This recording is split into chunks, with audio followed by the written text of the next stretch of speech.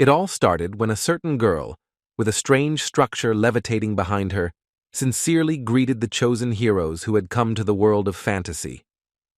They turned out to be ordinary schoolchildren. They were now perplexed by the events that were taking place. Arriving here was a complete surprise for them. Seeing a girl levitating in the air in front of them, people immediately began asking various questions. Some panicked, while others began to calmly analyze the situation. The two girls took out their phones, but for some reason they turned out to be completely non-functional, although just recently everything was fine with them. There were clouds below, which made the schoolchildren, who had moved here late in the day when their teacher had stepped out for a moment, believe more in the reality of their surroundings. Then, unexpectedly, the girl who congratulated the heroes spread her angelic wings and said that they did not need to be so wary.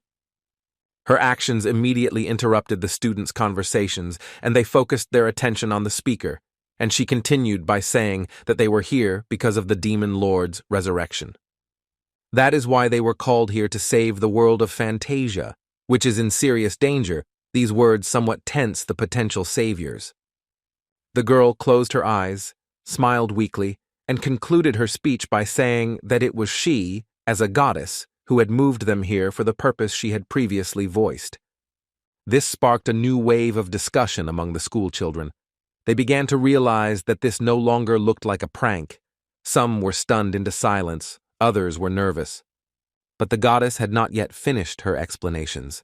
She told them that very soon they would all be moved to the Temple of Fantasy. Inside, the young people will be met by the saint, who had previously received a prophecy about the upcoming event, and therefore is already aware of what is happening.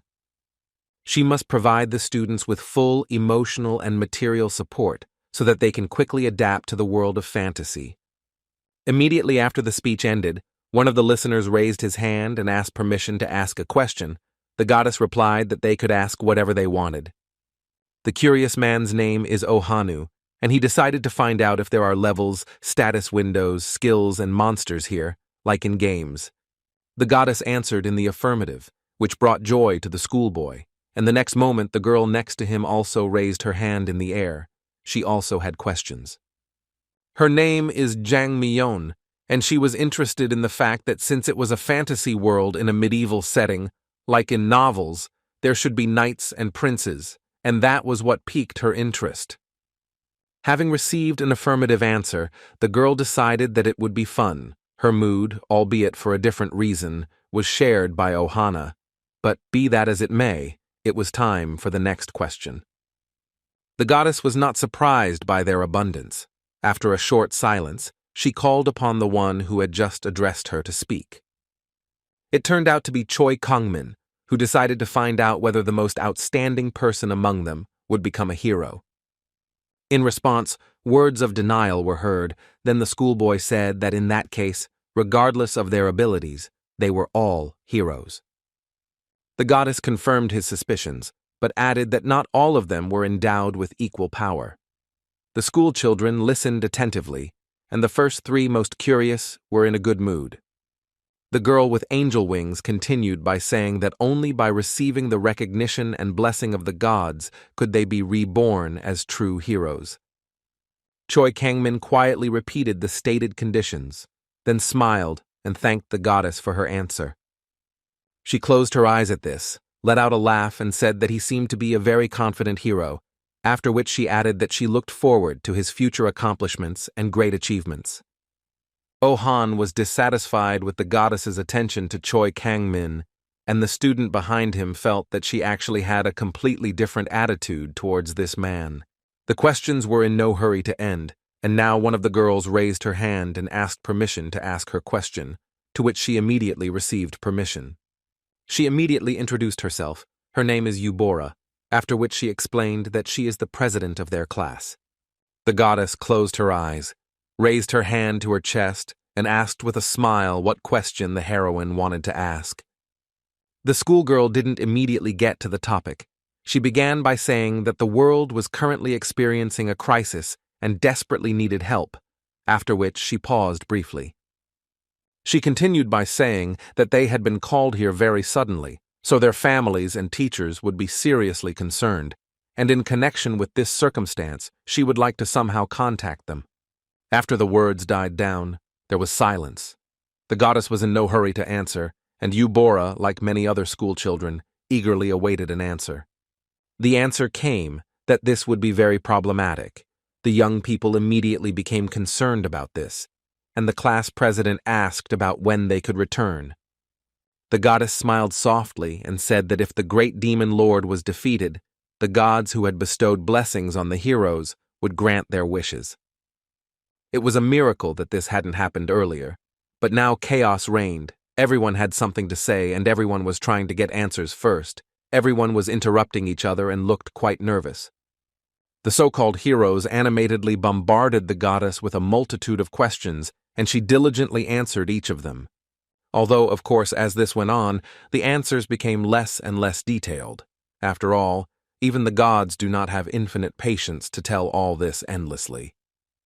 After this, the winged girl asked if anyone had any more questions, and there was silence for a while, but it did not last long. One of the students had something to say, but he was hesitant and silent for now. The others were simply arguing, and no one continued asking questions, so he finally decided to speak up. He, just like the others before him, raised his hand and asked permission to speak. The goddess, maintaining her smile, agreed to the question. He also said that he would not ask. It would be a request. He wanted to go back to Earth, after which the rest of the school children turned their gazes to him. The goddess looked at him and said that she had already said this before. First, the heroes needed to defeat the demon lord, only then would their wishes come true. The schoolboy was somewhat taken aback by this answer, but despite his emotions, he continued his speech. The guy said that since he wasn't interested in becoming a hero, he wanted to be returned to Earth. After this, there was silence, and the schoolboy expressed his fears about the impossibility of transferring it back, to which the goddess responded doubtfully that this was quite possible. But before answering, she decided to ask her own question, starting from afar. The woman gave a speech about a world in which countless lives are on the brink of collapse. Afterwards, remembering the demon lord, the goddess asked why he was going to turn a blind eye to what was happening and expressed his desire to continue living a normal life.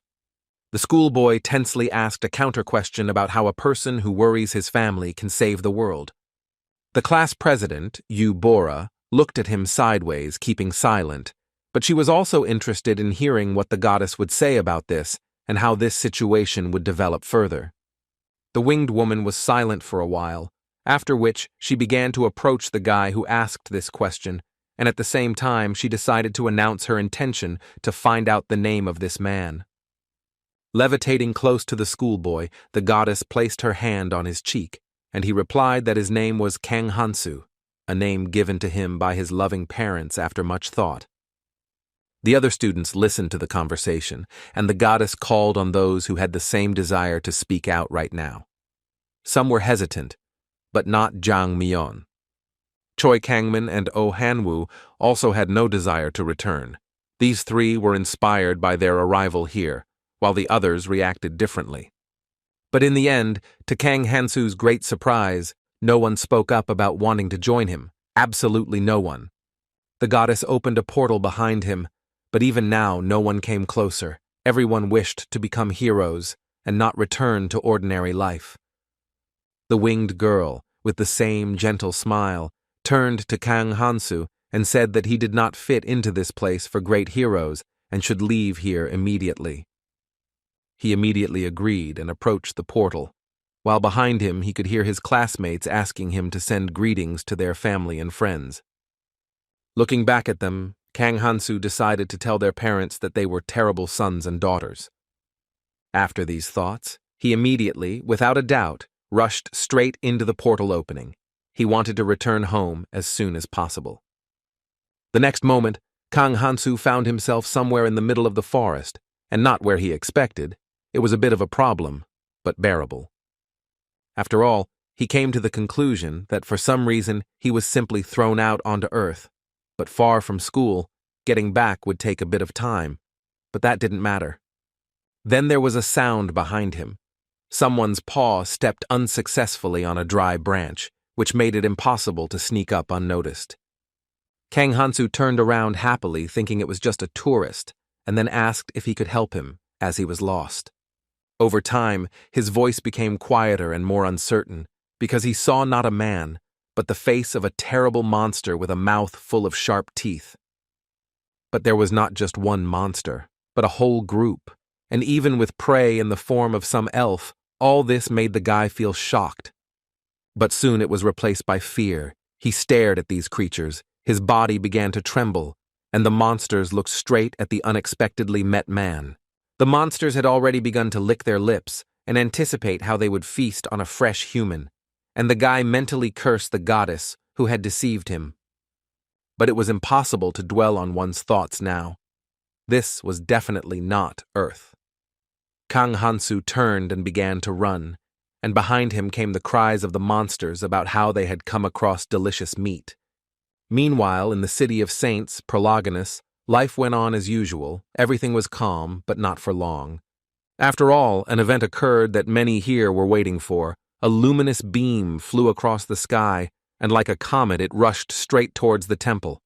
And it fell straight there without causing any destruction. This incident will change a lot in the future. It was the arrival of former schoolchildren and future heroes into the world of fantasy. Before they could blink away the light, someone's voice greeted them. It was one of the greeters. The young men and women were still recovering from the displacement, but they soon recovered. The male representatives immediately turned their attention to the blonde girl, and assumptions about her identity began to pour in.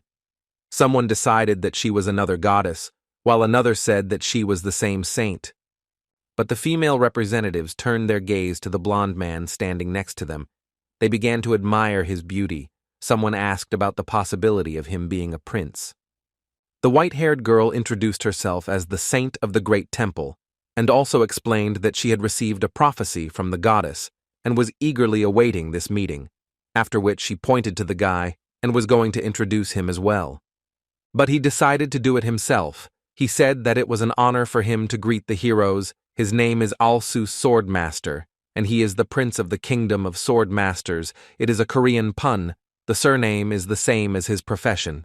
This caused a stir among the female students, and the object of their admiration at this time happily accepted their attention and beamed. Meanwhile, the saint turned to the headmaid. She wanted to know the reasons why the princess was late for the meeting with the heroes. But she didn't have time to get an answer, because the door was suddenly thrown open by the very girl who had just been discussed. She immediately apologized and said that she overslept because she had drunk too much the night before. The blonde woman addressed Princess Etene, saying that her honesty was both her strength and her weakness, and added that she did not have to inform everyone about what had happened. The girl started to say that she had made a mistake again, but she tripped over her own foot and began to fall with a scream. The saint watched this with imperturbability, but the schoolchildren looked at it all with considerable surprise and slight incomprehension. The pink-haired princess sat on her knees and reported that the floor in the temple was slippery, and also said that she had never slipped on the way here. All the schoolchildren looked intently at her. Their gazes seemed somehow frightening to the girl, causing a tremor in her body. But her feelings turned out to be false, because soon exclamations were heard that the princess was very sweet, and after this incident she introduced herself. Her name is Athena Archmage. She is from the kingdom of archmages. The saint said that the princess's homeland was located south of the temple, and added that she would support the heroes along with Prince Alsus. After this, status windows appeared in front of the heroes, which they began to examine carefully. This event evoked pleasant emotions in them. Ohanu turned to his classmates and remarked that they were acting like idiots or little kids on a field trip, then said that they would see more of the same as their skills or levels increased. After that, the guy began to understand his status. There was his name, level, of course, first, blessings. There was only a line about heroes, curses, and a certain coefficient. The guy checked his blessing. It automatically translates the languages of races friendly to him and increases experience from hunting monsters and achievements. He noticed that this must be a cheat skill.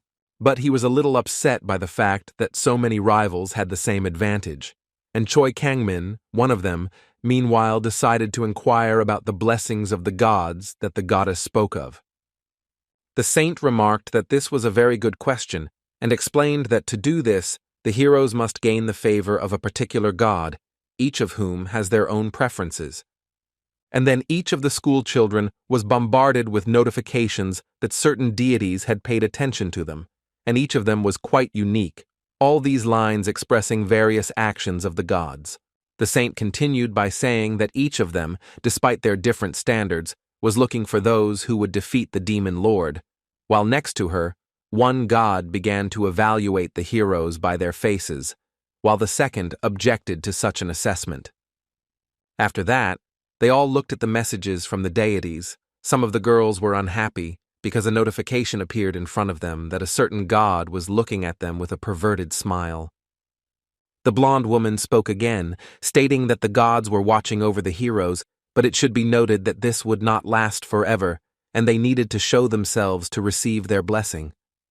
One guy raised his hand and asked what they should do if one of them didn't get anything. To this question, the saint closed her eyes and with a sweet smile answered that she should not worry about such rubbish. These words somewhat dampened the spirits of both the guy who asked about it and the other heroes, but they didn't dwell on it for long. And so, in a fantasy world filled with hopes and dreams, the heroes' adventures began. Meanwhile, in the forest, one of the school children, namely Kang Hansu, was running away with all his might from the monsters he encountered. He was already very tired from this chase, so he stopped to rest, leaning against a tree, while he complained out loud that if he had known about what would happen, he would have pumped up. But then his rest had to be abruptly interrupted. Only by some miracle was the ordinary schoolboy able to dodge some kind of projectile that crashed straight into the tree where his head had been a moment earlier. Taking a closer look at it, Kang Hansu realized that it was a spear. If it had hit the target, he would have died instantly, and even if it had hit something other than his head, it would have been no better. A group of monsters had already caught up with him. They were getting closer and closer, shouting for the meat or the human to stop, and they were already dividing the spoils, confident of their victory. Looking at them, Kang Hansu thought that you don't have to be a genius to understand that such creatures don't exist on Earth. And this meant that the person who called herself a goddess had deceived the main character. She had no intention of sending anyone back. Despite the approaching danger, Kang Hansu did not run away, because it would lead to nothing. Now he began to think about how to escape from this situation. Nothing useful came to his mind, but there was one assumption that he was going to check. It was his only chance. He started running away again, thinking that since this was a real fantasy world, then perhaps there was some kind of magic here, which he began to try to summon. In the end, the guy managed to trigger his status. His success in this matter surprised him, but what brought even more confusion was the fact that the hero title, for some reason, was in the Curses tab. It turned out that this translates the language of hostile races for him and significantly reduces the experience gained. This goddess probably did this in order to get rid of Kang Hansu. It was a terrible punishment. After all, this is a world where you can increase your strength by leveling up. But be that as it may, now the thought occurred to him that thanks to this curse, he would be able to communicate with the pursuing monsters. The protagonist turned around and asked the monsters if they wanted to talk, and they were puzzled by this turn of events. They stopped and started looking at each other, which made Kang Hansu believe that it had worked. But the next moment he realized that it was useless to establish contact with these monsters, because they now began to scream about how their dinner had suddenly started talking and said that they would talk to him after they had eaten him. The main character ran further, but he could not continue for long, because soon his strength left him and he stopped. The monsters were very close, and in this situation, all that Kang Hansu could do was mentally apologize to his mom and dad for the fact that he would leave this life before them, and he also mentally cursed that very goddess. But then his thoughts were interrupted by the fact that he heard some unknown voices. He did not understand their language, and this meant that these were the words of some race that was not hostile to him, since the curse did not translate it. But this turned out not to be entirely true, because despite their possible neutrality or even friendliness, the unknown individuals simply took and shot an arrow through his knee. Kang Hansu didn't even immediately understand what had happened, but soon the pain overtook him and he began to look around in search of his attackers. The main character noticed elves ahead. There were quite a lot of them, and they were everywhere, in the thickets and on the branches. Now they seemed to the guy much more scary than even those monsters that were chasing him. One of the pointy-eared girls aimed at Kang Hansu and said something, but he still couldn't understand their language, so it was useless. The protagonist fell to the ground in pain. He thought that this would be his end, but his pursuers suddenly ignored him and rushed forward towards the elves. Words came out of their mouths that spoke of a thirst for the meat of the pointy-eared ones, and the monsters also considered their opponents cowards hiding in the trees. They sent arrows at them, but this did not seem to cause them any inconvenience. Kang Hansu decided to take advantage of what was happening. He realized that a battle had broken out between the fantasy barbarians, so he had to take advantage of this and escape. But due to injury and fatigue, he couldn't go far, so the guy simply hid behind a tree and began to think about what to do. At first, he thought about praying to God, but then he remembered the culprit of the situation. It was an extremely unpleasant situation. Kang Hansu had no ideas. He was currently in a very bad mood. Despite this situation, the main character was going to die like this rather than start praying to such a god. The guy had already thought that there was no other way out and that death awaited him, but he did not see that someone invisible had appeared next to him. Leaning against a tree, Kang Hansu closed his eyes as there was nothing else left to do, and he decided to accept his death when a system sign appeared before his eyes, saying that a certain god was spying.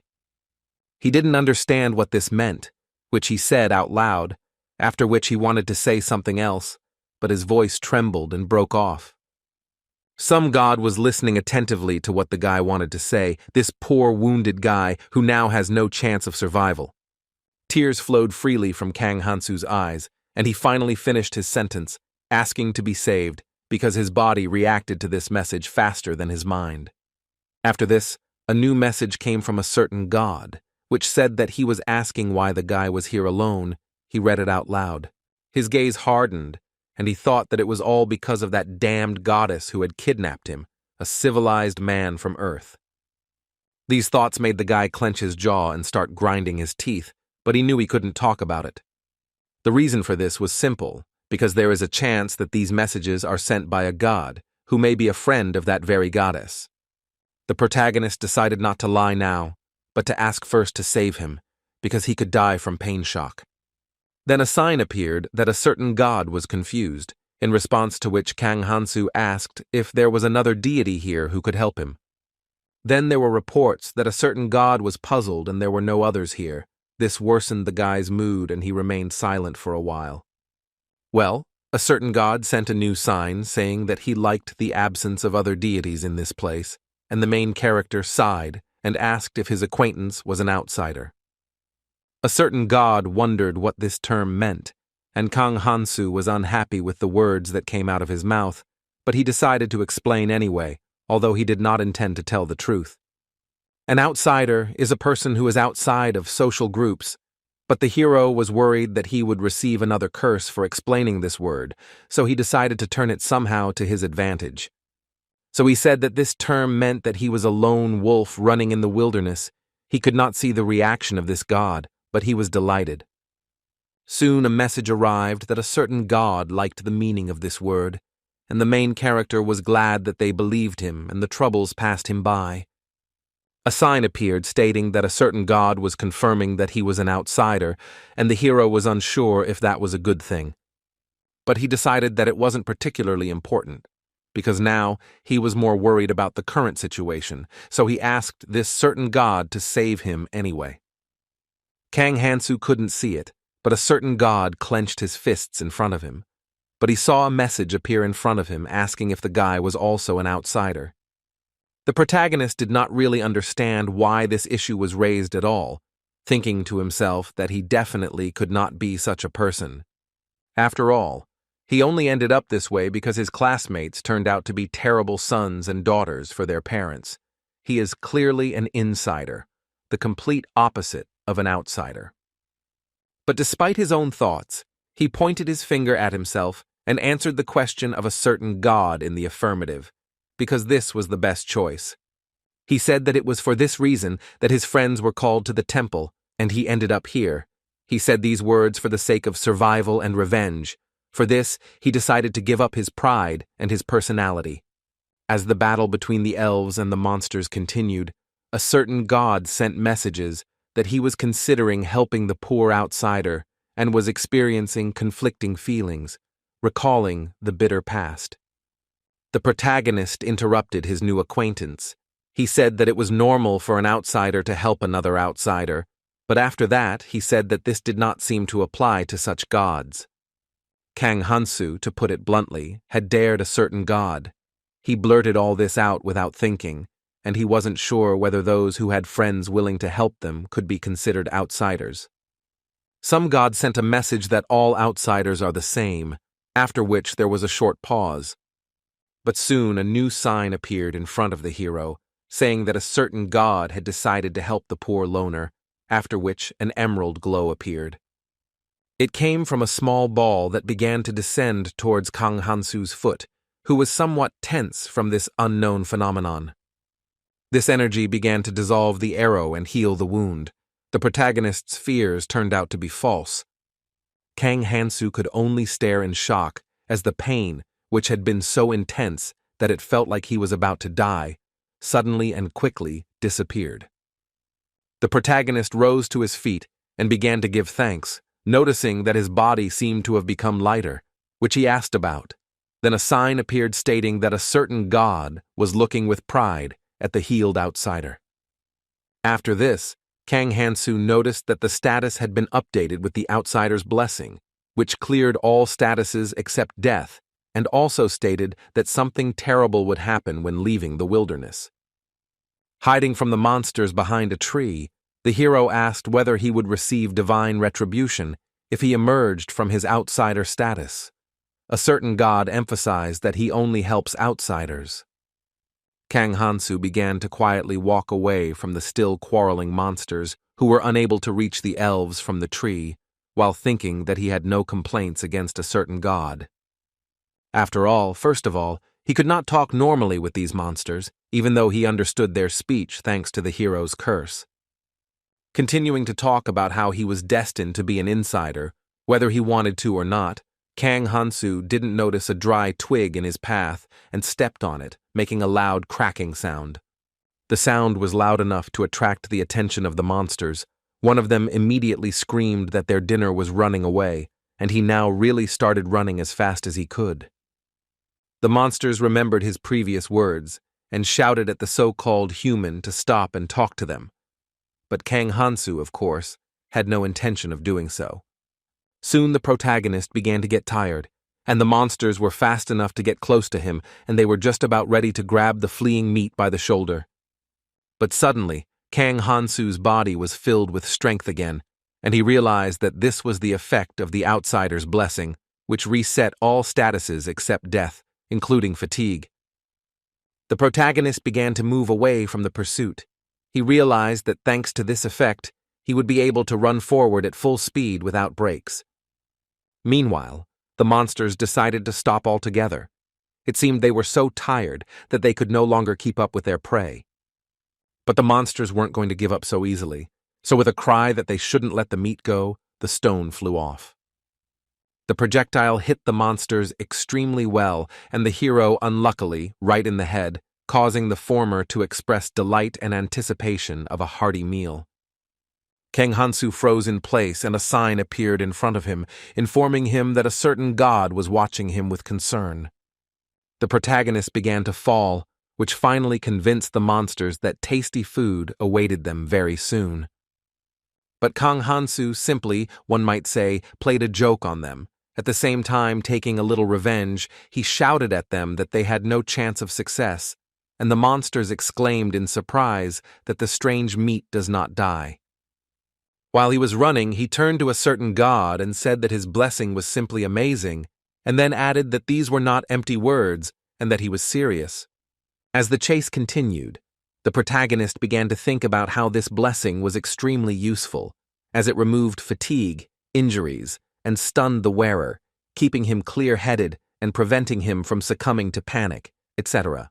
Various threats were heard from behind Kang Hansu, such as being skinned alive, which made him wonder whether he should bite off his tongue if he was captured, and whether he could do it. A certain god replied that this would not help, because the blessing would not allow him to die from this. This meant that even if the wound was not fatal, he would survive. But his thoughts were interrupted by the fact that he ran to the cliff. Kang Hansu asked a certain god if the outsider effect would help him fall from such a height, and he replied that he would not survive. Looking down, the main character said that this was a very heartless god who could have given him wings or something like that. The group of monsters finally caught up with the prey. One of them said that now the meat would not be able to escape anywhere, but Kang Hansu understood that he was right. The situation was not very good during the escape. Kang Hansu came to this place, and now there was a cliff in front of him and monsters behind him. Now he had to make a decision. The protagonist turned to the monsters and attracted their attention, after which he shouted that he had an offer that could help all of his pursuers.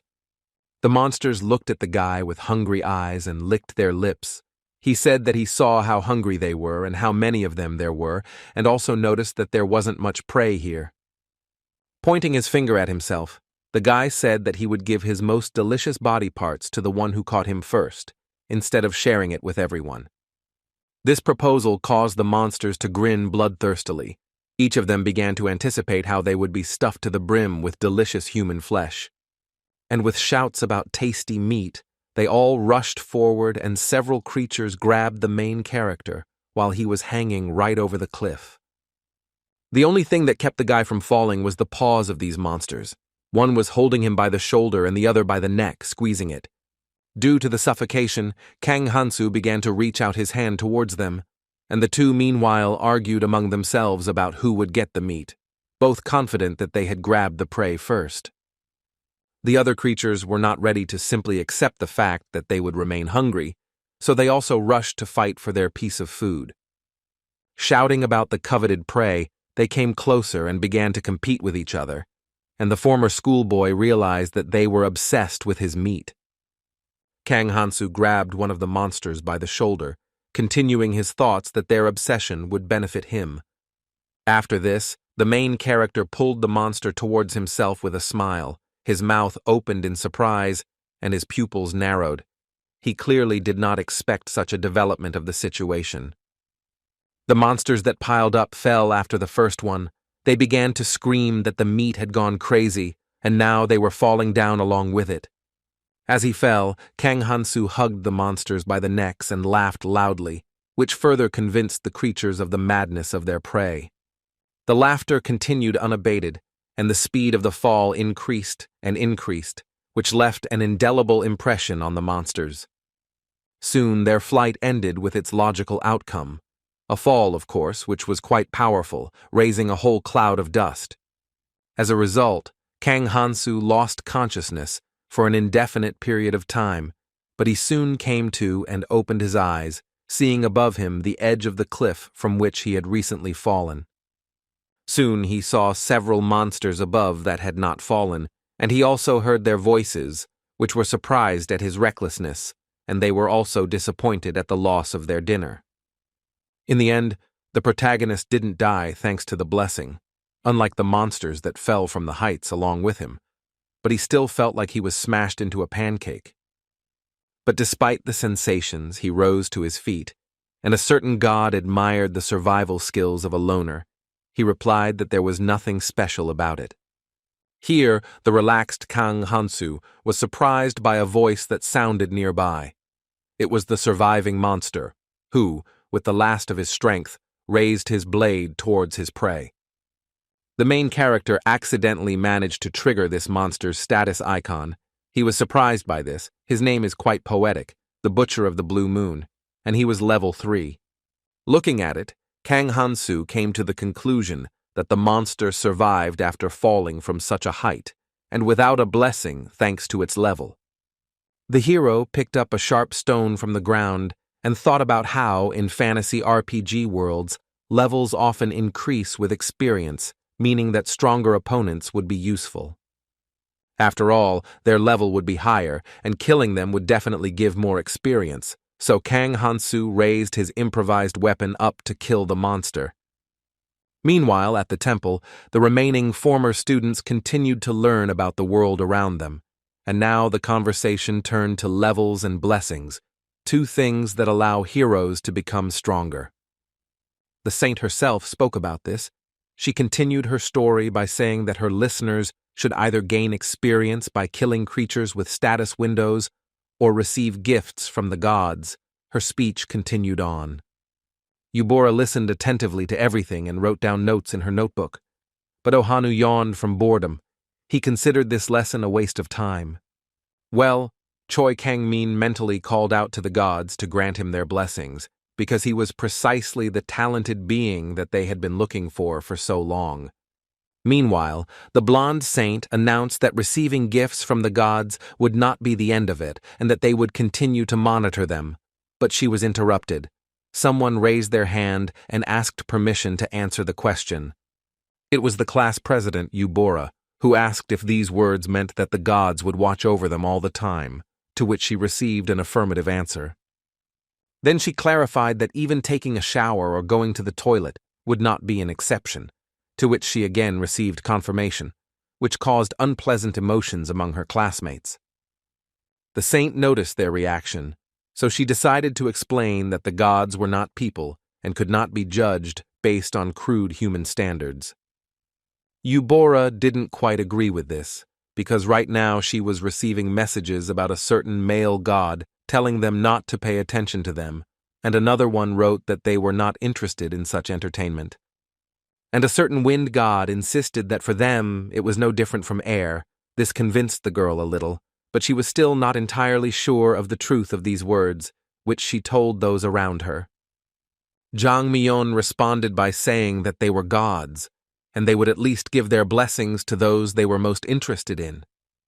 Immediately after her words, she received messages from a certain wicked god and a certain wind god. The first one gave her a thumbs up. The second one said that he highly appreciated her clear judgment. This caused her to laugh contentedly. And then, unexpectedly, a small ball of red-pink energy appeared right in front of Yang Myeon, causing surprise with its suddenness.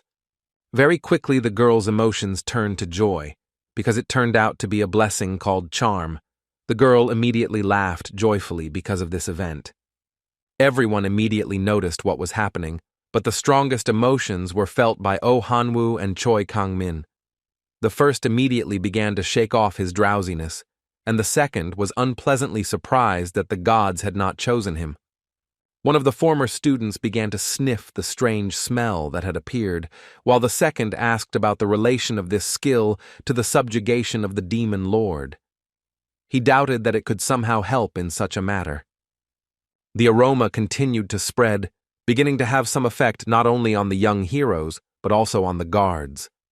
Meanwhile, Jang Myeon was basking in the attention of the guys, because her new blessing increased her chances of winning the hearts of the opposite sex, and her body now emitted an enchanting scent. The saint urged the girl to stop using her blessing of charm, but she said she was sorry. After which, with a sly smile, she added that she didn't know how to stop this effect, but it was absolutely clear that she was lying.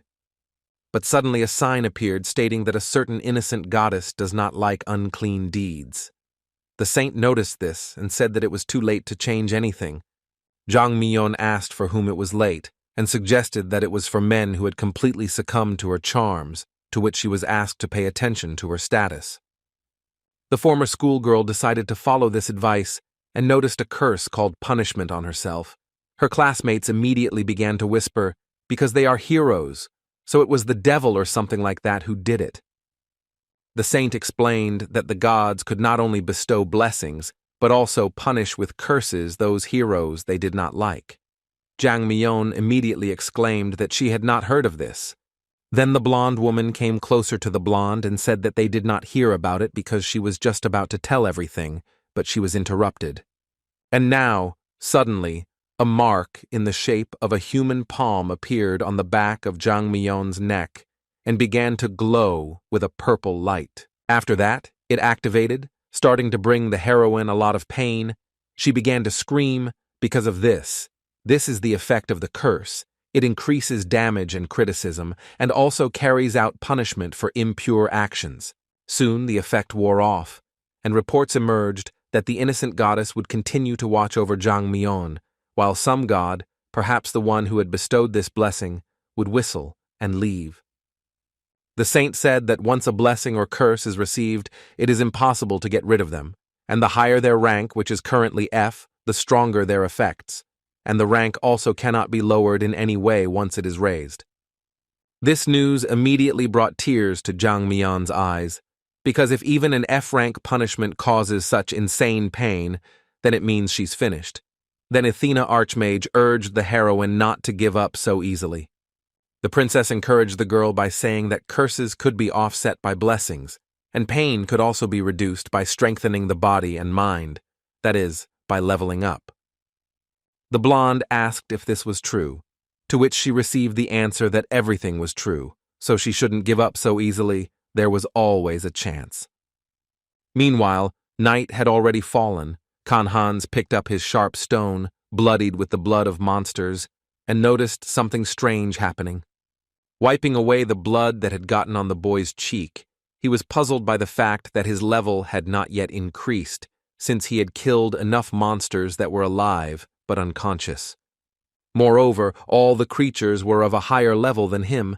Many lives were cut short. So now the main character was only wondering whether his curse was to blame or whether this was a complicated matter in principle. Having failed to find an answer to his question, Kang Hansu turned to his invisible companion, calling him a god akin to lone wolves, with the intention of finding out some information. He asked to be called an outsider. Then the hero addressed him in exactly this way, but he replied that this could not be said.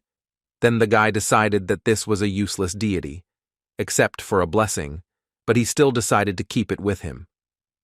For some time, Kang Hansu and his invisible companion moved through the forest, but at some point, the outsider god sent a message that just running around was somehow boring. The guy had the same opinion. The hero noticed that despite everything he had been through and several hours of running through the forest, he felt neither hunger, nor thirst, nor fatigue, and some god suggested that he now do something else. But thoughts about a new activity were interrupted by a group of monsters that were walking through the forest, shouting that it smelled of human flesh here, and even the same creatures were found here. The guy's companion sent a message that he hoped that the powerless outsider would die peacefully, while the guy, while burning the trophy blade, thought that he would hit this chatterbox if it were possible.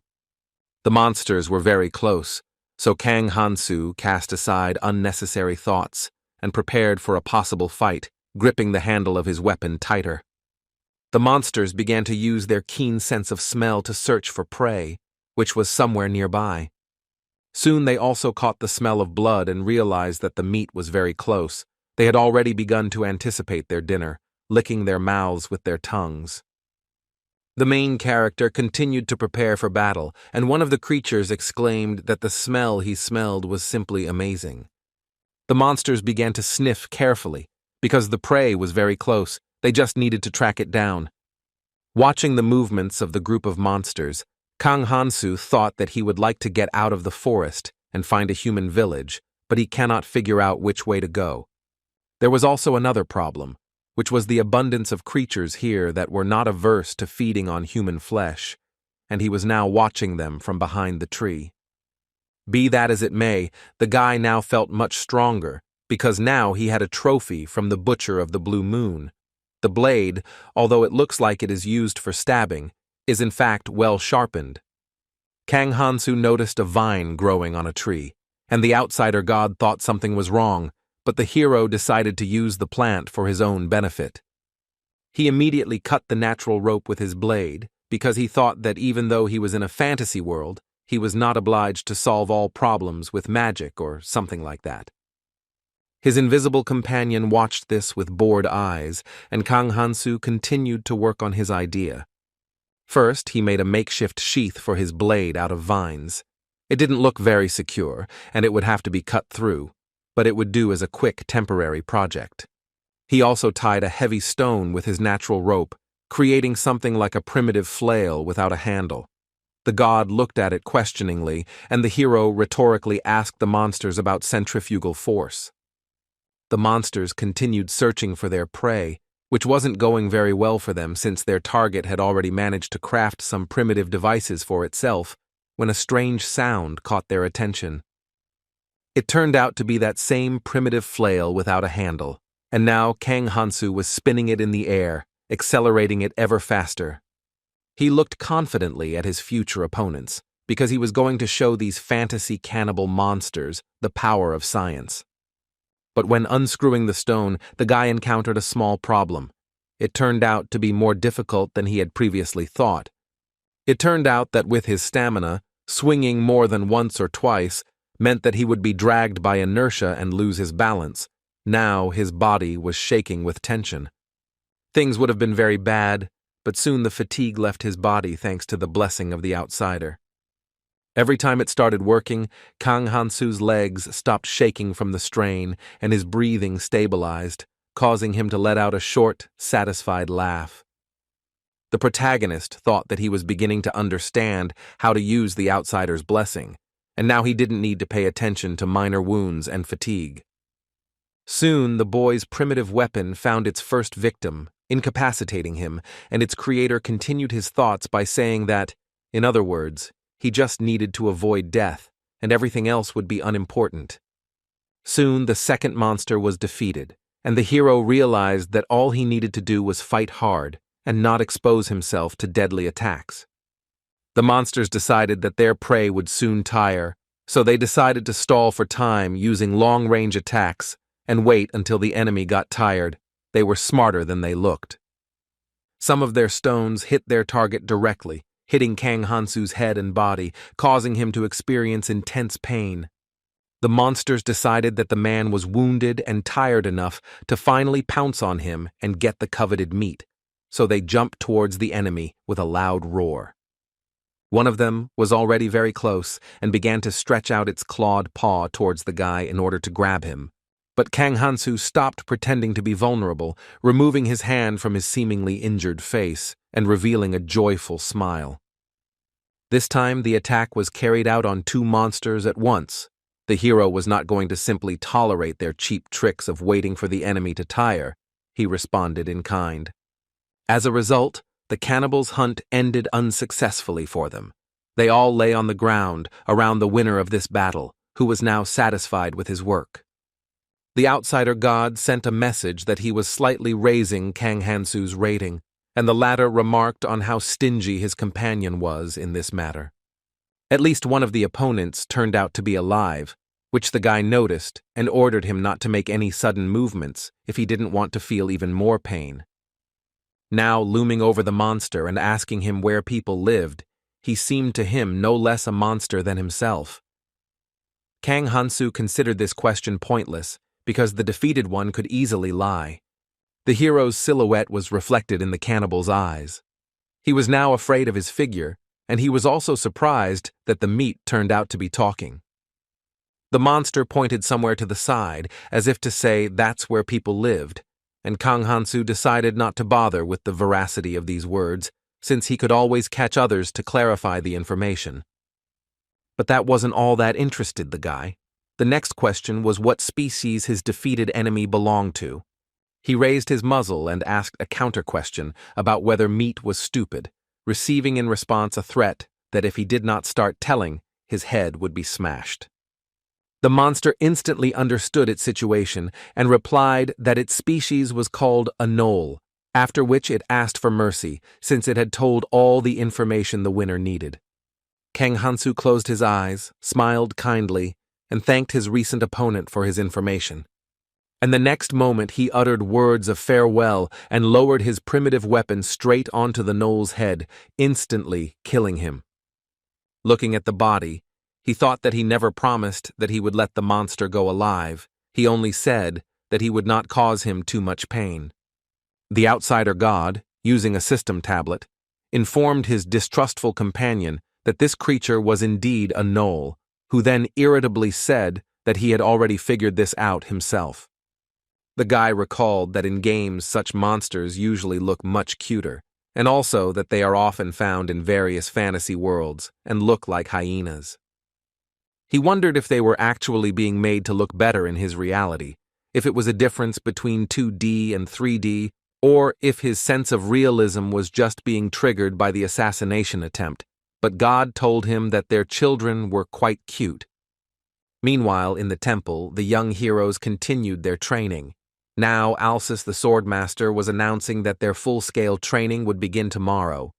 After this, he added that he would teach fencing, and Athena the Archmage would teach magic, and the heroes would be free to choose which path they wanted to follow. Choi Kangmin raised his hand and asked about the possibility of attending both classes, to which he received the answer that it was possible, and if they got into trouble, then they could quit one of them. Then he said that this would not happen, and Alsus expressed hope that this would happen, and at that moment Ohanu was watching what was happening. He decided to find out if they could not study at all. The Swordmaster replied that if someone does not need lessons from the greatest swordsman and magician, then that is their choice. But Ohanu didn't attach much importance to these words. He simply smiled and decided to find out whether young heroes were allowed to leave the temple during their free time. Alsus answered in the affirmative. Choi Kangmin was watching this dialogue and his comrade closely. He grinned slightly, but it was difficult to understand his opinion on this matter. The Swordmaster decided to ask if there were any other questions. Ohanu said that was all, while also glancing sideways at his classmate. The rest of the people noticed something strange between these two, and one of the invisible gods also reacted to the situation. A sign appeared in the air, indicating that he was showing great interest in this. When it was time for bed, Ohanu decided to think about his plans. He gave up training because he considered it an activity for simple extras, but the main characters have their own rules of thumb. The guy decided that his comrades could continue to scurry around here, but he, as the protagonist of this fantasy world, would go explore the ruins and other labyrinths, finding beautiful companions in the process. Having imagined his future adventures and accomplishments, Ohanu was in a good mood. He laughed briefly and looked forward to the day when all this would come true. The next morning, the young heroes gathered together. Alsus raised his hand and asked those who wanted to follow the path of the night to come to him. He also added that they could always change their minds. One of the boys put his hands behind his head and asked about magic lessons and a place to practice, to which the prince could only tell that Princess Athena had drunk too much again last night. After this, the Swordmaster hastened to assure the former students that it was not particularly important, since the girl was quite hard-working, so she would be here soon. The heroes weren't particularly thrilled by this news, but they weren't displeased either, and Alsus asked those who wanted to learn magic to simply wait here for their future mentor to arrive. A little later, while some former schoolchildren were discussing the inconveniences of medieval life, such as the lack of shampoo and other things, as well as chamber pots, Ohanu was busy checking his status. But instead of seeing the same thing as before, the boy saw a new blessing called Special, and the effect said that he was the most important hero in the whole world. The second line was that Ohanu could now see and feel this special blessing, which brought a grin to the boy's face, confirming his thoughts.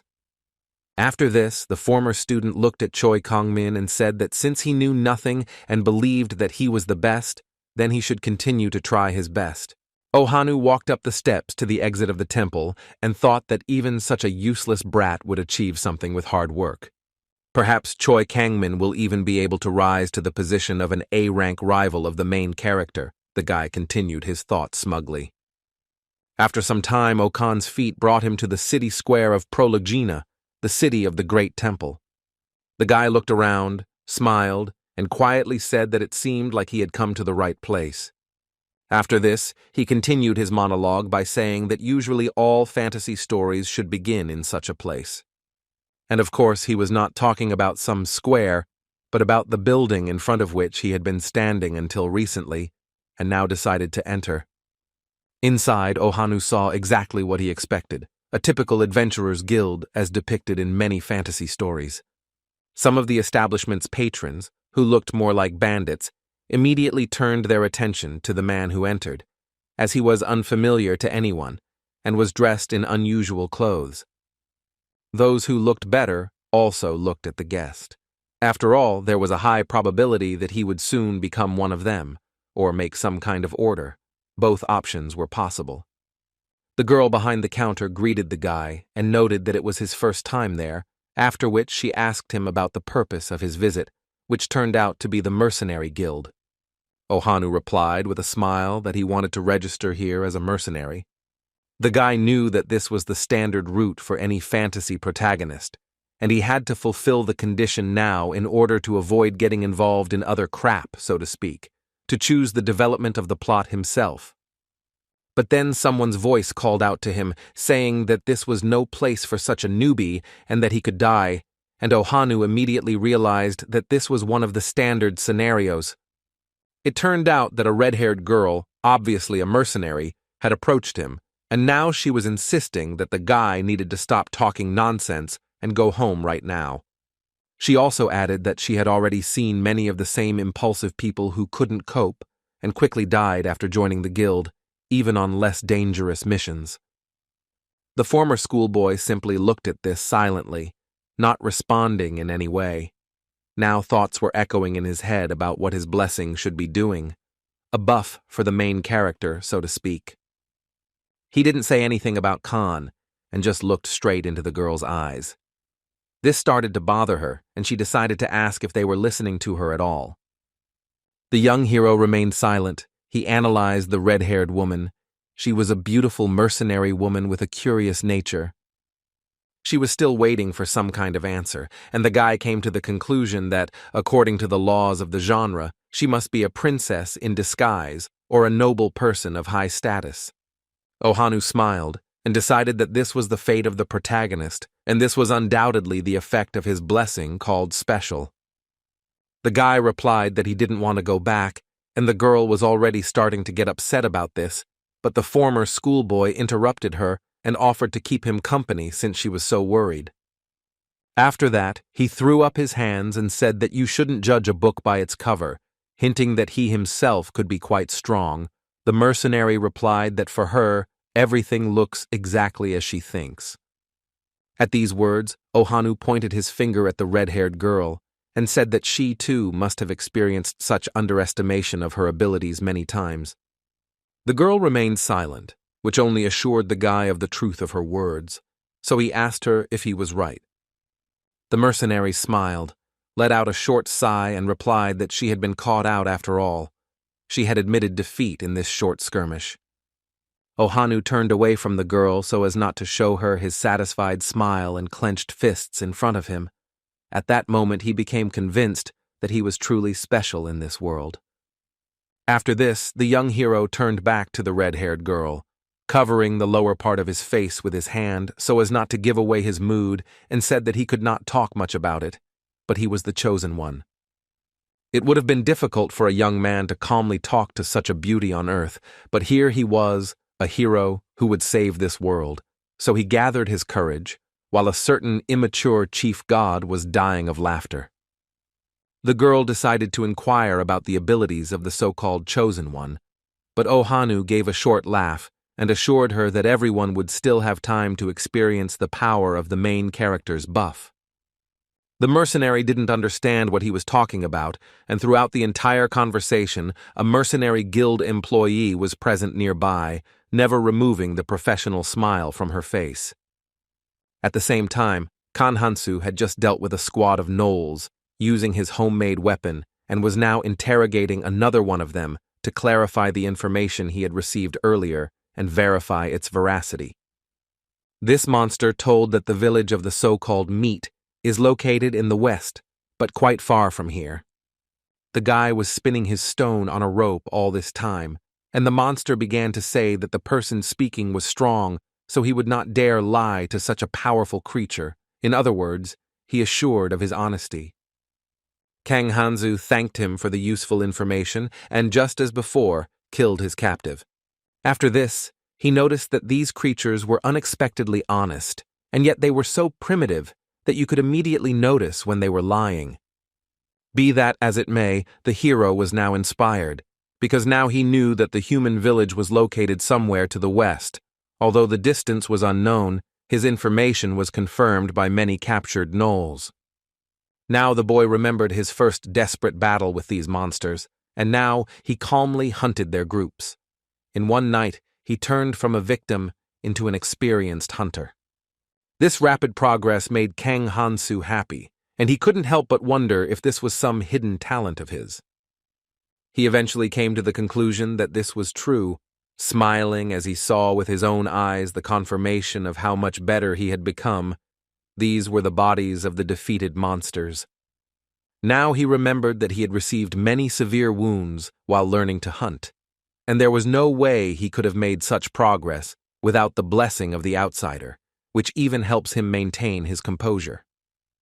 The guy spread his arms out to the sides, glad that he hadn't gone crazy from all the pain that had been caused to him, after which he pushed these thoughts aside and wondered how long it would take to get to the village to meet the locals.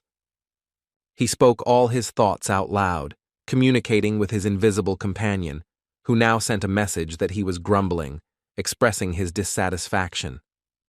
Kang Hansu remembered the second effect of his blessing, but still asked the outsider god if he wanted him dead. He replied that he didn't care about what was happening, but the guy said that it was quite cold-blooded, even though his companion had brought him this gift, and a gnoll was watching from the bushes. He wasn't very careful, so he gave himself away with the rustling of bushes and the crackling of branches, which, as he thought, made his future prey pay attention and turn around. The gnoll had no doubt of his victory. He opened his fanged mouth, shouted the word meat, and rushed forward. Kang Hansu immediately began to draw the trophy blade from his makeshift sheath, preparing to fight another monster and achieve another victory. But he had to abruptly change his plans because someone else intervened in the battle, and a powerful gust of wind caused a projectile to hit a tree next to him. Taking a closer look at it, the guy realized that it was a crossbow bolt. It went very deep into the wood. This event made the hero very nervous, and he imagined what would have happened to him if it had hit him. It was a group of 3 people. The projectile was sent by a crossbow woman. Now they were saying something, but the guy could not understand their words because his curse was translated only by the speech of hostile creatures. Kang Hansu tensed up because this was his first meeting with people in this world, and they couldn't understand each other. He couldn't do anything about it, and the situation was not very pleasant. The hero decided not to show off his dagger for now, but he didn't want to remain unarmed either, so he hid it behind his back, tucking it into his pants. The bearded giant closed one eye, grabbed the hilt of the huge sword behind his back, and said something with a questioning intonation, which, of course, was not understood. Kang Hansu decided to show that he was harmless and did not want conflict by falling to his knees in front of these 3. After this, he raised his hands up and said that he surrendered and was against violence, hoping that even though they did not understand him, the situation itself and his intonation would help them understand his intentions. The protagonist knew that they still couldn't communicate with each other, but people interact with more than just words. He tried to show with his body language that he did not want conflicts and battles, and he tried to make his voice as calm as possible so as not to alarm this team. This method was very difficult to understand, and it was, of course, impossible to conduct complex conversations this way, but the guy hoped that in this way he could at least communicate his intentions. It was not yet entirely clear how good or bad the situation was, but the 3 began to talk about something among themselves. But it soon became clear that this would not be resolved so easily, because the girl took out a bolt, loaded her crossbow, and aimed it straight at the hero. Kang Hansu, more out of reflex than hoping to protect himself from the projectile, covered his head with his hands and quickly shouted out a request to wait. Opening his face and showing his nervous smile, he tried to express all his peacefulness with his intonations, and said that this alien does not bite, he is just a nice inhabitant of another world. Fortunately, the situation was resolved successfully, and now the four of them were moving somewhere through the forest. The concentrated silence was suddenly broken, and the guy felt as if someone had spoken to him, although he didn't understand the words, but he turned towards the sound of the voice. The crossbow woman lowered her scarf or something like that from her mouth and said the name Kang Hansu, after which she said something else. The hero did not understand anything and looked somewhat confused.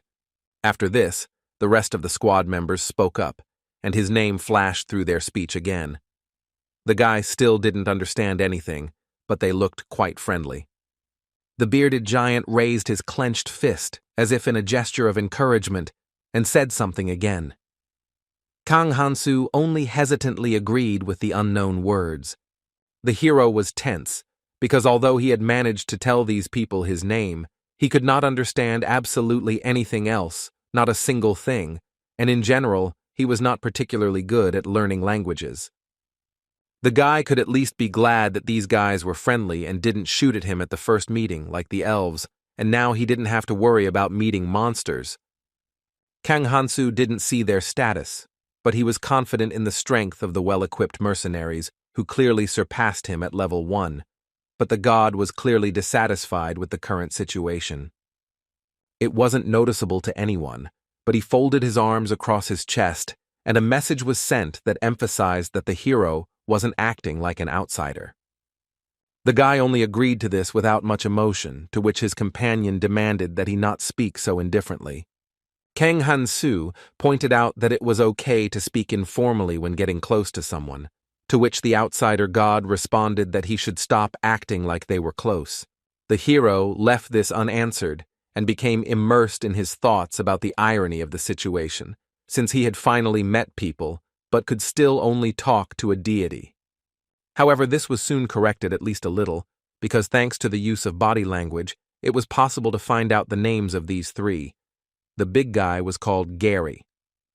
Kang Hansu had the impression that he was the leader of the group. He was carrying a huge sword on his back, without showing the slightest fatigue. The guy even wondered if he would have to use something like that in the future. In any case, it was a standard fantasy template, and looking at the muscles of this man, one could only guess at how strong he was, especially considering the levels and such, but God only snorted at this. The hero responded to this by saying that he understood his invisible companion because he was a complete deity and they were ordinary people. This attracted the attention of one of the squad members. This guy's name is Cole. It was absolutely normal that he decided to cheer up Kang Hansu because his dialogue with the god looked like a conversation with himself and not a particularly funny one. This young man often laughs, and although he is smaller than Gary, his body is strong, and he has a long sword on each side of his belt, making him an ambidextrous swordsman, which is also a standard of fantasy. Cole's analysis was interrupted by someone tapping him gently on the shoulder. It was the last member of the squad, the crossbow woman. Her name is Misa. Now she raised her index finger and said something, and the guy replied that he doted on what she wanted to say. The girl is the long-range attacker in this team, using a huge crossbow, its size hinting that it should be used not against people, but against monsters. Understanding the difficulties of communication between them, Misa simply pointed her finger somewhere ahead, urging him to look in that direction, which Kang Hansu immediately did. There, in the distance, you could see rising plumes of smoke. If this wasn't a forest fire, then it must be a chimney in someone's house, the guy realized. The hero was glad that he would soon be able to reach a place where people lived, but his invisible companion seemed to be experiencing the exact opposite emotions. God again pointed out that Kang Hansu was not behaving as an outsider should, but he again did not attach much importance to these words and brushed it off. The hero's invisible companion lowered his head slightly and sent a message that he was looking at the guy with displeasure. After this, Kang Hansu, looking into the distance, said that he was just pretending that they got along, because he still needed to get out of this forest. But his conversation was abruptly interrupted. All the members of the squad suddenly tensed up and looked in one direction. They were preparing for battle. The hero didn't understand why everyone suddenly started behaving like this. He followed their gazes and looked in the same direction where everyone else's attention was drawn. At that very moment, gnolls began to jump out of the bushes. It was a very large group. Now they opened their mouths and shouted that they wanted meat and bones. Their faces grinned and they bared their sharp teeth. Saliva flowed profusely from their mouths. Even the serious danger from the 3 experienced mercenaries would not stop them from attacking. Gary, Cole, and Misa didn't seem to be in any fear of the upcoming battle, but they didn't look relaxed either. One of them addressed some words to Kang Hansu, but he, of course, did not understand them and reached for a hidden dagger. He was surprised by the number of opponents. It is unknown to whom, perhaps just for himself, he said that this was the first time he had seen such a crowd of gnolls since the events on the cliff, and suggested that it could be an ambush. Although the hero had already drawn his weapon and prepared for battle, Cole and Gary ended up simply rushing past him, heading straight into the crowd of enemies. With a wide swing of his huge sword, the big guy immediately drove the gnolls away.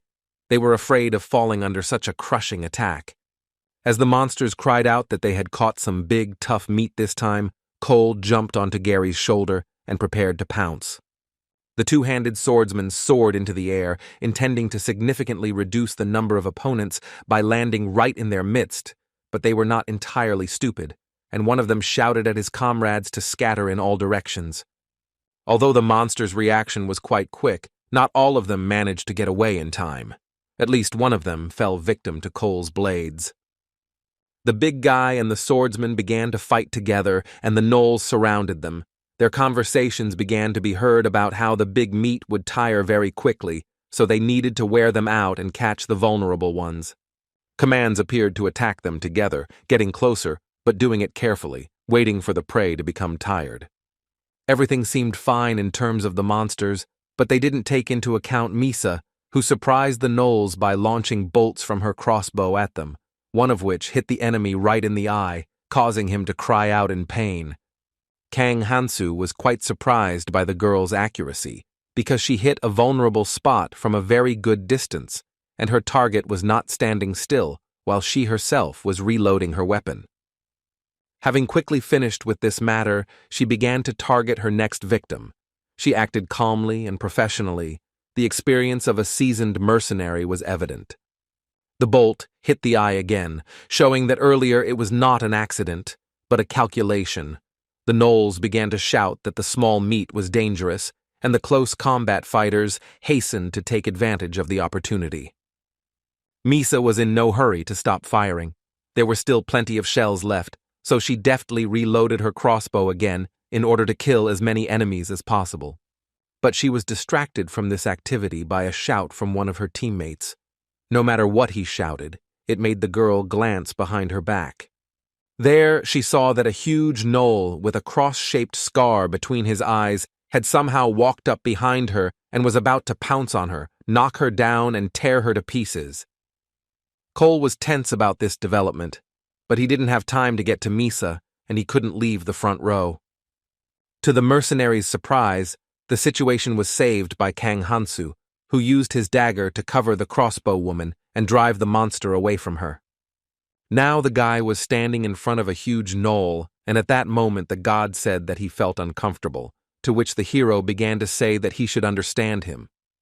The monster cast a terrifying glance at the small meat, which challenged him, and Kang Hansu continued by saying that man is a social animal. The gnoll quickly extended its paw towards the head of its prey, and the boy informed his invisible companion that he really needed the help of these people. Having finished the dialogue, the hero quickly dodged, leaving a residual trace in the same place. His speed was impressive, after which he ducked under the enemy's limb. This allowed Kang Hansu to get close enough to the vulnerable monster and plunge his dagger into its head right through the chin, and the god informed him that it was none of his business. The gnoll was defeated, his kin began to shout about strong meat. Misa watched this, and the guy told the god that his words were, in principle, true. But be that as it may, now it was necessary to focus on the battle. Even though the guy had shown his strength, the monsters still gathered around the first-level man as the weakest among the melee fighters. Soon the battle was over, all the gnolls were defeated, and Cole and Gary stood over their corpses and talked about something. Seeing that it was all over, Kang Hansu breathed a sigh of relief and said that everything seemed to be safe now. The big man and the two-handed swordsman turned their heads towards his voice and fixed their gazes on its source. They looked somehow tense, although everything ended well and, on the contrary, they should be happy. Even though these guys couldn't understand him, the hero still thanked them, because without their help, he would have been in serious trouble, but then he noticed something was wrong and cut himself off. Cole and Gary stood behind Misa, who now aimed her crossbow directly at Kang Hansu, who didn't quite understand what was happening and began to remind them of how he shielded the girl from the gnoll even though communication was impossible. The protagonist hoped that this was some kind of misunderstanding or a joke, which he told the mercenaries, although they did not understand his speech, to which the crossbow woman uttered some phrase with a melody. And the next moment after her words, a bolt was fired from the weapon in a rapid flight, making a whistling sound, indicating the speed of the projectile.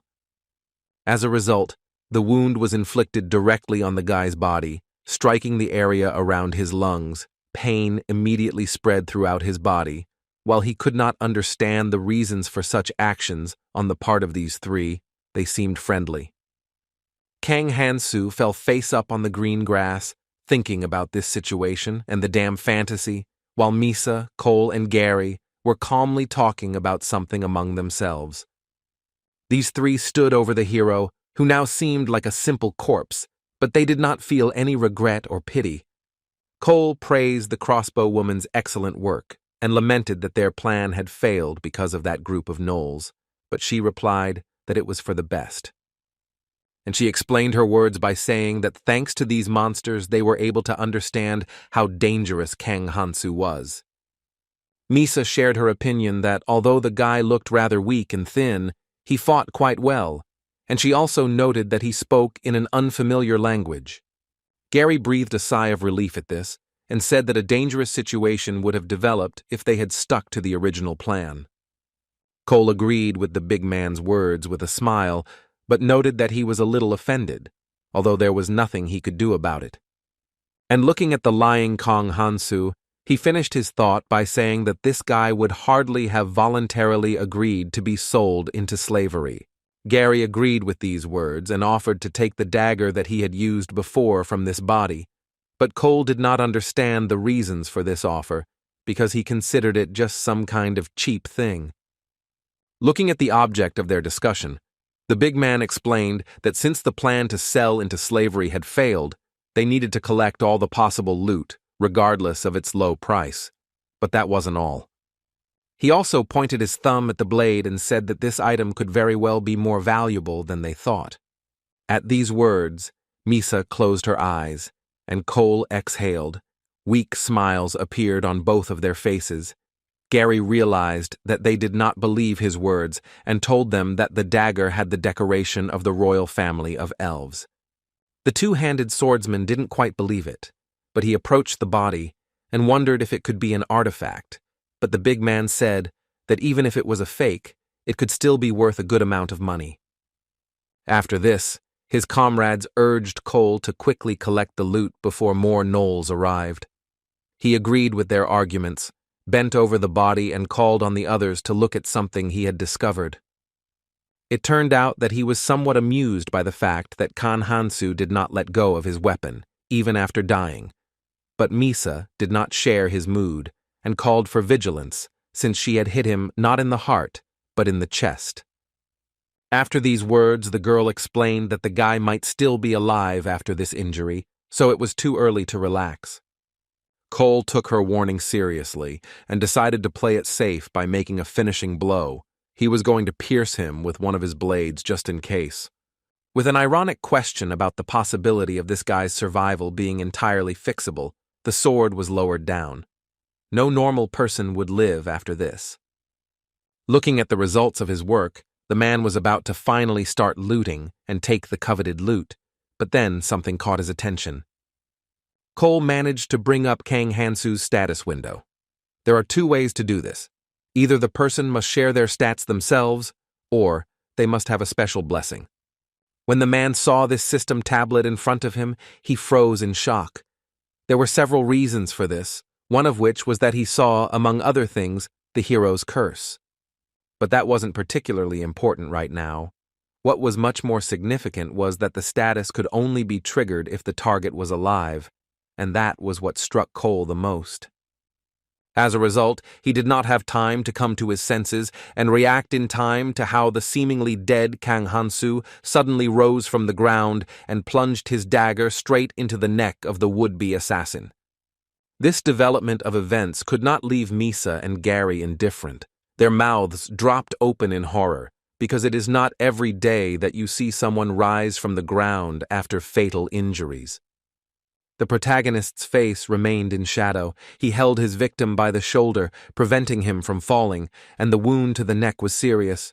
Cole could not say a word now, only exhaled and wheezed. When the man stopped showing signs of life, Kang Hansu let go of him, and he fell to the ground like a sack. Now only he remained standing, revealing his clothes, torn from the sword, and an arrow sticking out of his body. The fate of their comrade and this spectacle did not leave Misa and Gary indifferent. They did not understand what was wrong with this guy. The girl suggested that he could be a demon. Both were tense. The big guy complained that he was too tired from the previous battle and had not yet had time to recover. Now his hands were shaking from the weight of the sword, but the crossbow woman distracted him from this with a warning cry. Kang Hansu had developed quite a bit of speed and had already managed to get close to his opponent. Gary didn't expect this and tried to avoid the attack. But he didn't succeed, and the hero was able to inflict a wide cut with his trophy dagger, which, as it turned out, could well have been a magical artifact, which could explain its sharpness. Focusing too much on one enemy, the guy forgot about the crossbow woman, so he received a second arrow in the chest today, again feeling quite severe pain. But the injury did not make him fall. It seemed that it did not bother him at all. He only looked at the one who attacked him and said something. But his opponents, of course, could not understand his speech. Be that as it may, Gary was defeated. Now Kang Hansu turned to Misa with something and began to get closer to her. She did not know what he was talking about, but she felt great fear from this whole situation. Her body began to tremble violently, and she began to slowly back away, apologizing and saying that she had made a mistake by attacking the guy. But increasing the distance didn't work, because Kang Hansu himself was confidently approaching closer, and he was also saying something again, addressing Misa, but it was useless. Eventually, the hero came close to the crossbow woman. Fear was visible on her face, and she began to beg for mercy, but the guy just looked at her and said something. They still did not understand each other. Misa began to tremble even more. Tears flowed from her eyes. She fell to the ground and continued to apologize and beg for her life. But Kang Hansu's expression remained indifferent. He looked straight into the girl's eyes and said something again. The girl smiled nervously and looked back at him. She said out loud her thoughts that she did not understand a word of what this guy was saying. But the girl was not destined to remain in her thoughts for long and continue to try to beg for her life, because soon she called the hero a monster and took her last breath. A little later, Kang Hansu took off his tattered school uniform and pulled the arrows out of his body. But now he complained of pain and the fact that he had actually been shot with that monstrous crossbow. Now the guy was putting on Misa's equipment and complaining that it wasn't very comfortable because of the women's size, and the outsider god was sending messages saying that he burst out laughing and respected the hero's hobby. Kang Hansu continued to sort out these clothes, sighed tiredly, and answered his invisible companion that this was not his hobby. After this, he explained his choice of women's clothing by saying that only this size suited him, and the armor of the other two was too bulky and heavy. Having finished with the equipment, the guy noticed the crossbow and decided that he was quite capable of using it, so he decided to take this weapon with him. Thinking about what had happened, the hero felt a little regret that he had not learned the reasons for the attack, but consoled himself at least with the fact that he had been able to look at Misa's status and see the blessing of accuracy there. From this, she concluded that divine gifts were quite common. Since a simple mercenary had this, his companion refused to share his information about it, and now it was necessary to go to that village. After this, Kang Hansu shook the bag of coins and said that he had received sufficient compensation from the three of them, and he hoped that despite the communication problems, he would still be able to use the money somehow. The two set out on their journey again, and the god sent a message that this event happened when the hero tried to stop being a loner. He replied that this was indeed possible. At the same time, the rest of Kang Hansu's classmates continued their studies at the temple. Now Princess Athena apologized to her students for her tardiness and assured them that she would try harder. The young heroes gathered around the girl and prepared to listen to her. She decided that the first thing she should do was talk about the very concept of magic. The pink-haired girl began by saying that in the distant past on the continent of Fantasia, there was no magic, and after that, she wanted to tell about the founder of magic. But she was interrupted by whispering listeners. One of them said that it was all about practical use, and that he had read in a novel that by using mathematical calculations, one could become an archmage. Another said he kept his virginity knowing this day would come, while another guy mockingly asked him if it was really on purpose. One of the girls called them both pathetic and insisted that magic was chemistry, so she would show them the first atomic bomb magic in the history of Fantasia. Eubora called on her classmates to be quiet, as they were disturbing the others while they were listening to the lesson. One of the boys responded by saying that she didn't understand fantasy, and that studying the theory of magic wouldn't make you an archmage. And then there was an exclamation that magic was a talent, so they should be close to mana. The class president chuckled thoughtfully at this.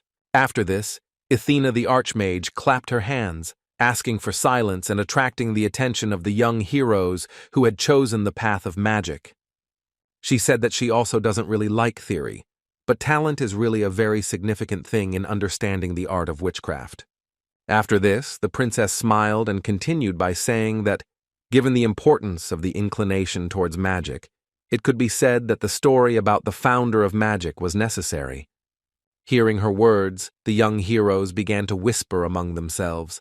They had not heard about this topic before because they were busy with their own conversations, and they were also wondering about the importance of talent and someone about innocence. Athena the archmage reminded them of her words that talent in the field of magic would be more important than everything else. After this, the girl demonstrated a manifestation of magic, putting forward her hand, above which a small flame soon flared up. The princess explained that talent is determined by an individual's innate pedigree and acquired academic connections, and then urged the heroes not to forget this. After this, the pink-haired girl repeated everything she had said again so that her students would remember it all better. After that, she gave an example in the form of herself, Ethan Archmage. She is a direct descendant of Scion Archmage, who was the 12th disciple of the founder and her third husband. It could be said that she had the connections and lineage from birth, and everyone present would receive the first due to the fact of her apprenticeship with her. So by having her as a mentor, the heroes would be able to achieve high potential. Eubora raised her hand, apologized for interrupting the princess's important explanation, and asked permission to ask a question. Athena agreed to listen to her, and the class president asked if a commoner without a pedigree or academic connections could become a wizard. The archmage seemed to avoid answering, asking a counter question about whether it mattered, since everyone present started with good connections anyway. After these words, silence reigned in the room. The young heroes were clearly expecting some other answer, and the princess could not help but notice their reaction. After this, with stars in her eyes, Athena hastened to assure her students that it was possible. At this, Eubora already wanted to know something else, but the pink-haired girl said that she would explain later, walked up to her and lifted her from the floor, taking her by the hand. Carefully squeezing her limbs, The princess asked the student her name again, and she confirmed that she had not made a mistake with it. Still holding hands, Athena closed her eyes and said that from this moment on, she would establish a relationship between master and student with the hero Eubora. After this, some magical particles began to gather nearby. This event, as well as the development of the situation with the princess's words, surprised the class president. New words were heard about Eubora being recognized as the first disciple of Athena the Archmage, and behind both of them, multicolored magic circles flashed. The first one's was purple, the second one's was pink. All this action, of course, attracted the attention of the other students. They watched it carefully. Choi Kangmin and Jang Myeon were especially impressed. The sorcery itself continued. Athena asked Eubora to take her own oath using her magic. The girl felt some doubt and uncertainty, since she had never used magic before, so only the questioning words of the oath came out of her mouth. But even this, it seemed, was quite enough, because something began to happen, and a bright light began to burst out of her body, and the magic circle behind her back seemed to begin to disintegrate. The ritual was completed. Eubora closed her eyes, feeling something new, something that had not been there before. It was some new connection, a magical connection between teacher and student.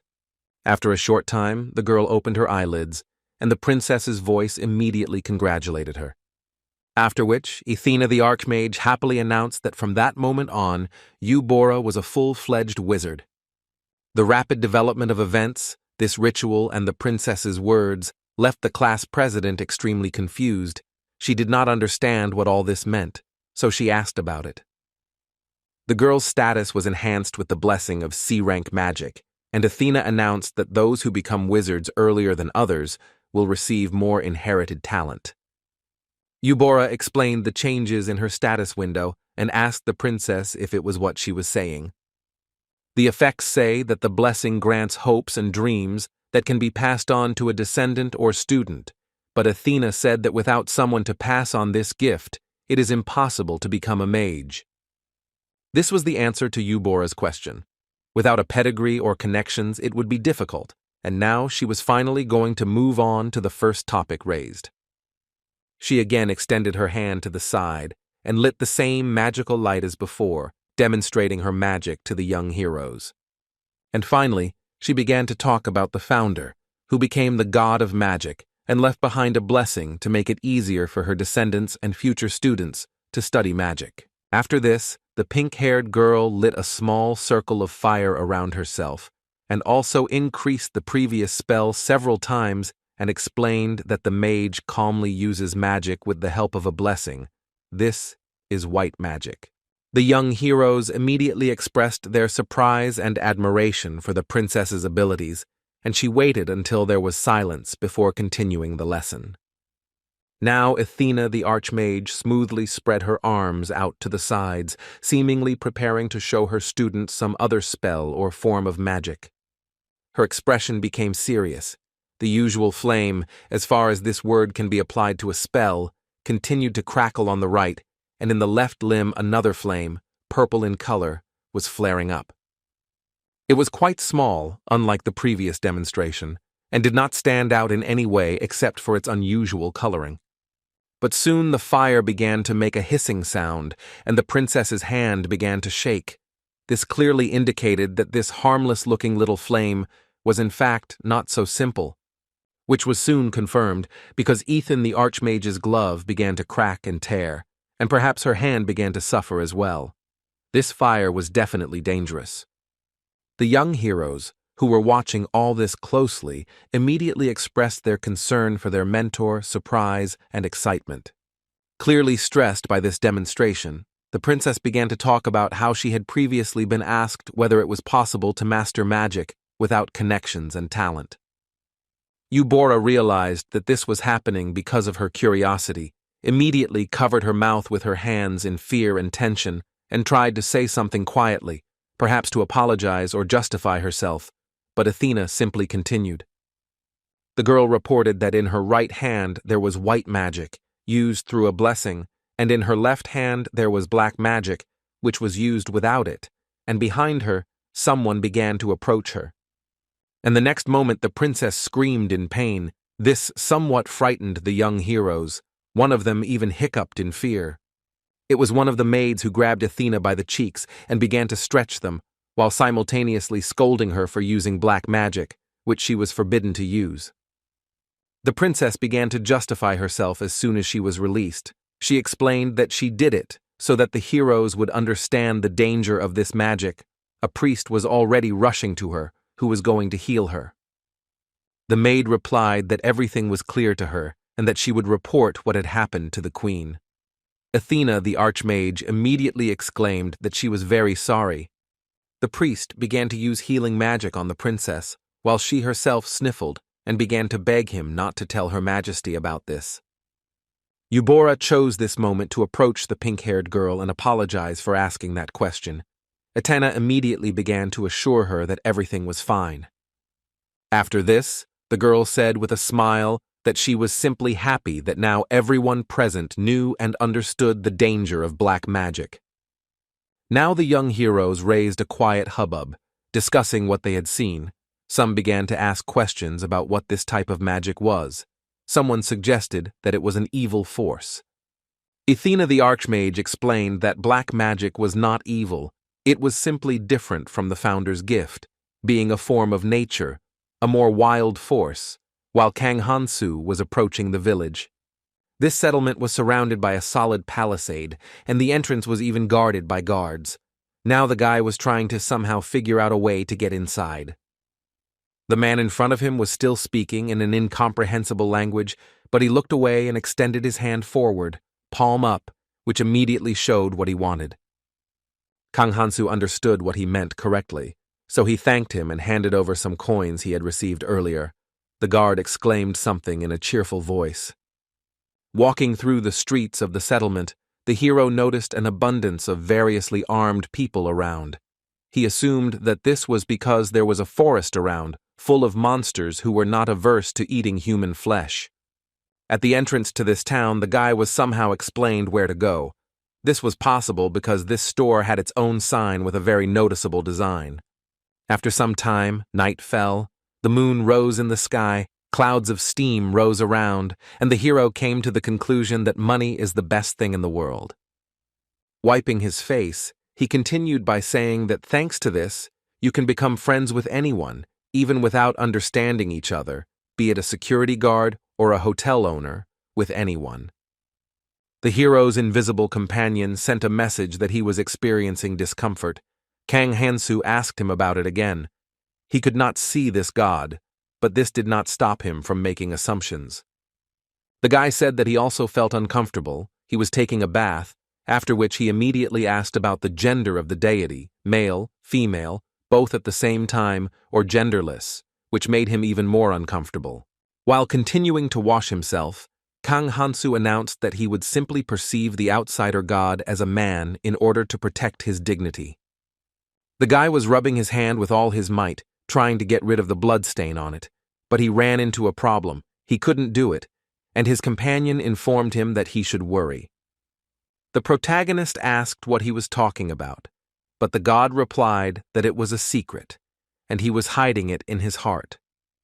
These secrets did not evoke positive emotions, but he had to digress from the conversation because someone was knocking on the door. This immediately worried Kang Hansu, because the voice from the door asked if this was the right room, and surprisingly, the words were clear to him. After this, the usual gibberish was heard, and then intelligible speech returned. The man said that his dialogue partner should return to his business, and he, as mayor, would take care of the rest. Everything that was happening made Kang Hansu quite wary, and it seemed his companion too, and soon there was a knock at the door. In response, the guy shouted out that he was still swimming and asked the man to wait a minute until he finished. The man behind the door was surprised because he thought that the hero could not speak his native language, but he quickly calmed down and agreed to fulfill this request. And immediately after these words, Kang Hansu began to quickly dress in his trophy equipment. Having finished with this, the guy grabbed his dagger because the person with whom he could freely communicate was now standing right behind this door. But this was not good news at all. Kang Hansu began to prepare for a possible battle. The reason was his hero's curse, which, in addition to reducing experience, translated the speech of races hostile to him. From this one could draw a simple conclusion that since they understand each other, then the so-called mayor who is behind the door is not a human, but a representative of some hostile species. Now this unknown person decided to fulfill his request and wait a minute until the guy finished his business, but this did not mean that their further interaction would be at all positive. Kang Hansu was now prepared for anything and, while there was time, decided to think about what this individual could be. But there was too little information about the inhabitants of this world to make any assumptions. He could very well be some kind of monster, like gnolls or demons, or a representative of some advanced race. But one could get lost in conjectures endlessly, and it would be very, very useless. Something had to be done. Kang Hansu quietly approached the door and, trying not to make too much noise, opened its latch. It still made some sound, but it wasn't very loud. After this, the guy sat down on the bed in the room. A message appeared that God was looking at him intently, but he ignored it and asked the guest to come inside. At the same time, the tension did not let go of him. The situation seemed very dangerous, so the guy clutched his dagger behind his back. This could help in case of trouble. The man immediately accepted the invitation, apologized for the intrusion, and began to open the door. Kang Hansu's gaze was fixed on the voice, and he was prepared for any possible development, whether it was a fight that would immediately break out or something else entirely. While waiting for the guest's silhouette to finally appear from the passage, the boy decided that it wouldn't matter whether he was an enemy to the heroes or not. Elves, gnolls, and humans were equally dangerous to him.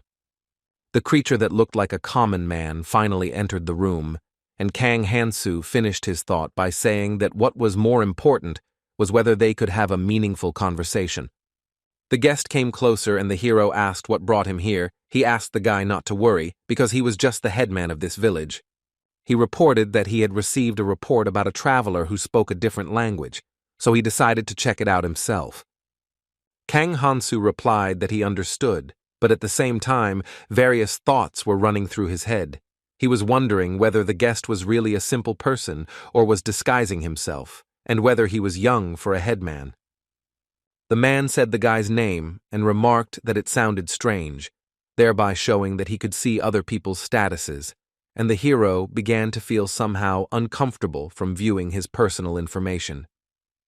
The village elder advised him to hide his status, even though it wouldn't help against those with the blessing of observation. This option greatly surprised Kang Hansu, revealing his ignorance of the local realities.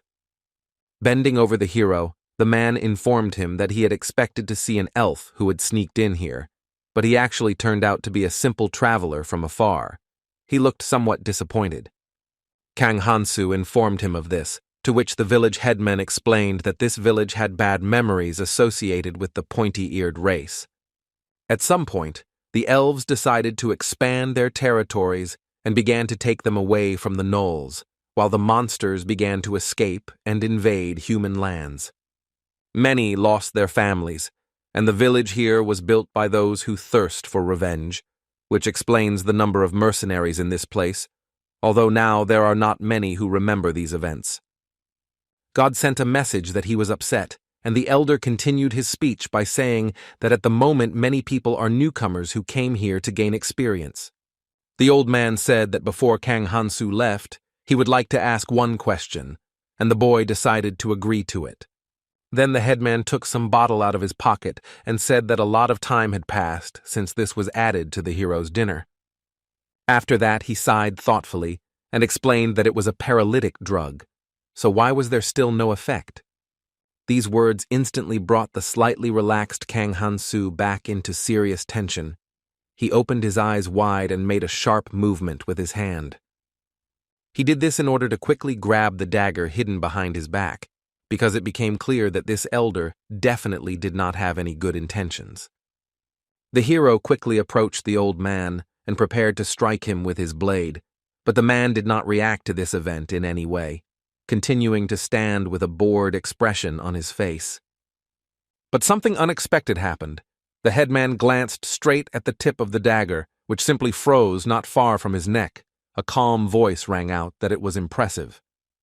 Kang Hansu didn't understand what was happening. He couldn't move, and his body was shaking. He couldn't move even a millimeter from the spot. It was becoming extremely dangerous. The old man explained that dirty elves had a high resistance to the effects of potions, so he had specially prepared something for such an occasion. The hero's condition allowed the man to easily snatch the dagger from his weakened hands, and he suggested that he simply surrender, as resistance was futile and invisible, ropes could not be broken. The situation was becoming hopeless. The guy saw no way to save himself. Now he was helpless and disarmed. He clenched his teeth and asked how this was possible. The elder smiled as he looked at the hero's blade. He said that it wasn't Kang Hansu's fault. He was just unlucky. The guy's invisible companion sent a message that he was trying to warn about what was happening. At the same time, he folded his hands in front of himself in an apologetic gesture, although no one saw it. Soon there was a loud creak of the basement door, and the elder said that the people were angry at the gnolls for killing their families and destroying their homes, but he knew the truth. It turned out that the old man had a dungeon in which Kang Hansu was now located. The owner of the premises continued his speech by saying that these monsters were in fact the same victims as his other settlers. This entire monologue did not particularly touch the hero, and the elder said that the real culprits of everything that happened were those who started the conflict by taking away the gnolls' lands. In this dungeon, other prisoners were hanging upside down from the ceiling, and the old man's voice took on an ominous tone, and he shouted that the real enemies were the dirty elves. After this, he glanced at his new prisoner, and with a smile asked him to look at his status, adding that this was the price that must be paid by one who knows the truth. Kang Hansu decided to do this. A system plate appeared above the head of his captor. His name is Karmazin. He is level 16, the blessing of madness E, and the curse of elf C. The hero immediately checked the effects of the latter. It shortened the wearer's lifespan, and made him an enemy of the pointy-eared ones, and also increased their damage. The guy asked where it came from, and it turned out to be a kind of honorary scar. This allowed Kang Hansu to understand that curses could appear not only from the gods, but also under other conditions. But putting aside his thoughts, he informed the elder that he was not a representative of the Elven race. He also added that telling such a thing to the first person he met was a bad idea, but in response, the dagger that had been taken from him was aimed straight at his eye. But in the end, the man stopped the blade in front of his captive's face and said that he had not intended to talk about it so much at first. Threatening with a weapon, he said that he changed his mind when he saw this dagger and demanded to know where he, the hero, got it. Kang Hansu began to speak, recalling that he had obtained this thing from the body of a gnoll named Azure Moon Butcher. But based on everything he had heard and the whole situation, he decided that telling him this would not be a very good idea. Looking at the sharp end of the dagger in front of his face, the thought flashed through Kang Hansu's mind that he needed to do everything possible for his own survival. The guy started talking about how he got this blade after killing an elf who shot an arrow at him for no reason, so they have a common enemy. But Karmazin seemed to be in no hurry to believe him. He said that with the hero's skills, it would be difficult for him to defeat the royal pointy-eared one. Kang Hansu asked whether he was from the ruling family. The elder was surprised that the boy did not know about this, and then complained that it was now more difficult for him to kill his captive than he offered to spare his life. Karmazin said that since Kang Hansu saw his status, he should have understood that he was a magician without a blessing, but the hero did not know any of this, which he reported. The headman asked him why he was not aware of the local realities. The guy explained that it was because he was an outsider, thinking that there was no one around him who could tell him about this world. Karmazin, of course, was not familiar with this concept, so he asked again. The hero answered the same way as he had answered the god earlier, that it was a lone wolf wandering through the wilderness. The man turned away, tears came to his eyes. He said that this was a very cool word, but his captive would no longer be able to travel through nature, The guy was perplexed by this reaction and these words. His invisible companion sent a message to pray for Kang Hansu's successful life in the afterlife. Then he guessed the possible meaning of his captor's words and began to be indignant at what was happening. But Karmazin decided not to explain his actions in any way. He began to act. First, with a wave of his hand, he lit the candles, which began to burn with an ominous green fire. After this, he began to lower the chains, which, in doing so, began to make a loud ringing sound that echoed throughout the dungeon. This caused one of his captives to fall to the ground with a dull thud, a groan escaping from it as he fell. It was, of course, some elf. Approaching the lying and tied-up victim, the elder put his foot on her and turned her over so that she lay on her side. After this, Karmazin raised the candlestick, on which a single candle continued to burn with an ominous green light. After all these actions, the man spoke again, uttering a short phrase about how he was a dark magician, so the hero had to be sacrificed to increase the life expectancy of the headman. He explained that the elven curse was eating away at him, but through sacrifices he could forever fight its effects, and his eyes began to emit a strange light. Karmazin announced that as a reward for killing the royal elf, Kang Hansu would receive a painless death. The guy only smiled at this news, even though a drop of sweat began to roll down his cheek, but he only said ironically that it was very generous of the man. Now the hero thought about the possibility that this strange god had abandoned him, but this was not the worst thing in the current situation. He decided to focus on finding a way out of this situation. Kang Hansu began by calling out to the village elder, who immediately responded, but decided that the prisoner was about to start begging for his life, so he began to say that it was pointless. The hero refuted his hasty conclusions with a laugh, which made Karmazin decide to come closer to him. He became curious. The guy was noticeably nervous, but he began to assure me that that wasn't the issue. His emotions were clearly visible on his face. Standing right in front of the captive, the elder was wondering whether to begin the sacrifice right now or listen to the hero. In the end, the man allowed the captive to speak, arguing that he was fully prepared to at least hear his victim's last request in life. A dull groan came from the side, irritating Karmazin. He complained that the bug was making a lot of noise.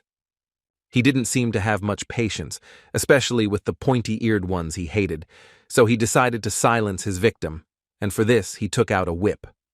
Soon this thing began to be used for its intended purpose. Cries of pain began to be heard throughout the dungeon, and drops of blood appeared. Kang Hansu could only watch this act of cruelty and listen to these sounds. All of this made the guy nervous, but he only swallowed the saliva that had become viscous. Soon the execution was over, numerous bloody marks appeared on the floor, and Karmazin said with satisfaction that there was finally some peace and quiet here. Now the representative of the pointy-eared people simply lay quietly on the floor, and the elder finally returned to the previous conversation. He turned to Kang Hansu and asked him to speak his request.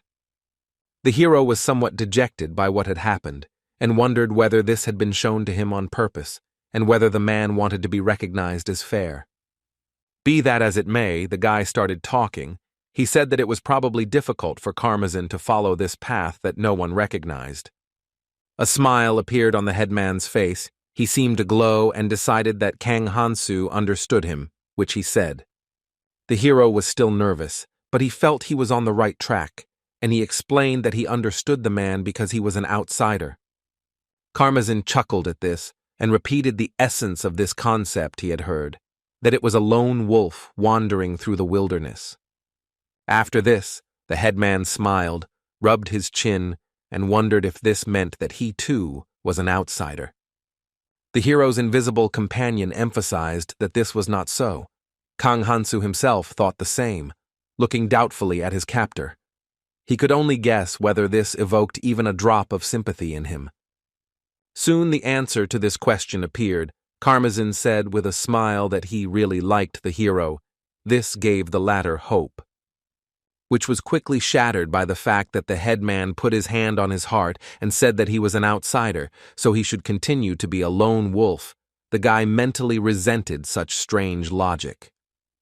Kang Hansu remembered how this man had previously said that he would kill him for a good cause, and now he was doing it to remain an outsider himself. All this only made the god laugh, but the guy was not going to laugh. After this, the man shouted that today was truly a wonderful day because he had met someone who understood his noble cause, his beloved comrade. Having finished his emotional speech, Karmazin asked the hero to simply stay put and left, and the latter had no idea what would come of all this, but did not expect anything good. The man walked up to the magical seal drawn on the floor, above which there were still elves hanging, and began to examine them. Coming closer to one of them, Karmazin wondered out loud whether he should choose the one who was not in the best condition at the moment. This pointy-eared one, for some reason, was not as strongly connected as the previous one, perhaps precisely because of his weakness. He answered something angrily to the headman, but the hero did not understand his speech. To his words, Karmazin replied that this would not do, because this elf's girl must remain alive to entertain him. After that, he grabbed the chain on which the pointy-eared one he had just spoken to was hanging, and began to lower it with a rattling sound. This caused the elf to fall to the ground, landing directly on the magic seal. Karmazin, smiling, folded his hands in front of him in some kind of gesture and said that now was the time to begin. The ritual began with the chanting of a spell. The elder addressed a certain mother of life and lord of fate with a request to allow him to live the rest of this elf's life. The magic was just beginning. Kang Hansu watched the whole action very carefully. Because he saw sorcery for the first time in this world, the magic circle began to shine brightly. The ritual continued its work, and some kind of whistling sound began to be emitted. Karmazin stood motionless. Suddenly the elder's words were heard. He demanded confirmation from the elf that he was bequeathing his entire life to him. The man lying in the magic circle only remained tensely silent. He was clearly in no hurry to carry out these instructions. At this, Karmazin put aside the dagger, sat down on one knee, and began to assure the elf that if he did this, then his girl would be immediately sent back. It was a promise. The elder grabbed the victim by the hair and lifted her up, after which he reminded her of what his captives had seen earlier and asked about the price of refusing his mercy. The elf was silent for a while, enduring the pain and thinking about the proposal. Soon he spoke, but his speech still remained incomprehensible to the hero. Karmazin stood up and announced that the contract was concluded, from which it became clear that the man who had previously been held by the hair had agreed. Kang Hansu wondered what would happen to the elder now. He couldn't believe that he would now become as young as the amount of life he took from the elf. Soon, the bright glow that accompanied the end of the ritual began to fade, so the boy began to look around, and a hopeful question burst from his lips about whether the magician was in for failure. But he, placing one foot on the body, turned to his dear comrade Kang Hansu with the words that everything went well. Then the guy noticed that Karmazin hadn't gotten any younger, and he gave a short laugh and explained that he wasn't human. And coming closer to Kang Hansu, he added that he sacrificed the elf not only to prolong his life, but also for another purpose. Karmazin said that during all the time he spent in this settlement, he took the lives of so many elves and travelers that only the name remained of the fairy's curse. The hero did not agree with this method, but mentally praised the elder for this achievement, and he continued the story of how he instantly became sick and old from this damage.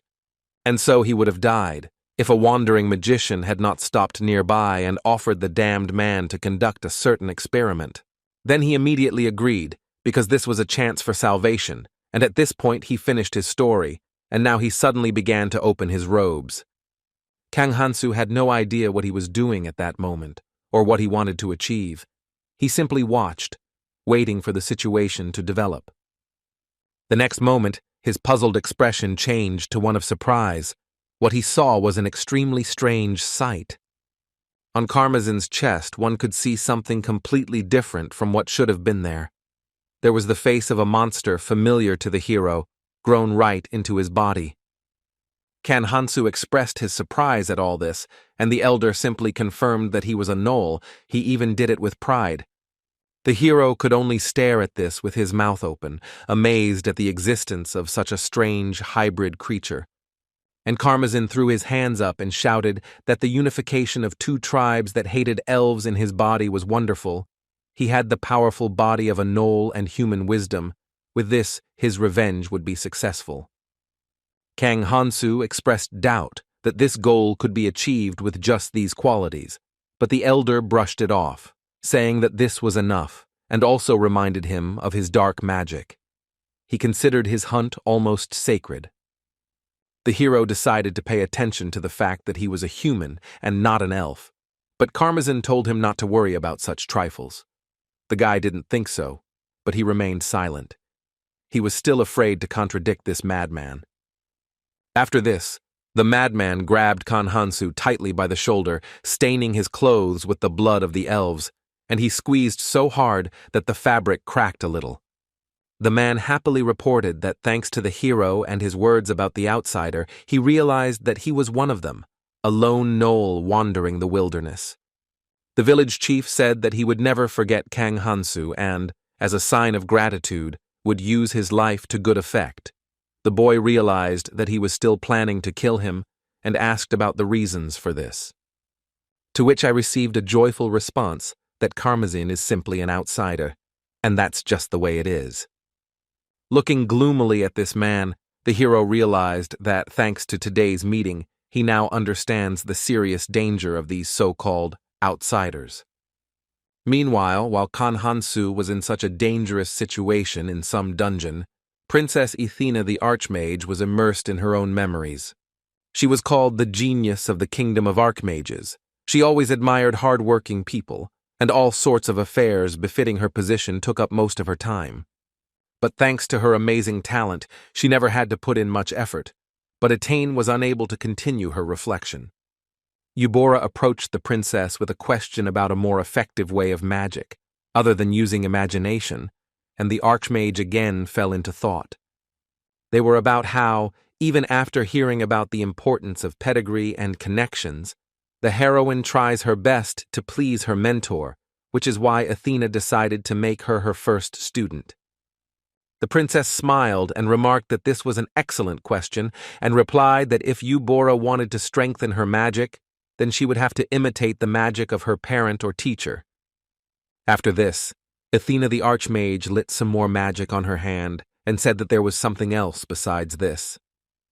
The young heroes were surprised by the new phenomenon. Someone asked what it was. Another person suggested that it was a new kind of magic.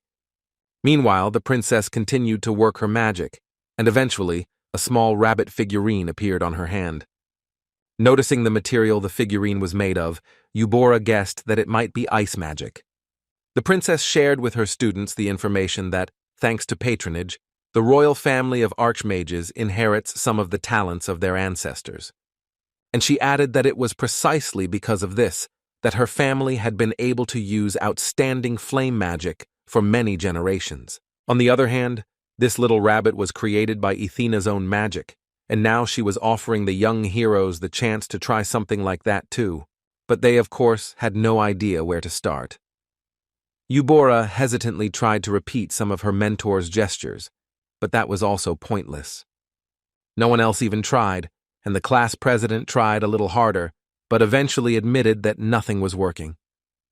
Looking at all this, the princess grabbed her own cheek and admitted that she, as a teacher, still had a long way to go. After this, Athena the Archmage informed her first student, Eubora, that once her teaching skills increased, the heroine would be able to easily do everything necessary. The girl bowed to her mentor and thanked her for her work, while the pink-haired girl simply waved her hands and assured that it was nothing. But their dialogue was suddenly interrupted. One of the young heroes also wanted to say something, so he attracted Athena's attention. It was Jang Myeon. She was worried about how to be people like her who don't have this blessing called magic. This topic immediately attracted the attention of other former school children. Voices began to be heard demanding the same divine gift and other similar complaints and requests. Someone demanded equal treatment for everyone. The princess listened to all of this, and when the young heroes calmed down, she simply chuckled thoughtfully and brought the recently created ice figurine to her face. After this, a crunching sound was heard. The rabbit figurine began to be mercilessly chewed. The sight greatly surprised everyone present. They simply looked at it in amazement. The performance did not last long. The figurine was eaten, and the princess suggested starting to decide who would become her second student. At first, these words simply silenced the young heroes. It surprised them, and they hadn't yet managed to recover from the method of disposing of the ice bunny. But this did not last long. They threw aside their impressions with a multitude of cries, one that it must be the owner of the voice himself, the second offered himself, the third, everyone was for himself. The supposed strength of unity among the young heroes began to crack. Some began to accept others, saying that someone was unable to study properly, and many disputes began. Because of one simple phrase from the princess, their alliance collapsed. Now they began to feud with each other. The screams became louder and louder. The arguments only grew more heated, and it didn't look like they would end anytime soon. Eubora shifted unsteadily in her place, and Athena Archmage shouted at her students to let her know when they had decided everything. The class president felt some doubts and suspicions, so she decided to ask the teacher if she did it on purpose. Athena Archmage asked what she meant. It was unclear whether it was pretense or she genuinely didn't understand, so Eubora replied that it didn't matter, to which the pink-haired girl suggested continuing the lesson. Remembering that they had settled on the ice rabbit, the princess explained that one could acquire one's own magic through trial, error, and endless practice. Eubora asked that it was just like black magic, which made Athena startle. She was in no hurry to answer this. This strange reaction and silence somewhat worried Eubora, and she attracted the attention of her mentor by calling her name. The princess lowered her head slightly and said that black magic differs from white magic in that it cannot be mastered on one's own. At the same time, Kang Hansu was also listening to a peculiar lecture on magic, although in his case it was a crazy human gnoll who was speaking about it, and not a cute girl. Now the hero was in the center of a witchcraft seal, and Karmazin explained that black magic requires sacrifices during each use. The guy was now just thinking hard about how he got himself into such a shitty situation and got involved with this crazy bastard who at that moment just calling him a comrade. This creature extended its hand forward and ordered Kang Hansu to confirm that he was bequeathing his life to Karmazin. Everything happened in much the same way as with that elf. Looking strangely at his captor, the hero suggested out loud that apparently the victim's consent is very important in black magic.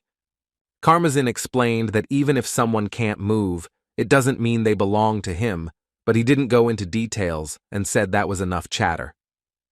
Now he was no longer interested in talking. He put pressure on the guy, demanding that he start saying what was needed. Kang Hansu understood that if he just sat there and did nothing, he would die. He needed to think of something. He asked to wait a minute and said that he had a request before his own end.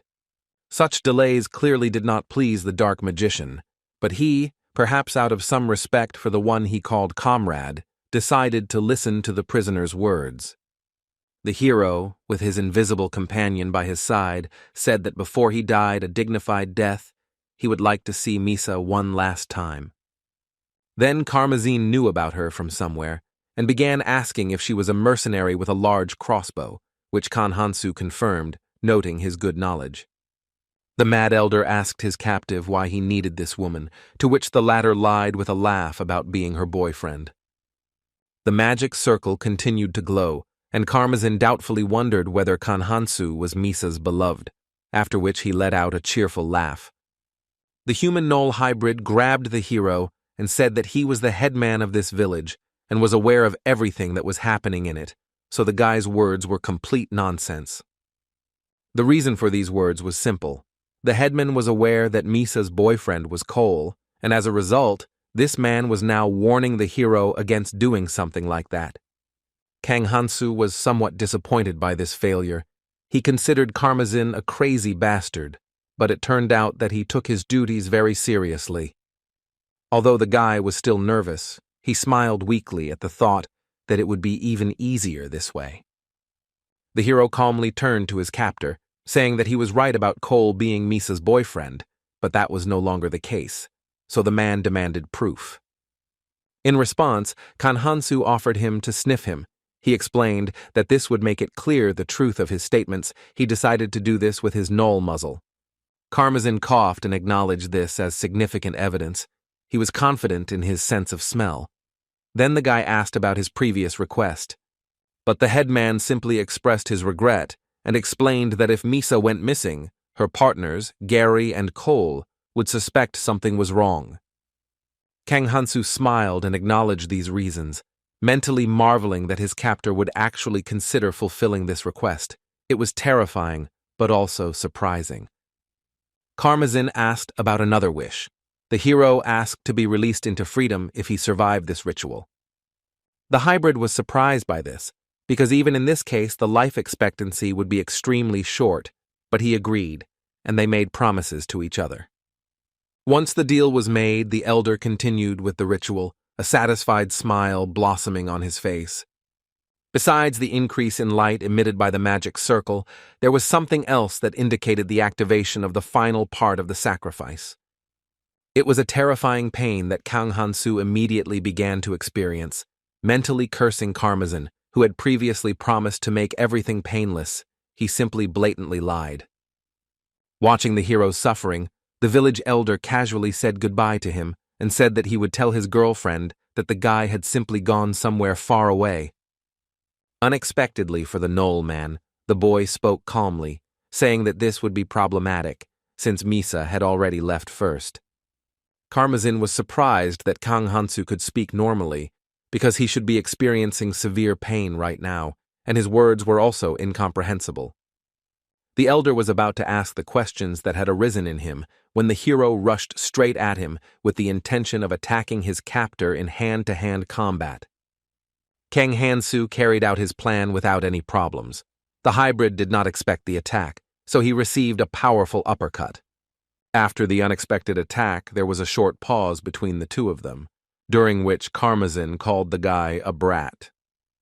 Holding his injured face and throwing an angry look at the hero, the headman screamed that the hero had deceived him.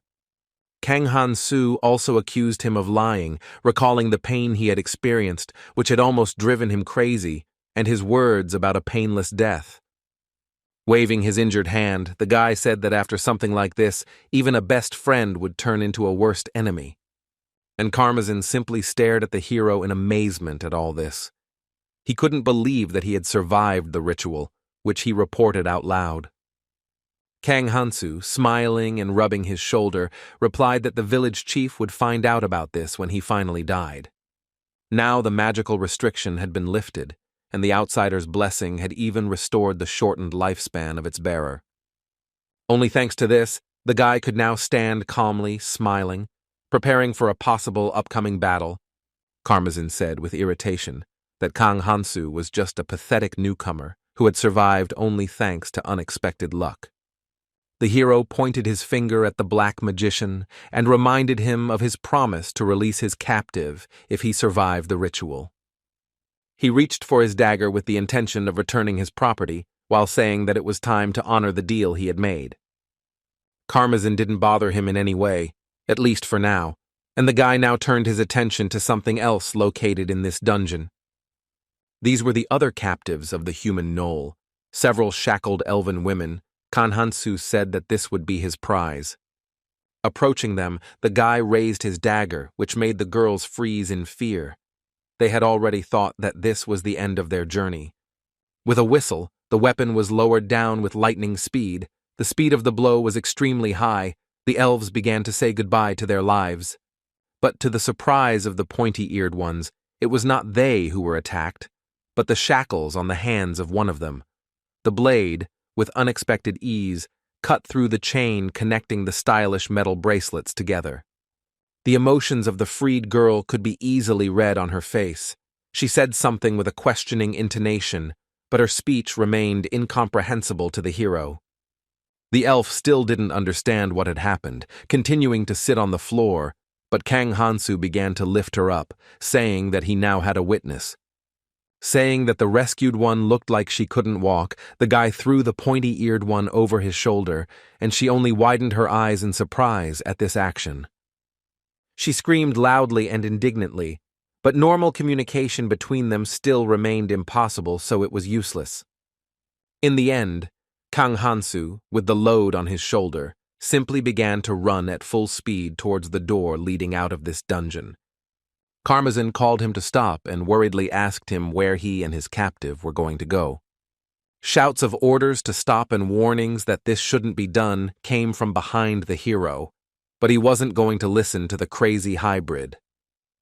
The village elder hadn't interfered with anything all this time, apparently taking his promise seriously, which he decided to remind Kang Hansu of once again at that moment, also rejoicing that he wouldn't be able to meet the dead Misa.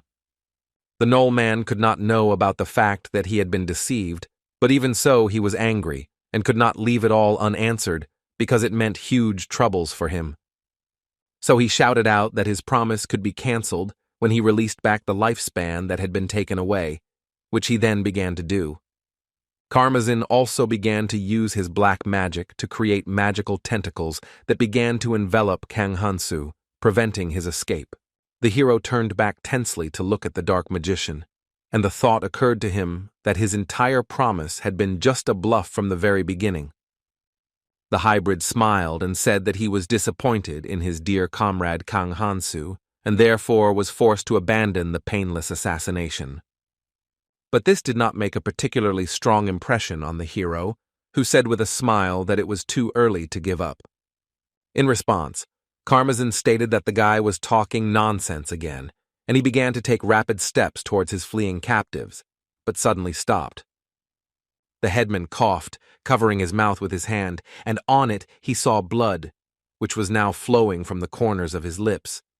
He could not yet understand the reason for this state of his. But he couldn't think about it for long, because an enormous pain pierced his body, forcing him to open his eyes very wide and freeze motionless for a moment, only to let out a loud scream the next moment, which echoed many times more off the walls of his own prison. After that, he could only fall heavily to his knees, additionally leaning on the floor with his hands, and he also exclaimed something about his strength. Kang Hansu noticed a strange red fog or light and asked the black magician what was happening. At that moment, everyone present began to look up at this strange phenomenon. The hero assumed that the elder's powers were somehow leaving him while noticing new sensations from his vision. And Karmazin, looking at this, said that he could not believe what had happened, because no person would remain unharmed after losing so much vital energy. After that, he turned his furious gaze on Kang Hansu and accused him of being a vampire with an infinite lifespan or something like that, and also questioned the hero's real identity. The boy opened his mouth and said the first word, after which he fell silent, thinking about how he should respond to these words. His invisible companion began to scold him for trying to put on airs, but the hero simply closed his eyes from the god's annoyingness.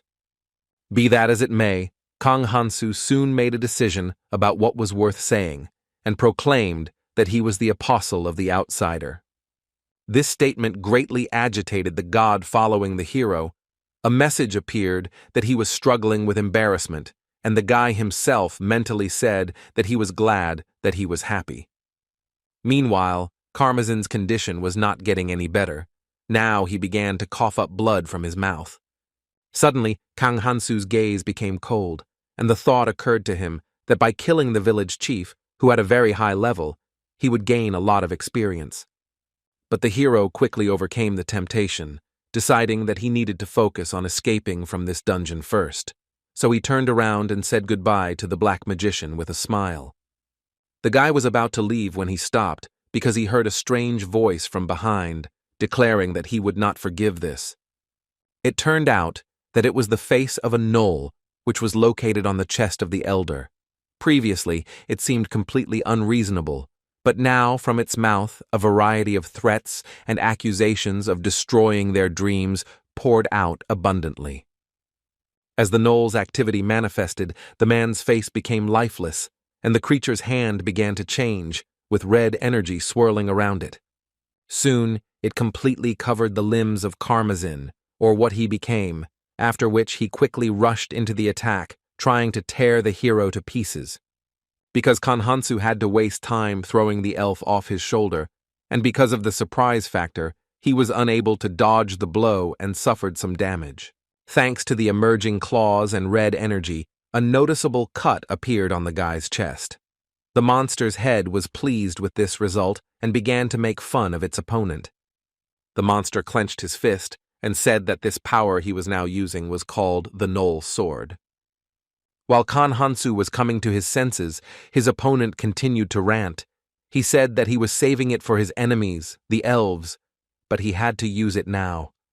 It wasn't entirely clear whether it was still Karmazin, albeit changed, or something else, but whatever the case, he was now surprised that the hero suddenly spoke up after his speech. The boy rose to his feet. The wound was no longer there, and the gnoll was amazed at this and asked how this was possible because it was a fatal blow. It became clear that it was still Karmazin. Life returned to the eyes of his human head. He realized that his power had already ended. He was dissatisfied. The time of its action was very short. Without his advantage, the black mage was unwilling to engage in close combat with Kang Hansu, so he shouted at him to just wait and turned back to prepare another attack. But he was able to simply go ahead and carry out his plan, whatever it was, because at that moment, someone's hand, with the remains of shackles, grabbed him by the pants. This development of events came as a surprise to Karmazin. He immediately rushed to find out what was happening, so he lowered his head down. There he saw a freed elf. She decided to help her savior in the fight against the black magician. The elder began to scold her. She said something in response. The Null man was about to somehow get rid of the unexpected obstacle, but the girl gave Kang Hansu enough time to catch up with Karmazin and prepare for an attack. The elder cursed the entire pointy-eared people, and this representative of theirs in particular, but, sensing something, he was distracted from this fascinating activity and saw the approaching blade. The hybrid had no time to react to this, so he simply lost his head, thanks to the extremely sharp edge of the dagger. But it didn't end there. Kang Hansu decided that this wasn't enough to kill this creature because it had another head. He was going to correct this misunderstanding. The last words that came out of Karmazin's mouth were regrets about his lack of strength and apologies to his daughter for not being able to take revenge. These words made the hero treat the black magician somewhat differently, but he, of course, had no intention of sparing him, so in the end, he simply wished him rest in peace. At this point, the life of Karmazin, a man who had cast aside his humanity for the sake of revenge, was over. The outsider god said that it was sad. The boy agreed with this. But it was impossible to indulge in melancholy for long, and Kang Hansu was not that emotional. Besides, there were still many unresolved matters that needed to be dealt with right now. It was decided to begin with the liberation of the captive elves, who had been languishing in this dungeon for an unknown amount of time. There were surprisingly many of them. Now they were helping their relatives and talking among themselves. Having finished this matter, the hero immediately called the villagers to resolve the situation, and local guards also arrived for the same purpose. While the elves were being helped by the people who had arrived, Kang Hansu decided with a smile that this was all over and hurried off somewhere further. But he stopped. He still, of course, did not understand the speech of the locals, but the loud shouts behind him were clearly not just like that.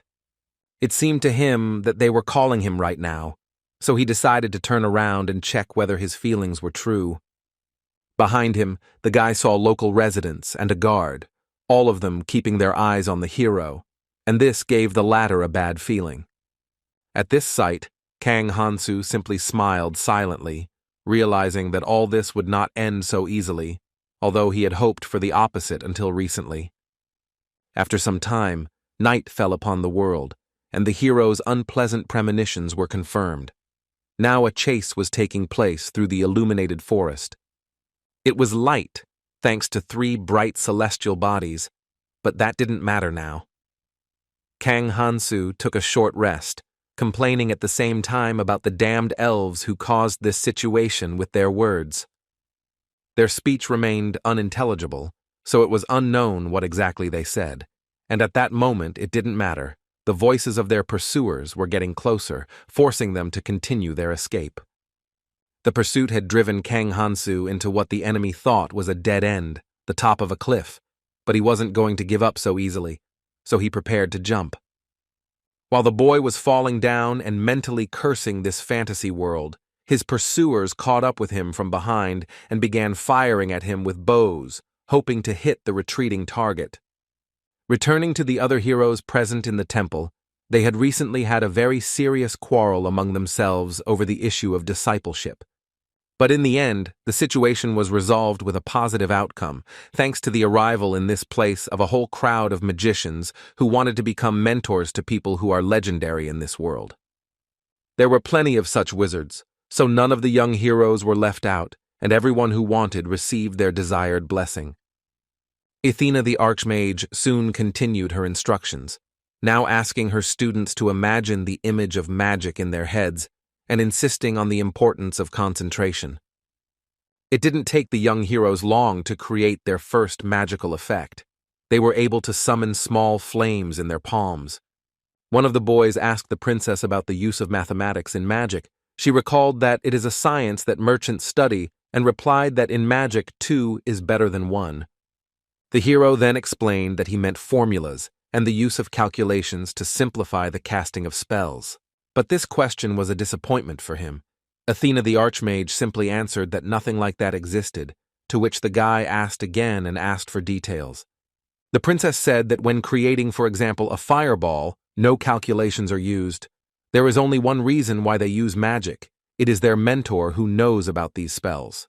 This news somewhat disappointed the guy. He told his comrades about it, explaining that he was thinking about using modern knowledge in all this. But one of the arriving magicians informed Athena that she had made several mistakes in her explanations.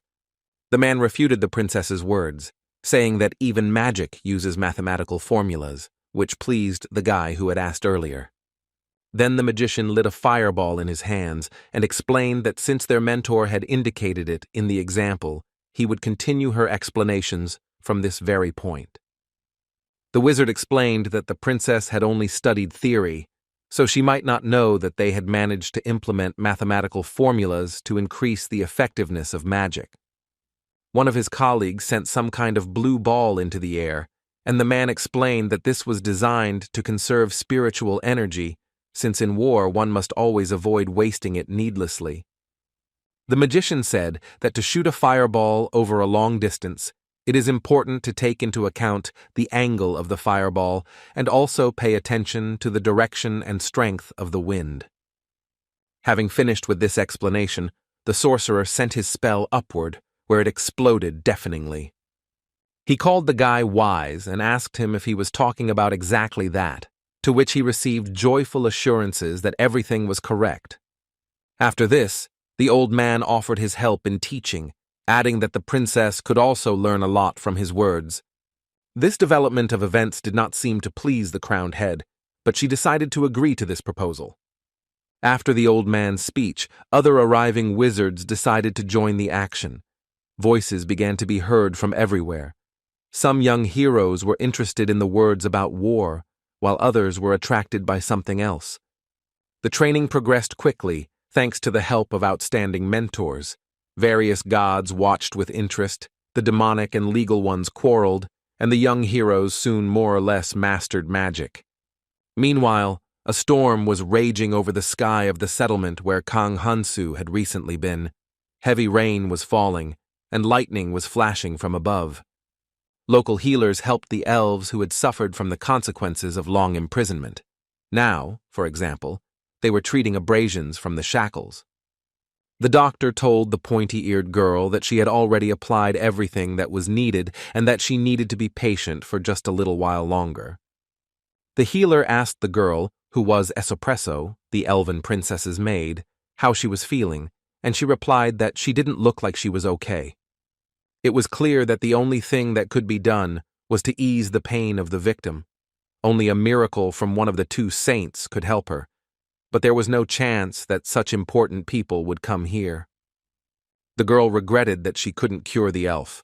No saint would come here for that, since the pointy-eared one wasn't someone important, like a bearer of royal blood. Finally, before leaving, the doctor assured the patient that the man would definitely be caught, so he could rest easy. Espresso simply clenched her fists at this. She believed that although this was the misdeed of the village chief, the villagers who were simply standing nearby could also be accomplices. Wiping away the tears that welled up from the memories of her experiences, the elf decided that upon returning to the kingdom, she would be obliged to tell about the events that took place in this settlement. But a knock on the door distracted her from her thoughts about the future. The girl quickly wiped her eyes so as not to show her emotions to the visitors and asked who was there. There was another elf there. She addressed Espresso by name and said that it was she, to which she was given permission to enter. Upon entering the room, the girl immediately told them that a message had arrived from the mercenaries, stating that the trail of that man had been lost. Espresso looked at her kinsman with displeasure and said that she did not need this information, because their people should not worry about human problems. At this, the victim's visitor folded her hands in front of her and hesitantly said that he had saved them from the worse fate that the elder had promised. Espresso reacted indignantly to these words, reminded the guy about the princess's dagger, which he had with him, and declared that all people are animals and cannot be trusted.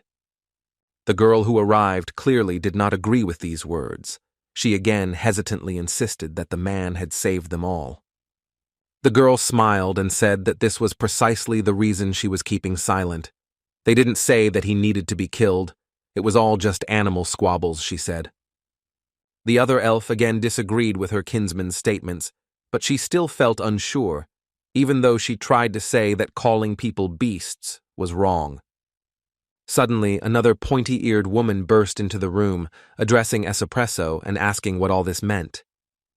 She was still weak, so the previous visitor addressed her as Elder Celebless and hurried to support her. This person is of royal blood. Her name has the meaning of the sacred sun. This is a translation from the ancient language of their people. Because of her origin, the girl had eternal life. This circumstance made her a special toy of Karmazin, which he treasured very much.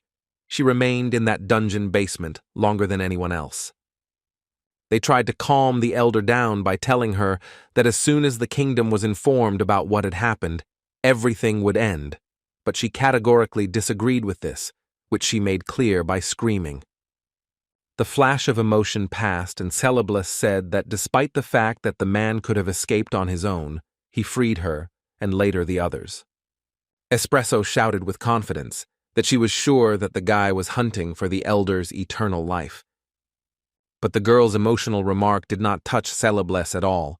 She calmly asked if the princess's servant knew that their savior had used a pact of dark magic. What Kang Hansu had used earlier was a violation of that very contract, and it was this that had previously brought him a relatively easy victory. The gist of this is that if the contract is terminated, the one who did it must pay in equal amounts. In the end, this is what happened. Kang Hansu paid with his lifespan, but the headman underestimated its length, so he self-destructed, which is exactly what happened earlier. After this, the elder took pity on Espresso, remembering how she had innocently rushed around the royal palace. It did not leave her head, and she was sorry that it was now a relic of the past. Tears welled up in the eyes of the elf in question again, and she said that Celebless didn't know what she had to go through, that she didn't know the pain and humiliation she had experienced. The elder, who stood hesitantly, agreed with these words, since she was not Espresso, but now she was more interested in finding their savior. The girl, who had been silent and listening to the conversation until then, perked up and declared that Celebless was currently in no condition to go anywhere. For some reason, these words angered the elder elf. She turned around and asked her relatives not to call her elder the next time they met. Celebless began to leave, saying on the way that such a title was too grandiose for an elderly lady who was easily angered, while the others simply looked at her back. At that moment, invisible to everyone, the outsider god appeared from the wall. It seemed that he had been eavesdropping on the conversations of these elves all this time. And now, when everything was over, The deity began to sink back into the thickness of the stone, stealthily leaving this place. The god's further path lay through a quiet forest. No danger awaited him here, because not only was he a supreme being, but he was also invisible and untouchable. When the deity reached its destination, the first thing it did was address the hero with the title of outsider and ask if he was even alive. The hero's face looked somewhat bored. There was a leaf of some tree on his forehead, and he was thinking about what to answer his invisible companion. In tattered clothes, all shabby and covered with some vegetation, Kang Hansu somewhat irritatedly sent a reply to the god asking whether he himself could not see the answer to this. Returning to what was happening in the temple, the young heroes were heading off to fencing lessons, to which they had been invited by Alsus, the swordmaster.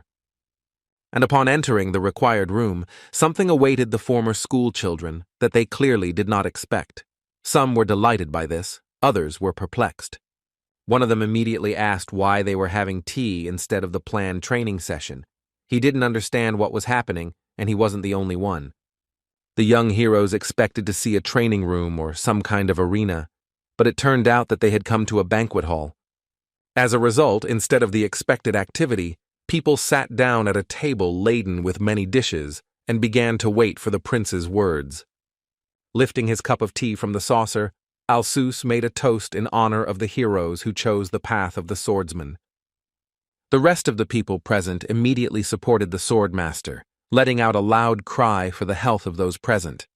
This sound was quite unexpected for the young heroes. They looked at the screamers in surprise, and some were even a little scared. The prince spoke after taking a sip of tea. He said that their conversations had surprised him, because ignorant training was not the art of swordsmanship, and now he would conduct some kind of demonstration.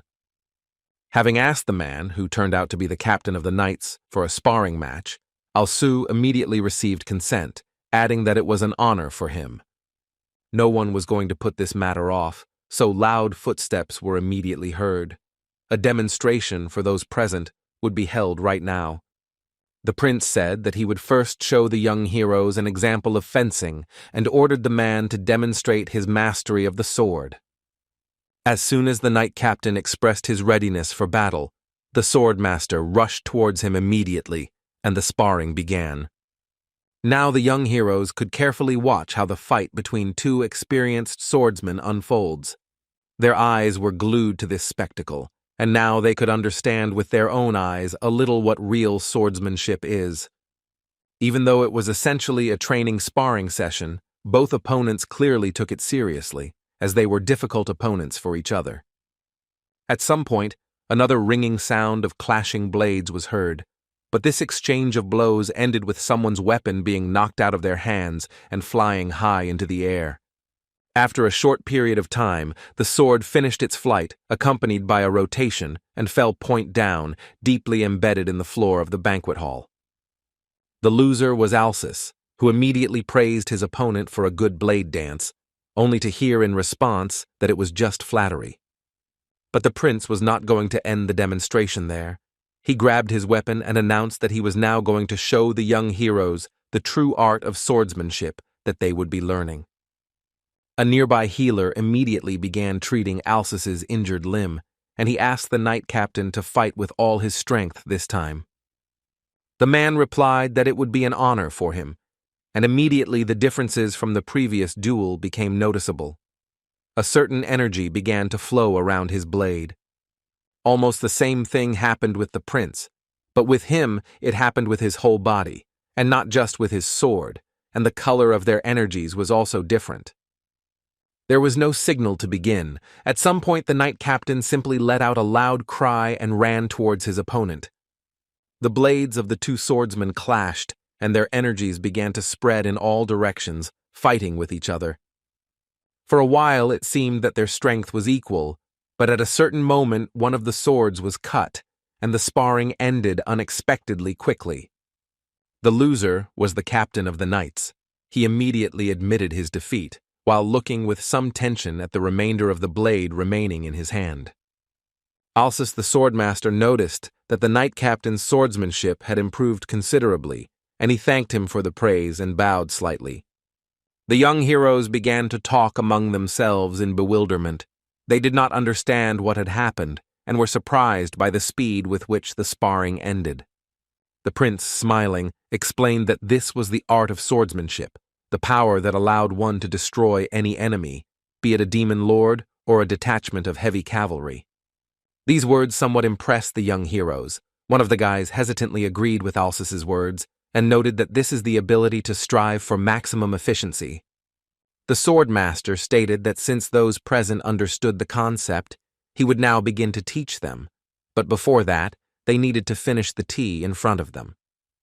Up until this point, events had been moving very quickly, so they only touched the drink now, Choi Kangmin quickly emptying his cup.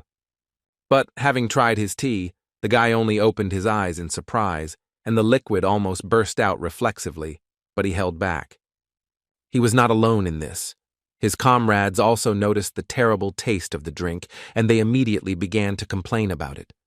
The prince said that they needed to get used to this as soon as possible, because this medicine allowed them to quickly and safely receive the warrior's blessing necessary for learning fencing. To gain this skill, the young heroes decided to endure and still take this substance, even though the taste was extremely disgusting. When Choi Kang-min finished his cup, he slammed it down on the saucer and demanded another drink with determination. He was determined. Alsus asked the knight captain to fulfill the boy's request and also said that the heroes would feel better if they ate some cookies. The man hurried to pour Choi Kang-min another dose of medicine, which he watched with horror, but he was not going to take back his words, and various gods also decided to express their opinions on this. And while the young heroes were taking medications and studying before going out into the world, Kang Hansu was in the wild forest. Now the boy was in the tree, remembering his jump from the cliff and noting the danger of this decision, because this time there were no knolls to soften the fall, but he still survived. The hero had to commit this risky act because of a group of mercenaries who had been pursuing him since the village and had not lagged behind him the entire way. He was able to leave the village only because Kang Hansu had previously bribed the guard standing at the entrance, who opened the gates. If not for this circumstance, it would have been the end for him. But now was not the time for reflection, because right under the tree where the hero was hiding, at that moment, a group of good old gnolls was passing by. Thanks to their highly developed sense of smell and perception, the monsters immediately noticed the man and began shouting at him, calling on him to come down and accept his fate. Kang Hansu took this as a rather warm welcome, noting the irony that, in his experience, gnolls were supposedly more trustworthy than humans or elves. These thoughts amused the guy. He grinned and let out a short laugh, after which he admitted the correctness of his conclusions. The next moment, the hero was no longer on the branch. He jumped from it at high speed, rushing down towards the monsters. While flying towards the gnolls, he decided that he had some need to obtain information that interested him, and this was an excellent chance to satisfy his curiosity. The monsters didn't even have time to rejoice at how easily the meat would fall into their hands when the one they considered prey landed with his foot on the head of one of their relatives. Kang Hansu's use of his lower limbs didn't end there, as he immediately struck at the next hyena-like monster. The gnolls were surprised by the speed with which the situation was developing. None of them had time to react to the attack, and the last one was the unluckiest of all. His neck was cut by a very sharp dagger. The three monsters were dealt with in just a few moments. As soon as all their bodies fell to the ground, Kang Hansu landed as well. The hero was surprised that although there were only 3 opponents, even so, victory came somehow too easily. The outsider god looked at the guy, and he, meanwhile, was thinking about the reasons for such changes. Noticing the lightness in his body, the first thing that came to his mind was the thought of increasing his level. But nothing had changed in his status, except for a certain coefficient that had increased. So Kang Hansu decided to ask his companion about this thing, but he only laughed at his ignorance. God nevertheless condescended to give special advice that the higher this parameter, the better, and the hero ironically thanked him for such generosity. The guy noted that for the first time he received at least some information from his companion, but now it was not so important. The neutralized gnolls were waiting for him. Kang Hansu turned to the monster with a smile, saying that he should answer his questions, and also said that he was now very angry because of the elves. The mere mention of this race caused the monster to salivate intensely. He began licking his lips and asked if the guy could give him some pointy-eared meat, and he agreed. The monster agreed to answer questions, and Kang Hansu, recalling past events, asked him about the gnolls' swordsmanship, which turns their hands red. The elder had used this same skill before, and now the hero wanted to know how to use it, because he was now too weak. Without increasing his strength, it would be difficult to take revenge on that goddess, so the guy decided to start by imitating this fencing that only gnolls use. This will allow him to gain some power. The monster was currently busy dreaming about the desired red meat, but was distracted from this activity by the question of how their eyes turn red when using power. Continuing his dreams, the gnoll replied that it was the power of meat. The guy asked about how they use it, to which he heard only words about a large amount of this meat. Kang Hansu wanted to see this power, so he asked what the hyena-like monsters ate, but he immediately realized the stupidity of his own words. Realizing that I had learned too little about this gnoll swordsmanship and meat power, I decided that I had to find out more information about it. As a result, he came to the conclusion that for this purpose, it was necessary to thoroughly study the habitat of these monsters. This was necessary for the future fulfillment of his revenge. Meanwhile, the rest of the former schoolchildren continued to be in the banquet hall. The prince began the conversation by saying that they needed talent in magic. And he continued by saying that unlike magic, anyone can learn to wield a sword. All it takes is time and money. Alsos continued to rant. Some listened to him attentively, others argued about something. One girl only sighed at the carelessness of her comrades. And Choi Kangmin, although he suffered from the unpleasant taste of the medicine, drank it and now even demanded another cup. The swordmaster told the boy with a smile that he could stop taking the drink, as its effectiveness diminished with increasing doses. This did not evoke a positive reaction in the hero. Choi Kangmin sighed, but the thought flashed through his mind that he had to become stronger quickly because he was different from the other bastards around him. He was distracted from these thoughts by the words that he might feel better as soon as he cleaned his mouth with honey tea. Alsus assured Choi Kangmin that there was no need to overdo it with this medicine. 1 cup was enough, and 2 could be taken if he really wanted to get results faster.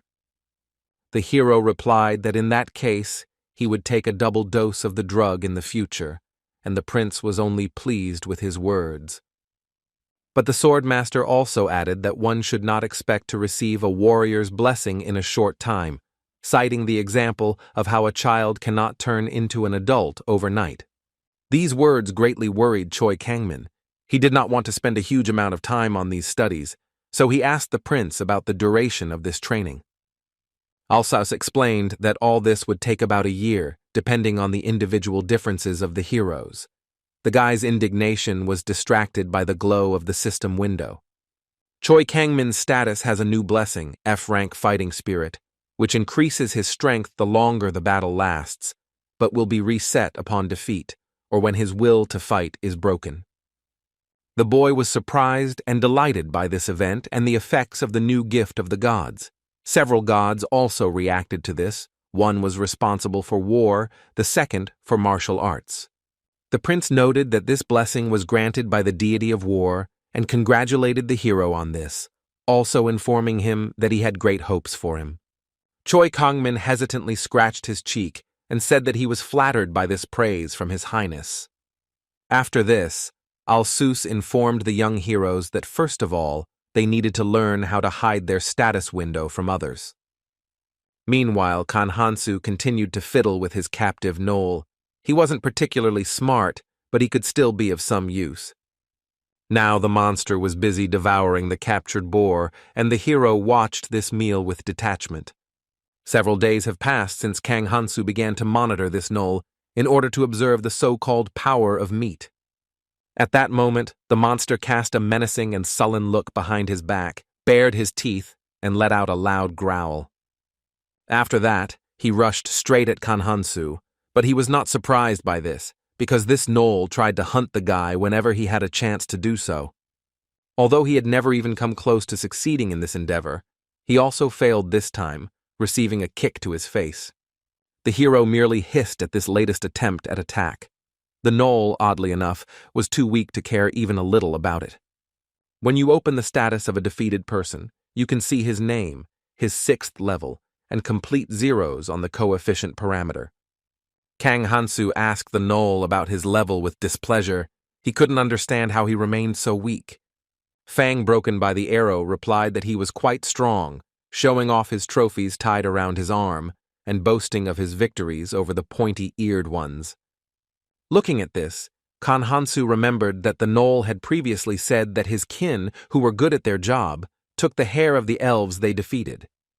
The hero asked the monster how he, despite his weakness, was able to defeat 2 pointy-eared ones. The monster began to assure the man of his strength, to which the latter asked about the monster's ability to see status. Fang, broken by the arrow, replied that he couldn't see anything, but that he knew the meat was only level 1 and weak, meaning the guy, of course.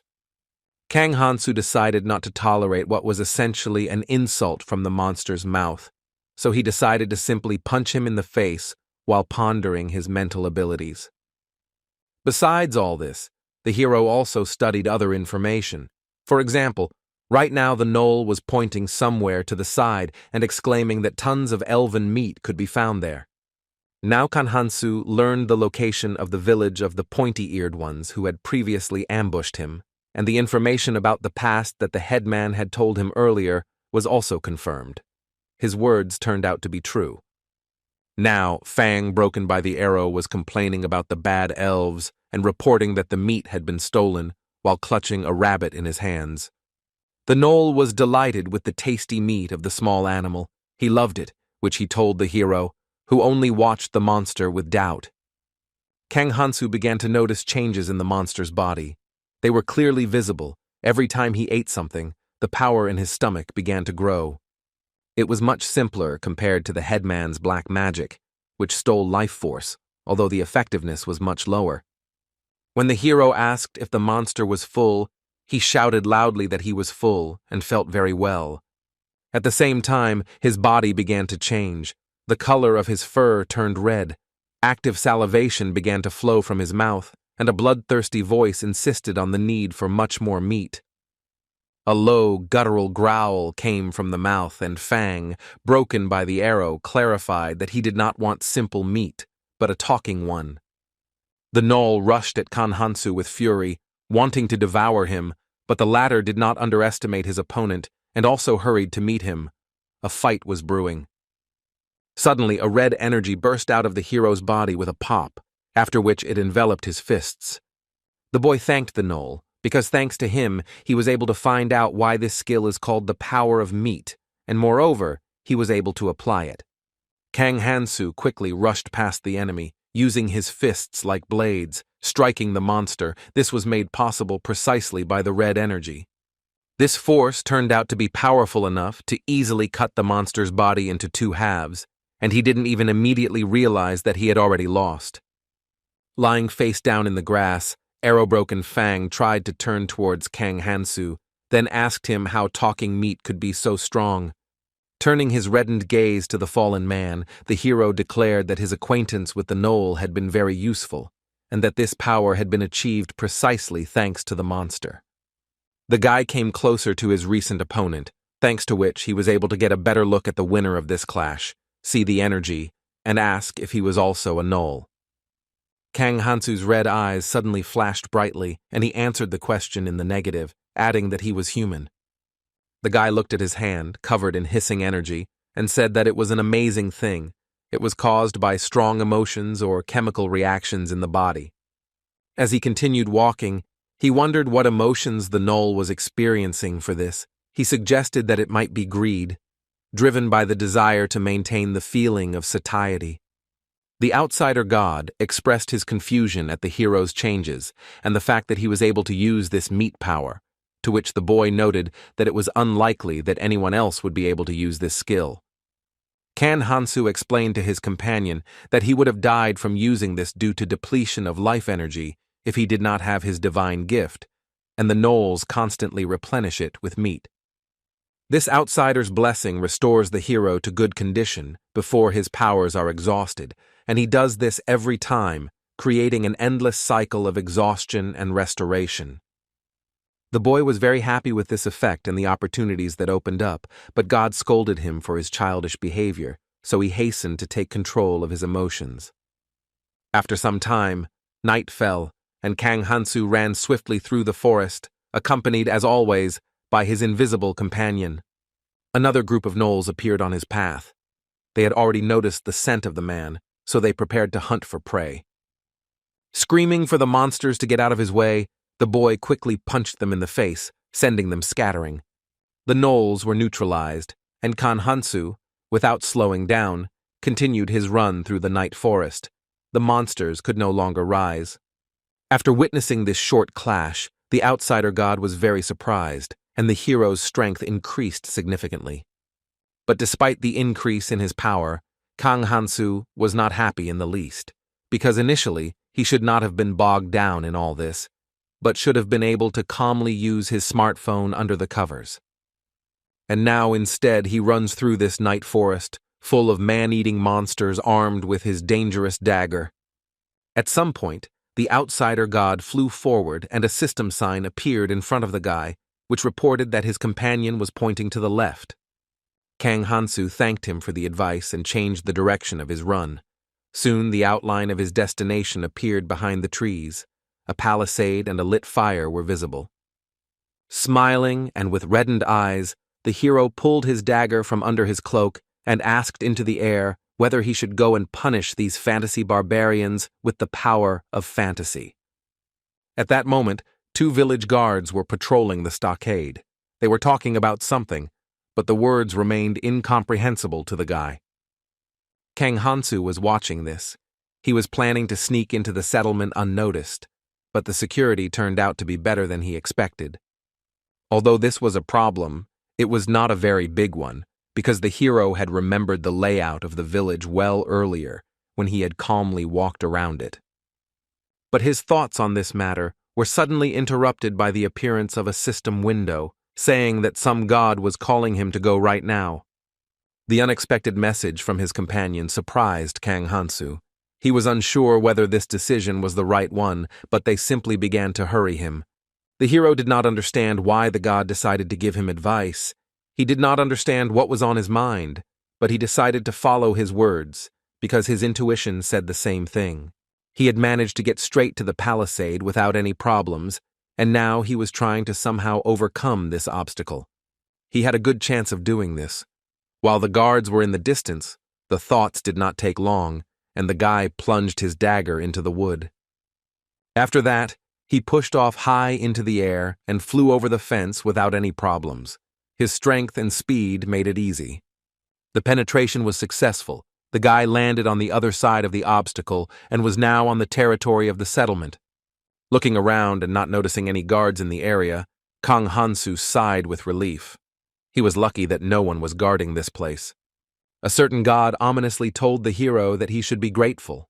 He agreed with these words, so he thanked his companion. Having finished with the words of gratitude, the guy smiled and looked into the depths of the village with confidence. He was about to take action. One of the settlement's guards came out of some building, wiping his hands. He was clearly in a good mood, as he was humming a melody under his breath. The man could not have expected that on this night someone would suddenly sneak up on him and put a dagger to his neck, threatening his life. It turned out that Kang Hansu had no intention of taking anyone hostage or anything. His eyes turned red, and he plunged his blade into the victim's neck. The guard began to fight for his life, choking on blood, but it was useless. The guy held him and continued to cold-bloodedly watch as life left the man. Soon a lifeless body fell to the ground, and the hero only noted that he felt a little bitter about it, but he did not feel the difference between killing a man and a null. Kang Hansu began to drag the corpse away so that no one would see it and discover the presence of the killer, while thinking about his actions. His thoughts were that these people might have people who would mourn their deaths, but he also had a family. And because of these guys, the guy almost died without seeing his family again, so he will no longer allow anyone to stand in his way. While Kang Hansu was lost in his thoughts, a certain god was looking at him defiantly. This became known to him due to a system message that appeared in front of him. The moon illuminated this world with a pale light. The night continued to hide the dark deeds of the hero. He was collecting his harvest. The bodies of the guards were piling up. Now there were already about 5 of them. Looking at the results of his labors, Kang Hansu noticed a strange silence reigning in the village, and he also did not understand how so many dead guards had not yet been noticed. But the hero did not dwell on this for long. He said out loud that he found this penetration quite fascinating, but was dissatisfied with the fact that he only saw mercenaries, but never found the elves. His companion looked down on the guy while he was wondering where he could find the pointy-eared ones. A message appeared in front of Kang Hansu's face, informing him that a certain god was mocking his slow awareness, and he could only ask him to stop doing so with a disgruntled expression.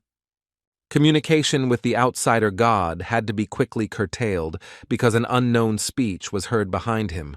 Someone was very close. It turned out to be several people, a man and a woman talking to each other. The latter was carrying a lantern with her. Someone was behind them. When they got closer to the hero's position, he saw that they were leading some prisoners with bags over their heads, and the guy was armed with a dagger. Kang Hansu looked at this with surprise, and he also informed his invisible companion that the development of events was taking an interesting turn. Meanwhile, Essopresso, the Elven princess's maid, was sleeping, but her sleep was restless. She tossed and turned. Perhaps she was having nightmares about what she had experienced. But she was not alone in the room. Someone's hand began to reach for her head. The girl, as if sensing something, began to wake up and open her eyes. But it was too late. The unknown intruder covered the elf's mouth with his hand so that she could not scream. This made her immediately throw off her drowsiness. It was some man, Essopresso tried to scream, but she couldn't. All she got was a demand to be silent from the unknown man. Soon the girl was tied up and a bag was placed over her head. The attacker was not alone. His partner asked about the scratch on his friend's hand, and he replied that their victim had managed to bite him. But this was not the time for idle talk, so the men armed with blades began to quickly lead the elf away from the room. One of them thought that the pointy-eared one was walking too slowly, so he hurried her with a push in the back, while Essopresso herself was thinking about the fate of her relatives. She was afraid that the others were also being kidnapped now, or that they had already finished this business, and while she was lost in her thoughts, she did not even notice how she had walked a considerable distance. This place seemed familiar to her, that very basement. Suddenly someone spoke up. The girl said that Karmazin believed in their ignorance, but they simply turned a blind eye because they wanted to protect their new way of life. Listening to the words of the unknown person, whose voice seemed familiar to Essopresso, she soon realized where she had heard it. It was the same healer who had treated her. The rest of the elves were also in this basement dungeon, and the girl continued her ominous monologue, talking about their retribution. The humans stood before the newly captured pointy ears, and the healer continued to talk about how this was their punishment for allowing their dear friend to fight alone. After this, a guy present there spoke up. He shouted that he heard in the dining room that these elves were negatively disposed towards the villagers, and that they would take away their homes and families if they were left alive. An older man in armor reported that he had ordered someone to stay inside, as something strange was happening in the settlement, and now even the mercenaries should not interfere with their work. After listening to the words and opinions of her fellow villagers, the healer simply closed her eyes, remained silent for a while, and after a few moments informed them that it was time to begin. After her words, the men took out their blades. Their faces expressed their readiness to kill. They said that it would be in the name of their fallen comrade, Karmazin. The bound elves did not understand what was happening. They were worried, and soon a sword rushed towards one of them. The prisoner seemed to sense something, but could not do anything. The first life of the helpless pointy-eared one was taken by that stern man in armor. Blood spilled onto the floor of the dungeon and splashed in all directions. A lifeless body fell to the ground, with drops of tears visible under its eyes. Someone's words of farewell to Espresso were heard, because it was she who had died. Her fears had turned out to be true. The rest of the people also did not hesitate, and the walls of this basement once again saw the deaths of the living. The sounds of blades plunging into flesh and the falling of corpses echoed. It didn't take long before almost all the elves were killed, and now the killer's gaze turned to the last remaining victim.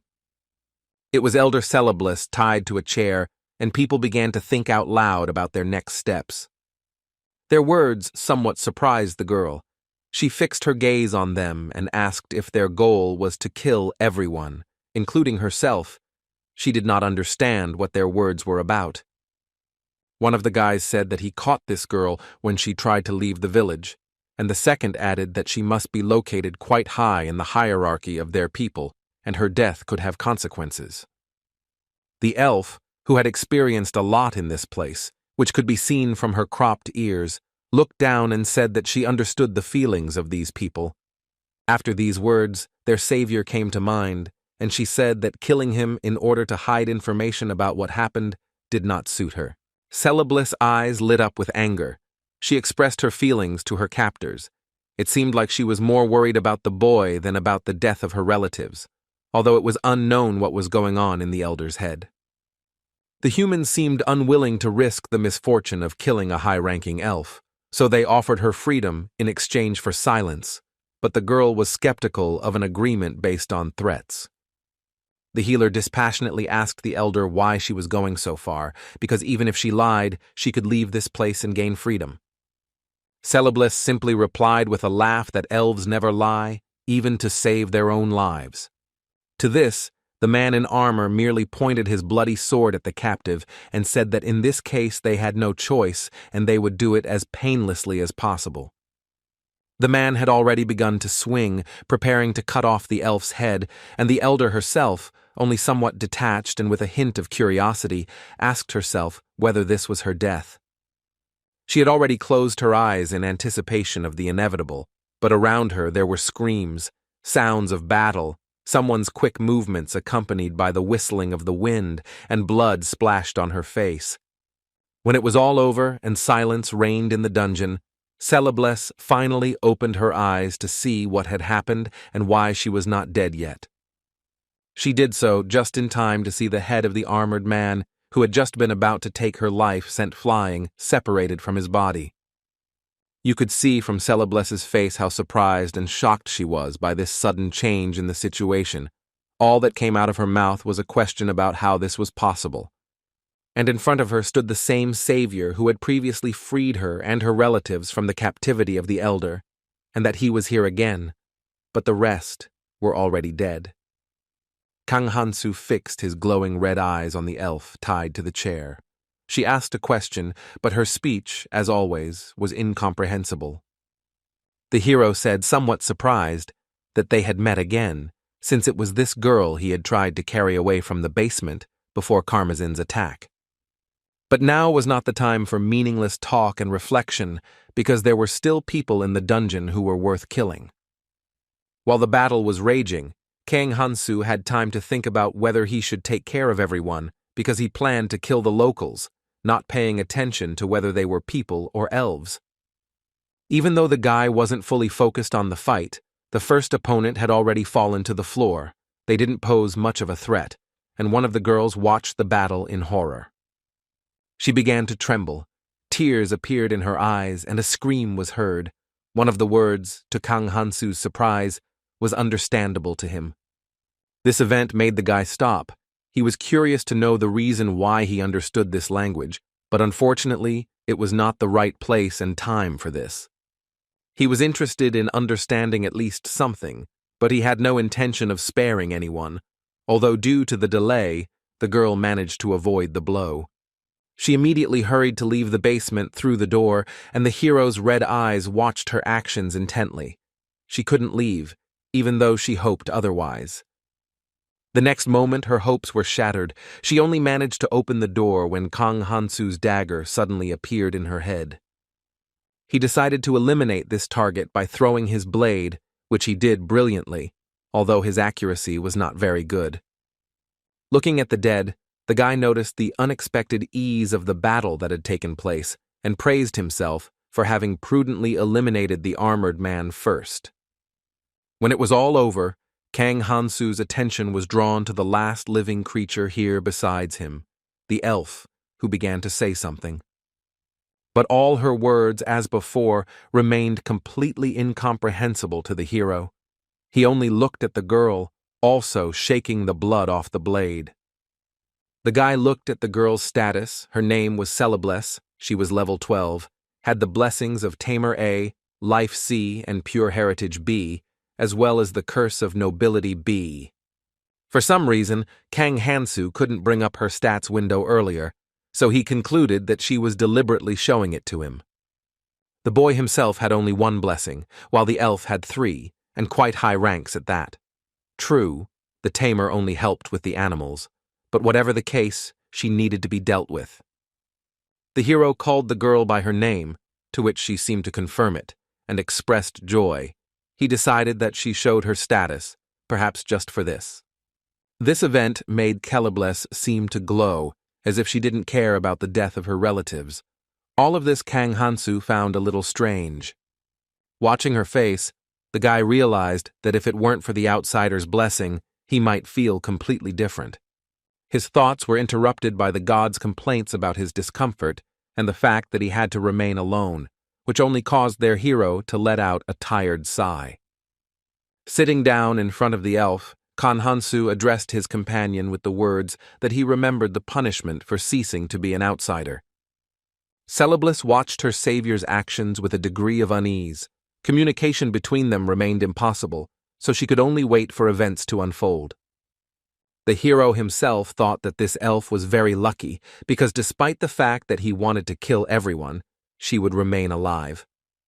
Soon the ropes were cut with a dagger. Celebless was freed, and the guy did this because he felt some sympathy from the fact that the girl experienced the same thing as him. He remembered those 3 mercenaries, the local inhabitants of this world, to whom he told his name for the sake of survival, although it was in vain. Kang Hansu decided that if he killed everyone here, he would become like those people, so after freeing the girl, he was about to leave, telling her in the end that she would figure it out on her own. Celebless, however, seemed to still be experiencing severe weakness, having not yet recovered from her previous captivity at the hands of the elder. She tried to rise, but it was difficult, her body shaking from the strain. As a result, she did not have enough strength to stand up properly, which led to the girl flying forward and potentially falling to the floor. But Celebless was still lucky, because someone saved her from this and carefully caught her body, preventing her from falling down. Looking into the elf's face, Kang Hansu said that this irritated him, and she herself said something, although it was meaningless. But the hero's name flashed through her speech, and he immediately wanted to know how she knew it, but she only smiled at his question and said his name again. As a result, the boy left the prison with the girl, and as he walked through the village at night, he again noticed the strange silence, although the residents should have long ago noticed the disappearance of many people, especially the guards. Seeking an answer, Kang Hansu turned to the outsider god, but he replied that he was not in the mood to talk right now, and Celebless only watched in bewilderment as her savior spoke to thin air. The guy guessed the reason for his companion's dissatisfaction. He wanted to see him alone, so he needed to get rid of the elf as quickly as possible. But the problem was that the guy couldn't trust anyone in this village, and the forest was overflowing with gnolls. He didn't know where to put this girl. In the end, Kang Hansu decided to put his revenge on hold for a while and leave the settlement first with Celebless. Soon he was rushing through the forest at great speed, his cloak and elven hair fluttering in the wind created by his rapid movement. The guy held the girl up in one hand and it didn't bother him at all. Although his level hadn't increased since he'd arrived in this world, he'd gained quite a bit of strength. Celebless seemed to be uncomfortable, but she didn't complain yet. although at some point she addressed her savior by name. Then the hero turned his attention to her. The girl said something and pointed her finger somewhere up. The guy understood her gesture and looked there. Staring up at the sky in surprise with the elf, he saw something there that he never expected to see, and although it seemed like just fire, everything was not so simple. It turned out that a phoenix was flying over their heads. Such a meeting seriously worried the hero, but there was no worry on Celebless's face. On the contrary, she was smiling. Suddenly, the firebird turned its attention to the two travelers and let out a loud, threatening cry, the kind you wouldn't normally expect to hear from birds, but rather from some kind of monster. After that, the phoenix landed right in front of the boy and the elf, and in doing so, it set the surrounding grass on fire, which made Kang Hansu tense up even more. The hero was also concerned about Celebless's condition, as he had a cheating blessing, but the girl could be burned by the magical flame of a mythical animal in his world. But the elf didn't seem to feel any tension from the situation or discomfort from the temperature. On the contrary, she looked carefree and even tugged at the guy's sleeve, asking him to let her go. Kang Hansu fulfilled her request and, although speech remained useless, asked her if she considered herself a burden and wanted him to leave her and run away. The girl didn't respond and didn't understand the hero's words. She simply walked straight towards the phoenix on her bare feet, without the slightest doubt or fear. Approaching the bird, which was crackling with flames, almost point blank, Celebless calmly spoke to the beast, but it did not attack. Kang Hansu began to suspect that her actions and confidence must have come from the tamer's blessing, which was why they were able to find common ground. At that moment, interrupting his thoughts, the girl turned around and called the guy's name, attracting his attention. She turned around completely, said some phrase, ending with her name, and confidently walked towards the hero. Continuing on her way, she clenched her fists in tension or excitement and again began talking about something, addressing Kang Hansu. The guy started to say that he didn't understand anything, but was interrupted by an unexpected event. As soon as the girl approached, she immediately kissed him. The phoenix only watched. The outsider god, seeing all this, could only send a message that he was shocked by such a sudden situation. Kang Hansu himself was no less surprised. His gaze seemed to glaze over. He wiped his lips and began to ask the girl something in confusion. The hero placed his hand on her shoulder and interrupted himself as communication remained impossible, and Celebless herself simply smiled, looking at his reaction. But they couldn't stand in the awkward silence for long. The phoenix intervened, taking off into the air with a loud sound. After this, the majestic bird turned into flame and circled around the couple.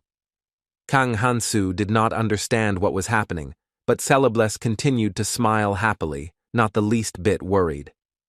At some point, one of the streams of fire came too close to the hero. He felt intense heat and instinctively covered his face with his hands. And when the guy opened his eyes, the phoenix had already gathered into a bird again, and Celebless was sitting calmly on his back. The elf smiled and addressed her savior with some words. What exactly she said was unknown, but most likely it was a farewell. Indeed, the next moment the huge and massive bird, surprisingly, began to take off with a light and airy movement. And the girl, riding a phoenix, rushed off somewhere into the sky, leaving the hero free to worry about where to put the elf. Kang Hansu simply watched Celebless fly away. He hadn't even had time to recover from the unexpected kiss when this happened. The outsider god emphasized that the boy's crime was obvious, and at the same time, surprisingly, he began to physically influence the world, expressing his displeasure by tugging at the culprit's hair. The deity continued to punish the sinner, and he began to justify himself by saying that he was also upset by these events. Wiping his lips again, Kang Hansu stated that this was his first kiss, and he didn't expect the elf to repay him for saving her. But the hero's attempts to justify himself were distracted by an unexpected event. A purple glow, which usually appears from notifications from the system of this world, was reflected in his eyes. The unexpected change in status surprised both the boy and his companion, who was distracted from punishing his negligent follower. Kang Hansu was delighted with the new blessing, which was also of a high rank. It was called Elf C, and the coefficient parameter also increased. God sent messages that he looked at the hero with suspicion and also that he felt uncomfortable. Kang Hansu smiled and tried to calm his companion by saying that anything can happen in life. The new blessing increased the lifespan of its bearer and also enhanced the effects received from the elves, and while the guy was looking at this, the god added that he was very uncomfortable. The hero came to the conclusion that this was a very good enhancement, because thanks to the increase in lifespan, the amount of vital energy that the so-called meat power consumed also increased. Seeing Kang Hansu's reaction, the god sent him a message that he looked too happy about this event. The guy responded to his companion's grumbling by saying that the reason for his joy was that his paths with this elf had diverged. For a moment, the outsider god froze in place, not reacting in any way. Perhaps he did not immediately believe these words, or perhaps the reason was something else. But be that as it may, the next moment he happily informed Kang Hansu that his condition had improved significantly. The hero managed to justify himself, and now he changed the topic to whether they should try to go a little further this time, looking into the forest thicket. After some time, a lone null was discovered among the trees, walking around the area for an unknown purpose. The monster didn't sense the man's approach. Neither his sense of smell, nor his hearing, nor anything else helped, and in the end, the guy put his hand on his shoulder. He asked the monster with a smile about his affairs, and the null himself, caught off guard, turned his gaze to Kang Hansu. He was surprised by the presence of the so-called meat right behind his back. The hero smiled ominously and asked the monster for permission to inspect the house of his relatives. The monster did not yet know that he had no choice but to reveal all the information. Meanwhile, the rest of the heroes gathered together with Athena and Alsus in some forest, where they were informed that 3 days of their stay there had already passed. The prince declared that from now on, young people would raise their hunting skills immediately after meditation. The former students were a little tense, so the swordmaster assured them that there was no need to worry, as the Order of Knights would gather monsters here for their first sortie. The princess decided to encourage those who chose the path of magic by saying that it was also necessary for them because as their levels increased, the ranks of their blessings would also increase, which would enhance their abilities. All this inspired the guys. They were happy about the opportunity to increase their strength. One of them shouted out that it was time for a fantasy-style hunt. The girls were more interested in the fact that as the levels increased, their skin and figure would improve. It hadn't been long since they entered the forest when one of the boys noticed the first monster in the bushes. It was a classic slime. The hero who discovered the enemy immediately shouted about his discovery, drawing the attention of his comrades to it. Looking at the people rushing towards him, the slime was horrified by their number and the deadly situation in which it found itself. Alsus and Athena rushed to stop the heroes from doing this. Their shouts and facial expressions were very serious, showing the importance of their words. The attackers on the slime stopped instantly. They turned to the crowned persons and began to wait for their explanations. The swordmaster reported that the guy who noticed the slime in the bushes correctly guessed its name, and it is actually a useful creature that does not harm people. One of the heroes was unhappy with this. He did not understand what benefit this monster could bring, and the other only regretted the lost experience. The princess explained that the mucus absorbs all kinds of trash, dirt, insects, and corpses, and as a result, the number of infectious diseases in the area decreases. While the archmage was fiddling with this creature, the heroes could only remain silent from this short lecture. They realized that they had almost made a mistake. The princess calmed the slime down and was now hugging it, which made it more cheerful, and the girl said that they should never attack these creatures. Athena also explained that such monsters are often kept as pets, so even if they are heroes, people will judge them for harming them, while the latter could only apologize.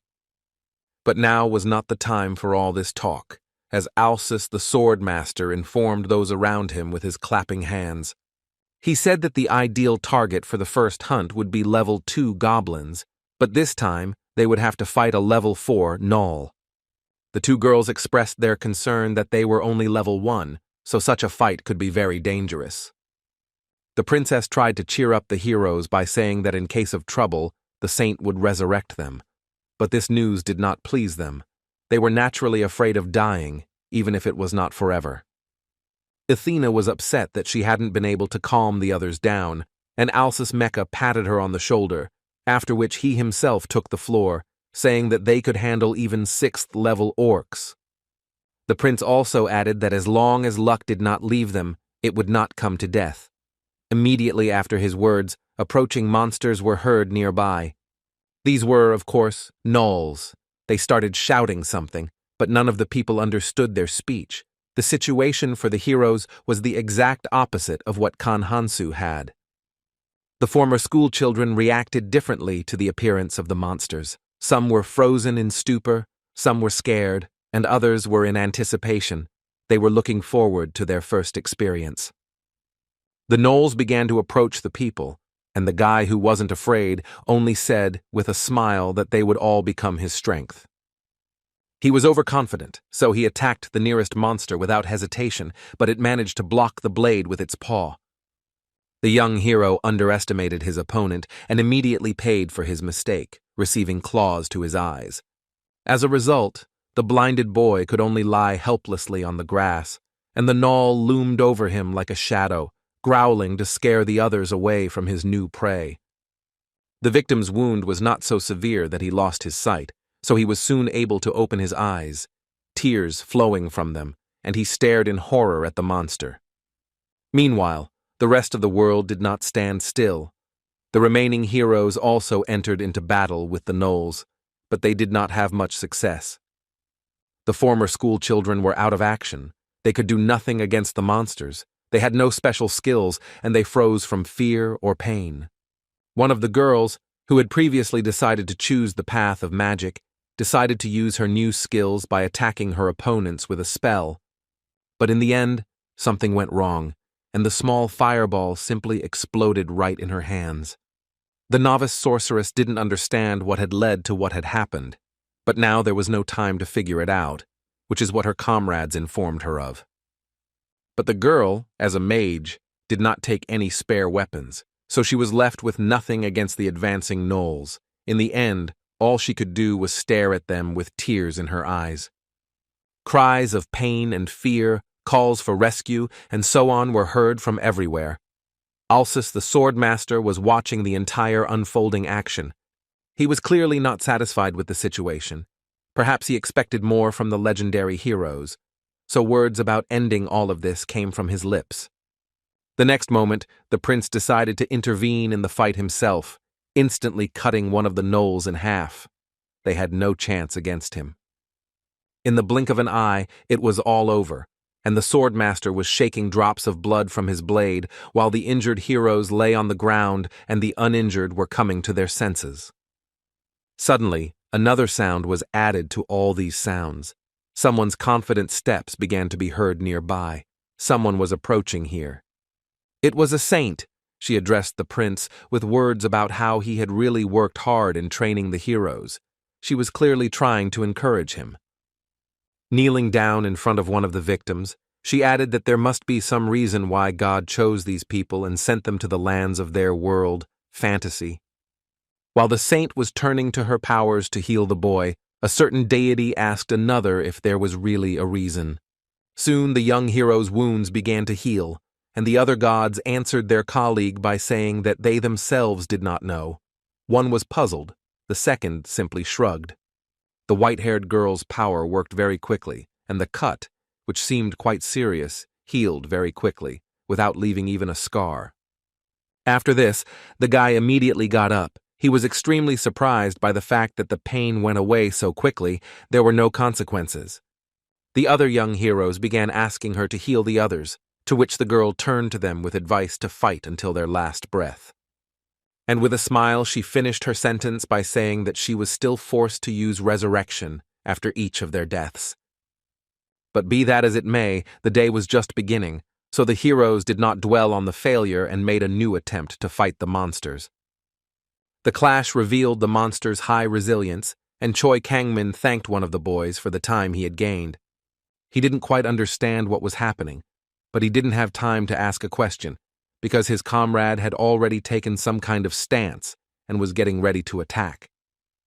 Choi Kangmin developed a speed that was quite unexpected for the null, as a result of which he caught him off guard and he missed the blow. As a result, he knocked him far forward. This was the guy's plan from the very beginning. His comrade was dragging out the fight, and this increased his strength due to the blessing of the fighting spirit. The null didn't fly far, stopping when he hit the tree.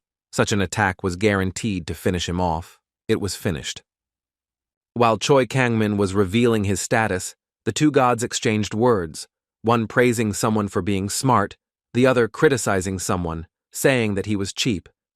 In the system window, the guy saw that he had increased his level to 2, noting that the hunt went easily thanks to blessings, 2 of which, by the way, were new: acceleration and leadership. The first, in fact, accelerated at a critical moment and had a long reload, while the second slightly strengthened his subordinates, increasing the effect with more daring and reckless orders. The thought that it was not only because of their leadership that his two comrades were so useful was interrupted by a shout from the side. There, 2 former schoolchildren attacked the monster, saying that they must protect their goddess, Jang Myeon, and that they are not afraid of any gnolls. In the end, their attack was successful. The monster gave up its spirit and collapsed onto the grass. Their fight ended in victory. Jang Myeon immediately thanked the 2 boys, adding that thanks to them, she reached level 2. The other girls watched this situation with irritation, and they also suspected that she might have used her charm blessing. Jang Myeon noticed their reaction.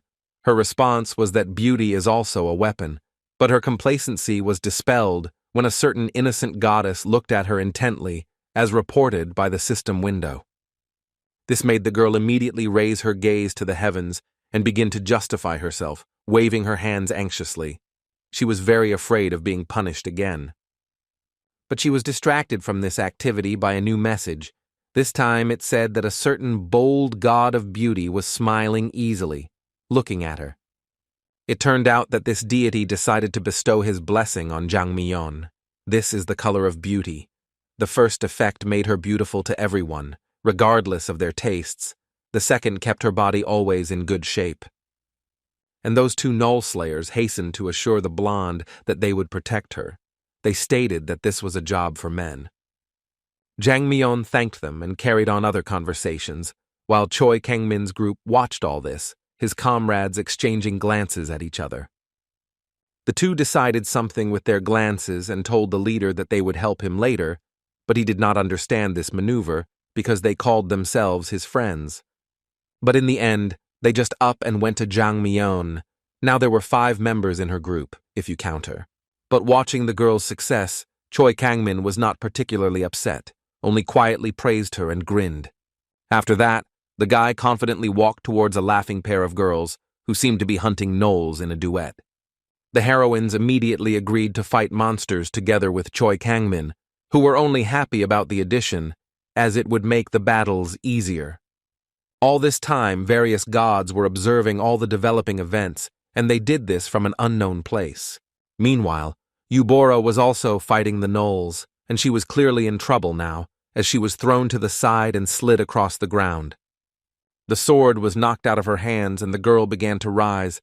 A certain water god watched the unfolding events with pity. He felt sorry for the loner.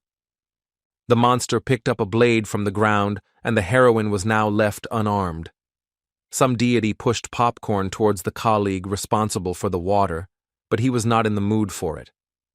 Rising to her feet, Eubora said that she could cope despite the problems. She did not lose spirit and was going to continue fighting. After all, the heroine was not as helpless as it seemed to the null. She now possessed magic, which she took advantage of by summoning fire into her hand. The next moment, the girl attacked the monster with a spell, causing a huge stream of flame while the monster tried to defend itself. But his actions did not help. It is not so easy to protect oneself from fire, so the null was badly burned and began to fall to the ground. Using magic didn't come so easily to Eubora. She fell tiredly to the ground, and a system window suddenly appeared next to her. Seeing her status increase to level 2, the girl was delighted. She understood that she was not the best, but she considered this only the beginning. The heroine was praised by the gods watching this, and she herself admired her new blessing. It was called a weapon, and it made her body a powerful weapon, and also restored the weapon as well as her body. Eubora had to stop looking at her status because another knoll started to emerge from the bushes behind her. She instantly turned to face the new enemy, preparing for battle, and the new blessing began its work, repairing the damage to the sword, which glowed as it did so. The monster didn't even have time to blink before he was struck by the girl's attack. She struck him in the shoulder area. But the wound was not serious enough to force the monster to retreat. He ignored it and swung his paw at the heroine. But, to the knoll's surprise, the fragile girl was able to block his powerful blow. This was achieved thanks to the effect of her blessing, which made her body a powerful weapon. But the monster, of course, did not know this, so he only looked at his paw in bewilderment, believing that he would find the reason for his failure in it. But he was wrong to be distracted from the fight. It turned out to be a fatal mistake for him, because his opponent was also a sorceress, which she demonstrated by frying his face with a stream of fire. And Eubora wasn't going to stop there, because somehow the knoll remained alive, but now all that was left was to finish him off. As a result, the knoll quickly lost his head. The cut was very smooth, and he did not even immediately realize his death.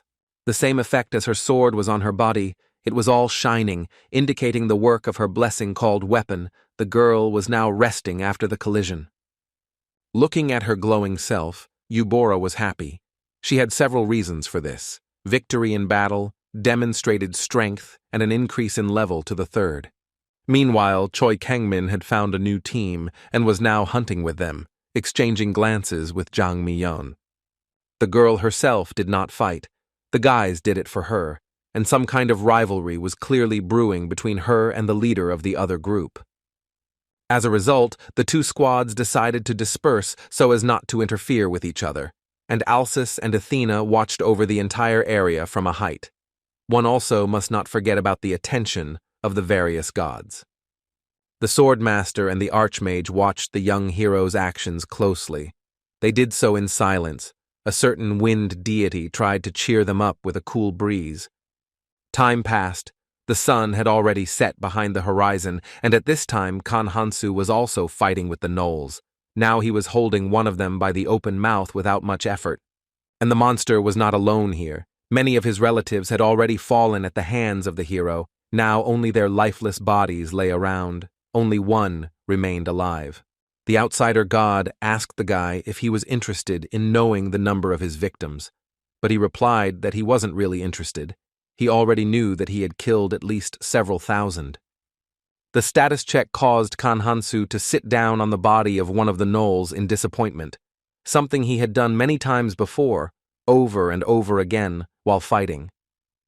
But all the changes were only to increase some coefficient, and a new curse called bloodshed appeared.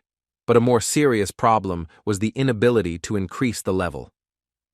The outsider god said that he was concerned about the hero's mood, but he only asked him not to worry, thinking that he expected a serious dirty trick from that goddess. But the guy didn't expect that this curse would hinder his development so much. His level didn't grow at all, despite all the creatures he killed. Unexpectedly, the outsider god surprised everyone with his behavior. He suddenly sent messages that he was looking at a distant galaxy and added that there were quite a lot of stars there today. Kang Hansu was perplexed by this, as he expected complaints or jibes about his mood, but his invisible companion only averted his gaze with all his might, which became visible from behind the system window. The boy decided to learn about a new bloodshed curse that made friendly races find him terrifying, fear him, and greatly increase their chances of resisting his cruel actions. Kang Hansu was upset by this, because it was as if the world itself was forcing him to be an outsider, and God was only happy about this development of events. A little later, the hero began to loot the slain gnolls. and on the body of one of them, an unexpected find awaited him: a golden bracelet decorated with precious stones. He already had a bag of coins and some jewelry, and this despite the fact that the guy didn't try to steal much, but he still collected quite a lot. Taking the bracelet off the knoll, Kang Hansu said that he was sure that they got all of this from either humans or elves, and he also decided that since he couldn't raise his level, he would increase his strength with money. Suddenly, heavy, muffled footsteps began to be heard nearby. It was another gnoll who addressed the hero, calling him terrible meat. There turned out to be quite a lot of monsters, and they were well equipped. Cries of desire to kill a person, thus taking revenge on him, began to be heard from them. Surrounded by the corpses of his victims, Kang Hansu casually turned to them and rhetorically asked if there were any more gnolls here. The hero checked the status of one of the new arrivals. His hook, making elves cry, was level 9, the curse of an elf and the blessing of a warrior, both rank F. The boy was confident, so he took out his dagger, preparing for a fight. He decided that the gnolls came with a plan, thinking that having a numerical advantage was not enough. Besides their large numbers and decent equipment, the monsters also appeared to have devoured a huge amount of meat before attacking. The monsters rushed forward with various cries, some declaring their rights to the so-called strong meat, while others expressed a desire to devour the heart of a strong opponent. One of the monsters managed to reach the guy first and tried to grab him with his paws, but failed because his target was too agile, which became evident thanks to the way he jumped up. Kang Hansu filled himself with life energy and wrapped it around the dagger. Rushing back down, he said that he was glad that such good teachers had come here personally to look for him.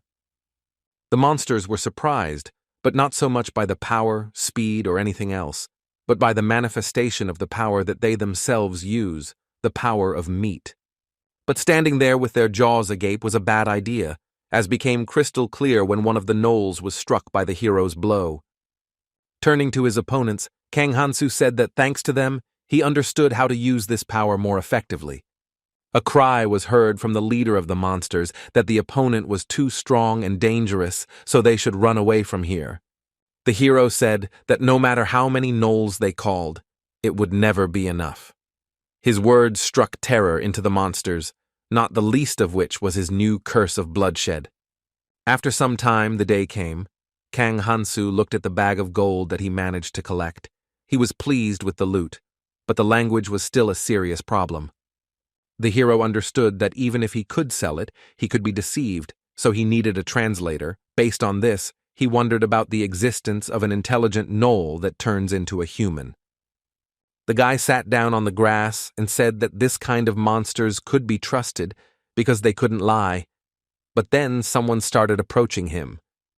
It was some horned man, possibly a demon, who noticed the first-level hero and asked him where the one who took care of all these gnolls had gone. His words were clear to the guy, but he turned to the traveler and pretended not to understand anything, and he himself was truly surprised and a little discouraged by this event. The horned one began to figure out why they weren't understanding him, since he was speaking the language of people, but his reasoning was interrupted by Kang Hansu grabbing him by the shirt. Having knocked him to the ground, the hero exclaimed that he had caught one, but the captured one did not understand what was happening at all. The boy asked about the horned one's name with a sinister smile, thinking that he looked like a rather intelligent and handsome gnoll in human form. Continuing to hold him, the hero said that he did not know his species, but they could become friends, and he also said that he was not a gnoll, but a demon. These words caused Kang Hansu considerable surprise, because he believed that such creatures were very powerful humanoids. He recalled the words of the kidnapping goddess that the hero's target in this was the great demon lord, the leader of their race. If even gods are forced to ask otherworlders for help, then demons must be very powerful, but looking at this guy, it didn't seem so. To this, the captured one replied that all this was just prejudice, and the hero had touched him to the quick at the very first meeting, and even offered to become friends after that, and he also called him an asshole. To all this emotional speech, Kang Hansu responded with his own apology, adding that the demon was a little too weak. This remark brought tears to the demon's eyes, and seeing this, the hero asked him not to cry, making him look like a bad guy. The Horned One replied that Kang Hansu was too strong, especially for the first level. It was simply some kind of abnormal power. This was followed by an explanation that everything was thanks to the hero's blessing, but the demon did not believe this and accused him of an outright lie because he saw in his status more curses than divine gifts. The guy was surprised by this statement because it meant that his new acquaintance could see statuses, and his knowledge that Kang Hansu was first level could be explained by something else. For example, the gnolls sensed it. Then one of the demon's eyes lit up green, and he explained that he had the blessing of observation and another one that allowed him to look into the windows of other creatures' characteristics. Throughout the conversation, Kang Hansu continued to hold the Horned One, so now the latter asked how much longer he intended to continue this. The hero replied that this was a sign of friendship, but the demon said that it sounded as if he would break his neck if he refused this friendship, and the outsider god was watching this squabble. The guy remarked that the Horned One would be an industrial gnoll, to which he took offense and said that he was a black magician, and that this requires a fair amount of intelligence, after which he said that he left his homeland because of marriage. Kang Hansu was surprised that he was doing this at such a young age, to which the demon asked not to compare him with people, since he had long been at the right age for marriage.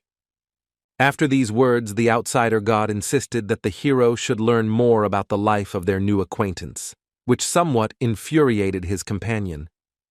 The guy shook the demon and asked why he hadn't married yet, to which he asked for death, because he didn't want to be a toy in the hands of a man.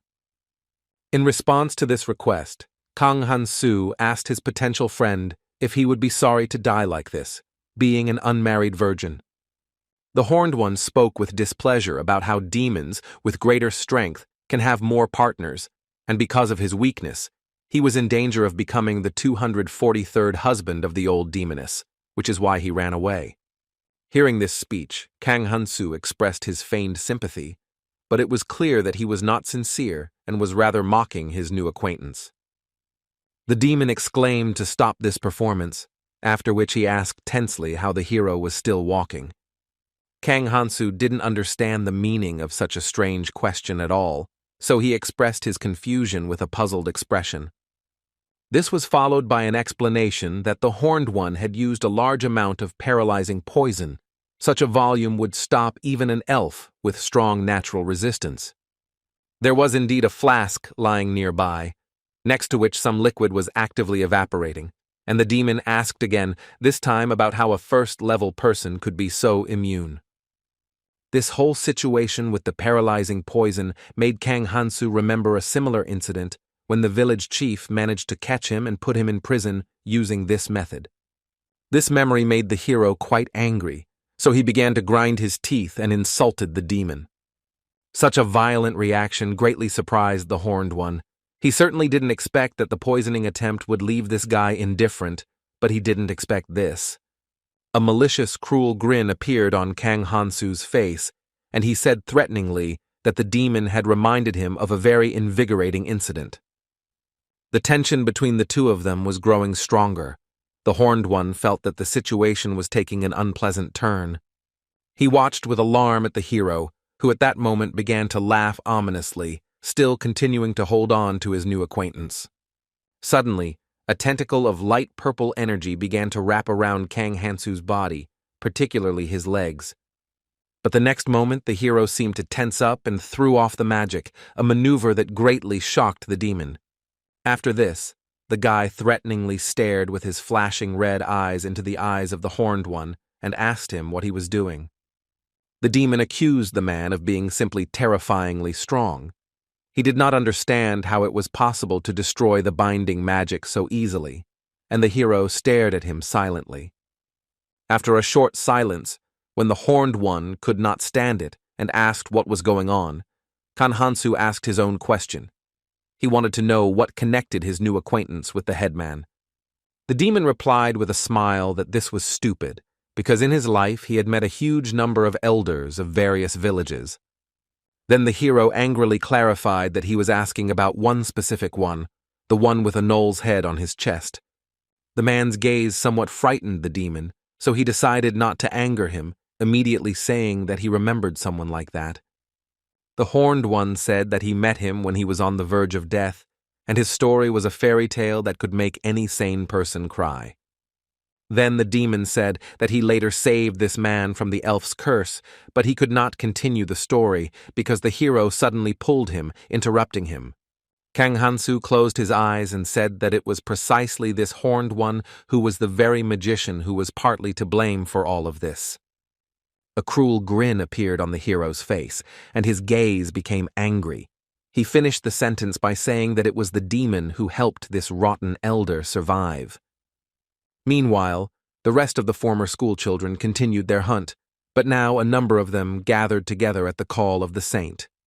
She regretfully reported that the rest of the heroes, except those present, had abandoned training and returned back to the temple.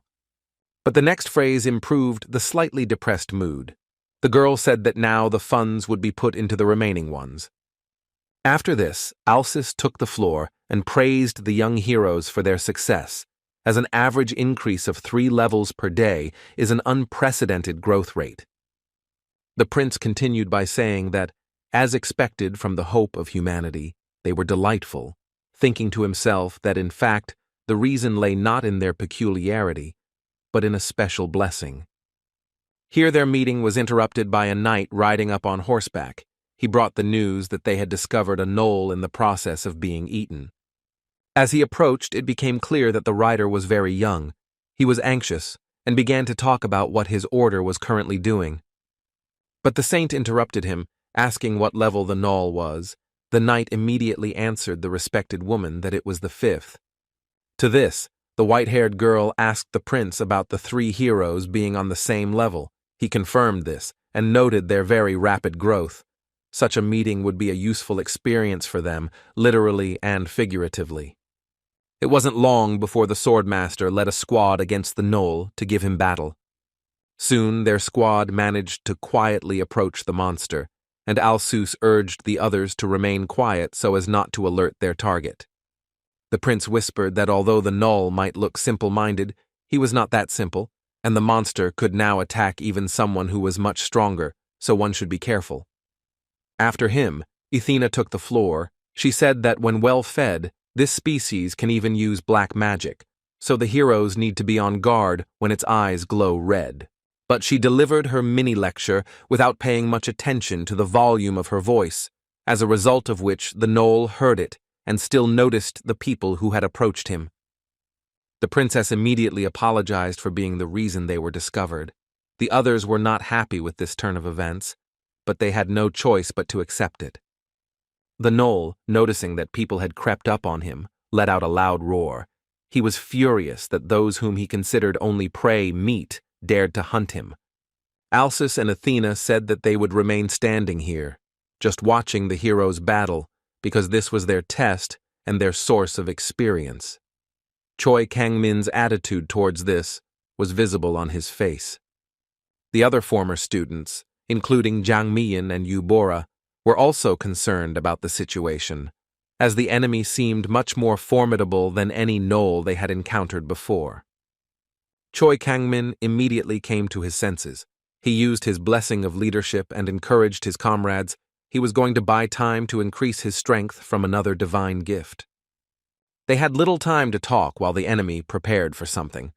The boy took the role of leader of their assembled squad, and he began to assume that due to his size, they would be slower than the previous ones.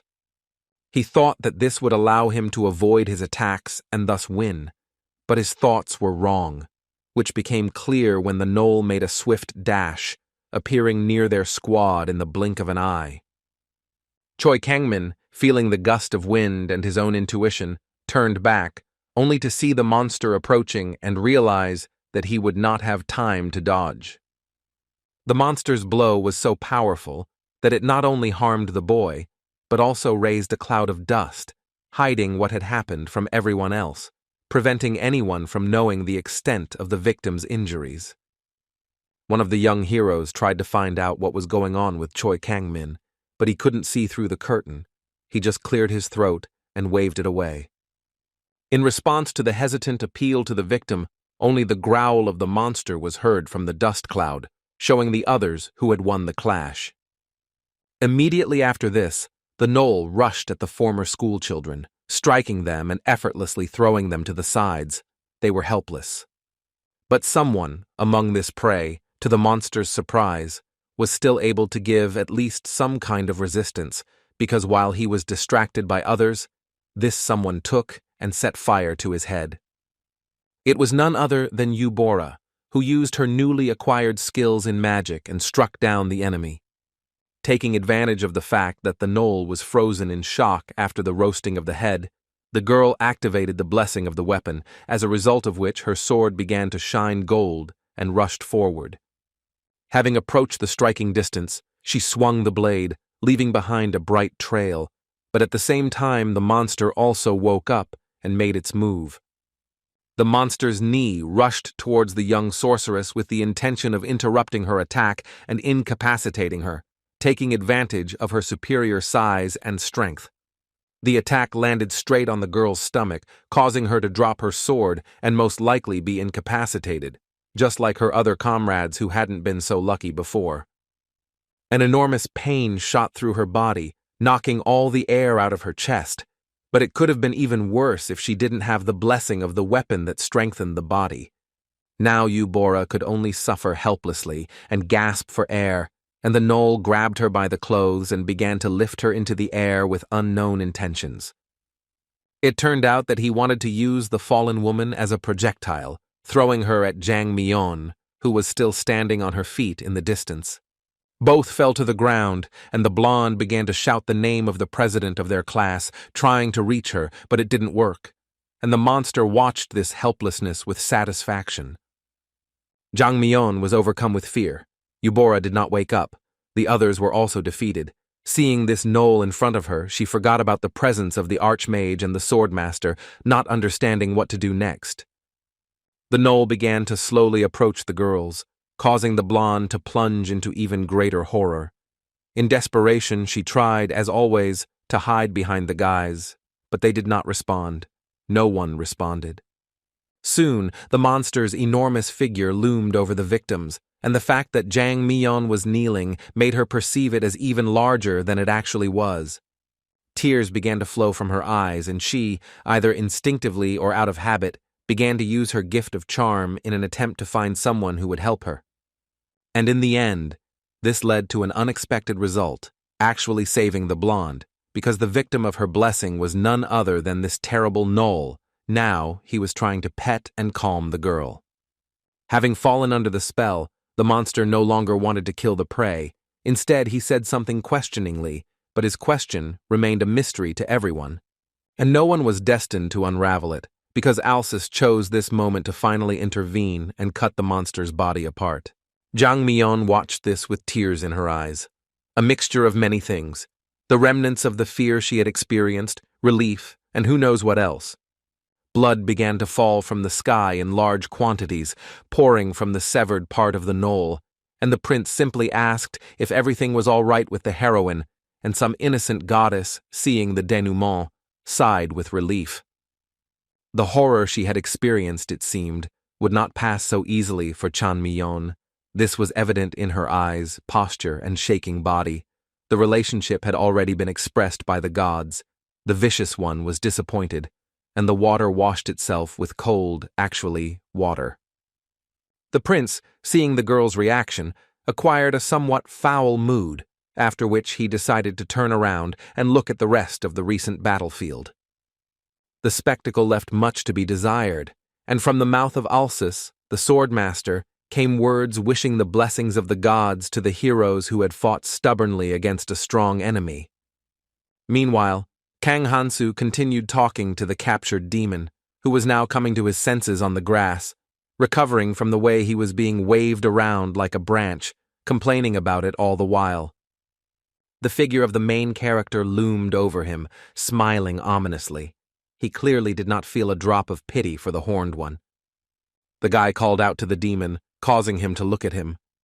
He wasn't going to ignore the man's words, as he didn't want to anger him. Kang Hansu's expression began to seem kind. A casual laugh escaped from him. All of this was quite different from the meaning of the words that followed. He was asking about the Horned One's readiness to die. The representative of another race asked to wait and began to use some kind of magic. His hands glowed purple, and he put them to his chest. The effect was not long in coming, although its meaning was not yet clear. It was as if particles of dark purple energy began to flow out of it. Kang Hansu decided that this was something similar to his gift as an outsider, and began to talk about how the demon's service to that village chief almost got the boy killed. In response to further threats, this time about beatings if the hero was not helped, the demon began to talk about the presence of a terrible saint in the nearest city and that he could not die without getting married.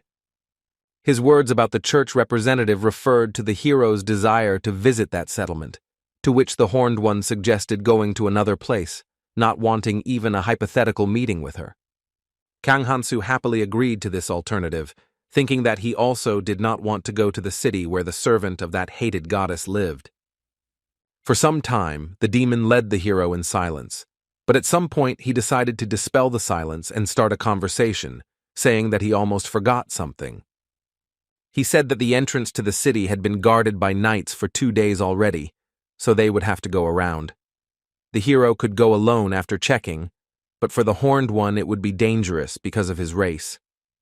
Kang Hansu agreed to this without any problem, internally angry at the goddess who had cursed him, turning a blessing into the exact opposite phenomenon, forcing him to deal with all this and suffer. The outsider god, seemingly understanding his inner state, announced that he was having fun, greatly angering his companion. Meanwhile, Ohanu, the hero who decided to leave his colleagues and go on an independent adventure, was walking through the forest with the mercenary he met in the guild, who scolded him, calling him a hillbilly. She was outraged that he didn't even know about toilets, and the guy thought about the fact that toilets are not mentioned in fantasy novels and comics. He also recalled the events of the past 2 days, in particular how the mercenary had essentially provided for him all this time, paying for everything: food, housing, weapons, and armor, everything in general.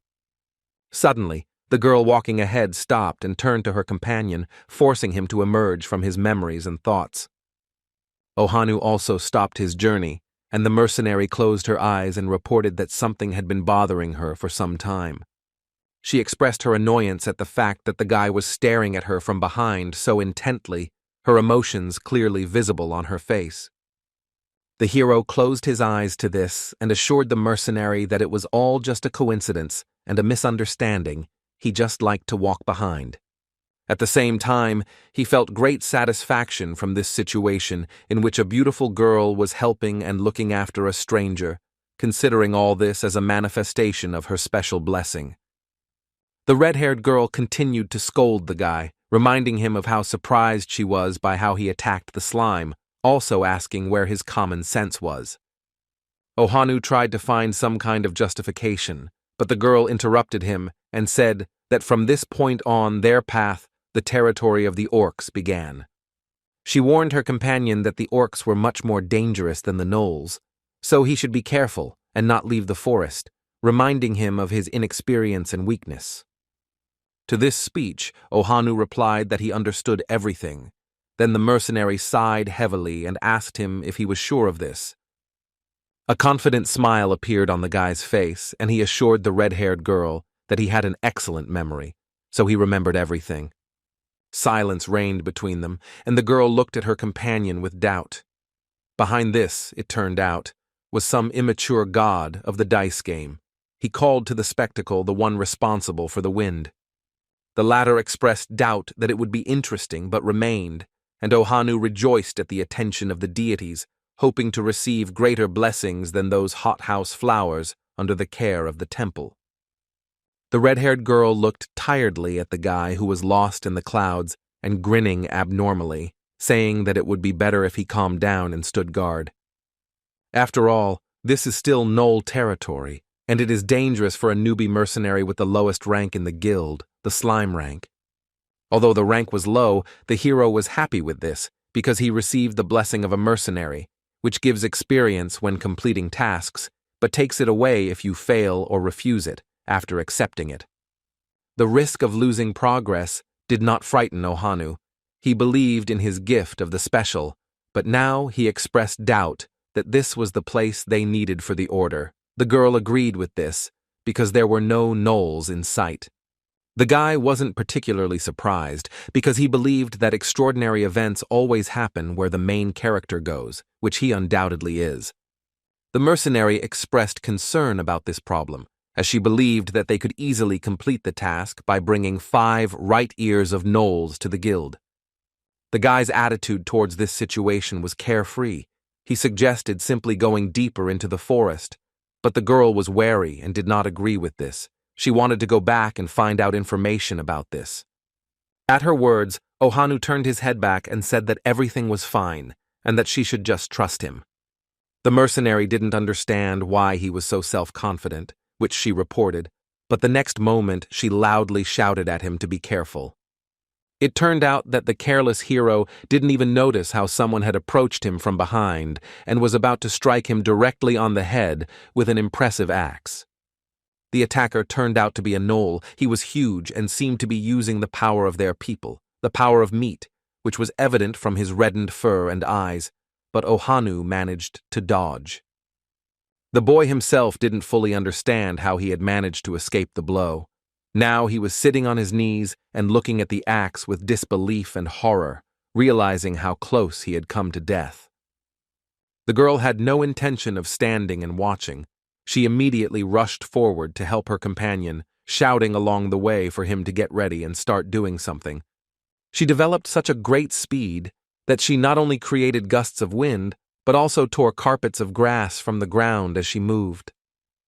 Having approached to a suitable distance, the red-haired one made a jump, surprising the gnoll, and began to fall on him head first, intending to hit him with the blade. The mercenary succeeded in her maneuver. She attacked directly at his back, but at the same time, failure awaited her. The reason for this was the good strength of the monster's equipment. Her blade could not even penetrate its armor, which became more dangerous. The red-haired girl, based on his strength and equipment, decided that this was not a simple gnoll, but a monster with a name. After this, the girl landed near Ohanu, carefully watching the enemy's movements. She asked her partner if he could stand up. The hero was still confused by the events that had happened, but he responded positively, and the mercenary urged him to draw his sword because the enemy was extremely dangerous and was probably a monster with a name. This information calmed the guy down somewhat, since this was a weak type of monster, although he noted that he had imagined them to be somewhat less frightening. Suddenly, they had a new problem. It turned out that there was not only one gnoll, several more were coming at them from behind. The situation was getting worse with every second. The girl prepared for battle and asked the newcomer she had taken under her wing to listen to her carefully. The mercenary wanted to somehow distract their attention to allow the guy to escape. He replied that he did not want to leave her with this whole experience, but she decided that it was a joke and called him to be serious. He started to say that he couldn't do that, but was interrupted by a powerful blow to the head. He didn't even notice what it was. His consciousness became clouded. His head became noisy. He did not know that he had been hit by a stone, so he only mentally asked about what had hit him so badly. His eyes began to roll back, and Ohanu began to lose consciousness. The throw was too strong and accurate. He would pass out very soon. As he fell, his blurred vision managed to see the figure of a girl calling his name. The last thought in his fading consciousness was that this was wrong, because he was the main character. He no longer saw how 2 of the gods watching this began to laugh out loud and roll on the floor with laughter from his thoughts, and soon he woke up. As soon as the thoughts of what had happened reached him and he realized where he was, he suddenly jumped up and loudly asked about the situation with the gnolls. This was answered by the voice of the mercenary, who reported that she had dealt with them. Ohanu began to say that he was glad of this fact, but suddenly interrupted himself. The reason for this lay in the sight he saw when he looked up at the girl. She had lost her arm and was now busy bandaging her stump, This sight shocked the guy. He hesitantly, with a trembling voice, began to talk about his limb. But again, he did not stop himself. A multitude of negative emotions began to consume him along with sympathy. He was still able to ask his question about the state of her hand and, what was more difficult, about his guilt in such a result of the fight with the gnolls. Looking with regret at what was lost, the girl responded with a denial, adding that it was her own mistake and telling him not to blame himself. But these words could not calm Ohanu. A question flashed through his head to himself about how he could be called the main hero after this. Consumed by guilt and other feelings, the guy started talking about how there must be a way to heal, and the first thing he did was frantically start searching for something among his blessings. The girl urged him to wait and calm down, but he replied that he couldn't do that, especially after what had happened.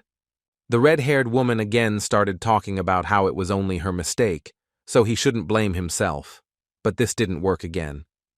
This only made Ohanu think that this was the effect of the special curse blessing, that it was absolving him of the blame for his mistakes. The girl did not understand his evil mirth and only looked at him with bewilderment, with an unspoken question in her eyes. Systematic signs appeared about a certain wind god falling out of a cloud laughing, and an immature dice god inquiring about his well-being. The mercenary didn't see these messages, so to her the next one looked like Ohanu was arguing with invisible comrades, raising his head up, dissatisfied with their reaction. The gods were displeased with the hero's attack on them, so they immediately punished him, not only with pain, but also by imposing a curse on him. It's called a sneak peek. The first effect prevented peeking even in the absence of barriers. The second increased the likelihood of revealing the wearer's weaknesses and secrets. The red-haired girl turned to Ohan and asked him how he was feeling. He turned his gaze to answer, but fell silent, seeing something that surprised him. The system windows covered all of the girl's intimate parts, even if they were already hidden behind clothing, while she herself asked him about talking to himself and about possible head damage. Ohanu fell to the ground in despair, seeing the effect of the curse and lamenting the impossibility of realizing his dream of traveling with the beauty, while the mercenary watched this with bewilderment. She said that the forest seemed ominous and they should quickly return to the city, because if another group of gnolls appeared, they would really be in danger. Hearing this, the hero clenched his hand in determination because he remembered that there was a saint there, and it was precisely such a person in the fantasy world who was the most likely candidate for healing the hand. Unexpectedly for the girl, her companion uttered decisive words about a promise, the meaning of which he explained a few moments later. He was going to take responsibility and fix the black-haired girl's hand, and while saying these words, he mentally added that it was because he was a hero from legends. Night had fallen, returning to the adventures of Kang Hansu. He was still on the road, and now he was asking his companion about his name. The demon was unhappy that the man had decided to find out about this only now, after so much time of travel, but he replied that his name was Cogmos. The hero decided that this was a pseudonym, but he was immediately corrected. He revealed that he was the son of the demon lord, but at the same time, he was the 23rd child of the 348th wife of the 14th lord of their race. Cogmos said that unlike people who attach great importance to royalty, demons don't care about it. Anyone who has enough strength can rule them. At this, Kang Hansu laughed and concluded that his companion was a nobody among the representatives of his race and had no name. This greatly upset the Horned One. The hero insincerely apologized and asked him not to cry, after which he wanted to know the plan for infiltrating the city, shortening his name to Cogmo. This made the latter remember and tell that his old girlfriend called him by the nickname Moss, and she became the 425th wife of the 7th demon lord. Rugati shared his memories of how he couldn't even congratulate her when her first child was born. Kang Hansu only listened silently and with a smile to his companion's plaintive stories, although he was internally irritated, but tried not to show it. He felt sorry for this demon with his history of obsession with marriage, but he believed that he was hardly in as much trouble as the guy himself, kidnapped into the world of fantasy by a cruel goddess, where he had already become a serial killer.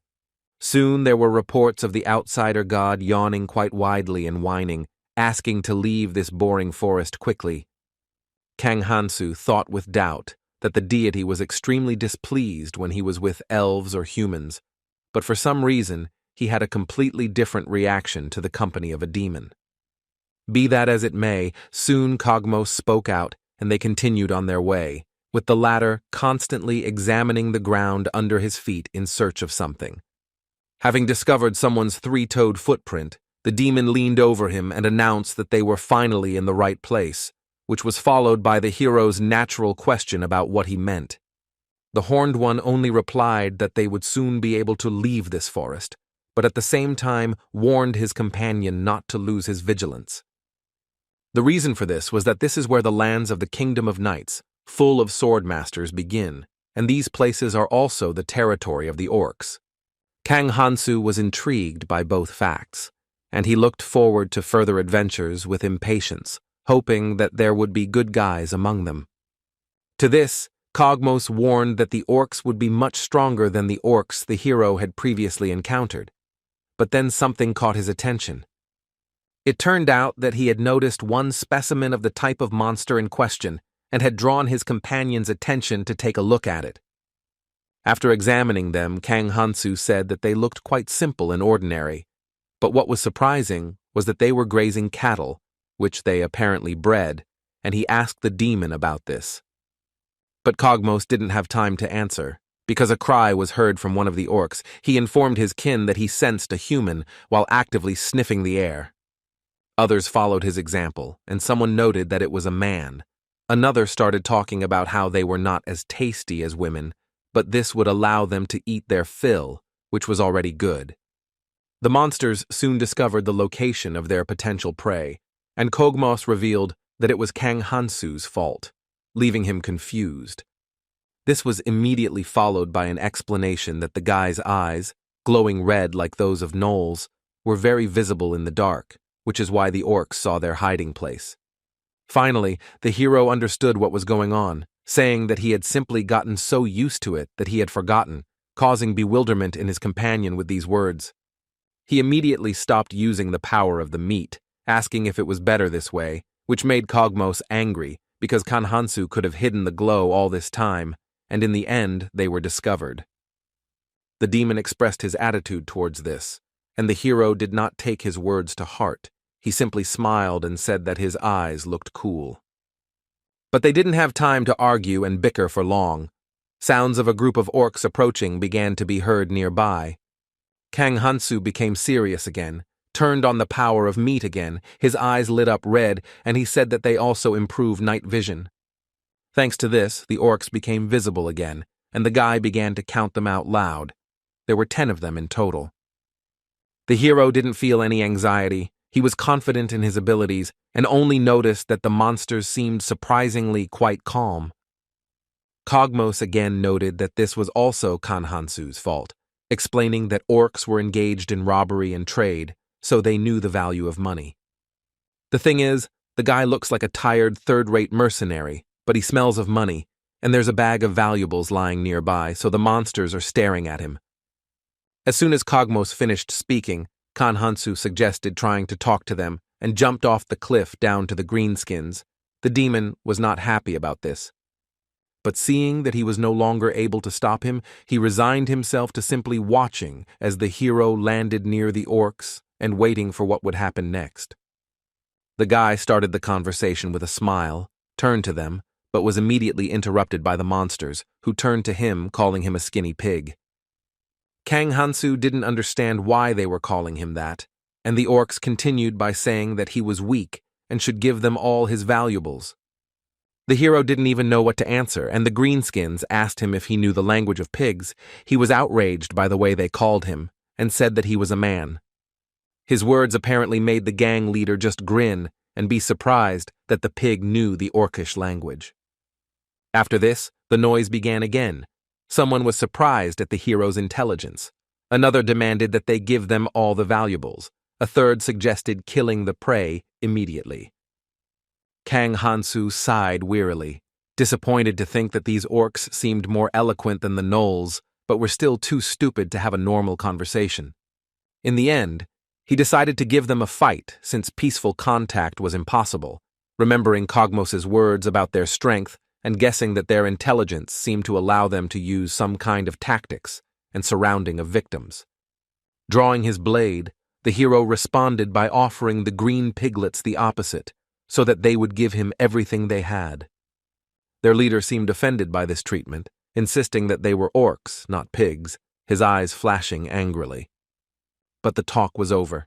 It was time for battle, although this greenskin realized this too late, only when Kang Hansu's dagger pierced his body. The orcs didn't have time to react at all and were shocked by such a sudden change in the situation, and the hero was confident that he could cope with them even if they were very strong, because he had the gift of an outsider. All these thoughts and the attack took only a few seconds, and now the guy decided to answer their leader that now they would find out who really belonged to the pigs. The fight began immediately, and at one point Kang Hansu decided to use his dagger as a throwing dart, as he had done before. And he again demonstrated good accuracy, piercing the head of one of his opponents with his blade. He, of course, died instantly. While the boy was taking out a dagger lodged in the corpse's skull, one orc, in the middle of the battle, decided to discuss the oddities of his enemy, while the second understood that now was not the time for this. The hero took out his weapon, and the greenskins began arguing. One was afraid to attack the enemy, the second did not want to go himself, and wanted to force his kinsmen to do it together. After seeing this and listening to their speeches, Kang Hansu could only remain expressively silent, confirming his thoughts about their low intelligence. The fight was too easy, so the guy decided to check with Kogmos about the information that orcs are stronger than gnolls. He confirmed this fact, noting that the hero himself is too strange. Having easily killed another greenskin, Kang Hansu responded to the demon's remark by offering to kiss his ass. After a short time, the hero was already standing casually and wiping the blood off his dagger with some rag. He stood among the orc bodies and noticed that he had taken care of everyone, surprised at how easily it had happened. After this, he abruptly turned his attention to Kogmos and informed him that if he wanted to accompany him, he should at least help somehow. But turning to the demon, the guy saw a strange sight. He was lying on the ground, and a bluish fire was blazing at his feet. Kang Hansu decided that this was the result of some actions of the Horned One himself, so he asked what it was and why it was done, noting that the flame looked really dangerous. But Kogmos, still lying on the grass, hastened to dispel his companion's delusions, asking him to raise his gaze to the heavens. The hero hastened to fulfill the request. There he saw a large flying creature. He admired its size and immediately began to ask what it was, a lizard or a dragon. The beast seemed to be flying somewhere further. The guy asked where it might be heading. Kogmos confirmed that it was a dragon, adding that a saint was riding on it. Kang Hansu, intrigued by the mention of the goddess's servant, turned away from the sight of the majestic animal flying away and asked for details. In response, he heard Kogmos say that it was as expected of humanity's strongest weapon to spot a demon at such a distance and deliver a precise blow. The dragon flew on. The Horned One explained that the kingdom of the elves was located in that direction, and apparently something large-scale had happened, since one of the saints had gone there personally. He noticed that luck had smiled on him at the same time, and at the same time it had not. He had survived, he had not died, but in some remote place, out of nowhere, he had met a saint, of which there are only 2 in the whole world. While Kogmos continued to wonder about the reasons for sending such an important person there, Kang Hansu, doubting his companion's sanity, noticed that the lower half of his body had already almost completely burned away. The Horned One replied with self-satisfaction that such wounds were not terrible for the demon, although due to the saint's blow he would need time to recover. This created one small problem, which Kogmos decided to solve by asking Kang Hansu to carry him. He responded with a short refusal, after which a drawn-out silence hung between the two of them, in which both looked into each other's eyes. A little later, the guy mentally complained about being kidnapped into this stupid world of fantasy, and he also managed to find himself in many deadly situations. He was in a bad mood because he had to give in, and after all, the hero had never even carried his parents, and now he was riding this demon on his back. Such thoughts flashed through his head. The outsider god told Kang Hansu that he should feed Kogmos to the orcs, and he just made a displeased face and said out loud what a shitty feeling it was. The demon said that his opinion was the same, because if someone found out that a lower person helped him, then his chances of getting married would be no higher than 0. After these words, Kang Hansu smiled broadly and said that he would try to spread this rumor as far as possible, but the Horned One was dissatisfied with such a terrible threat. He even doubted that he was an ordinary person since he was threatening a demon, but when he heard that this was indeed not the case, the guy almost became a hero. This news greatly surprised and excited Kogmos, who immediately asked him again and asked for details. Kang Hansu was puzzled by such a reaction, since he had seen his status. Then the Horned One replied that the hero's curse was usually received by demons, so it was not an indicator. He explained how members of his race usually get this, and to do so, they need to lose to the hero and run away from him. Such a curse makes leveling up, and therefore revenge, extremely difficult, and the cult of power among demons makes such a representative of them a scum.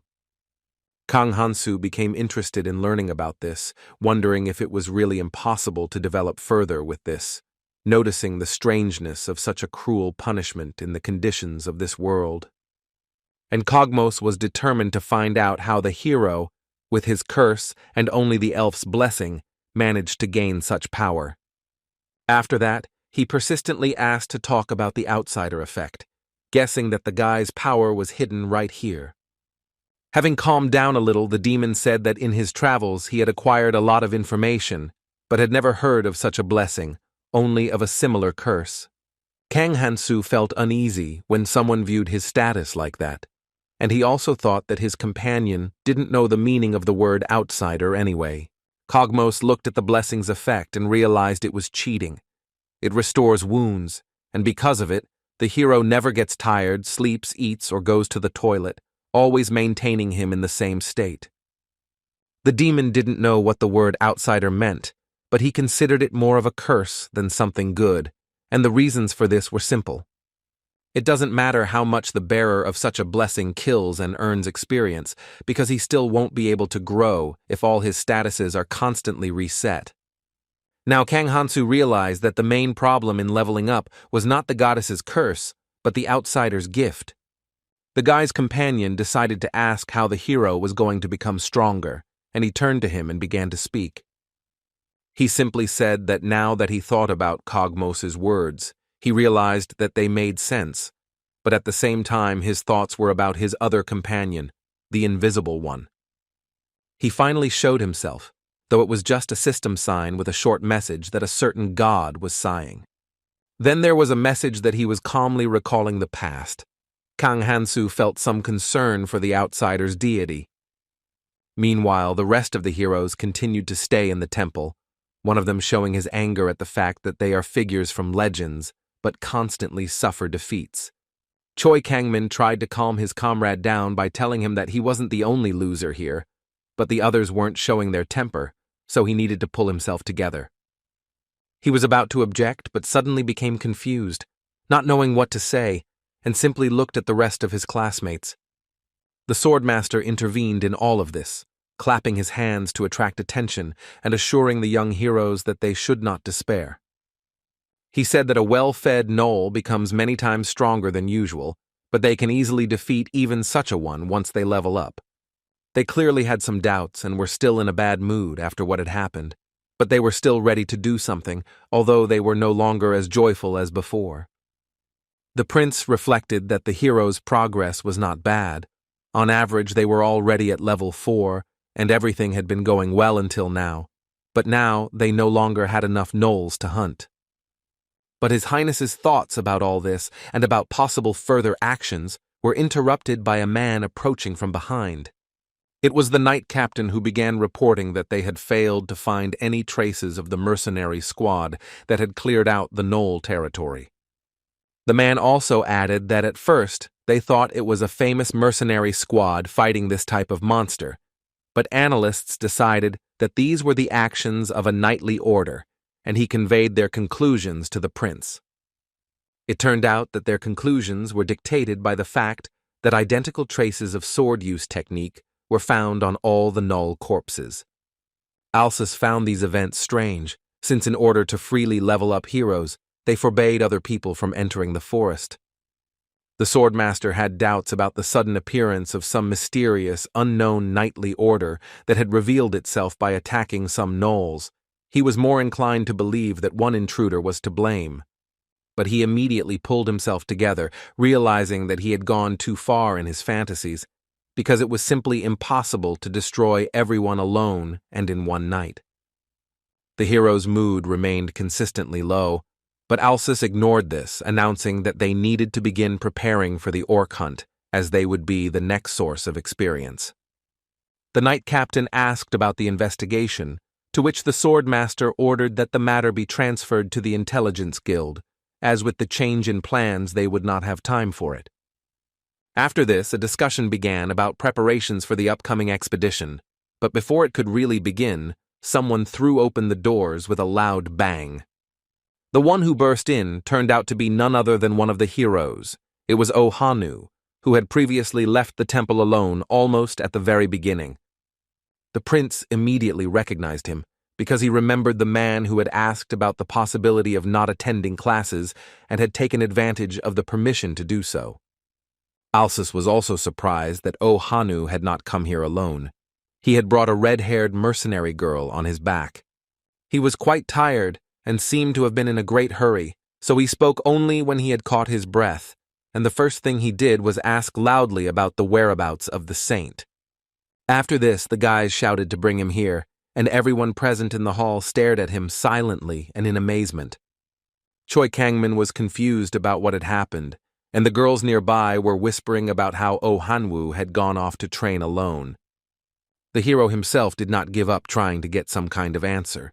He said that he had heard about the saint's return to the temple and now wanted to meet her. The prince showed his slight displeasure with the behavior of the returning boy, asking him to better mind his manners. Ohanu apologized to Alsus and explained that his actions were due to the fact that the girl had been seriously injured because of him. At these words, Princess Athena looked closely at the red-haired girl, and words of surprise burst out of her. She clearly recognized the victim, just as the victim recognized her. To this, the girl said that she was now a simple mercenary, although she was thinking about resigning and returning back, and Ohanu watched all this with bewilderment. The princess was puzzled by the red-haired girl's sudden return, but then she noticed that her hand was missing and was unpleasantly surprised. The mercenary shyly hid her injured limb behind her back and began to say something hesitantly. Okan decided not to wait for all these bows and scrapes, and hopefully turned to the princess with a request to finally call the saint here. But this turned out to be no longer necessary. She herself heard a strange noise and decided to find out what was going on, and upon seeing her approach, the guards immediately gave a respectful greeting. The white-haired girl came closer to the main company, and the swordmaster told her that the commotion was due to the return of the hero Ohanu. At that moment he was approaching the others, beginning to speak about his request along the way, when suddenly his path was blocked by crossed shafts of spears or halberds. The guards warned him not to do anything unexpected and not to come closer, and the boy turned to the saint with a plea that she would listen to him. The woman, however, seemed to experience disgust or some other similar emotion when she looked at the hero's status and saw only the first level, and even a curse, which she reported. He did not experience positive emotions from the mention of this, but decided to justify himself by saying that he had managed to find a wonderful comrade. The saint checked the girl's status. Her name was Arya, level 12, Blessings of Nobility B, Charm E, Warrior D, Mercenary C, Curse of Teaching F. The white-haired girl noted that the first gift spoke of her high position, the daughter of a marquis or even a duke, but she doubted that this was enough to call her a wonderful comrade. Ohanu hastened to say that his companion was truly worthy, since she defended him even at the cost of her hand, thinking to himself about the correctness of his guess that she was a noble woman. The guy already thought that the girl's treatment was almost a done deal, but the saint addressed him coldly, and her tone did not bode well. The woman's next action was to wave her hand, pointing to the priests standing nearby and urging the hero to look around. She said that there were already quite a lot of healers and knights above level 30 who were willing to gladly sacrifice their lives for the good of humanity. Ohanu already understood that everything was not very good, and the white-haired girl asked how wonderful that mercenary was compared to all these people. Words about her pure heart flew hesitantly from the hero's mouth, but the saint mercilessly interrupted him, saying that this was not enough, and asked what was so special about her. The guy was angry about this conversation and the situation as a whole. Gritting his teeth, he spoke again, loudly and clearly. Still held by the guards, he shouted about the red-haired girl's potential, trying to convince the goddess's servant of his words. She, in principle, accepted his argument, saying that she was confident that in a few years she would become a beautiful young lady. A drop of sweat rolled down the guy's cheek, and he said that he was talking about his companion's talent and not about her appearance or anything else. But the saint said that some of his friends had leveled up to 6th in the last 5 days, and that was a talent, not what the hero was harping on about. At these words, Ohanu simply fell silent and cast a surprised and tense glance at his classmates who did not interfere in this conversation. Among them, he saw different expressions on their faces. Some were worried, some were curious, others were indifferent. But the hero's eyes were wide open. He was tense, because in the eyes of his comrades, he saw completely different thoughts. They seemed to be asking him how, after the show he put on when he left, the guy could still be at the pathetic first level. The saint looked at him with her cold, indifferent gaze and asked if he had anything else to say. He clenched his fist and thought of another argument. It made him feel ashamed, but no other ideas came to mind. The guy relied on his blessing, the so-called protagonist's cheat, and shouted that the girl was his special friend and began to beg him to heal her hand.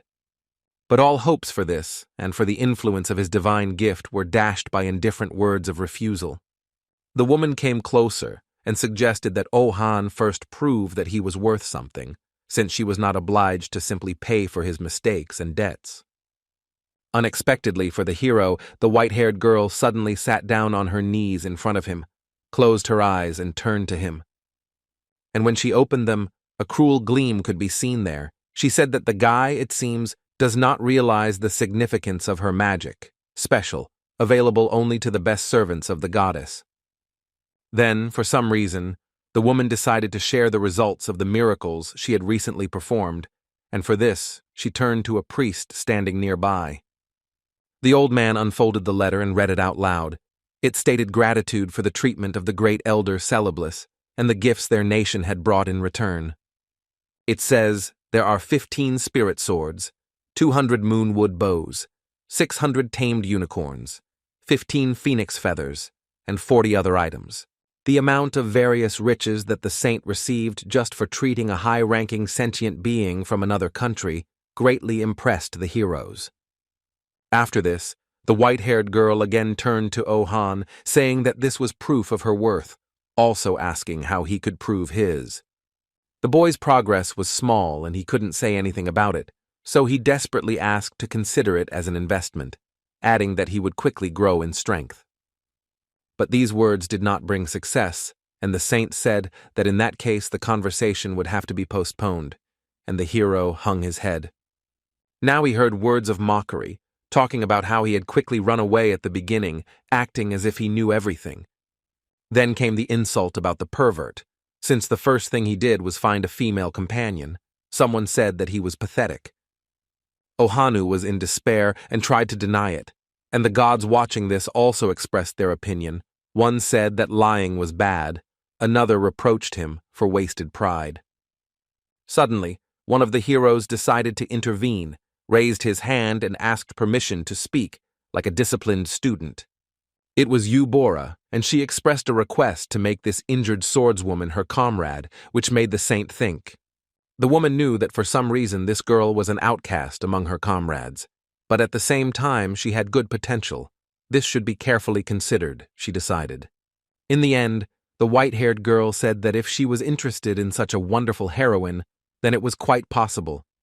At that moment, she had thoughts that they could at least talk to each other. The goddess's servant did not hesitate for long. She immediately approached Arya and asked for her hand for healing. As soon as the injured limb was in front of the saint, she activated her magic. A bright green glow appeared, and she said that from this day on, the mercenary would be Eubora's sword and shield. And she added that the red-haired woman should not forget about this until her death, hoping inside that the mercenary would at least not drag the heroine down. Arya was excited and overwhelmed with other feelings, because she had already said goodbye to her career, and now everything was almost fixed. Because of this, tears appeared in her eyes. The saint's healing magic proved to be extremely effective, and the effect manifested itself extremely quickly. The hand seemed to simply appear out of thin air, tearing apart the bandages and everything else.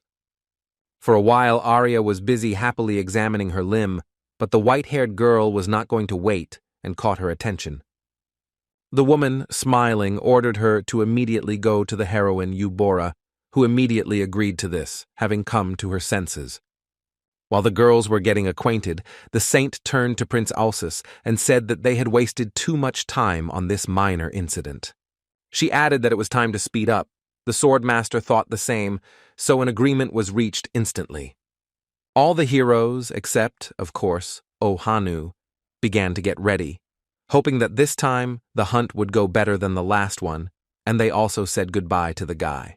He continued to sit on his knees, upset. Alsus noticed him but said nothing. He finally gave vent to the feelings that were overwhelming him, starting to swear at the whole situation, and he did it loudly. Besides screaming, he expressed his emotions by hitting the floor with his fist. His hand was shaking even though Arya was healed. It was all terrible. Suddenly it turned out that someone was still there. He asked the hero to raise his head and extended his hand to him. It was Princess Athena. She said that although he might not have been recognized as Ohanu, he had not made a mistake in his actions. She explained her words in more detail, saying that it was he who brought Arya to the temple, and she was expressing gratitude for saving her childhood friend.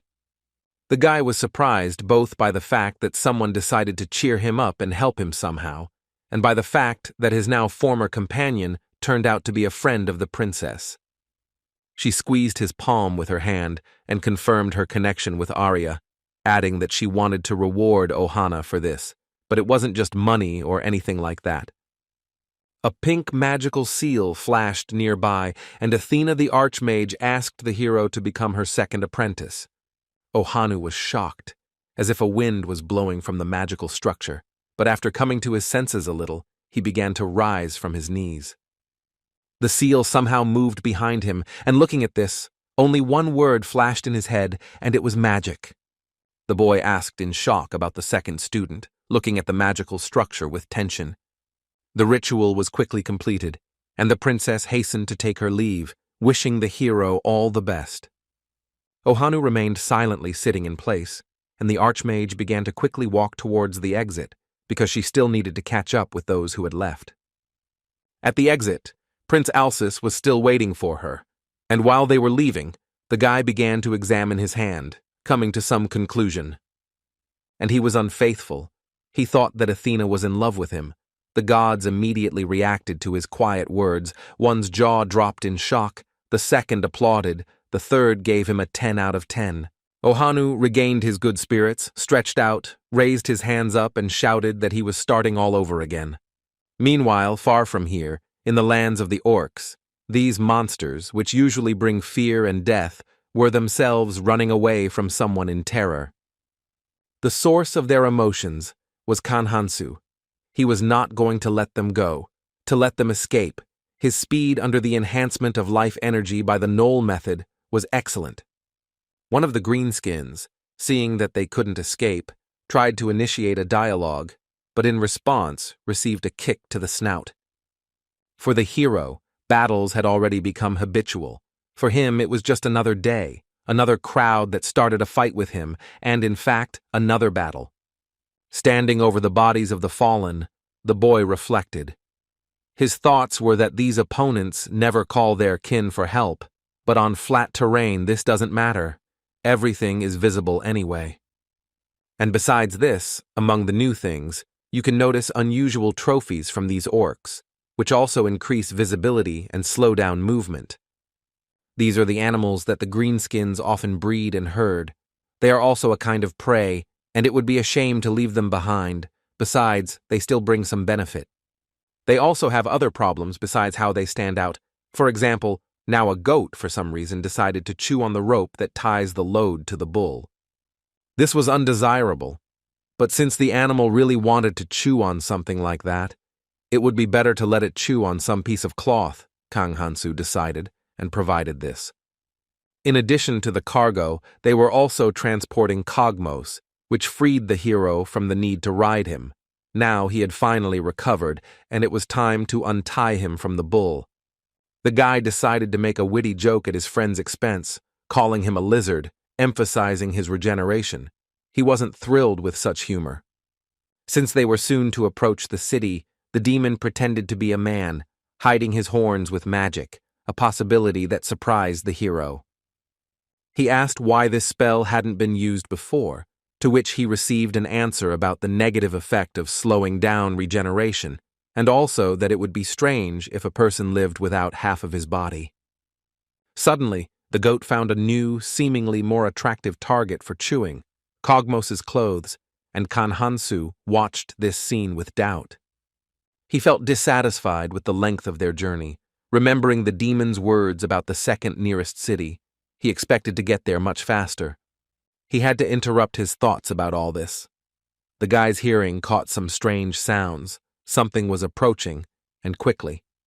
It soon became clear that it was not a monster or anything else, but the noise was coming from the wheels of some kind of cart or van that was quickly rushing along the ground.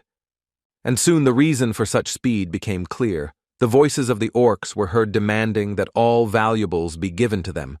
They received some kind of answer, but the hero, as usual, did not understand anything. The distance shortened even more, and the full picture became visible. There was not just one cart, but 3, and the orcs were pursuing them like horsemen, sitting on bulls or buffaloes. One of the greenskins approached the cart driver and told him that escape was impossible, and it was time to surrender. He replied something, but what exactly remained a mystery to Kang Hansu. Unexpectedly, human horsemen, whether ordinary soldiers or knights, decided to intervene in the matter. It is unknown. Apparently the orc leader addressed them, calling them stupid, skinny pigs, and reproached them for even trying to fight them. The monster's eyes filled with rage, and he screamed loudly that it was time for people to die. Soon after, fragments of a spear, a shield, and some other debris were thrown into the sky with a loud crack, and the sound of collisions and quarrels were heard. Kang Hansu watched all this silently for a while, but the silence was broken by Cogmos's voice. He decided to ask if they could cope without the hero's help. In response, the demon heard a jab that, despite belonging to his race, he was not obliged to marry the elderly ruler, which slightly infuriated the horned one. But after a few seconds, the hero still decided to answer. He wanted to watch for now. Besides, he could take revenge on the orcs after everything. Maybe it was heartless, but he could not trust the people of this world. After some time, the horses seemed to get tired of pulling these carts at such high speed, and the people stopped and began to prepare for defense. The guards of this caravan were quite tense and seemed to be frightened, but they kept their cool and prepared to defend themselves, clutching their swords in their hands. One of the orcs said that he smelled like a human female, continuing to call people pigs, but the leader replied that they better quickly sort this out and get out of there, ignoring it. The tension was mounting, and a fight was about to begin when the door of one of the carriages was opened, attracting the attention of the monsters. The greenskin leader seemed to be amazed by what he saw, and a long, thoughtful chuckle came from his mouth. Not one, but 2 young human girls emerged from there, attracting the attention of the orcs with their presence. They stepped forward, one a swordswoman, the other a sorceress, but this didn't make the slightest impression on the orcs. Their leader mocked the little humans, saying they should have stayed inside.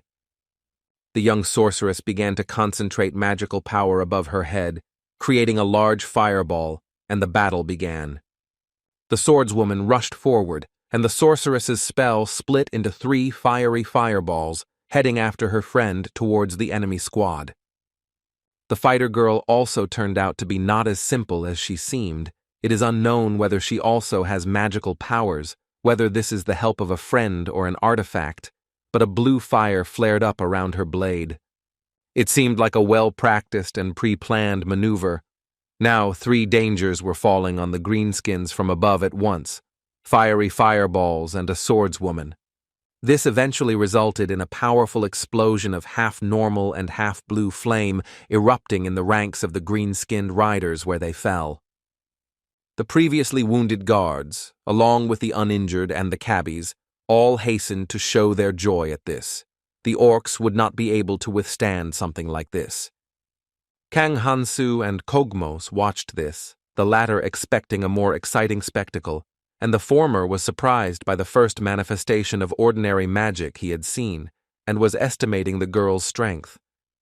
After this, the hero expressed his opinion on this matter, squeezing his knee with his hand. It turned out that he didn't like it. The demon asked the boy if he was glad that innocent people were winning and were going to survive, to which he received a negative answer, full of confidence. Cracking his neck, Kang Hansu explained that he regretted the lost opportunity to avenge them, not their survival, to which Kogmos pointed out that they were the same thing.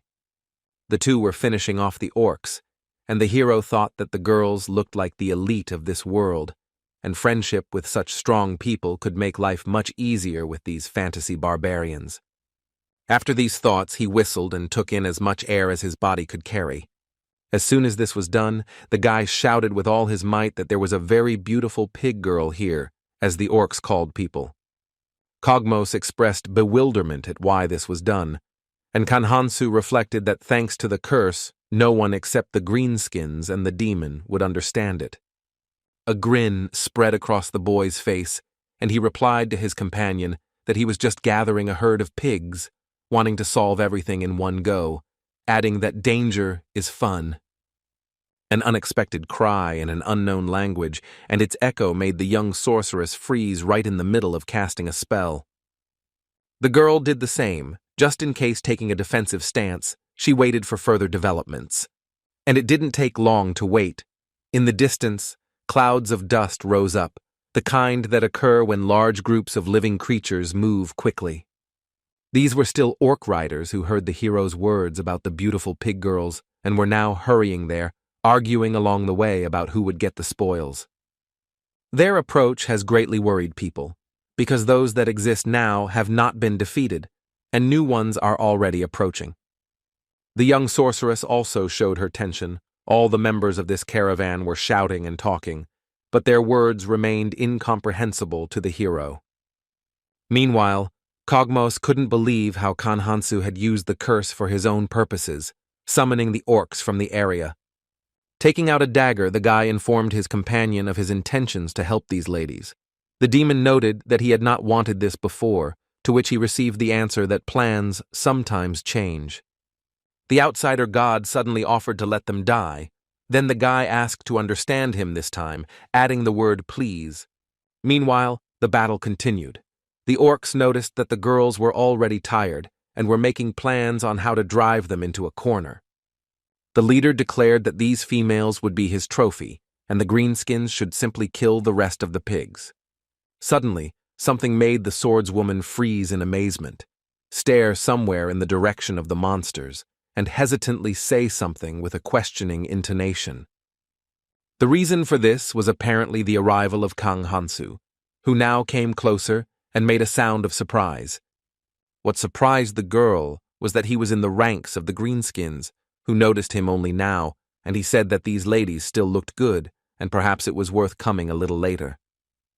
The orc leader looked closely at the unexpected guest, wondering out loud what was wrong with this skinny pig. Kang Hansu turned to the leader of the monster squad, showing his smile and red glowing eyes, and began to answer something. The guy said that he was simply an apostle of the outsider god who happened to be passing by, to which the green-skinned one noted that he looked like a fearless but skinny pig. After that, he grabbed his massive blade, not intending to leave the man who had approached unnoticed alive. The orc immediately swung his weapon, delivering a sharp attack, simultaneously informing the hero of his intentions to kill him. Kang Hansu easily dodged the blade of the monster leader, even though he showed surprising speed for a creature of his size and massiveness, but it was not enough. He noticed that all the orcs had the same reaction, while the rest of the opponents were about to attack him from behind.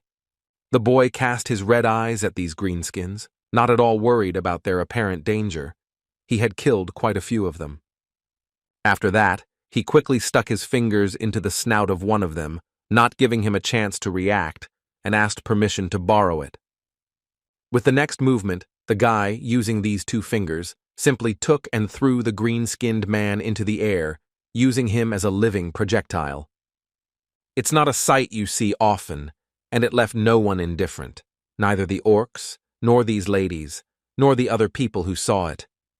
The thrower himself, looking at his fingers, said that it was pretty cool, but very disgusting. But he couldn't do this for long.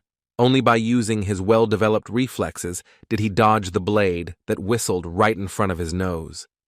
The orcs gained the initiative and used it, not giving the hero a chance to breathe, constantly attacking, not allowing him to take any action on his part. In the middle of this process, he suddenly grinned, looked at the greenskins, and said that he now saw through their attacks. But suddenly, someone's voice was heard from behind, warning of danger, forcing Kang Hansu to look there and check the rear. It turned out that the orc leader had somehow developed incredible speed and was rushing to join the fight. The blurry image made it difficult to see him clearly, but he had somehow changed.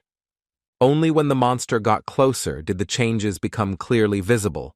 It grew larger, its skin turned red, as did its eyes, and it was strikingly similar to something familiar to the hero. Kogmos expressed his concerns for the guy who, for some reason, let his guard down and let this red orc get close to him. But this was unnecessary, because the next moment, Kang Hansu's hand, strengthened by life force, effortlessly pierced the body of the monster leader, as if it were soft as plasticine. While the hero was cursing at the fright of the sudden attack, the ladies froze in shock. The sorceress covered the lower part of her face with her hand, and the swordswoman opened her mouth. Meanwhile, the guy turned to Kogmos and asked him about what he thought, that something like that could harm Kang Hansu. The demon called him a monstrous bastard under his breath, asking him louder to forget about it, and that it was an insignificant incident. The hero immediately put this out of his mind and began to examine the fallen one, noticing the similarity of this enhancement with the null's method. He began to regret such a quick kill instead of an in-depth study. Be that as it may, everything seemed to be almost over. At least the red orc was killed, and the knights began to rejoice that they were saved. Some words were already understood by Kang Hansu. He closed his eyes, enjoying the praise and thinking, while he distinguished phrases denoting the joy of survival and some others. This was still not enough for normal contact, but Kogmos' training was bearing fruit, and the boy had already learned something. Here the outsider god decided to show his presence. He was uncomfortable with the hero's actions, and he offered to honestly kill all these people. But there were still living orcs. One of them recognized the strength of Kang Hansu, the second decided that he must have been tired after all this, and there was still a chance. The confident orc's words were interrupted by a sharp blow to the head. It was someone's hand. The attack did not hurt him too much, but it was unexpected. Rubbing his skull, he looked down, examining the sudden projectile. It turned out to be the severed limb of his fellow creature. Kang Hansu approached them with a light step, asking along the way about the presence of those who could turn red, surprising the monsters with his knowledge of their language. But when the orc asked about this, he saw an unpleasant smile and heard the answer that only the hero asks questions now. After some time, it was all over, the fight was over, and at some point the body of the last greenskin fell loudly onto the grass.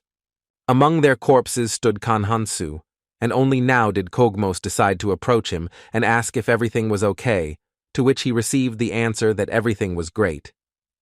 Then the demon in disguise said that everything was not so good, pointing somewhere towards the carts, drawing the guy's attention to this. The entire process of his battles and orcish interrogations was observed by knights and girls, and such a spectacle made them quite tense.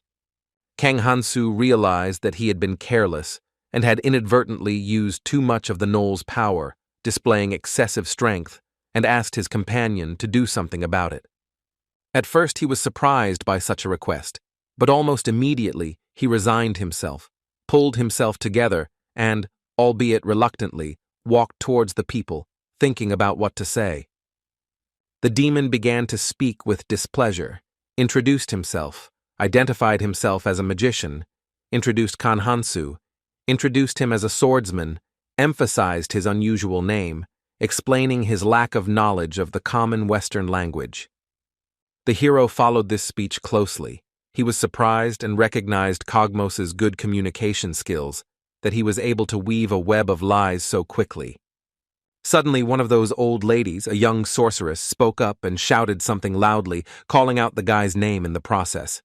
It turned out that she had somehow seen Kang Hansu's status or learned of his hero's curse in some other way, a circumstance Kogmos confirmed with a smile, but he had something to say about it. Words were heard about the blessing of an elf, a C-rank, despite the fact that even those who linked their lives with this race are of a lower rank, which shows the trust placed in him. Such a gift from Celebliss worried the hero. Reflections on the past led the hero to memories of the goddess and anger at the one who threw him into this world. Seeing his emotions, the young sorceress attracted attention to herself. She said something with a smile, and Kogmos, acting as a translator, explained that she was apologizing for doubting her savior. Kang Hansu immediately smiled and became extremely pleased. He was glad that he had found this demon and that he was communicating normally with people, albeit through an intermediary. The outsider god intervened. He felt uncomfortable and didn't like where things were going. All of this showed up in the guy's system charts. After this, the deity sent a message that only death awaited the traitorous apostle. Kang Hansu asked his invisible companion to calm down, promising to tell him a secret in exchange, and it worked. A little later, night fell. The hero and the demon were in the camp with the rescued people. The guy was sitting by the fire and thinking about what he had told earlier. The revelation of the secret has led to the outsider god now mocking him, singing a song and saying that being impotent is not a sin. Kang Hansu got angry and reminded that this was the effect of the blessing of this deity. He was a little sorry about revealing the secret, but he believed that it was necessary to calm the patron. Although this gift is cheating, there are also huge downsides associated not only with the problem of leveling up, but also with something else. Looking into the flames of the fire, Kang Hansu thought about all this, his problems, his path and misadventures in this fantasy world. While he was sitting and feeling sad about his new state, because of which the outsider god was mocking him, he did not notice how someone began to approach him. Kang Hansu noticed the girl, the swordswoman, only when she addressed him, saying something after his name.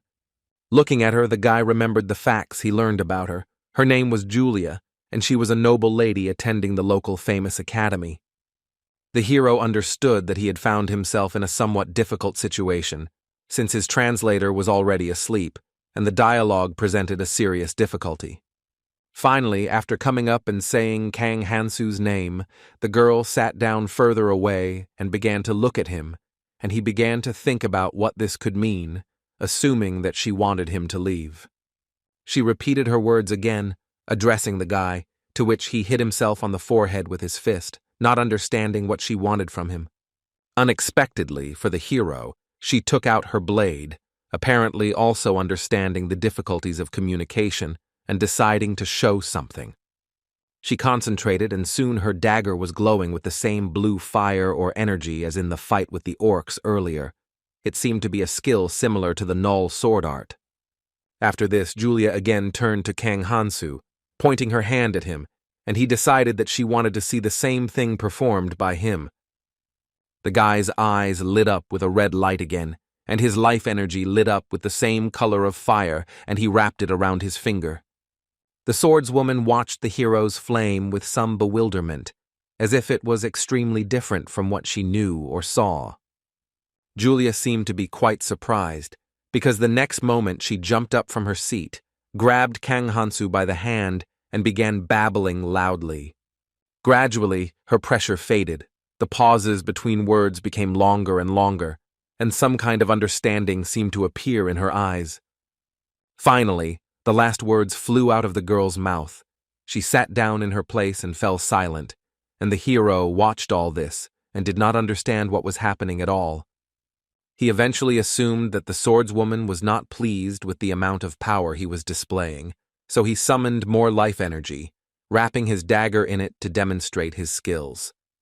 Looking at this spectacle, Julia again quietly said something, while the expression on her face was strange, either regret or sadness. Finally, she said something loudly, stood up abruptly, and quickly walked away, leaving Kang Hansu alone again by the fire. The guy froze, showing off his dagger, covered in streams of his life energy. He didn't expect such a reaction. Finally, looking after the girl, he uttered a phrase about the difficulty of understanding women's hearts. The outsider god noted that it would be better for an impotent man not to think about such things. Meanwhile, in the main temple, where the young heroes usually reside, events were also taking place, although many had gone hunting. Now, in its majestic vaults, an argument was taking place between two people. One voice was loudly indignant at the fact that he was not allowed into the dormitory. The second calmly replied that he was not allowed there. The first was Ohanu, who at that moment explained that he was also a hero, and he was talking to a man in thick armor, a knight, a guard, or a paladin. The latter immediately, in the same calm voice, added to the guy's words, saying that he was a failed hero, which confused him. At this point, one of the priests decided to intervene in the dialogue, announcing that those heroes who leave the temple lose its support and are given 3 options for further action.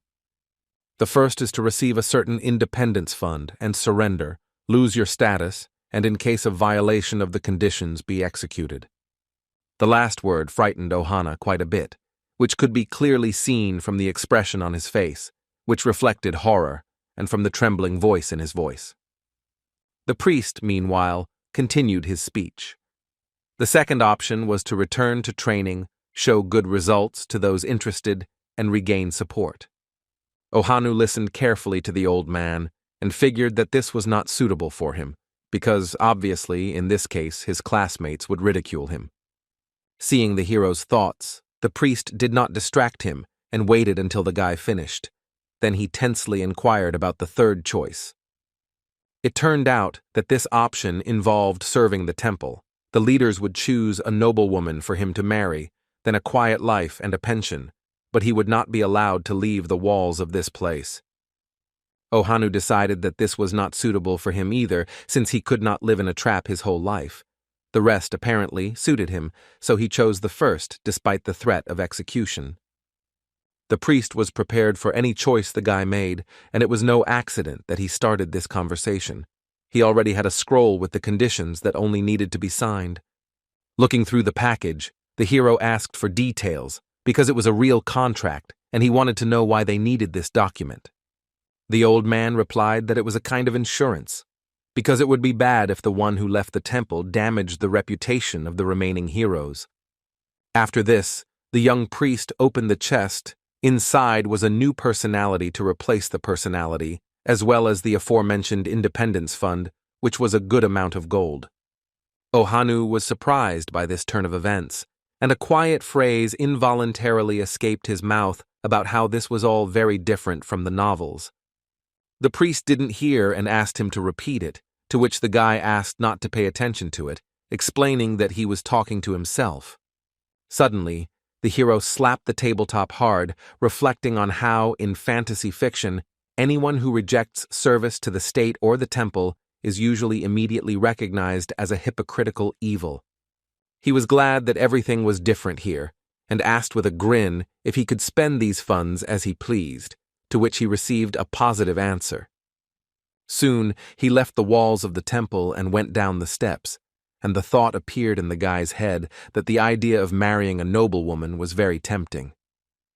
But such a development would close the so-called harem route for him, and he is going to follow a different path, becoming a real hero in his own mind. Upon arriving in the city, Ohanu was about to head straight to the slave market, while a certain immature dice god watched all of this with interest and ate popcorn. There was a statue of the goddess on the temple grounds. Now the place was plunged into silence, and someone was silently praying at the foot of the structure, but suddenly a voice was heard calling for the saint. It was the white-haired woman who was here, and another priestess brought her the news of the hero Ohanu's renunciation of his role and sacred mission. The saint was not surprised by such an event. She had already expected it, understanding that this would only be the beginning, and some others would do the same, but this was only for the best. Only the strongest would remain. She understood that on the continent of fantasy there were only two people with her abilities, herself and one other person. So they had the great responsibility of preparing for the start of the fight. After thinking it over for a bit, the saint decided to ask the girl who had arrived about the rumors she had heard in the Elven kingdom regarding the gnolls, and in response she heard about suspicions against the Order of Knights. The white-haired girl had doubts about this information, so she turned to the speaker and demanded more details. The priestess then spoke of another theory, which involved a small elite unit practicing a single swordsmanship art, and the saint responded by saying that the girl seemed to be underestimating the number of gnolls, since there was an entire tribe of elves that existed only for the sake of exterminating them. At the same time, it becomes clear to everyone that a small detachment, even if they were the elite of a first-class knightly order, could not have accomplished this in one night. Then the priestess's own suggestion, unrelated to rumors or analysts, burst out of her mouth. She spoke of the possible participation of the demon lord. The mere mention of this person made the saint turn completely towards the girl who had come here and look closely into her face. She immediately noticed the displeasure of the senior person in the temple and hastened to ask forgiveness for her slip of the tongue. Although the white-haired woman's voice remained calm, warning notes could be heard in it. She spoke of the dangers of such sudden, thoughtless judgments. But after that, her tone softened a little, and she admitted that this could indeed be a sign of the demon lord's invasion starting, so the girl should check the whole matter on that account. Looking at the back of the departing priestess, the saint plunged into thought, beginning with the fact that the lands of the gnolls are located at the very edge of the west. And the great demon lord and most of their kings are in the east. A few of them are active in the central region of the continent, but they are not the type to work in the shadows. The woman also realized that they didn't have the resources to conduct a proper investigation right now. Everyone was busy, but her thoughts were interrupted.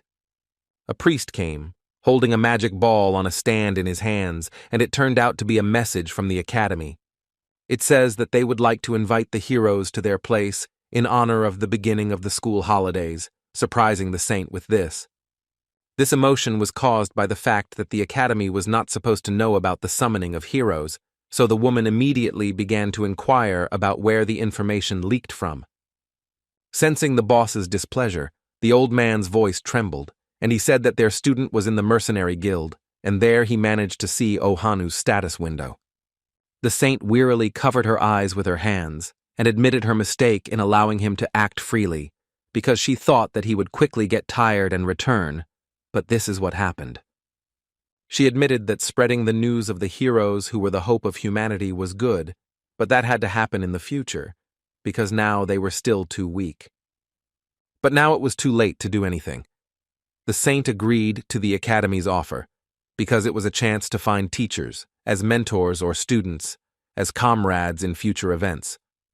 The unexpectedly measured conversation with the priest was interrupted by the third guest of this place, a knight hastily running here, shouting out the title of the white-haired one. The saint did not show any weakness or weariness from what was probably the third piece of bad news today. and when he said that the man had a report, she only asked what it was about. The night brought news that they had discovered a bag that presumably belonged to the hero. These words immediately worried the white-haired girl. Meanwhile, Kang Hansu's adventures in this fantasy world continued. A new day had already arrived, and he was feeling a bit bored now. He and Kogmos sat quietly on the moving cart, and, to relieve some of the boredom, asked about the fact that those ladies had hired mercenaries, and in response, heard words about the obviousness of this fact. One of the riders asked the hero something, and the demon in disguise immediately translated. He was interested in the guy's strength at his first level and his training methods that allowed him to achieve such a result. Kang Hansu replied that it was a rather dubious topic of conversation, and Kogmos suggested translating it as discomfort with the man's degenerative greed. The hero immediately and abruptly refused such an offer, and the demon informed him that he should not hold back, because asking someone about his training method was very rude. While he was quick to admit that it was quite common for people like mercenaries to be a little shameless in this regard, the boy asked if this was the norm. Kogmos replied that this was not the case, adding that it all depended on the situation, but also sharing information that they quite often died during quarrels. This discussion aroused Kang Hansu's interest, and his next question was how they could continue to work under such conditions. To this, the demon sighed and explained the property of the mercenary's blessing, which allows one to receive experience for completing tasks. At these words, the hero turned around and thoughtfully said the last part of the phrase, looking at the rider who had addressed him earlier. The guy's thoughts made him realize something. His eyes widened and he immediately opened his status, looking through his effects, starting with the hero's curse. Kang Hansu's thoughts were confirmed. The experience penalty that was slowing his growth only affected hunting and achievements, without affecting what he had gained through other means. Observing the hero's strange animation and excitement, Kogmos opened one of his previously closed eyes and inquired about his condition. The next moment, something made the demon shake off his drowsiness. His companion slapped him sharply on the shoulder and squeezed it tightly. Joyfully thinking that he had finally found a way to become stronger, Kang Hansu began his address to Kogmos by shortening his name. The hero had a strange expression on his face and an unpleasant smile. He asked a question about what he needed to do to become a mercenary. Time passes and the journey continues. At some point, the sight makes Kang Hansu let out a surprised cry and look around with admiration. Their journey was over and finally, the guy got to the city. The guy showed an exaggeratedly joyful reaction because it was a fantasy city, and finally, he could spend its riches. But Kogmos noticed his pretense and the lack of joy on his face, and the hero could only admit that, in truth, the smell of rottenness oppressed him. The demon explained the reasons for the smell, which consisted of all sorts of people gathering at the entrance to the city, and also mentioned the difficulties of hygiene when traveling. Kogmos also noted that it was not the hero's place to talk about this, since he smelled the strongest after bathing in orc blood, causing him to sniff himself in surprise. But despite the smell, he accused his companion of mocking his comrade, to which the demon again noted that it was not for him to say such a thing, remembering all the jokes the man had made on him. The squabble ended as quickly as it began. Kang Hansu said that those mercenaries disappeared immediately upon entering the city, and Kogmos didn't care about them. He listed the main options for their routes: guilds, bars and taverns, stables, forges, and the hero was distracted by a grocery store. He was enthusiastically examining both something that was as similar as possible to earthly fruits, and something unique to this world, guessing their taste, to which the demon hurried him, reminding him of his lack of hunger. But he still felt the taste, so he bought himself an apple, and Kogmos reminded him that those ladies had some business with them, so before other things they needed to be heard, the guy agreed with him. Turning to the two of them, the young sorceress began to say something, while the swordswoman simply stood silently and watched. Kogmos translated her words. She wanted to pay for saving her life and offered to settle in an inn. Kang Hansu was not against this proposal. The outsider god chuckled with displeasure, and remarked that this was not good, but according to the previously reached agreement, he was not too indignant. He had to treat the poor, impotent man more kindly. Having dealt with the lady's business, Kang Hansu immediately wanted to register as a mercenary, but the demon suggested that he wash himself first if he didn't want to be kicked out immediately upon entering. The boy began sniffing himself again, apparently so used to the smell that he either didn't notice it or did so too weakly, while the outsider god agreed with Kogmos. A little later, they checked into the inn offered by those girls. It was a very expensive, elite establishment. Inside, in one of the rooms, a guest made sounds of surprise and amazement as he watched the slime chewing through his clothes. This guest was Kang Hansu. He was delighted to use these monsters, which he really liked, as washing machines because they ate the dirt from his clothes. Kogmos immediately warned the hero against thinking about stealing the slime, because when it is specially trained, it is very expensive and valuable. Still watching the clothes cleaners at work with amusement, the guy decided to clarify how valuable they were, to which he received the answer that they were worth their weight in gold, literally. Kang Hansu tickled the monster sitting on his shoulder and said that their price made these creatures even cuter. Soon, the demon interrupted the hero's games with the slime and told him to get ready, to which he remarked that they should go down later since he didn't have any spare clothes. Already dressed in a suit, Kogmos replied that gentlemen should arrive early and wait until the lady appeared, also noting that he had taken something for his companion. Kang Hansu stuck out his tongue and asked the demon how he was still unmarried with such treatment. It was a blow to a sore spot, so he immediately became indignant at this mockery from the human. A little later they went downstairs, where there was the standard noise for such establishments. Customers were strolling around, and the hero was waiting, leaning his back against the wall. The guy was irritated by the fact that Kogmos forced him to change into this suit, expressing his feelings and doubts about the need for this in words, without addressing anyone. Then he glanced at the demon in disguise who was telling some stories and jokes, having gathered 3 girls around him. Kang Hansu didn't quite understand why he was doing this, given his attitude towards the so-called lower people. The outsider god looked at this with discomfort, to which the hero expressed hope for divine punishment from him. At some point, it became clear that the boring wait was over, because some movement attracted the guy's attention, and he saw those he had been waiting for. Their appearance also attracted the attention of the other visitors to the establishment. The ladies immediately captured their full interest. The girls really did look quite charming. Now that they had changed their battle outfits for dresses, they created a completely different impression. Having descended into the main hall, they immediately approached the guys waiting for them and began to say something. The hero waited for translation. But he wasn't needed. Their words became clear from Kogmos's answer, which assured them that they had just arrived here and there was no need to worry, irritating Kang Hansu with his words and gallantry. In fact, they waited for a very long time, but the guy put it aside and told the translator to suggest that they go and eat something tasty first. Kogmos started talking about it, starting with the fact that he knew a restaurant that the lady would like, and adding that they were hungry on their journey and would like a snack. In response, the young sorceress gave a reply that Kang Hansu did not yet understand. All he heard was his name being called twice.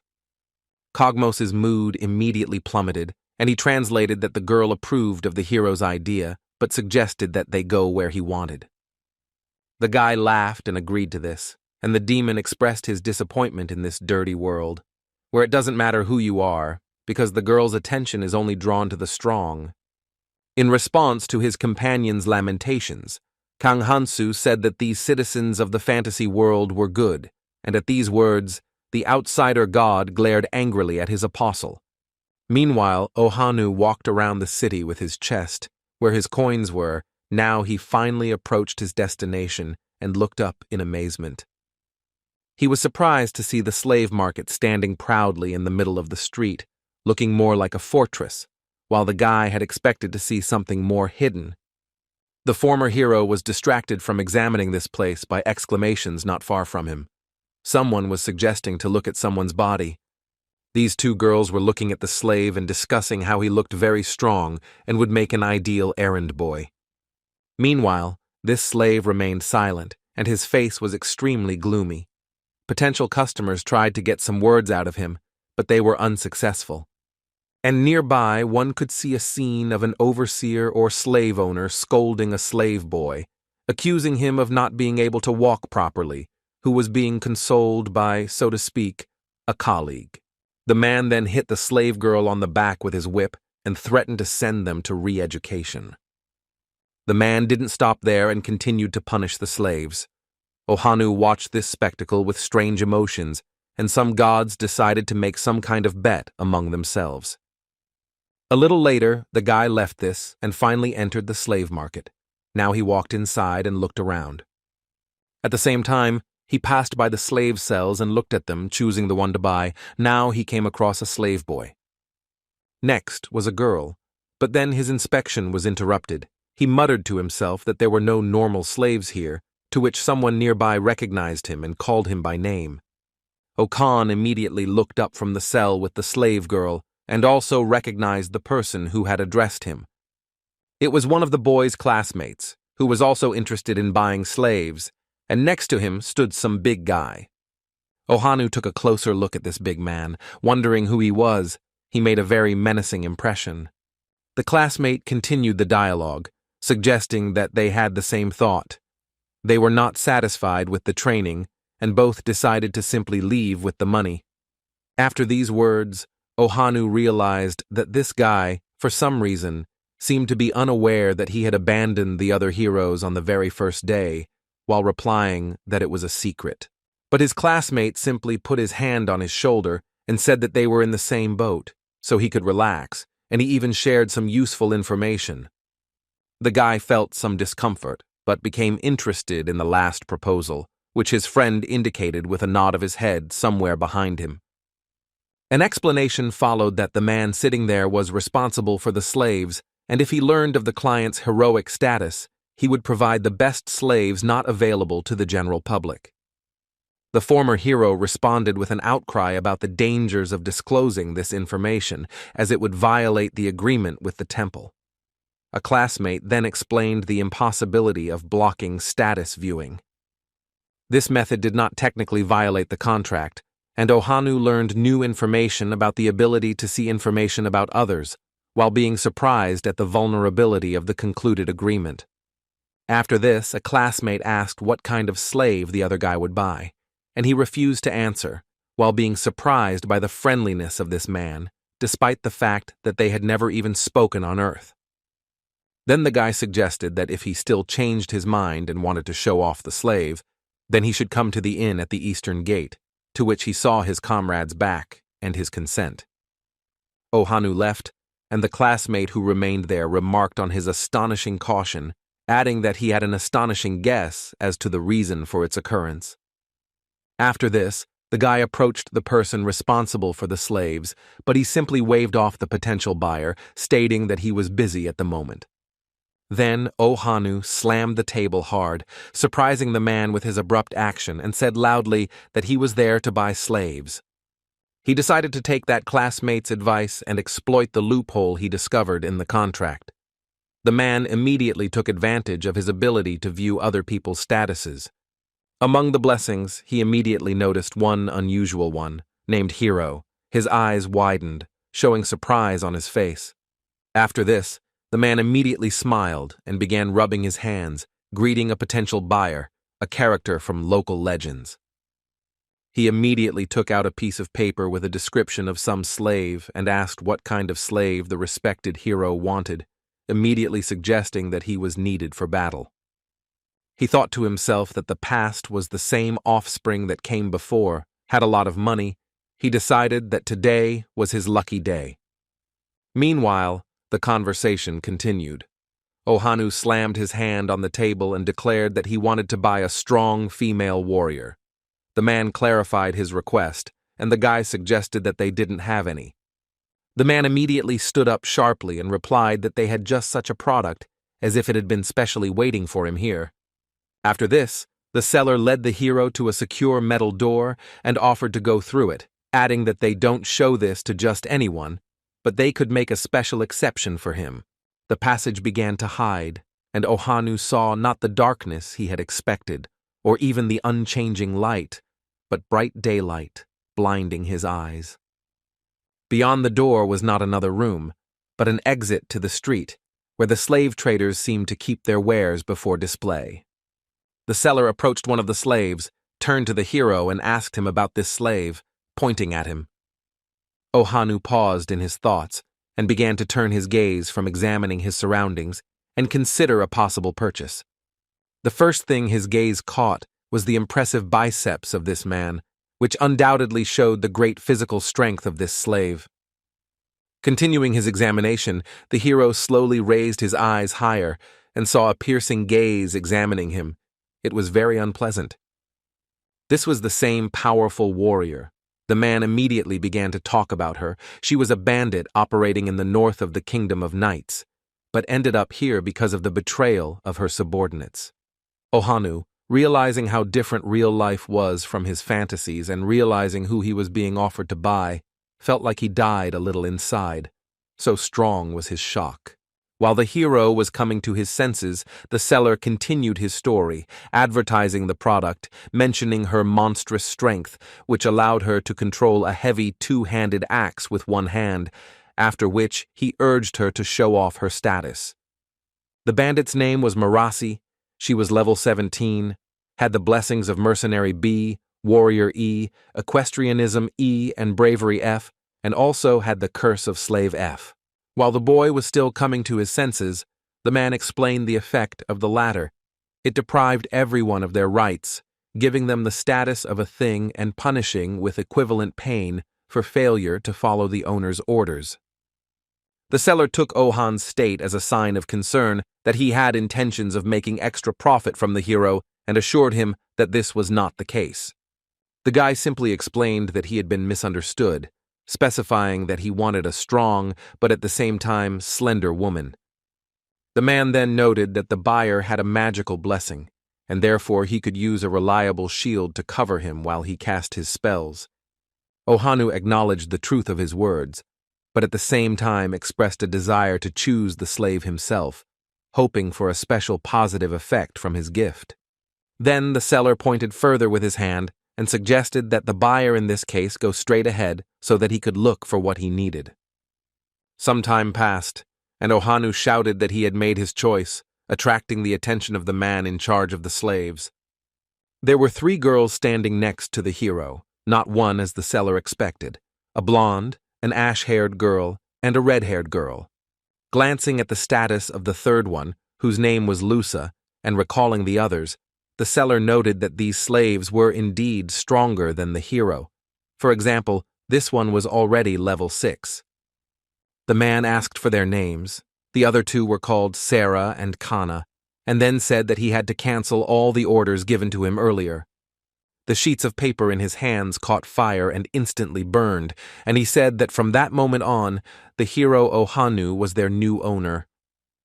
The seller then turned to the client and said that the transfer of ownership rights was now complete, advising him to give clear orders, as it often happens that careless owners are killed.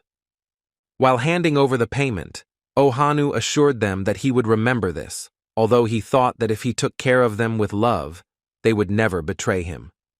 Smiling, he addressed the girls by name, ordered them to follow him, and said that the first thing they would do was go to the store to buy weapons. The slaves agreed with their new owner, each with their own emotions on their faces. The ash-haired one was shocked or scared, the red one was displeased or cautious, and the blonde one was indifferent. In response to this, a giggle came from Ohanu's mouth, and the gods watched all this. One just grinned, another ate popcorn, the rest also watched. Returning to Kang Hansu, he finished eating with the lady and coming to the mercenary guild. It went well, but despite this, he was now feeling irritated. The problem was that when registering, the hero was given a document that he had to sign with his name, but he got stuck there because he didn't know the language.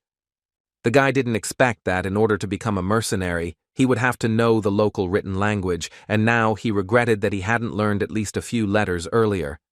After complaining out loud, he looked up in front of him, and as he did so, a drop of sweat rolled down his cheek due to the emotions he was experiencing. Opposite him stood the registrar of the mercenary guild, smiling calmly and showing no reaction to Kang Hansu's difficulties. The hero realized that he shouldn't expect any help or participation from her. He cursed mentally, and also mentally shouted a complaint about how no one could sign for him.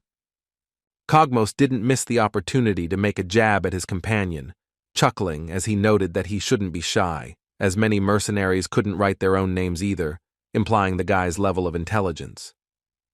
But despite this, the demon the next moment pushed a small piece of paper across the counter towards Kang Hansu and told him to simply copy it. The guy started doing this, but immediately complained about the difficulty of the action, suggesting that the problems even with copying came from the hero's curse. Only after 10 long and painful minutes did he manage to scribble those 3 squiggles, which immediately brought him a surge of joy. What he didn't understand was that he had written his name incorrectly. Instead of Kang Hansu, it was written Kang Hansu.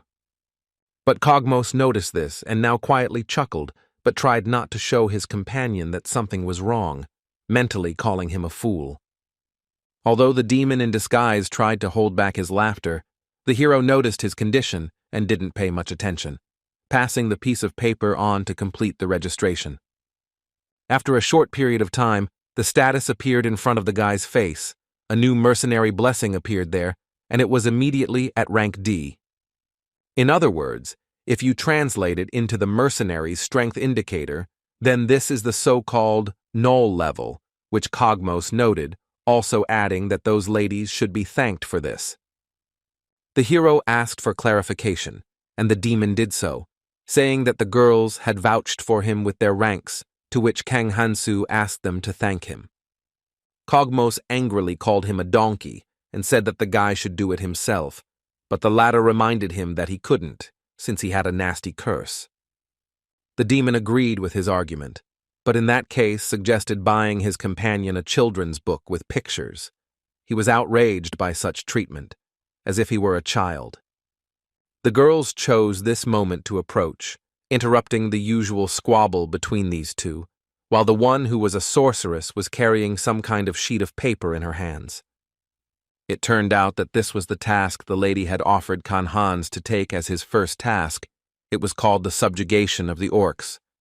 Cogmos read the conditions, according to which it was necessary to suppress the reproduction of greenskins and reduce their numbers, the size of the reward depending on the number of monster noses brought.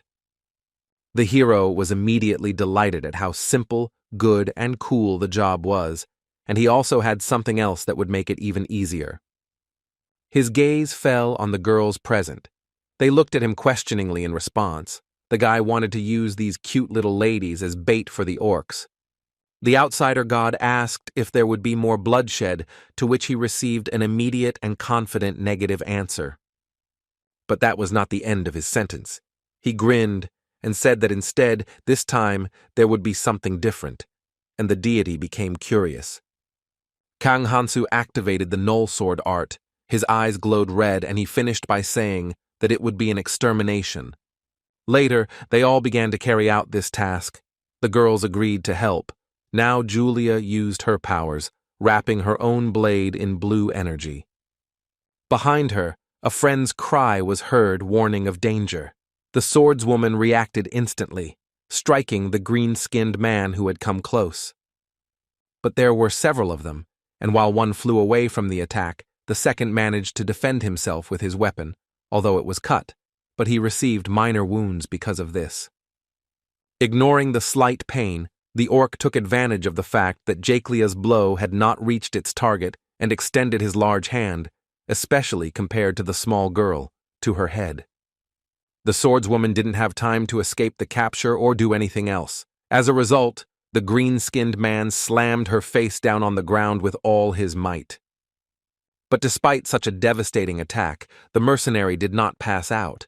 It was hard for her, but she managed to raise her head up to observe her opponent's next actions.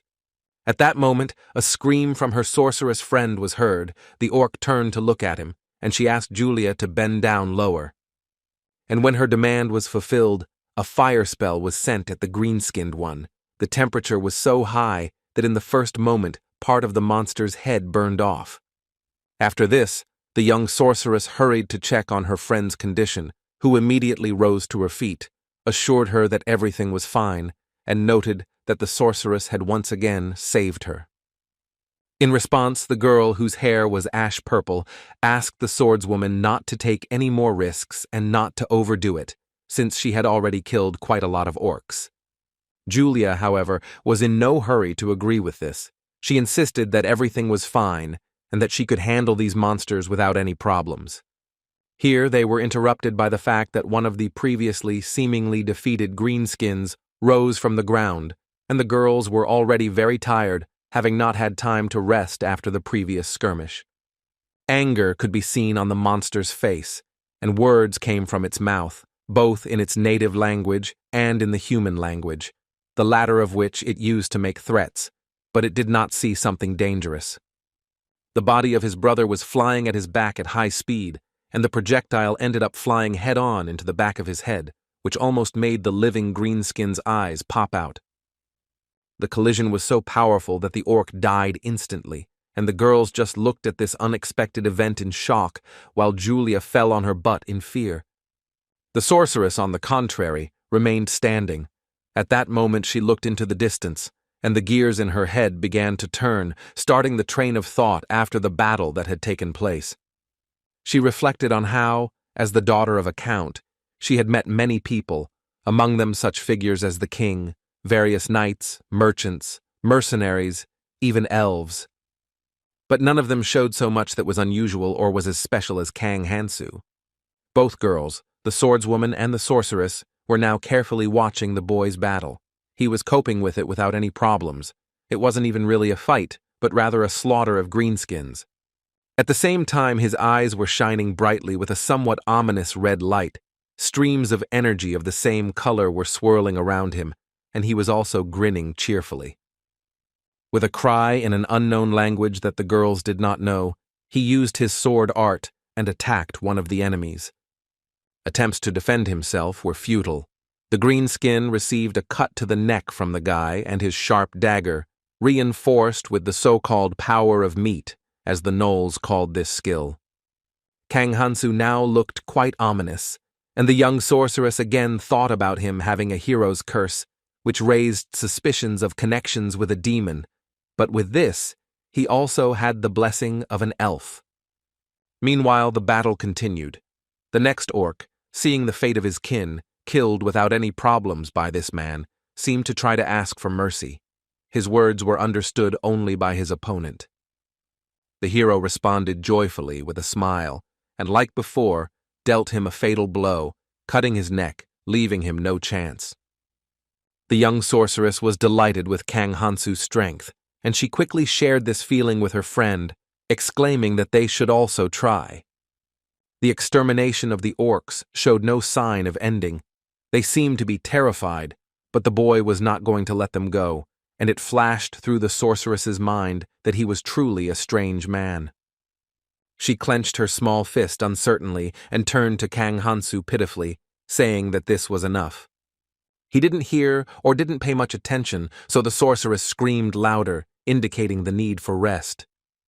The hero turned back, fixed his red eyes on the lady, and said something questioningly.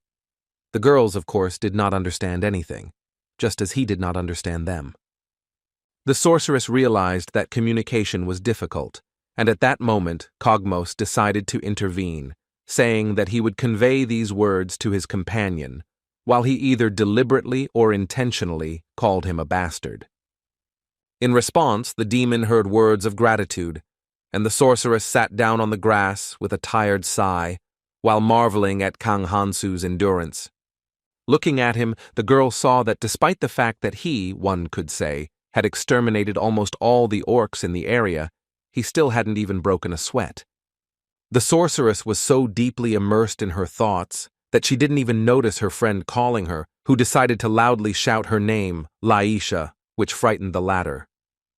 Then the sorceress informed the swordswoman that she had frightened her, and Julia merely noted her surprise that the second lady was already tired and the first had asked for a break.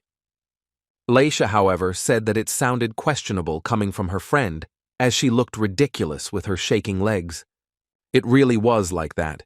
Julia leaned tiredly on her sword and was outraged by the unfairness of this situation, because with the sorceress everything was probably the same, but her dress hid everything. After this little scene, the swordswoman turned the topic to their recent savior, Kang Hansu, saying that he was truly amazing. Laisha agreed with her words, telling that the guy claims that the reason for this is his blessings, intending to continue her speech with some but.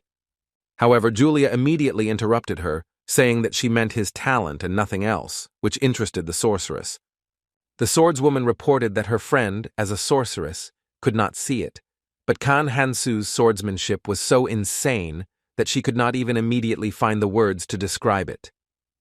After some thought, Julia explained that he was using a dangerous and unstable power that could completely destroy his body with the slightest mistake, and he was using it all day. Laisha couldn't believe it, and her friend replied that she wasn't sure either, continuing that she too had been called a genius while growing up.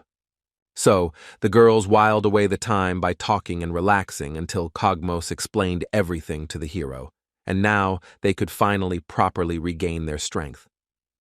And Kang Hansu's next actions aroused the lady's interest, because he suddenly took out a small book, and upon closer inspection, it became clear that it was a textbook for children on learning the universal language, with pictures. From this and his subsequent actions, it became clear to the girls that he decided to spend his free time studying. At that moment, various words were heard from the guy's mouth, but with a terrible accent. Later, he began to use short phrases or simple sentences, but he pronounced all of them just as terribly, confusing letters and sounds, and the ladies couldn't even find what to say. Taking a break from listening to the hero's speech, Julia shared a new good thing with her friend. She had reached level 15 in this battle. Although Laisha was happy for her friend, she regretted the even greater gap in their strength, and her student effect, which awarded experience at the end of the semester, depending on the success rating, was to blame for this. The sorceress's not-so-happy thoughts were interrupted by Julia's next words. She said that this time she wanted to aim for rank B. Upon hearing this, Laisha immediately expressed outrage at her friend's hasty decision, insisting that it was thoughtless and that she could suffer from the excessively high workload. The swordswoman hastened to reassure the sorceress, saying that there was no need to worry here, and also noting that there would only be danger if they were here alone. After that, she pointed to Kang Hansu and said that, in her observations, he was not only focused on hunting, but also overly concerned about their safety. Laisha immediately decided to tease her friend about the fact that she was watching him so closely, even though she hadn't shown much interest in guys before, and in response, she heard embarrassed excuses. She claimed that observing another person's movements was a necessary trait of a swordsman. The sorceress was about to continue the exchange when Kang Hansu abruptly slammed the book shut, attracting their attention. He addressed the girls with a terrible and funny accent, calling on them to move on, and they immediately became outraged by this. In their opinion, the rest was extremely short. In response to this reaction, the hero thought for a moment, perhaps remembering what they had said and choosing his next phrase. After a few seconds, he coughed into his fist. He clenched one hand into a fist and raised it up, pointing the other forward, while shouting new words that could be understood with some difficulty, encouraging the girls, saying that they were the best and urging them to go. After this short speech, or call to action, there was silence between them. The ladies either did not quite understand his message, or there was another reason for it. Laisha stared at Kang Hansu, thinking about him again and analyzing him, coming to the conclusion that he was both recklessly simple and difficult to understand. Meanwhile, the guy himself turned to Kogmos, perhaps wondering if he had put the sentence together correctly, since the girls were still silent, and the sorceress mentally admitted that he greatly aroused her curiosity. Having convinced the demon that everything was relatively correct, The hero again addressed the lady, distorting the word, and Laisha decided that it was necessary to first teach him to speak normally. Meanwhile, events in the temple continued to develop. The saint met with the priest and the young knight, who told her about the latest news. Nearby, on a stand, like a valuable artifact, stood the very same bag, presumably belonging to a certain hero, which had caused such a stir. The saint looked closely at this backpack, her eyes glowing yellow and wide open, indicating tension from a new, unknown factor. The white-haired woman immediately clarified whether this was the same bag that the squad of knights had discovered, and the priest confirmed everything. All the items from this find were laid out, which confirmed its foreignness in this world, because here the printing industry was developed to such a surprising level for the locals. The saint continued her questioning, finding out that the backpack was found in the forest where the heroes were training against the gnolls. A young knight who was present there found this thing. The woman became interested in who else knew about the discovery of this bag, and it turned out that in addition to these three, there was also this young man's commander. Hearing the answer, the white-haired girl stared at the young knight and asked him about the possibility of this information leaking to Prince Alsus. The guy said that the likelihood of such a development of events was zero, because he immediately conveyed this information to her. Too little time had passed. Then the saint calmed down a little and began to analyze the situation, realizing that she had previously checked all the arriving heroes and their belongings and remembered those who had left the temple. But now was not the time to delve into oneself. The woman praised the knight's efforts and said that he could work for her all his life. He didn't quite understand her words. He became nervous. A drop of sweat rolled down his cheek and he asked again, wanting to clarify the details. This caused the white-haired girl to sigh and close her eyes, but she explained that the boy had two choices. The first was to forget all about this coming with the bag, and the second was to die an honorable death. The young knight's next words were obvious. In fact, there was nothing to say here. In response, the saint ordered him to follow the priest. The two immediately began to move away, leaving the woman alone, who was still about to carefully examine the things from the backpack. One particular thing in particular caught her attention. It was a small plate with words of a language unknown to her engraved on it. Her hand reached out to this object. Then a question came from her lips, seemingly into the void. But no, she was addressing someone, wondering if she had heard this entire conversation. It turned out that there was another girl present, a temple servant, apparently some kind of assassin, who had been instructed by the saint to learn the letters from the heroes and how to pronounce them. The unknown person was also given the condition not to reveal her intentions in any way, but she immediately agreed. The saint began to think that this was a divine mistake, while at the same time doubting that an ideal god could make mistakes, and she also asked herself about the need to conceal this incident. But the series of news and reports did not end there. This unknown temple servant also had something to say. It was some big incident related to a forest murder in the hunter's village. The saint immediately became dissatisfied, since she had previously been informed that this event would be closed at the request of Elder Celebless. A girl in a mask covering the upper part of her face along with her eyes explained that more corpses had been discovered, possibly victims of an unknown criminal, as well as sacrificed elves. The temple servant's next words made the saint think. It turned out that the locals were talking about the vengeful spirit of a dead outsider. The white-haired girl recalled that they were usually called travelers, and this could mean that the appearance of the attacker could be foreign, for example, like the clothes of the heroes. Then the woman sighed and made the logical assumption that this was not an evil spirit, which meant that it could return for revenge, and the servant received instructions to obtain a sketch of its appearance. Returning to the adventures of Kang Hansu, he was now throwing wood on the fire, as night had fallen and the detachment had set up camp. Cogmos slept soundly and peacefully, wearing a funny blindfold over his eyes. He snored quietly, and the hero kept watch. The two girls, Laisha and Julia, who had joined the boy and the demon on this mission, were also taking a break from the tiring day's hunt. The hero found simply watching the fire and guarding their sleep somewhat boring, so he decided to take advantage of his free time and once again brush up on his knowledge of the local language. He was somewhat depressed by the necessity of learning from a picture book intended for children, but the situation he found himself in dictated its own conditions.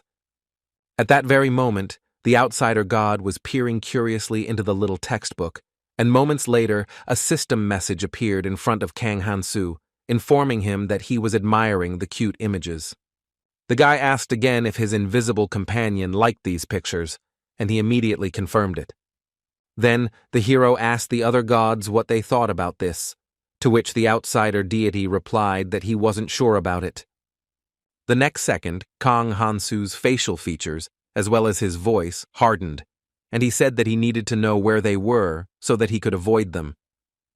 The outsider god pointed out a certain direction and sent a message that the company of gods was in that direction. The night promised to be even longer, and the hero continued to think. Where his companion pointed was approximately where the temple of that evil goddess should be located, and that Saint should also be there. In the end, he decided to quickly flee to the northeast, because until he grew in strength, these gods should be avoided, as well as their servants. The guy was distracted from his important thoughts by his invisible companion, who offered to read another picture book, but the hero refused, as he wanted to study this one. Then, the outsider god literally spammed Kang Hansu with system windows with exactly the same messages as before. The hero could no longer bear this and finally gave in to the pressure of the deity, asking him to stop doing this. But then the communication between God and his apostle was interrupted. The guy noticed something unusual in the surrounding environment and became wary. He told his companion that they would read picture books next time, but now they had concerns. Their camp was surrounded, but it wasn't orcs, but, it seemed, people. The boy carefully examined the surroundings. The god announced that he was displeased with the interruption of this interesting activity, and the hero, as a faithful apostle, wished divine punishment on the uninvited guests. After that, he immediately shouted to Kogmos to get up, coming close to him, but he did not wake up right away. He somehow overcame himself and opened his eyes, indignant at waking up in the middle of the night. Kang Hansu, not paying attention to this, told about being surrounded by people who felt like they had the same strength as these ladies. The demon instantly woke up and used his senses and abilities to detect his opponents, confirming that they were trapped. Kogmos also expressed surprise that the hero could roughly determine their level from such a distance, to which he calmly replied that gnolls could do the same. Then the guy decided to wake up the girls. His speech was still slurred, but better, though he chose strange words to wake them up. He asked if they wanted to die, which immediately made the demon outraged. But despite the somewhat strange method, it was quite effective, as the ladies woke up instantly, even though they had no idea what was happening. Kang Hansu did not understand the incorrectness of his words, telling his companion that he had tried very hard, but the latter was not sure what to say in response. But idle talk could wait, because once again the hero's keen senses, strengthened by the constant use of vital energy, allowed him to be the first to notice changes in the surrounding environment. And moments later, something happened that allowed others to understand everything. Many lights lit up nearby, and someone's voices were heard. Flames came from torches, and a large number of armed men appeared from the grass. Among the night guests were not only melee warriors, crossbowmen also appeared, their weapons already loaded and aimed at the hero's squad. One of those people, a swordsman, stepped forward. Perhaps he was their leader. He also spoke about something, but the only word that was familiar to Kang Hansu was orc. As he spoke, he did not stop, but continued to walk forward. As he approached, a burned scar on his cheek became visible. The man also grinned. The guy asked the demon for translation, and he said that this man wanted to take away their loot from the monopolization of all the orcs in the area. The guest leader continued his speech, and Kogmos translated. He said that if they surrendered, the boys would die, and the noble ladies would be freed. This speech angered Kang Hansu. His eyes became bloodshot, and a vein became visible on his cheek. He said that these guys seemed to practice discrimination based on gender and class status. The girls immediately expressed their position on this issue. The sorceress summoned fire, and the swordswoman used her power. While words of murder came from their lips, the hero already understood this. Kogmos noticed that there were quite a lot of enemies, and he also noticed the guy's condition. He quietly said to himself that he was already angry enough from being summoned to this barbaric world. The hero's tone became louder, more ominous and terrifying, partly due to his condition and personality, partly due to the curse of bloodshed. This frightened the demon. And his words were that he was going to ignore the status of uninvited guests and would justly send them all to hell. Although the emotions were strong, Kang Hansu did not allow himself to be controlled by them. He recalled Kogmos's words and also examined the situation himself and recognized that there were too many of them. He chuckled with displeasure and looked away, because this was not the only difficulty. There was at least one more. These were the noble ladies present here. The hero understood that it would be difficult for him to fight, while also being distracted by their protection. Then the guy began to take more air into his lungs, hoping that this method would be better than others. Just like the last time he attracted the orcs, now too, the news that there were strong and beautiful girls here echoed across the plains. Perhaps the night invaders didn't quite understand what this was all about, but their leader didn't wait, and took this shout very negatively. His order was heard, and the crossbowmen fired their bolts. But it was useless against the hero. The projectiles had no chance of hitting anyone because Kang Hansu covered his hands with red energy and repelled them all. As soon as the bolts were disarmed, the guy quickly ran forward, straight at the enemies, smiling and his eyes sparkling. Having approached the leader of the attackers, who had previously threatened them all, Kang Hansu delivered a powerful blow to his body. The attack was so strong and caused so much pain that the man's eyes instantly rolled back and his mouth opened in a silent scream, with drops of blood flying out. The swordsman was neutralized in the first moments of the battle, and a nearby crossbowman watched in amazement as their leader fell, not even having time to reload his weapon. And it seemed he was not destined to do this, because, causing the shooter even more shock, a green hand grabbed his head, completely encircling his skull. Unnoticed from behind, the orcs had approached, looking with glee at the scene unfolding before them and rejoicing at the abundant presence of people here, who were invariably called pigs. Squeezing the captured crossbowman's head until it crunched and blood flowed, the green-skinned man declared that all the girls would belong to him. While the squad of monsters dealt with the crossbowmen, who were helpless against them and caught off guard, the rest prepared for battle. Although the orc squad came as an extremely unpleasant surprise to the night visitors, they had no intention of retreating. The arrival and joining of the orcs into the fight as a third party also put a strain on the noble ladies. The battle between the humans and the greenskins was beginning to rage, with Kang Hansu himself standing in front of his squad, covering the others.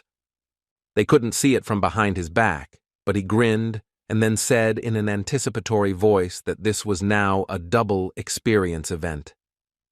As soon as he uttered the last word, he rushed forward into the thick of the battle, the stones thrown by his feet landing back when the hero was no longer even close.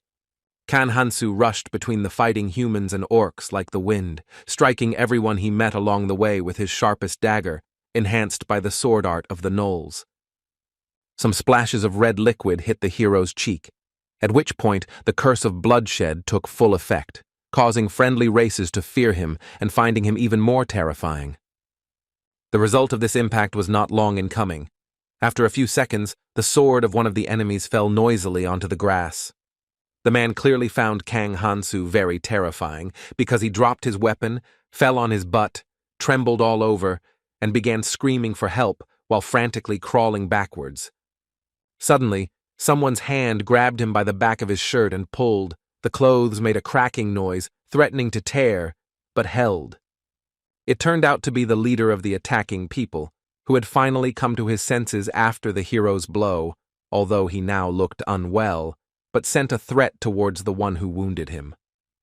Kang Hansu didn't take the man seriously. He just carelessly asked how he could still stand on his feet, since the guy had hit him quite hard earlier.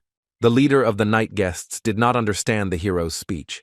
He was now speaking in his own language, so he simply activated his sword art and prepared for battle. But then one of the orcs ran out at him with a scream, forcing him to be distracted by the new enemy, temporarily forgetting about Kang Hansu. But his subordinates, 2 swordsmen, intervened in the matter, ready to support the leader in his fight and not let the greenskin interfere.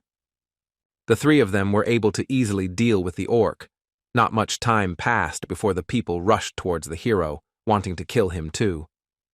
The 3 swordsmen approached the boy with the maximum speed they could muster, while Kang Hansu waited calmly, the prey running into his hands. A moment before the collision, the hero prepared himself and concentrated his life energy on the blade to a denser state. The first opponent tried to attack from above, jumping up first, but only death awaited him, as the dagger, wrapped in red light, easily cut his body in 2 at the waist.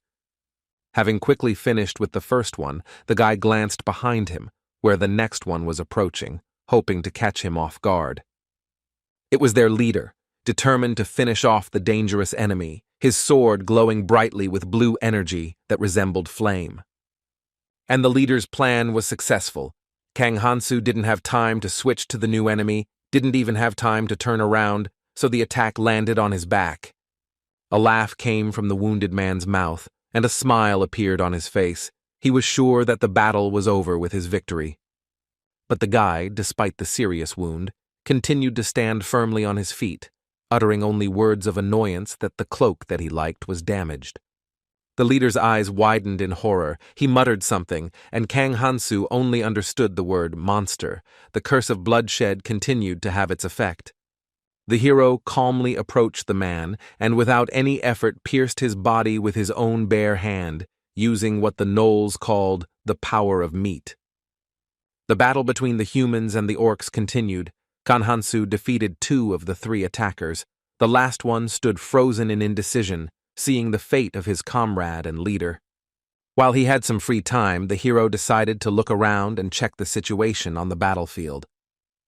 At that moment, Laisha was burning several men alive by sending powerful fireballs at them. After watching her fight for a while, Kang Hansu decided that she was doing quite well and didn't seem to need any help. Julia also showed herself well, cutting people with her blade at this moment, using her own swordsmanship. In the end, the hero decided that both ladies were busy and did not need support. The rest of the battlefield was also in order. The outsider god decided that this was the perfect time to go back to reading picture books. But Kang Hansu had no intention of doing so, simply assuring him that he would try to figure everything out as quickly as possible. Time passed, the battle ended, and a new day arrived. The group returned back to the city, and something surprised the local mercenaries. This emotion was caused by the pile of trophies that Kang Hansu had brought back. It was a whole bag of orc noses. The evidence of a job well done was given to a guild employee, and the hero said that he was not sure whether this amount would be enough. After this, the guy complained that he could have collected more if it weren't for the ladies, to which Kogmos pointed out his lack of restraint and noted that the girls were close to exhaustion.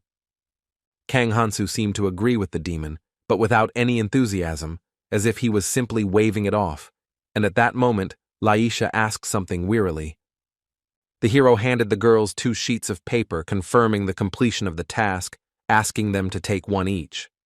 That was their share. This immediately made them forget about their tiredness for a while, and showed joy on their faces. They didn't seem to expect this. Kogmos translated the words of Julia, who thanked the guy for hunting together, because thanks to her, she rose 2 levels, reaching 16. The demon himself also rose by 1, taking the 20th, and also had the blessings of Charm B, Secret D, Magic B, Warrior E, and also the Curse of Nobility A in his status. Kang Hansu teased his companion about how weak he was, despite being only level 20, opening his status to admire the changes. But what awaited him there was only a change in the mercenaries' blessing.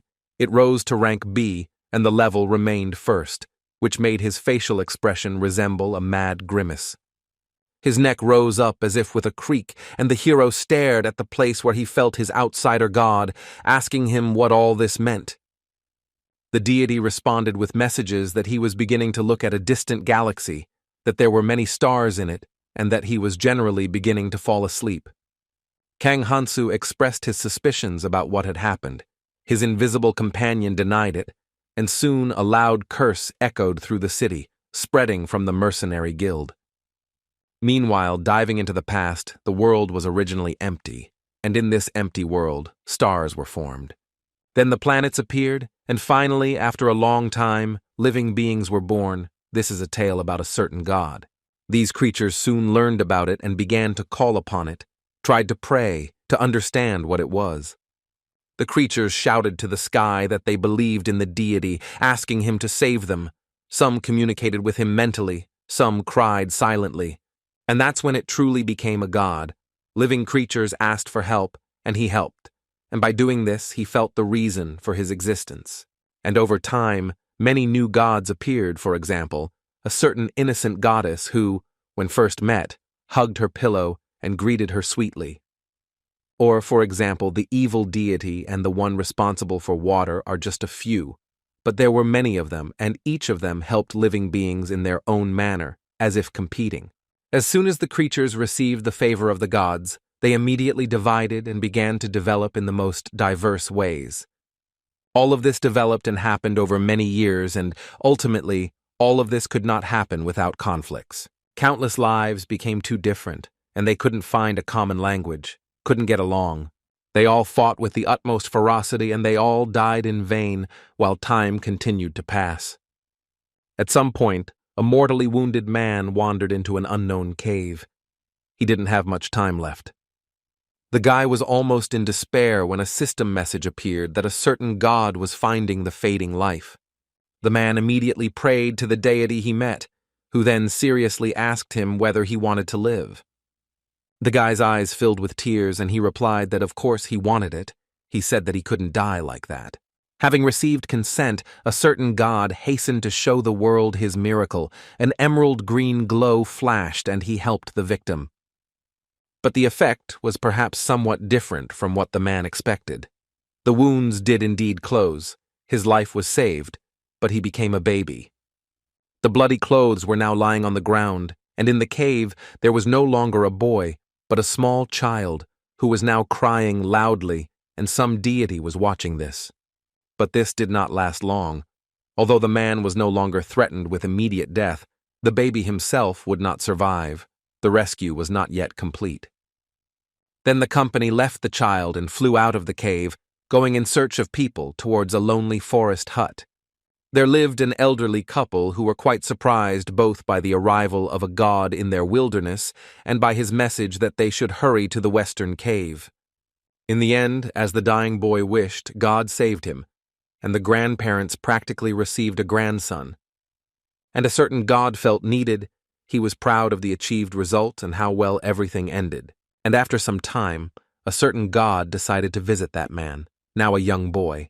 The deity sent him a message inquiring about his new life, and he immediately assumed that this was the same being he had met in his past. A certain god confirmed this and asked the boy if he needed any help again, while his body began to shake. But not from fear or anything else, no, from rage and anger. He clenched his jaw tightly and gritted his teeth. The boy screamed that he would curse God for turning him into a baby, because in the end, it led to the woman he loved being taken away from him.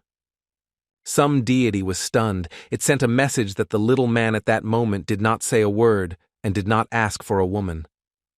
The boy's hands were shaking, and he said that he had to stop the wedding, intervene in it, and save his beloved himself. In response to this emotional speech, a certain god simply sent a message containing words of forgiveness. The boy was unhappy with this outcome.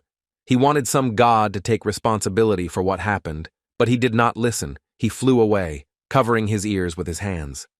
The deity quickly moved away from the secluded hut, thinking about where he had gone wrong. He could not understand it, so he wanted to know how others, so to speak, colleagues, were doing this.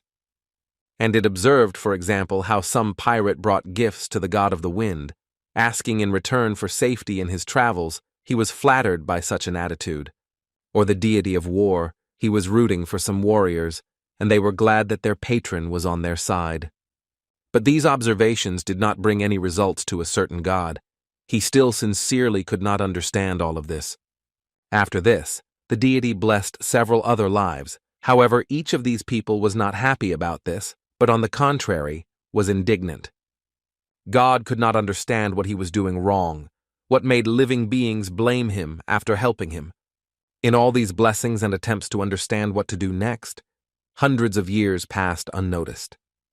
As time went on, God, as always, did not notice its passage, while the world, meanwhile, changed extremely rapidly. The changes affected many aspects, but the main thing for the deities was that they were addressed more and more often, but this was never a good thing. Although it might often seem that people's intentions were good, in reality they thought of the gods as instruments, although there were often exceptions. The deities were not satisfied with this development of events, so they came up with and implemented various rules, such as heroes, demons, levels, blessings, and curses. Even those who were initially against it eventually adapted, all but one particular god. So at one point he was just traveling around the world, thinking about changes when something caught his attention. There were two people on the ground, a boy and a girl. The first was wounded and asked to call the saint, but the second said that she had gone somewhere while he was fighting.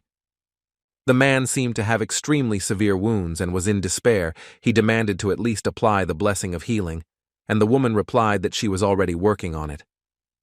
This guy's name was Cain. He was level 38 and had quite a lot of abilities of various ranks, from low to the highest. But despite all this, he was now dying and regretted that it would end like this. Suddenly, a message from God appeared before him, asking if he wanted to live, and he, of course, immediately answered in the affirmative. The deity, remembering the previous attempts, informed Cain that in this case he would lose everything, but he replied that it would be better than a needless death like this. This answer immediately brought a joyful smile to the god, and the guy also found out about it thanks to the message that appeared. The next moment, the deity began to summon his miracle, which was accompanied by the usual bright emerald green glow. As soon as God gave a blessing, he thought about how he was still needed by the living beings of this world. This eventually resulted in Cain's body returning to its previous state, causing him to rejoice at having escaped death. After that, the guy began to open his status with a smile to look at the new blessing, but there he saw something he didn't expect. It turned out that he was now level 1 again, not 38th, and God immediately reminded him that Cain had already received a warning earlier. The man was in no hurry to be upset about losing everything. On the contrary, he smiled, because he considered the fact of his survival more important, and besides, he simply needed to start all over again. God smiled at his words. He was calm and glad that this time, it seemed, he had done everything as it should have been. Some time passed and Cain tried to turn everything back, but at some point his companions stunned him with their words. He decided that he had misheard it and asked again. They apologized, but said that things couldn't go on like this any longer because the guy's level wasn't improving and time was running out. Finally, the sorceress said that he should forget about a woman like her, and Cain looked after them and began to resent his blessing, saying that in fact it was a terrible curse. All this time, God was watching the guy, and he was doing the same now, but the man said that he had just been angry, but was now calm, and did not feel anything. He remembered the fact that his life had been saved, so he said that he would stop his complaints and indignation, but at the same time he asked permission to give advice to the deity. He nodded and sent a message that he was ready to listen to these words, since he himself was curious to hear them. The boy clenched his fist tightly and advised God to never give his blessing to anyone, because it is actually a curse that takes away something more valuable than life. The deity listened silently, and Cain continued by saying that the effect of its use, which constantly returns to the first level, is terrible, and he will never use it again, even if he dies. This advice shocked the god, but he took these words with complete seriousness. He accepted it, although he was disappointed. He realized that this world actually did not need him for a long time, and from that moment until now he was in renunciation. And only much later, when years, decades, and perhaps even centuries had passed, did he do something again. God, once again, completely by chance, found a wounded man in the wilderness, and it was precisely Kang Hansu, who at that moment desperately needed help. And in the end, the deity decided to help the dying boy. From that moment, he again began to influence the world in some way, and the hero received his blessing as an outsider. The reason for his help was simple curiosity, which is why he gave the man his divine gift when he had the hero's curse and was about to die. Because of his conversation with Kang Hansu, the god decided to change the name of his blessing, but the effects remained the same, and the boy would inevitably learn of its downsides in the future and become outraged. Some time passed during their joint travels, many events in which the deity accompanied the hero, and now today has arrived. As God predicted, the guy found out about everything, understood the secret of his outsider blessing, and now he just had to wait for his reaction. Finally, having thought about something and looking at the effect of the divine gift, he began to speak, starting with the fact that it was too bad, which caused the deity to exhale sharply. Kang Hansu realized that the blessing reset levels, realized the obviousness of it, admitted his stupidity, and complained about the time he had wasted hunting orcs. His reaction left the outsider god perplexed, and he asked if the boy felt anger, despair, or any other emotions after learning about this. But he didn't even take these words seriously, brushed off the words of his invisible companion and said that they were now going to buy picture books. The outsider god had never seen such a reaction before, and it evoked strong emotions in him. With some tension, he clenched his hand into a fist and began to pray desperately. The deity's actions became known to the hero through a system message. He, somewhat frightened, wanted to know the reason for this, assuming that it was a prayer for his dead soul. The outsider god, who now folded his hands in front of him in a prayerful gesture, felt a little irritated and said that this was not so. Then Kang Hansu still wanted to know the reason, but the deity answered with a smile that it was a secret and followed his apostle. Meanwhile, the adventures of another hero continued, namely Ohanu, who now saw the sky before his eyes. He seemed to have lost consciousness recently and was remembering how he ended up in his current position and why he was lying on the ground. The next moment, the memories returned, and they did not evoke good emotions in the guy. Moreover, he could not believe what had happened. Right now, something was happening that, in Ohan's opinion, could not happen to him, the main character. Namely, he and the slaves were being defeated by the classmate he met at the slave market with his bully. The events that were happening only brought a cruel grin to that guy's face. All of this made him feel satisfied. But we must go back a little to the past, before everything happened, when Ohanu was hunting in this forest, commanding the purchased slaves and testing their strength. He ordered Sarah, a somewhat emotionless blonde, to attack, and she immediately rushed at the enemy with the maximum possible speed. The target of their hunt and training turned out to be gnolls. The girl was able to attack the monster without any problems and hit it with her blade. After this, a new order was heard from Ohanu, this time intended for other slaves, Kana and Lusa. The three of them began to press the gnoll more actively, leaving him no chance to resist. He was quickly defeated. This result pleased the hero. He rated the fight as excellent and praised the girls for their skills and success. Ohanu said it was good work, noting that they were finally starting to work as a team. The blonde, taking a break from the battle, informed her master that they would continue hunting in the same mode, so he should start getting used to it. He agreed and began to analyze the situation, starting with the fact that the gnolls were level 4, while Sir, Khan, and Luce were at level 5 and 6, so now hunting these monsters would be even easier. He admitted that, to achieve this result, he had to spend all his money on purchasing equipment, but he considered this normal, as he was now going to start saving. Ohanu continued talking to the girls, And at some point the blonde was distracted from this. Something caught her attention. It turned out that the knoll that seemed to be killed was in fact still alive and was about to attack the relaxed people. But suddenly something was reflected in his eyes that the monster did not expect, and he saw tongues of flame rushing towards him. The small lights instantly grew into a whirlwind that surrounded the entire knoll, blinding and drenching the girls in heat. This attack was carried out by Ohanu himself because he recently acquired a new blessing, magic, and unlike the others, which had an F rank, this one was already at C. The boy, looking at the resulting effect and the flame he had personally summoned, thought that the gift from Princess Athena from the very beginning allowed him to use such powerful magic as befits the main character. The hero was brought out of his thoughts by someone's approaching heavy steps and someone's words saying that it was very clever. It was that same classmate, whose name was Park Han-yeon, who informed Oh-han that he was going to help if it became too dangerous, and the same big guy accompanied him. The black-haired hero responded by telling him to go hunt somewhere else, since this one was already taken, if, of course, he came here specifically for this purpose.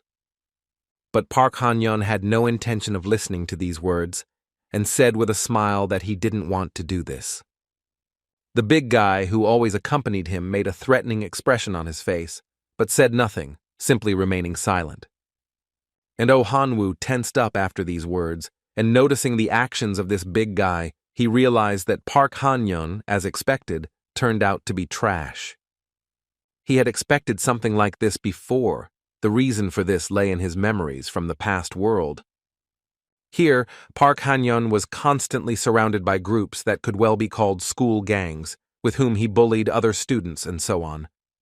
Khan remembered one such incident, how they pestered a guy with glasses, and when he noticed how he was watching, he drove the observer away. Then the black-haired man hurried away and hid around the corner, not intending to encounter either this particular person or that group. Emerging from his memories, Ohanu clenched his fist, realizing that in this world everything could be completely different. Here he was a hero and, in his own opinion, the main character in this world of fantasy, so now no one can stop him. Ohanu urged him to attack if he dared, to which Park Han-yeon confidently said that he was already going to do so, placing his hand on his slave's shoulder. After this, the second guy's slave girls also came forward, and the curious gods watched this. Some just watched, some also ate popcorn. A tense silence fell between the duo and Ohanu's group, both waiting for the one who would make the first move. And this was done by Park Han-yeon's slave. The big guy developed a speed that was unexpected for his size, rushing towards the other squad. At that moment, the girls realized that the opponent would not be an easy one. On the contrary, the fight promised to be extremely difficult. They even became scared. Calling them all by name, Saru, Lusu, Kanu, he called on them to stand by his defense while he used his magic. This plan immediately went wrong. Ohanu's eyes widened in surprise, staring at how the situation was developing. And he saw how the big guy was breaking forward without any problems. The ash-haired one was the first to suffer, having received a blow to the head. The battle didn't bring any particular difficulties to the big guy. The red-haired one was attacked next. She was hit in the stomach. The last girl, a blonde, did not become an obstacle for him either. She flew off and fell right at the feet of Ohan, who stood frozen in surprise. The situation changed extremely quickly. All of the hero's slaves were lying on the grass, trying to come to their senses. The big guy was full of strength. Ohanu didn't understand how this was even possible. Slave Park Han-yeon dealt with everyone with just one blow. The girls were still not completely neutralized. Overcoming the pain, they began to rise to their feet, preparing for further confrontation. Park Han-yeon chose this moment to say his line. He asked Ohanu if he finally understood what was going on. But no, the guy didn't understand, and exclaimed a question about what kind of trick his classmate had performed to achieve such a result. Park Han-yeon replied that there was no trick, because his slave simply had a higher level, and he did not understand how he could not see it. The girls also began to realize their current situation, as the situation was getting worse and worse, causing them to feel fear and despair. Well, Ohanu's classmate continued his speech. He recalled the words that the guy had spoken at the beginning, calling for an attack.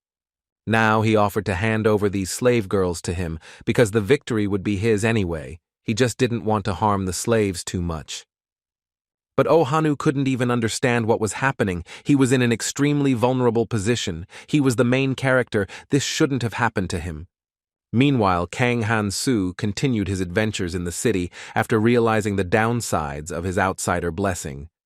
Now he was fulfilling his promise to God, namely, reading those very picture books.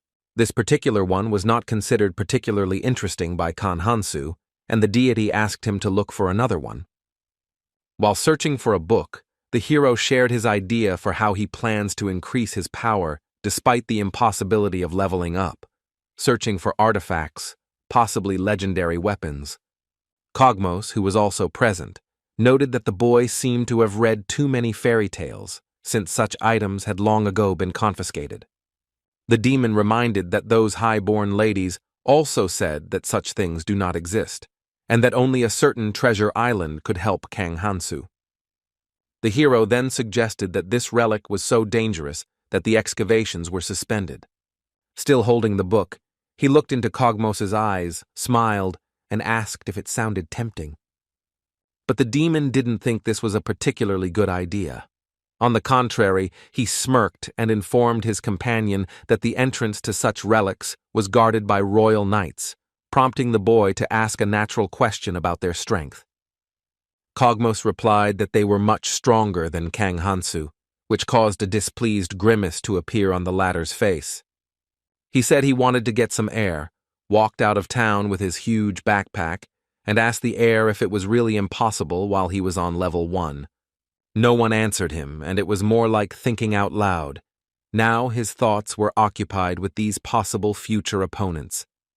These were the knights he had previously thought were just empty tin cans with nothing but glory and bluff, but it seemed things weren't that simple. Kang Hansu wondered about the impossibility of winning. The god of the underdog tried to encourage him, but a little moisture gathered in the guy's eyes. He really thought his idea was a good one. He was distracted from these sad thoughts by a voice, the sound of which was characteristic of orcs, and the way he was addressed as a piglet left no doubt about the identity of the person addressing him. The monster acted the same way as the others before him, tried to take the guy's things, and he informed the green-skinned man about his not-so-best mood, calling him a green pig. The orc couldn't believe his ears because the man was speaking his language. He even thought he was sleeping, but Kang Hansu didn't want to listen to him and advised him to leave while he had the chance. But the greenskin did not take advantage of this offer. He thought that the man was underestimating the representatives of his race and tried to attack. The hero, although hoping that the monster would leave, was not surprised by this development of events. His eyes instantly turned red, energy enveloped his hand, and he activated his sword art. A monstrous blow was delivered to the center of the orc's chest. He was unable to defend himself or dodge, now emitting a loud sound into space, reminiscent of a pig's squeal. This attack caused internal damage to the monster. Its mouth quickly began to fill with blood, and its body experienced severe pain. The green-skinned man was neutralized and could no longer resist, so Kang Hansu decided to take advantage of the opportunity and vent his emotions on him, and for this purpose he turned off the so-called power of meat. He used the remaining energy and mass of the enemy to slam them into the ground, causing a dust cloud to form in the process. He grabbed the orc by the muzzle and asked in a threatening voice if the monster knew what it was like to have his world crumble. He raised his fist and asked how there were no relics, how he could live and what he could do in a fantasy world without outstanding powers, without hopes and dreams. After that, he continued to splash out his feelings by simply beating the helpless greenskin. He continued to strike all over his body. The previous questions were rather rhetorical and did not need answers, but, unexpectedly, the orc started talking about the existence of relics. Hearing these words, Kang Hansu immediately stopped his beating, hovering before delivering another blow, and stupidly asking the monster about his words. The orc said that he knew where the relics were, so the man should stop beating him, but the latter did not believe him, thinking that he was simply straining his brain in search of a possible salvation. But the greenskin did not want to continue. He hastened to tell that a large orc relic really does exist. Kang Hansu began to inquire about the location of this object, but the orc did not answer immediately, complaining that his handsome face was spoiled. The hero changed his approach a little, calling the monster a friend. Showing friendliness, he extended his hand and asked to tell more information about this relic. And the greenskin seemed to be stupid and gullible enough to believe it, and he still remembered the man's strength and the process of his beating. As a small aside, since there are different dialects in different regions, the western continent of Fantasia uses unique names for some things, such as Dragon Tier Knight. That is, these are different ranks of power, and the names of different monsters are used to designate them, from the one given above as the maximum, and below that, ogre, troll, orc, gnoll, goblin, and at the bottom, slime. It can be said that they correspond to the ranks in the system, and the greenskins are in the middle of the list. It could be said that these creatures were quite good, and Kang Hansu agreed with this assessment, now smiling as he followed one of them, calling him a friend. The monster was unhappy with the constant use of this word and asked him to stop, but the hero replied that he was very lucky to have met such a person who would treat him so kindly. Then the orc began to insist that friends do not use violence against each other, to which the guy calmly chuckled and left the topic, urging him to move forward faster. The greenskin was unhappy with this outcome, but he had no choice but to end this conversation, turn around, and continue on his way.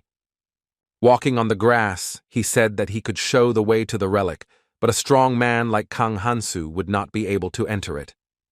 The guy tried to find out the reason for this, but the monster himself did not know the answer, because it had been like this since he was born. After some more time on the road, the green-skinned man's voice was heard again, announcing that they had finally arrived. Kang Hansu and the outsider god immediately turned their gaze forward to see the desired goal. But before them appeared only a picture of a familiar area, consisting of a plain with gentle hills. No ancient ruins or anything similar were observed. Both of them did not lose hope, looking at the horizon, thinking that this place could only appear in the distance. But doubts overcame Kang Hansu, and he asked the orc about why it was empty. But he no longer needed an answer, for he had noticed something unexpected, causing his eyes to widen in amazement. The silhouette of those very ruins, where, according to the greenskin, the relic of their people should be located, trembled before them. The outlines were constantly writhing and unclear, as if it were an illusion or a mirage, but over time, this changed. And after a while, the ruins became absolutely clear, and it turned out that they were standing right in front of the entrance to this place, which, it seemed, had previously been hidden by some kind of illusion. The green-skinned guide relaxed and smiled, saying that the guy who was both stupid and smart had finally left. But the monster rejoiced too soon. Kang Hansu was here and was surprised that he had not noticed such a large, apparently orc city before. The monster's eyes nearly popped out of their sockets in surprise. He believed that the man should have left, since this place was a sanctuary for his race, where only those below the 9th level could enter. Kang Hansu immediately pointed out that this circumstance was not a problem, since he was only level 1. But the greenskin considered these words a lie, because the man was very strong, but the conversation was interrupted by the approach of some shells. The hero immediately noticed this new danger and activated his swordsmanship. His eyes turned red as usual, his body became stronger, and he was ready.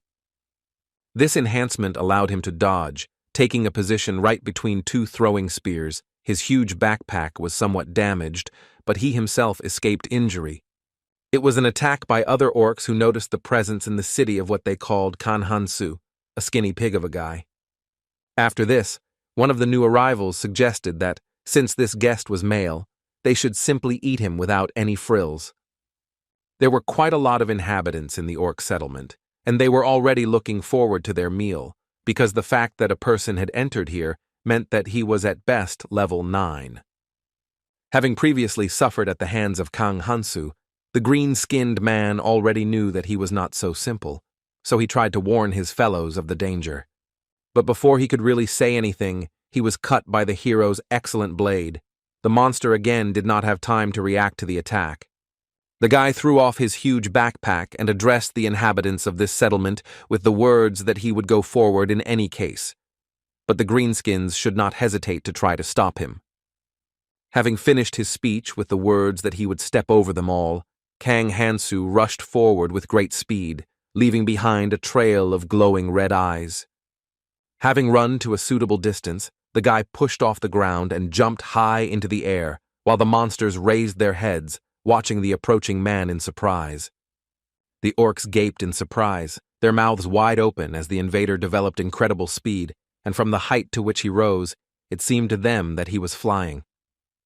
The outsider god, realizing where this was all heading, decided to fold his hands in front of himself in a prayerful gesture and, in fact, pray for the souls of countless pigs. Immediately after this, the massacre began. The greenskins tried to do something, stop the man, run away, and much more, but in the end, only new splashes of blood appeared everywhere. At some point, the group of monsters lost sight of Kang Hansu, and they couldn't find him by smell due to the smell of countless deaths of their relatives. One of the orcs declared that the man must be found no matter what, and that revenge must be taken on him for all those he had killed. About half of their number had already suffered at his hands. After this, the green-skinned man noticed something suspicious somewhere, and the group hurried to check it out, while the shadow around the corner that they hadn't noticed only watched. This shadow, of course, turned out to be Kang Hansu. Now he was a little battered, despite all his strength, and he also concluded that all this would not end soon. The thing was that the hunt for orcs had been going on for what felt like an eternity, and the hero asked how many of them there were, to which his invisible companion calmly shrugged, watching the scene of the massacre. In all these battles, the guy somehow mended his backpack, and also actively looked for a way out of this situation, but he got the impression that he was walking in circles, and also wondered what he was missing. His conversation with the god was interrupted by the fact that several orcs were able to spot the man and immediately raised a noise, attracting their kin to the intruder. Not even a few seconds had passed before a new crowd of greenskins pounced on the hero again, forcing him to quickly jump to the side. Kang Hansu was unhappy that the monsters continued to crawl out from somewhere, and the latter had already listed him as an enemy of his people. The passage through which the orcs emerged was narrow for them, which slowed down their pursuit. During this action, they also expressed indignation at the fact that the man still had not gotten tired and continued to be energetic. Well, the hero decided to stop hiding again and run away, starting the massacre once again and see how it all ends. The orcs, who had been struggling to reach the guy a moment ago, suddenly froze upon hearing his words, and they found themselves in a difficult situation, getting stuck in the narrow passage for a while. And the next moment, a new collision began. Columns of dust rose into the air, and a desperate cry, reminiscent of a pig's, was heard over the greenskin settlement for the umpteenth time. After some time, Kang Hansu was already sitting on a mountain of dead orcs' bodies, saying that they despised him for being a first-level person, looking down on him. But in the end, everything turned out like this, and it was even simple. He wondered if it was really over, while watching the actions of the slimes that these monsters seemed to have used before. After what happened, the hero decided to check his status for any changes. The first thing he noticed was that the bloodshed was now at rank C, but a new curse had also appeared. At first, the description worried the boy, because it increased the likelihood that the souls of the enemies he killed would appear in his dreams, turning them into nightmares, and so on, until they gave up or moved on. But Kang Hansu quickly calmed down, remembering that he couldn't sleep at all because of the outsider's blessing. He also asked his companion's opinion about the changes in his status, while the god himself drove the soul of the slain orc away. A message appeared in front of the guy about the deity throwing a tantrum, claiming that he did nothing, but the hero immediately explained that he meant new curses and promotions in the rank of the old one. He also clarified his question by pointing out the rescue of people in this orc village, and in response, he received only minuses from the system, which he considered unfair. God replied that this situation should be considered from the perspective of the greenskins, and Kang Hansu looked at the rescued ones, remembering that he had collected many of them throughout this settlement. Jumping down from the heights towards them, he also noticed the usual problem associated with communication, asking his invisible companion if he knew any phrases. Landing in front of the rescued men, surprising them, the boy expressed his regrets for not having taken the translator Cogmos with him. After this, Kang Hansu turned to one of the previously defeated greenskins, urging him to stop pretending, because he knew that he was actually alive. The guy told the monster that he couldn't leave this settlement no matter where he went, and in response he heard information that this place had different entrances and exits, the latter being only in the city center. Then the hero realized that all this time he had been moving in the wrong direction, namely to the outskirts, but now he finally decided to go where he needed to. He moved through the city towards the center, and the two people he had saved followed him, lagging behind a little. Soon the road led him to his destination, a building, stopping in front of which Kang Hansu wondered if this was really what he needed. The reason for the uncertainty was that the guy didn't see anything special in this building, and he began to suspect that some kind of magic or something like that would have to be used to open the passage. But he didn't have to think for long, because a bright flash suddenly appeared in the sky above the building, immediately attracting attention. And after a few moments, this phenomenon turned into a beam of light that fell straight into the center of the building. In a flash of light, not a passage opened as expected, but some orc appeared, immediately accusing the hero of destroying their base and still asking if he really did it. The people saved by Kang Hansu only looked at the new obstacle, feeling tension and surprise. The orc himself also looked unusual. Many things were different, but the most noticeable thing was the absence of the pig nose that was typical for his kind. He also called on the man to answer his question.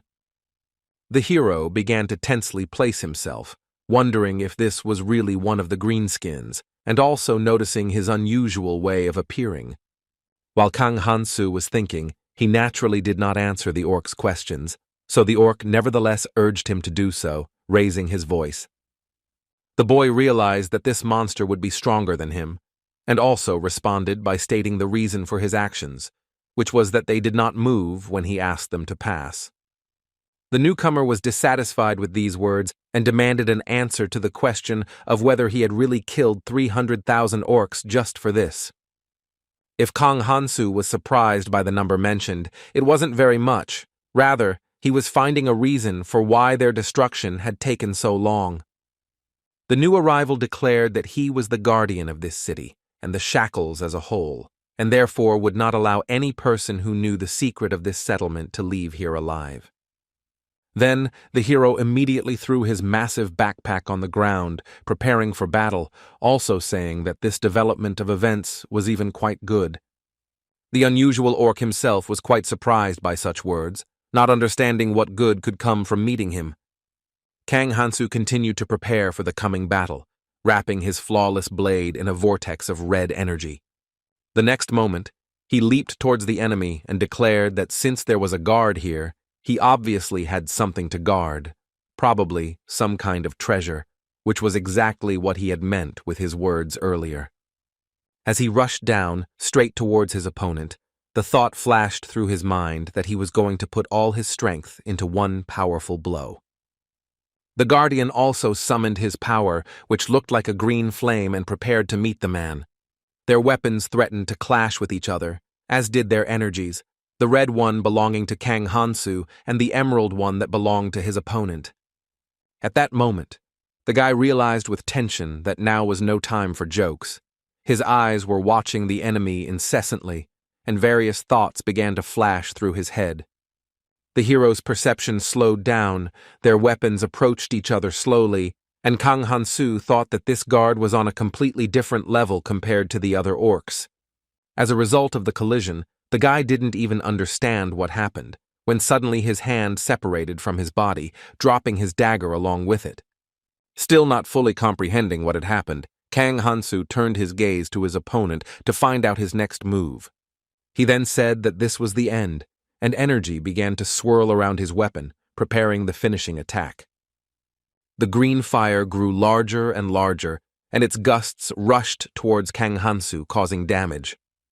The energy kept coming and coming, but the guy, although with considerable tension and pain, still held on. Ultimately, what the guard expected would be the end was not, as the man was able to survive and break the distance from the enemy. The unusual orc even decided to appreciate the hero's achievements, starting with the fact that it was quite impressive, and continuing with an explanation of the reason for such a reaction, which was that the guy was able to escape the fatal blow at the last moment. Kang Hansu himself was trying to come to his senses, and the guard had not yet thought of finishing his speech, starting to list his opponent's losses, among which were an eye and an arm. In the end, the unusual orc declared that he was not going to stop there. He was going to take revenge on the man for the murder of 300,000 representatives of his people. He was not going to give him an easy death. But the hero didn't think so, because this whole speech was only for his benefit. The effect of his blessing of the outsider worked, and the body returned to its original state. The guy noticed that the judge from the enemy was interesting. Such a drastic change in the situation could not leave the guard indifferent, because a moment ago, the enemy, who seemed to have one foot in the grave, suddenly healed all his injuries. Now there was a tense silence between the two of them for a while, both of them considering their next steps. After examining the healed man for a few seconds, the guard decided to speak, saying that he suspected the hero had some kind of trump card.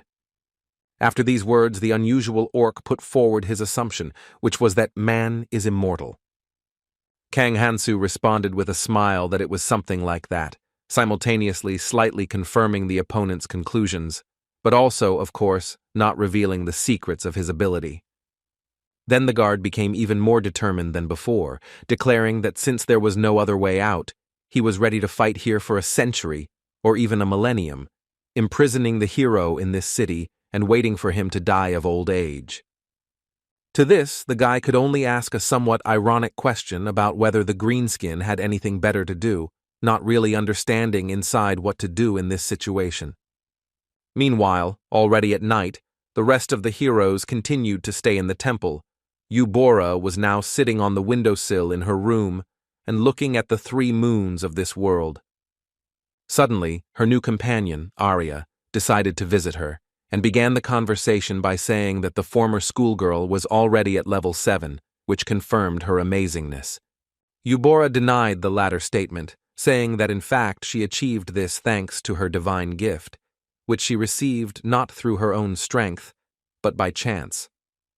In response, Arya revealed her status, stating that she had been blessed with nobility since birth, and urging them to view its effects.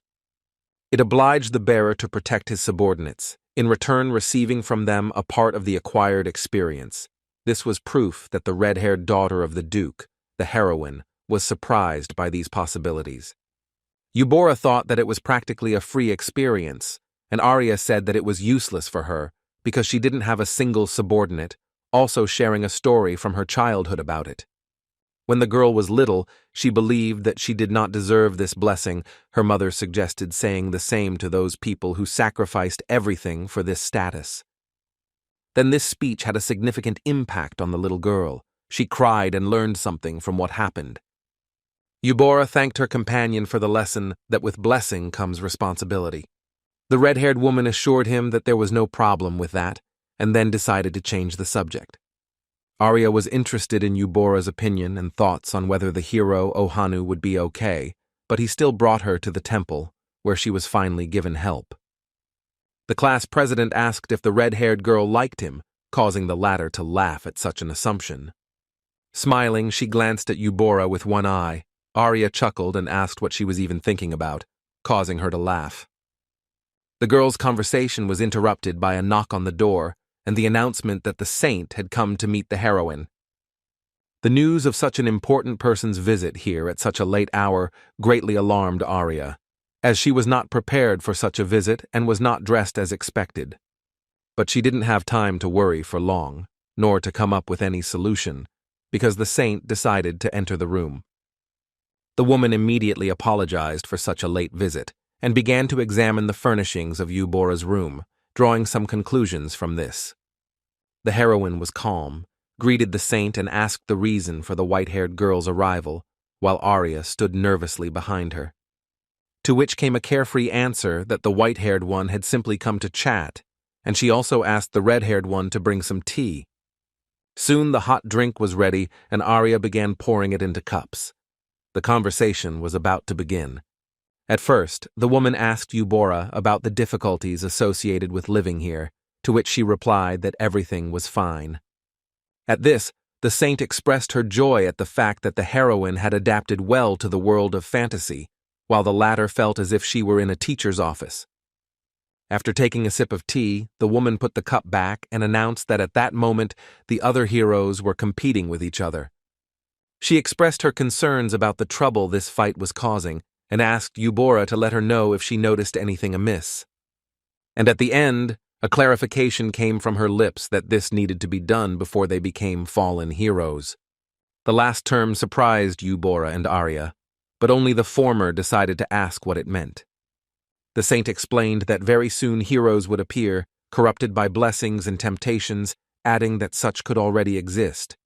Eubora felt some hesitation and tension from these words, but still asked about what happens to such people. In response, the woman explained that even fallen heroes are still heroes who can still be used, so they are not killed. She decided to end there, adding only that corruption is a betrayal of all those who believed in them. At that moment, Eubora remembered her meeting with the goddess and how her classmate Kang Hansu asked her to return him back to Earth. He also expressed his doubts that someone who makes his family worry can save the world. His words then somehow stuck in Eubora's memory, touching something in her, and now this event suddenly surfaced in her memory again. This whole scene surprised her somehow. The girl came out of her thoughts and opened her pink-purple eyes wide. The saint noticed this strange reaction and asked the heroine what was wrong with her. She assured her that everything was fine and that she was simply distracted. After that, she again plunged into thoughts. She wondered whether her classmate had reached home safely, and she also wondered whether his choice had been the right one. And the saint's next question made Eubora spit out her tea in shock because she suddenly asked if the heroine knew anyone named Kang Hansu. The girl stuttered and asked why the woman had suddenly mentioned that name, and she assumed, based on that reaction, that he was her boyfriend. Eubora hastened to dispel these misconceptions, replying that they communicated only as classmates, but that the white-haired girl was seeking something like this, some kind of information. Taking the heroine's hands in hers, the saint asked her to tell her everything about it, as an older sister, causing the girl to be surprised by her behavior. This strange conversation for Eubora continued, and various gods watched it, showing different reactions. For example, a certain innocent goddess desperately wanted to adjust the volume. It all ended only after a long time. The saint had already changed into her nightgown and was in her room. She doubted the heroine's words that they communicated only as classmates. She had no doubts about Eubora's strong interest in this Kang Hansu. This was indicated at least by the length of their conversation. The woman herself was not sure how many hours it lasted. Walking over to the backpack, the woman repeated his name in her mind again, also remembering facts about him, such as his refusal to become a hero and the fact that the goddess sent him back. The white-haired girl understood that the latter was completely untrue, and if the truth came out, the hero's trust in the goddess would sink to the bottom. She hoped that the guy had already died, because in that case, all that was needed was to clean up the traces. And when the thought flashed through the saint's head that he might be alive, a certain arrogant god of benevolence, the very object of her worship, drew attention to her. The next message from the deity was that it was looking at objects, apparently meaning those that belonged to this Kang Hansu. The attention of the goddess herself simultaneously amazed the saint and caused tension and many other emotions. Then a certain arrogant god of benevolence shared his feelings of discomfort and left, leaving the woman to recover from this visit. The white-haired girl understood that all this meant only one thing. Kang Hansu was alive, and even the one who gave blessings to all the heroes could not find his location. The latter could only mean one thing. Another deity was standing in the way, hiding this person, which caused new complications and was a serious obstacle. The saint immediately began to formulate a plan of action, starting with the need to destroy all evidence, as well as the beginning of a secret search that no one should know about and that needed to be done quickly. She couldn't see how she was being watched by the invisible outsider god whose head was sticking out of the wall at that moment. All this time he carefully watched the drawing up of the saint's plan and remembered it, and now it was written. The outsider god had nothing else to do here, so he hurried quietly out of the woman's bedroom. At the same time, although the sun had long since set, the battle between Kang Hansu and the orc defender continued, and throughout the ancient city of the Greenskins, sounds were heard that were more reminiscent of explosions than the aftermath of blows. Sometimes the fighters would talk to each other, and now the guard asked if the man was going to surrender. He didn't understand why the enemy hadn't done this yet and had been fighting for so long, because he considered his fight absolutely pointless. At that moment, Kang Hansu rose from the ground, recovering from another exchange of blows, and thoughtfully repeated his opponent's question. The green-skinned man did not take his eyes off the man, waiting for an answer, and he suddenly began to laugh at this conversation. Having finished with this, the guy said that he was going to continue fighting until the guard died, after which he laughed again. Another short exchange of remarks ended. The green-skinned one finally insulted the guy, who at that moment was preparing for a new clash. The guardian ran forward, trying to hit the enemy with his weapon. Both, just as before, used their powers to the fullest. The hero his meat power, his enemy his green energy. Kang Hansu didn't want to get closer to the orc defender's spear or trident, so he tried to dodge the attack. But it didn't work out that easily. The tip of the weapon followed him, getting dangerously close to his eye. The hero only managed to prevent the attack from reaching his vulnerable head, but missed the energy-enhanced blow to his body. In the end, the battle went on, but no one could gain the upper hand. The guard was too strong, and Kang Hansu was too tenacious. But in the end, everything comes to an end. Now the hero was drawing a primitive picture on the ground, representing his fight, thinking about what happened and his future steps. He went over everything that had happened in his head and continued to draw new situations that arose in this battle, often changing them. It was the same now.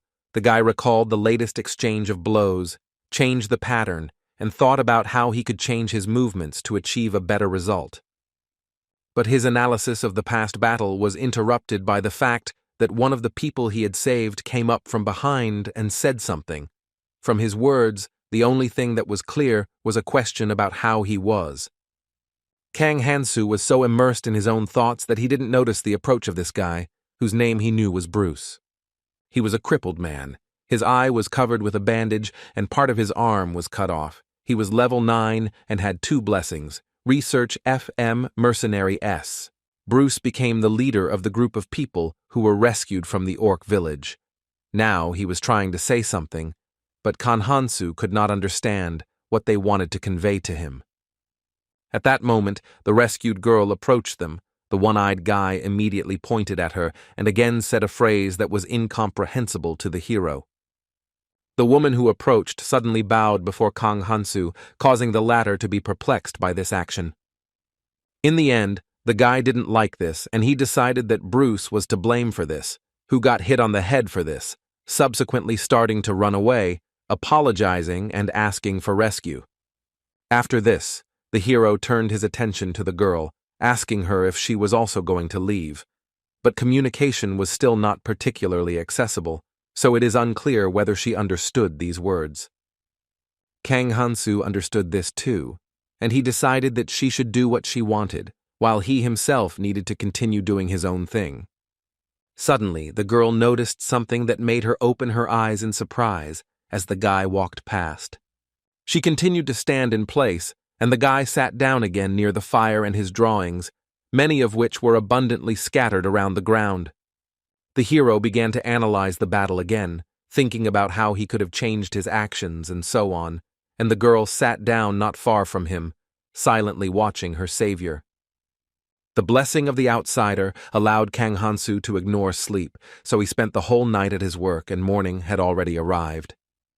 The fire had long since died out, and the girl had fallen asleep, but the guy was full of energy and decided that all this should already be enough for a strategy to attack the orc guard.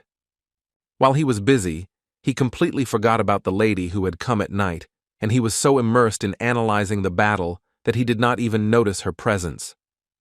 He was silent for a while, trying to remember everything, and finally said that she had simply fallen asleep, continuing to look at her.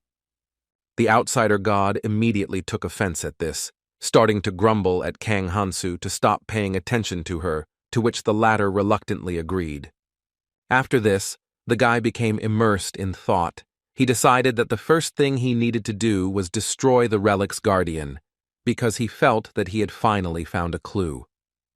Having finished pondering his thoughts, the hero turned to the outsider god, attracting his attention.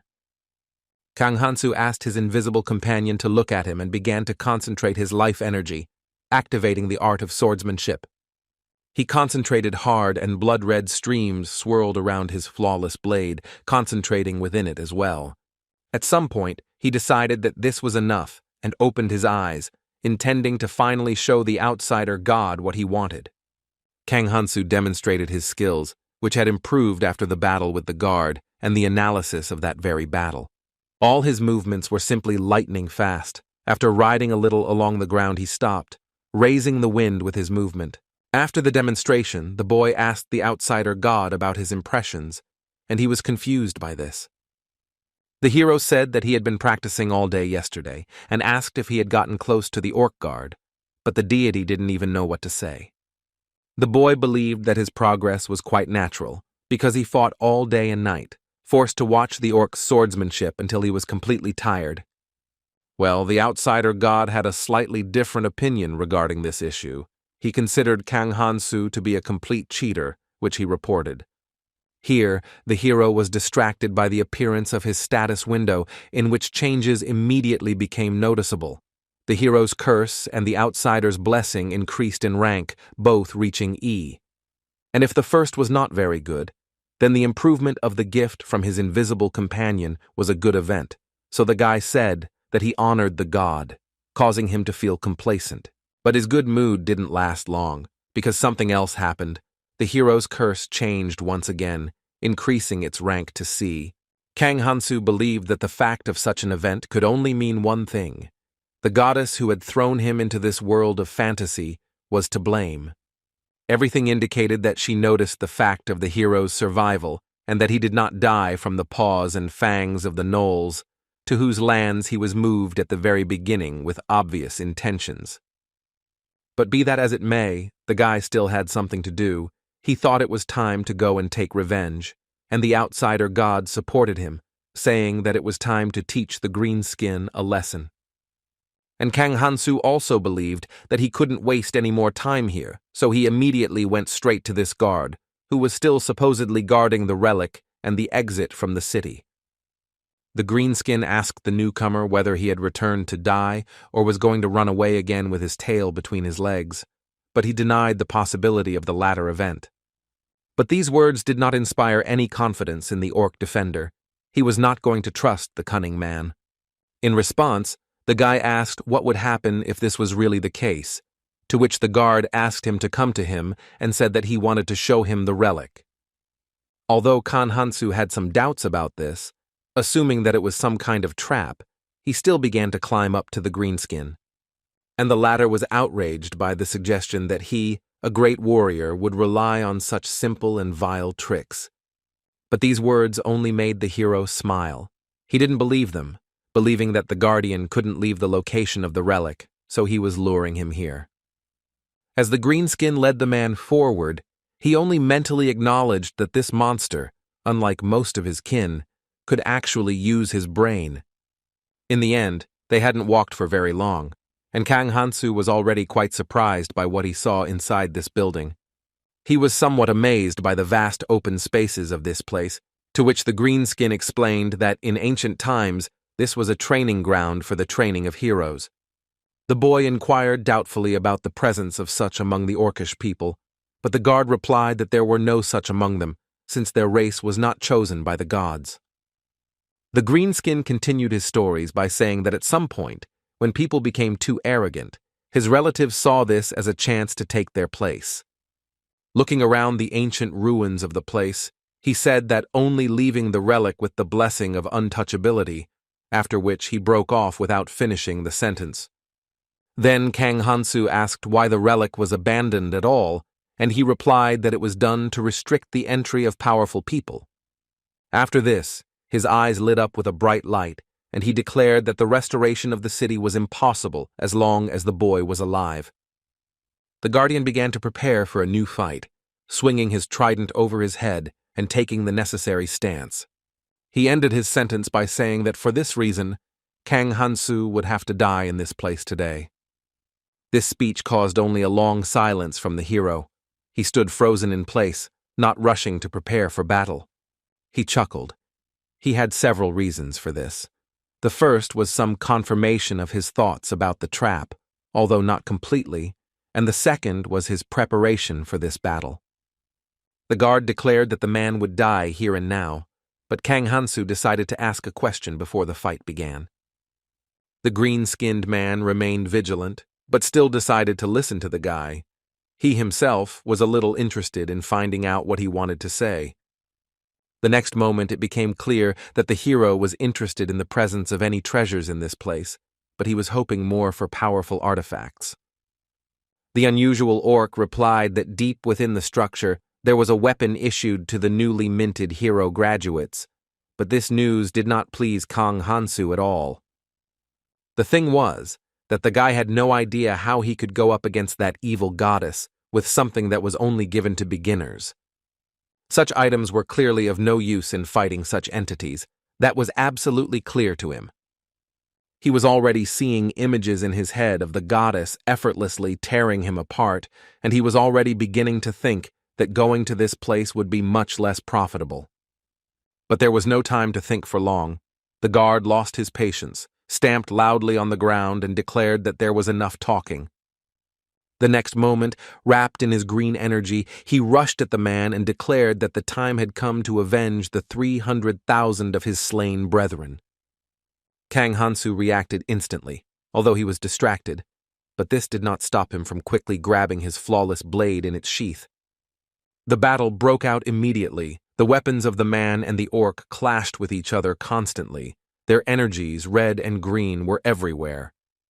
But unlike last time, this was no longer a fight with a radical advantage for the Guardian, when the hero was saved only by a blessing.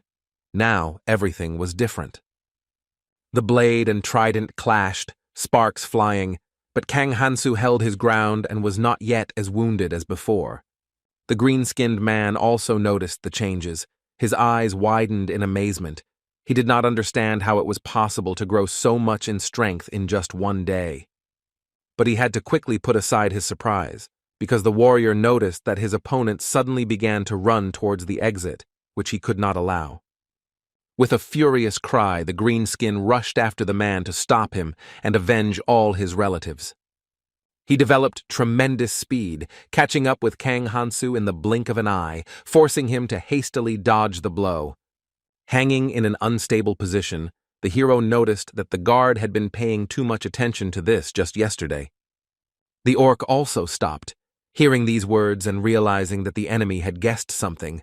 Now he was waiting for the completion of his conclusions. Almost lying down, the guy moved his foot, sole down, towards the enemy's stomach and finished his thoughts by saying that the greenskin could not leave the vicinity of this relic. Having finished his speech, the man instantly threw the guard away, and a surprised and astonished cry escaped from the latter's lips. While his flight was towards the exit of this building, in the process, a portal suddenly appeared on the greenskin's path. His appearance did not please the orc at all. He did not expect such a turn of events. Under normal circumstances, this should not have happened. Only just before the spatial transition did something allow him to guess that the enemy was a hero, which he shouted loudly, but then he flew into the portal and disappeared. Kang Hansu watched all of this, surprised that there really was an exit in this building, since nothing like this had been visible before, and it seemed like it had just been a trap or something like that. The god was stunned by this outcome, but the hero said that he would like to resolve this all peacefully and without a fight, although he also did not expect that the guardian would simply disappear. One of the reasons the guy would rather not fight was that it was impossible to level up anyway, so there was no point in trying. He only needed the treasures from this place. Soon, the exploration of this structure began. At some point, the outsider god suddenly pointed his finger somewhere and said that the reward was in that direction. But the deity remained invisible to anyone, so Kang Hansu's head turned in the other direction, and he asked where the treasures were. While examining the ruins, the hero came to the conclusion that he had never seen such structures before, and he also began to doubt that any valuable items could have been preserved in these ruins. But after some time of research, luck finally smiled on him and something was found. The find turned out to be some kind of wooden box and swords scattered around, which must obviously be magical since they were not covered in rust. The guy picked up one of the blades and began to examine it carefully, and the outsider god informed him that it was the newcomer's holy sword. Well, Kang Hansu could tell that this blade possessed divine energy just from the glow emanating from it, just like the others, but it was still a weapon for beginners. Waving the find, he inquired as to why these artifacts had been left lying around there, but the god explained that only heroes could lift these swords. And as if only expecting this message, the artifact suddenly sparkled and suddenly became heavy. The deity again explained that the guy could still hold the blade, since he was still a hero. From this, Kang Hansu concluded that the artifact did not like his curse from that goddess, which made him somewhat angry. In the end, he used his swordsmanship and broke the blade into 2 pieces, causing the outsider god to jump in surprise. The boy explained his actions by saying that since he would not be able to use these artifacts, it would be fair if they did not go to other heroes, and the deity was amazed by his fairness. Next, Kang Hansu decided to deal with all his finds at once, for which he first threw them all high into the air. After which he again used what the gnolls called the power of meat, covered his limbs with red energy, and began to break the blades into pieces with his bare hands. It didn't take long before only a few holy swords remained from this entire arsenal, but the hero didn't rest on his laurels and was determined to see the job through to the end. To do this, he swung wide and decided to use his monstrous strength, granted by the enhancement, to smash this artifact as well. But suddenly he felt something unusual and stopped, still tightly gripping the hilt of the sword. After this, the guy confirmed his feelings by waving the blade from side to side. It, unlike the others, turned out to be surprisingly light. The outsider god immediately explained that it was simply a defective product, but the hero realized that this was the reason why his curse was ignored by this particular sword.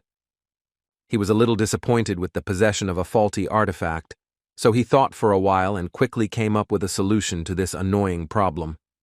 Eventually, he combined his power with the new blade and began to destroy the other holy swords even faster, cutting them down one by one.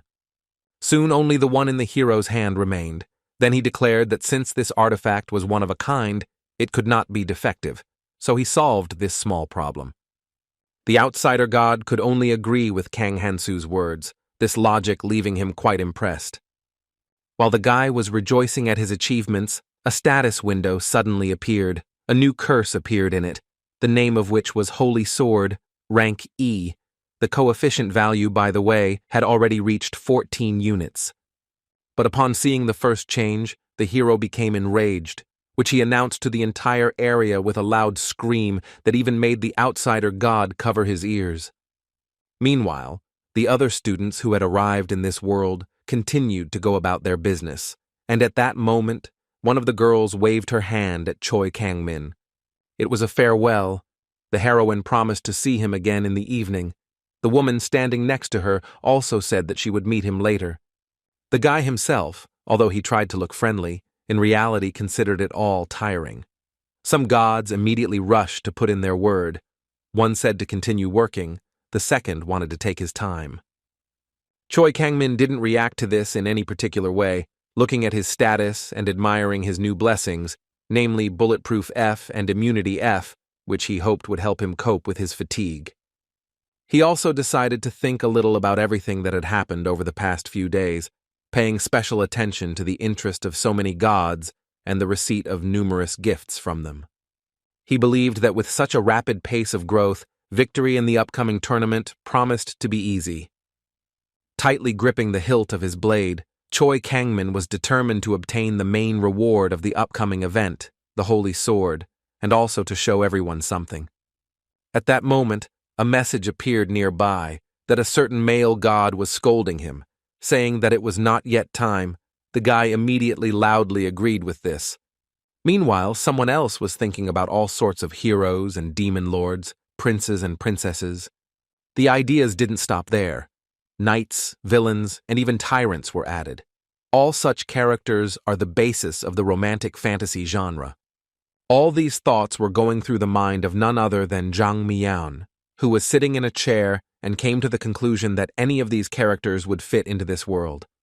Having recovered a little, having removed the demon lord from the list, the girl mentally said that taming them would be exciting. And in the end, a cry from her soul burst out, asking why she was forced to fight in this world of fantasy. There were 3 guys standing next to her who, of course, heard this. One of them hastened to calm Jang Myeon down, but she just waved it off. After this, the blonde leaned back in her chair, returning to her thoughts again, and her classmate quietly apologized. The girl used to dream that she would be protected by cute knights, maybe have romances with princes or something like that. But opening her eyes and looking to the side, Jang Myeon looked at what harsh reality, not dreams, had presented to her. She began to evaluate the guys standing next to her, who were in her retinue. The first one she called Shield A. He was timid and stupid. He was in 4th place in the overall standings. Looking at the next one, who was labeled as Shield B, she assessed him as well. He was selfish and had dirty thoughts, and was in 5th place overall. Well, and Shield C, the guy with glasses, he was a conceptual error in her retinue, but he carried out orders well and took 7th place in the overall standings. All the blonde had were 3 shields. She sighed and decided that since she only had them, she would still say something. The girl herself asked for forgiveness from Shield A, assuring him that he did not need to apologize earlier, and she also admitted with a smile that she had been a little harsh, also taking his hand. This left him satisfied. Then Shield B spoke up. He was interested in the reason why Chan Mi-yeon called the 3 of them. She replied that she had something important that she wanted to say. The blonde said that this was classified information, but soon there would be a selection of heroes to be sent to the academy. Shield A was still savoring the girl's touch on his hand, but Shield B listened attentively and expressed his attitude towards the fact that there are academies in this world too. Well, Jang Myeon said that she was going to get into it, hoping that it would be there that the fantasy life she dreamed of would truly begin. Some goddesses watched and expressed their opinions.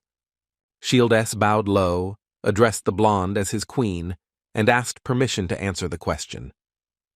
Having received permission, the guy with glasses asked if all candidates would be accepted into this academy, while Shield B was at a loss for words about this scene. Jang Mi-yeon said that they decided to give preference to heroes with higher scores, and only 4 people will be chosen. Shield C flashed his glasses and noted that bloodshed could be expected between the teams, but also said that his queen would surely handle it. Then Shield B took the floor. He was interested in the blonde's future plans. It turned out that she wanted to sign up for the list of those wishing to go to the academy with them. The guy didn't want to do it, so he expressed hope that it was just a joke, but Jang Mi-yeon countered with a smile, adding that she was completely serious.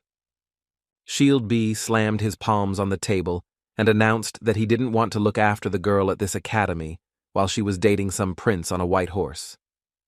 In response, the blonde promised that this would not happen, adding that if she broke her word, she would fulfill the guy's wish. This struck Shield B, who opened his eyes wide and couldn't believe what he was hearing, so he decided to check again if this was a joke. Jang Myeon pointed out that the gods were listening to this conversation, so her words could not be doubted. Shield A was the first to express his agreement with the blonde's plan. He emotionally told her that he was ready to go anywhere if she was happy. The second to agree was the guy with glasses. He allowed his queen to use him as she wished. Shield B had doubts, but seeing the reaction of others, he still responded in the same way, although much less emotionally, and he also said that he still felt deceived. After listening to everyone, Jang Myeon smiled, clapped her hands, and rewarded the boys with a big thank you, perhaps using some of her charm blessing. At the same time, Kang Hansu fell to his knees in disappointment, complaining about these artifacts. He could not believe that he had received a curse for their destruction. But after looking at its effects, he didn't find them particularly bad. The first one made it so that his blood and tears would strengthen all the holy swords in the area. The second one made it difficult to destroy or seal an innocent holy sword. The boy didn't understand the meaning of this curse, because it didn't seem to be harming him in any way. On the contrary, his defective blade would now be more resistant to destruction. The outsider god expressed his sorrow to the creator of the artifacts, and Kang Hansu came to the conclusion that these effects were such because no one could expect that the hero would destroy holy swords. It was more of a debuff for demons. But in the end, everything ended well for the guy. Now he has a defective blade that does not resist due to the hero's curse, and the new one actually strengthens it. Having received what he came for, the hero headed out with the god, and soon they came to the place where the portal had appeared earlier, in which the orc guardian had disappeared. But the spatial transition did not open simply when they approached, and Kang Hansu began to puzzle over how to summon it. Suddenly a familiar voice was heard from afar. It spoke in the language of the orcs. It was just one word. Someone loudly shouted the name of the hero's race. The guy instantly turned his attention away from the place where the portal was, and turned his head towards the source of the sound, trying to find out what was happening. Quite far away, but developing serious speed, ran the green-skinned hero's acquaintance, that very same guard. When he got closer, Kang Hansu expressed surprise at his return, but also noticed a serious change in him. The hero's next action was to spread his arms wide, as if blocking the entrance to the building. This gesture greatly surprised and tensed the green-skinned man. He stared at this spectacle and, by the way, he lost a few teeth somewhere. Holding his brand-new holy sword in one hand, Kang Hansu declared that he had unraveled a certain secret of the Guardian. He smiled and suggested that he was getting old when he left the territory of this relic, so he would not allow the orc to enter, and his meat power was also activated. These words made the guard quite angry. He shouted at the man to get out of the way and jumped up, intending to fall on the enemy from above. The latter noticed how desperate his opponent was. Kang Hansu was not worried about this battle at all. On the contrary, he considered it a good opportunity to test his new holy sword in action. The guy's face took on a sinister expression. His eyes glowed brighter than usual. An evil grin appeared, and the blade became covered in the red energy of his life force. The first time the guard had the advantage. The second time they were approximately equal, but now the greenskin lost his own arm in the very first exchange of blows. Although the wound was serious, he did not plan to give up so easily, so he stopped his charge and prepared for the rest of the battle. The guard found the loss of his limb an extremely unpleasant and unexpected event, but the rage on his face only intensified. Well, the hero cheerfully noted the irony of the situation and said that now it was the orc's turn to have his hand cut off. The green-skinned man, decrepit and aged, and even crippled, still did not give up. On the contrary, he threateningly addressed the man with the threat that the price of stealing his youth was very high. And the next moment, confirming his words, his body gained its former strength, once again becoming the same as at their first meeting. His arm also grew back rapidly, returning to its former strength. The orc declared that he had previously disdained the death of 300,000 of his fellows. Jumping towards Kang Hansu again, he ended up doing it for the sake of his youth, and now he is angry because of the human's vile attack. The hero himself considered this an excuse, and a very weak one at that, which he informed his opponent of and gripped his new weapon tighter. The green-skinned man's face twisted in even greater rage, and he again attacked the man with a scream that wished him death. But even in the second clash, Kang Hansu emerged victorious. The holy sword lay comfortably in his hand, and the guard no longer posed the same danger as before. And that was the end for the guardian of the relic, because in the end his head was separated from his body, and the expression on his face was one of extreme surprise at the fact of his defeat. After this, the hero asked a rhetorical question about how the greenskin had learned nothing all day. The enemy was defeated, his headless body now lying on the floor, and the guy remained standing even without injuries. He didn't understand what the orc had been hoping for, since the trick of restoring his body to its previous level and regenerating his arm hadn't been particularly impressive.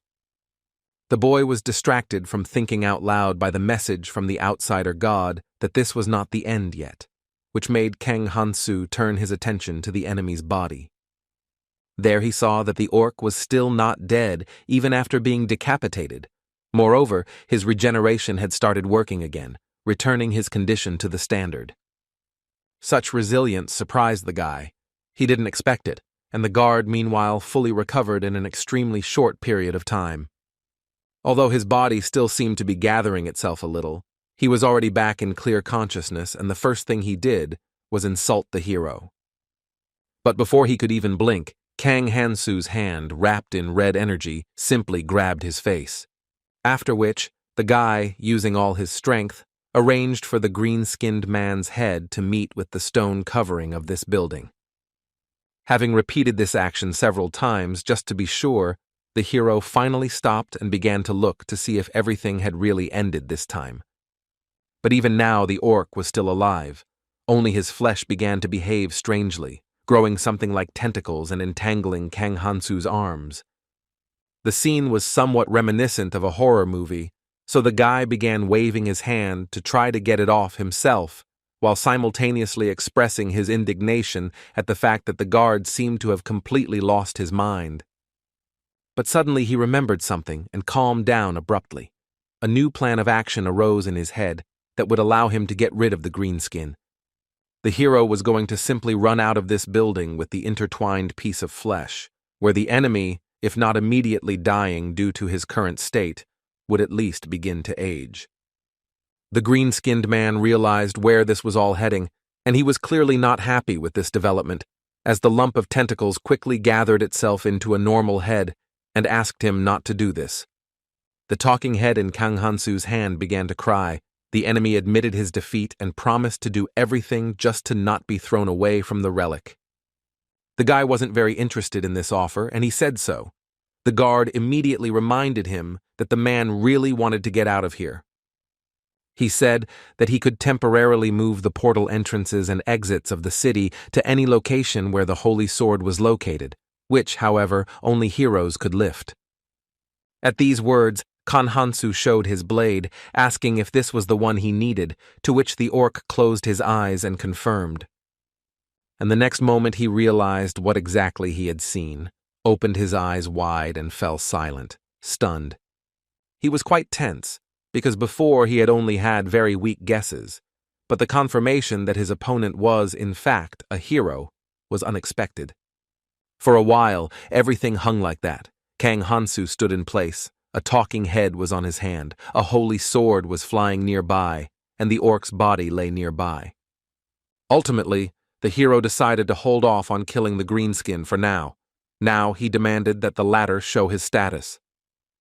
He didn't dare refuse and immediately carried out the order. His name was Green Guardian, level 8, Warrior Blessings A, Observation B, Courage A, Willpower B, Dignity B.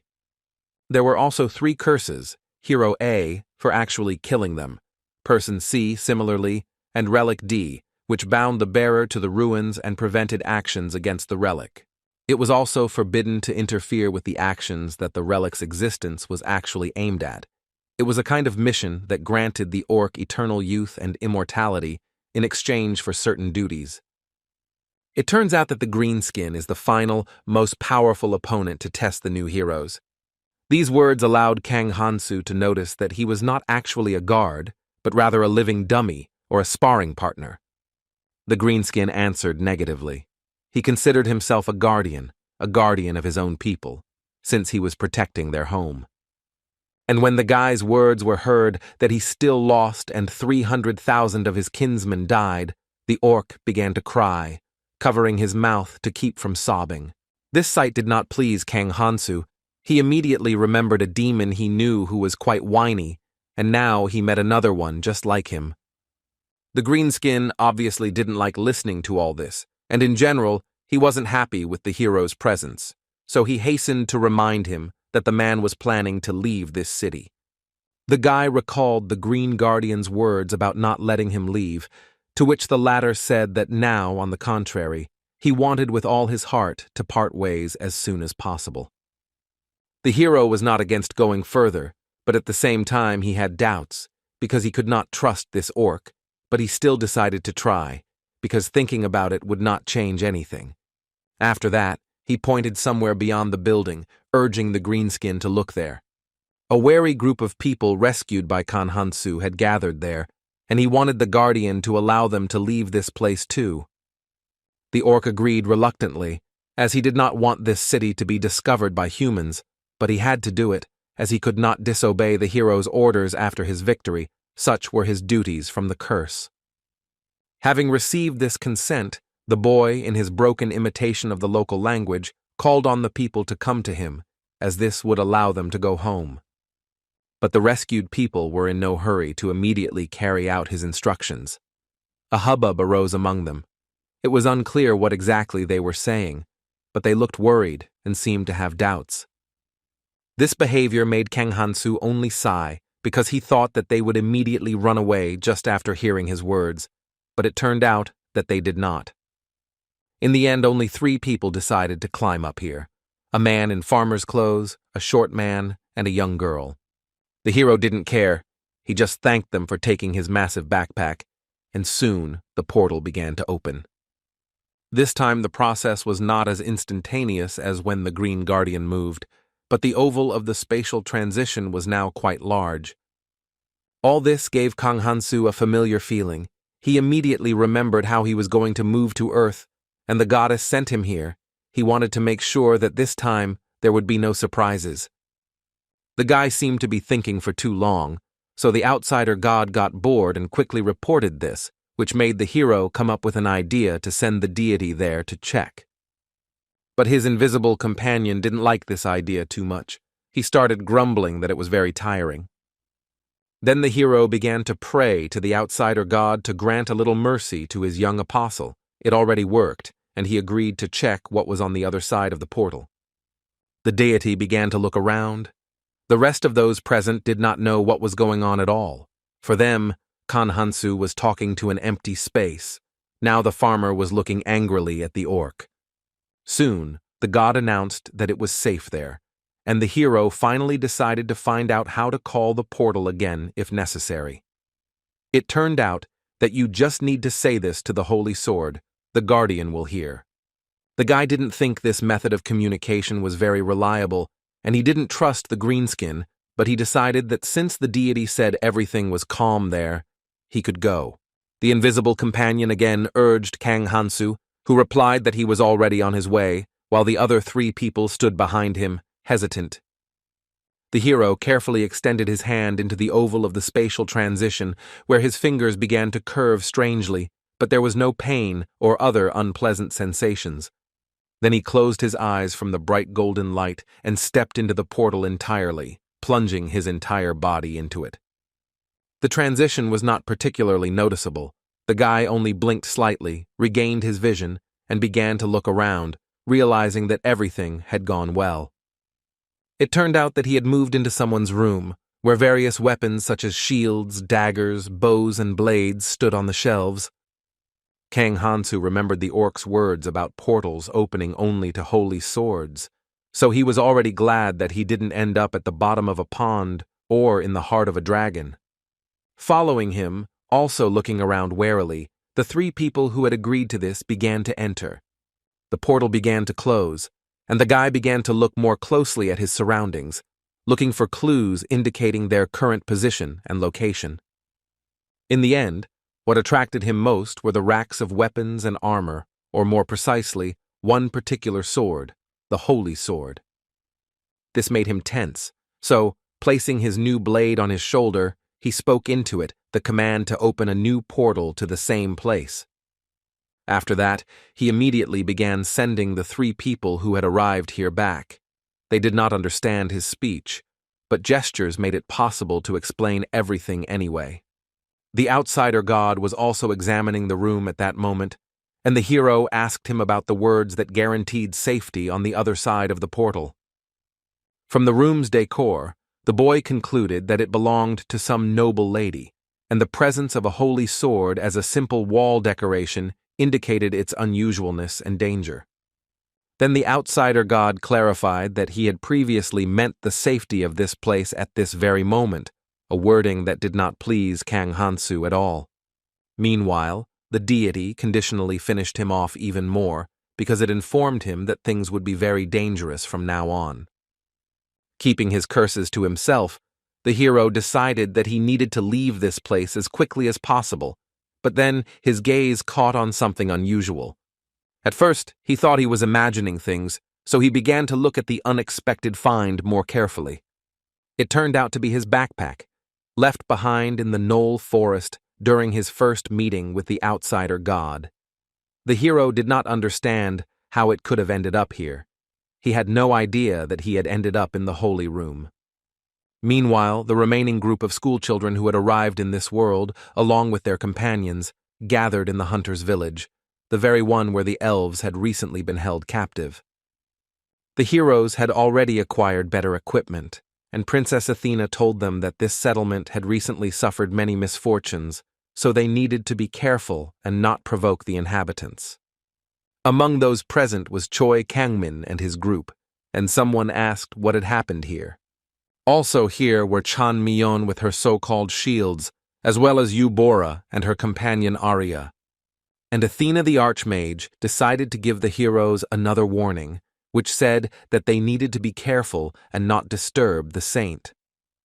At that moment, the white-haired woman herself, along with her companions, was visiting the very same basement dungeon where the elves had previously been kept. A local resident was leading her, and the premises had already been cleared. The saint noticed this last fact. These words immediately made the man fall to the floor in a deep bow and ask for forgiveness. The woman said with a smile that there was no need to be so afraid, since she was visiting this village only to sort out an unsolved incident about a massacre that had taken place there. But she still decided to inquire whether this was really the place where Elder Celeblus was imprisoned. The local resident, still without changing his posture, hastened to assure the respected saint that her information was correct. The woman asked him if the villagers knew how important this elf was, and this question made the man's body tremble with fear. The white-haired girl sighed tiredly and asked him to calm down and not take it to heart, because regardless of his answer, it would still become a problem. Looking to the side, the saint tried to remember what she knew about this elf that was important. She knew that Elder Celeblus, also known as the Flame Guardian, was not very strong in individual skills, but the creatures she looked after were quite powerful. Of particular note among them is the phoenix, a very powerful bird. It was this creature that gave the elf her title of Guardian of the Flame. Emerging from her thoughts, the white-haired woman said that disturbing the harmony between their two races and provoking a civil war were unforgivable acts. But despite all this, she will not do anything about it, because the victim, Elder Celeblus, wants to leave everything as it is and does not want to take revenge. These words brought the man incredible joy and great relief, and he immediately began to thank the saint. The woman also wanted to know what the stranger looked like. adding that she wanted to reward him as a representative of the people. The local resident began to feel tense again, but stuttering, he still said that he was already dead. But this answer did not satisfy the white-haired girl, so she cast her gaze at the man and coldly clarified that she was asking about the stranger's appearance and not about anything else. Then the person being interrogated began frantically recalling all the signs he had seen or heard from acquaintances, starting with the short black hair. But the next words interested the saint even more, because he, having difficulty with the description, simply said that the man looked like the heroes who had arrived today. The white-haired woman asked how the stranger had introduced himself, but the local resident began to quietly mumble that he didn't know that he didn't know anything at all.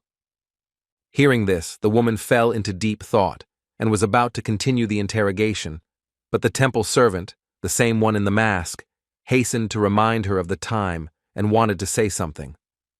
The saint decided that it was indeed time to go and sent a man to show the arriving heroes the village. The local resident ran away as soon as he was released, and the church minister was given the opportunity to share her findings privately. She was sure that this unknown person was the very same mysterious hero, and the reason why he survived, in her opinion, was some kind of blessing. But the saint expressed doubts that it would be possible to defeat a null at level 1 even with any bonus, especially considering how the other heroes had handled it.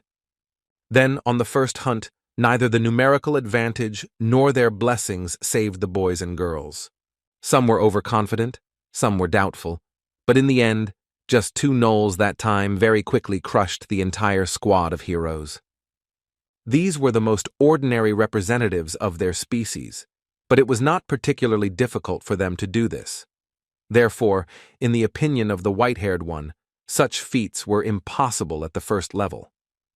The saint also provided another argument in her favor, namely, that all the gods were with them in the temple, so this Kang Hansu could not have received a blessing. The masked girl immediately expressed her concerns that if it turned out to be true that this vengeful spirit and the owner of the backpack were one and the same person, then the presence of other heroes here would be dangerous. But the white-haired girl didn't feel any anxiety, because not only was this extremely unlikely, but also all the arrivals were under their supervision and were not in any danger. A certain arrogant god of benevolence chose this moment to notify the saint of his presence and express his extreme displeasure, while the woman informed him that they would not be discovered anytime soon. The reason for her confidence was that those who knew the name of this hero were dead, and the final proof was in her room, where no one from the temple would dare enter. The masked servant said that in that case she would take up the matter of leaking information about the upcoming tournament, but the saint replied that she already knew about it. It turned out that the white-haired girl was simply pretending not to know about this fact, finding the small disclosure of information useful, especially seeing how diligent the heroine Jang Myeon had become. The woman didn't understand why the blonde was so eager to get into the academy, but she was pleased with her efforts. She was looking forward to seeing what else Jang Myeon would show in preparation for the upcoming event and at the tournament itself. Meanwhile, the group of heroes was in the village and noticed that it was starting to rain. It suddenly became cloudy. There might be a downpour. Choi Kangmin's thoughts on this matter and the possible inconveniences associated with it were interrupted by a loud female scream nearby, outraged by the long wait. It was Jang Myeon, who was irritated by the long journey here and the weight of the armor she was wearing. Shieldess immediately offered to wear the armor for her. The blonde happily agreed to this proposal, and Choi Kangmin sighed as he thought that even here this girl was behaving as usual. He turned his gaze to Eubora, who at that moment was listening to some story of Arya's. In the guy's opinion, nothing had changed for her either. He eventually realized that everyone was acting like they were going on a picnic, so he shouldn't worry too much about the upcoming tournament. With these thoughts, Choi Kangmin sat down, but he couldn't relax for long. Almost immediately something caught his attention. Taking a closer look into the thicket of the forest, the hero was able to discern someone's vague silhouette there, but that was enough for him.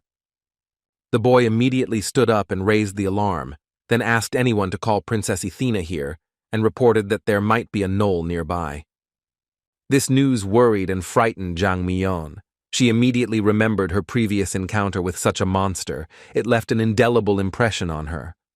Choi Kang-min also tensed up. He hadn't been so deeply affected by that encounter, but he was afraid that this knoll might also turn out to be red, so he prepared for a fight.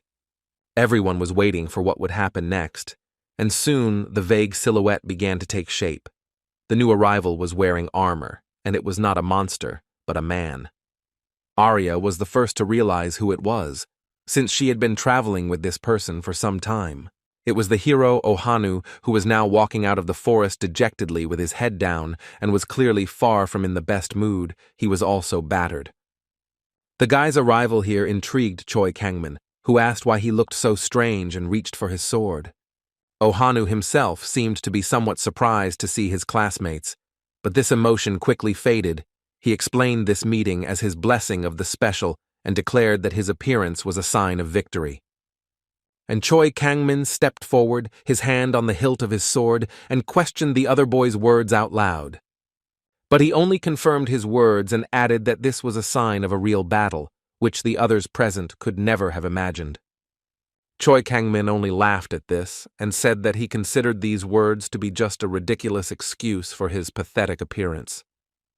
The battered Ohanu smiled in response and said that since his classmate didn't believe him, he should come closer and find out everything on his own skin. Choi Kang-min immediately agreed to this proposal, took out his sword, and said that he would show the true difference between them while activating the effects of his blessings. The second hero, still smiling, thought that his opponent would definitely have a higher level than him.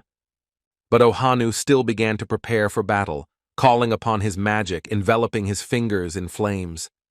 The reason for his confidence was that in addition to the blessings of the past, he also had a new one that would not allow him to lose. It was called revenge.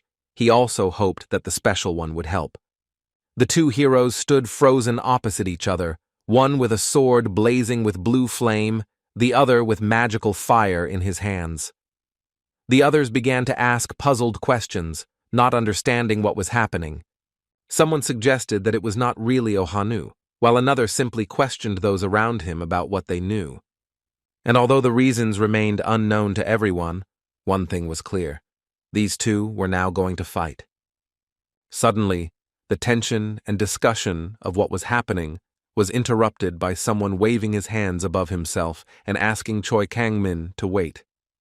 It was Arya who took a position between the two heroes and began her speech by saying that she was powerless to stop the boys from fighting. And she continued by saying that she would like to tell Choi Kang-min that his potential opponent in this fight was wounded.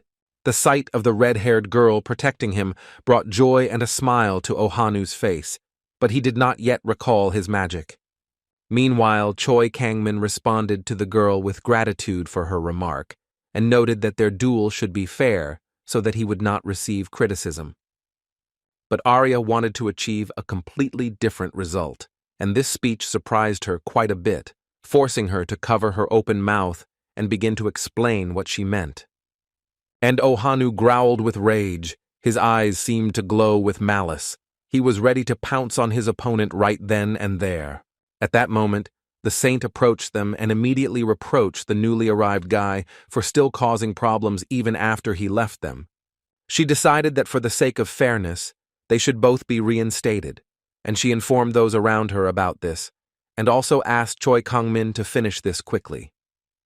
He increased the intensity of the energy on his blade and approached Ohan with an offer to finally see his abilities in a real battle. The black-haired guy himself, at that moment, silently accepted the saint's treatment, not answering anything, listening to the effect on his body and feeling the pain go away. Choi Kang-min's words angered Ohanu, because he had gone through so many difficulties and trials, and here they were making fun of him. A few days ago, he was lying on the grass and thinking out loud that he had let his guard down this time, but he wouldn't let something like that happen again. What happened was that Park Han-yeon took those girls away. Ohanu saw, as it seemed to him, their sad eyes as they left, and mentally promised that he would save them all, Seru, Kana, and Lusa. Suddenly, a status window flashed, where a new blessing appeared, called Revenge. It increased the bearer's strength depending on the strength of the object of revenge, as well as the number of people who wished revenge on him. Ohanu immediately realized that this was the strength of those main characters who were betrayed by their colleagues or comrades, but he did not want Park Han-yeon and his big guy to become the target of his revenge. He thought it was ridiculous, so he chose someone else to do it, someone who would be perfect for his arch-enemy, Choi Kang-min. He smirked as this new blessing lifted his spirits. This guy, in his opinion, was the only worthy opponent. Still lying on the grass, Ohanu raised his fist to the sky, shouted that this was only the beginning, and also became convinced that he really was the main hero of this world. Some time passed, and now the forest was quiet. Kind, harmless slime, which in this world is often kept as pets, slowly crawled through it. And this peaceful idyll was broken by Ohanu, who with a loud cry and hands covered in flames, jumped out at the monster, frightening him. But the fear was instantly replaced by another emotion, anger. The slime's face twisted, showing these feelings. And the monster jumped straight at the attacker, striking him in the stomach, which instantly knocked all the spirit out of the man.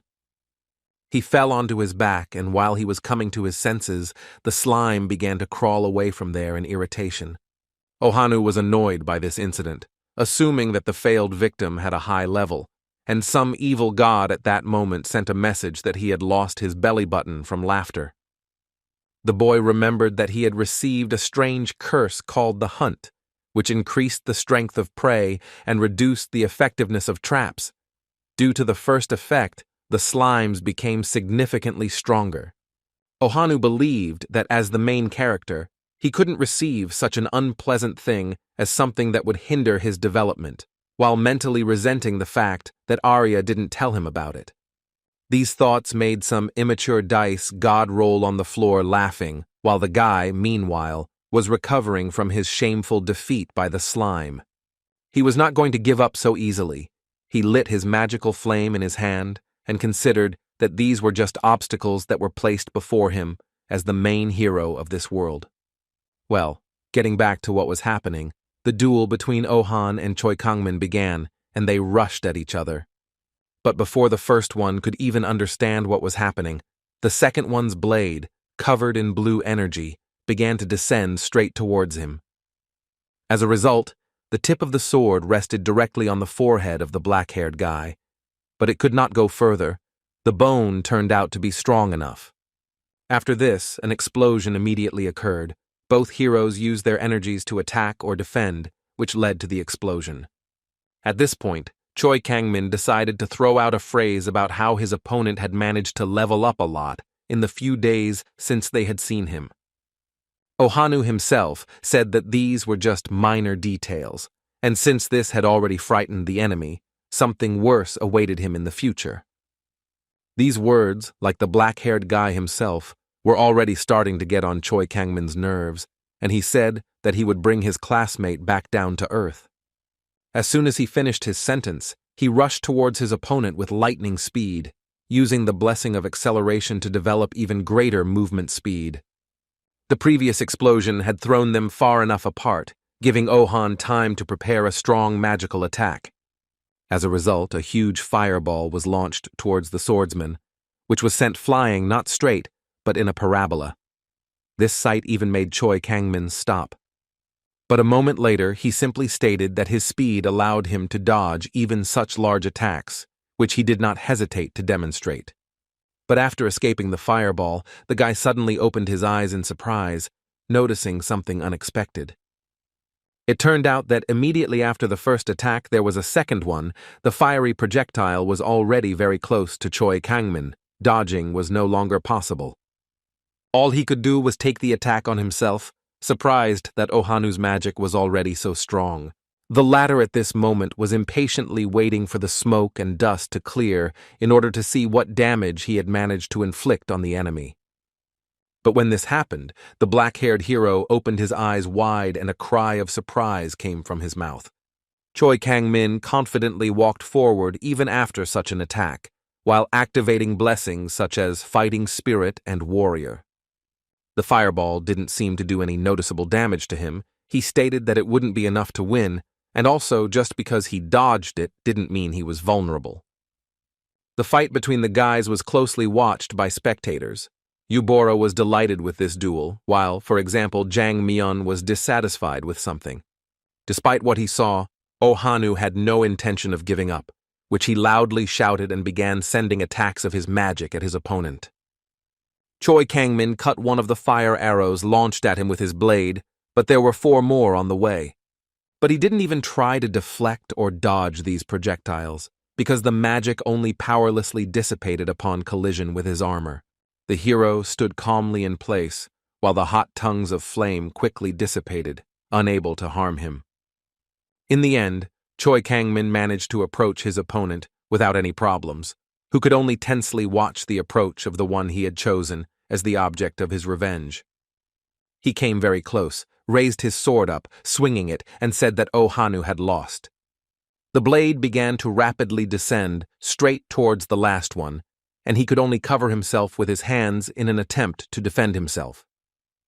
He closed his eyes to avoid seeing the approaching blow, but for some reason the pain was in no hurry to come, even though it should have already done so. Some kind of electric arcs appeared, and Choi Kang-min suddenly froze in extreme surprise, not understanding what was happening, but it seemed as if a special blessing effect had been activated. And the electrical charges between them only gained strength, forcing them to move away from each other and saving the magician from defeat. The power of the unknown phenomenon became so great that it formed a huge dome or ball at the place of its appearance. Its formation also raised a strong wind, which was very noticeable, even for the spectators of the duel standing in the distance. The girl with a mask covering her eyes, like a faithful servant of the temple, covered the saint with her body from possible danger. When it was all over, Choi Kang-min was seen lying nearby by a tree. Some immature dice god was happy with the result, but the one in charge of the war was uncomfortable. But Ohanu also lay defeated on the ground. Some vicious deity began to giggle, clutching his stomach.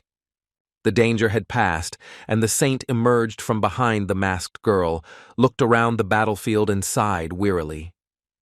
There was now a crater where the electrical anomaly had been, and the white-haired girl urged everyone to stop just sitting and staring at it, and to go and clean everything up, collect the fallen, and so on. Meanwhile, Kang Hansu's adventures continued. He somehow made it to the inn where he was staying with Kogmos, and kicked the door open, yelling as he did so, announcing his presence. The guy also remembered how, upon returning from the location he had entered through the portal, he had punched that orc in the face for sending him to such a dangerous place. The demon, of course, could not help but notice such a loud arrival and asked the hero when he returned. Kang Hansu was surprised that Kogmos had not yet escaped from here, to which he calmly informed that he was going to do so yesterday. And he added that he didn't leave because he missed his chance when a man came to town with whom he absolutely couldn't run into. The guy suggested that it could be the saint, to which the demon replied that in that case, he would already be dead. And Kogmos immediately revealed that this man was the first heir to the country they were in, Prince Alsus, the sword master of the Kingdom of Knights, the 3rd strongest swordsman in the state. While the demon was expressively talking about this threat, that he was a child prodigy, a 2nd-generation monster, that he resembled the young queen nicknamed the King of Knights, the hero calmly threw off his things. Seeing the hero's disinterest, Kogmos himself calmed down and, in his usual tone, told him that those noble ladies had told him that the prince was looking for Kang Hansu. But even this news didn't bother the guy, causing the demon to explode with anger and begin to say that if he meets Alsus, he shouldn't tell anyone about his companion, otherwise he'll immediately understand what race he is. The hero asked how this was possible, to which he received the answer that the swordmaster was a holy knight, as he had received a blessing from the saint. While continuing to change clothes, the guy mentally admitted that it was really better not to meet this man, after which he asked his companion if the prince had any relation to him. The demon was angry again, reminding him that Alsus wanted to meet with Kang Hansu, but the latter calmly noted that they wouldn't be able to communicate anyway. Kogmos might have wanted to continue this conversation, still screaming and exploding with anger, but then there was a knock on the door, interrupting him. These were the noble ladies mentioned just recently, Laisha and Julia, who were glad to see Kang Hansu here. The demon noted that he hadn't even invited the girls here, but they had come, after which he added that the hero's strength had made him popular among women, which he disagreed with and was about to object to. But he didn't have time to say a word, since the outsider god categorically did not like this news, about which he immediately decided to inform his unfaithful apostle. Answering both companions at the same time, he assumed that the girls had come here to ask for help in raising their level, and not for anything else. Kogmos said that the guy had a habit of interpreting someone's goodwill as something material, and with such an attitude he would never marry, in response receiving a reminder that he himself was a bachelor. These words once again hit the demon in the sore spot. It even brought tears to his eyes. Kang Hansu once again began to bully his poor companion, who was obsessed with marriage. Then the girls who had arrived intervened in the conversation. The hero understood only a few words of their speech, so he waited for a translation. Kogmos translated that Julia was a little disappointed because she couldn't repay the guy for the favor, because he went somewhere, and Laisha asked about how he managed to earn another curse somewhere. Kang Hansu decided to answer without details, saying that he was simply hunting, and the demon noted that with the hero's curse, it was difficult to even enter the city since he had returned, and suggested that he had killed the hero somewhere. But Kogmos wasn't particularly interested in this, since after this he announced that he was parting with his companion in this city, since he felt that at this pace he wouldn't live to see his desired marriage. Hearing these words, the guy immediately became indignant, starting to strangle the demon and asking him who would be his translator in that case.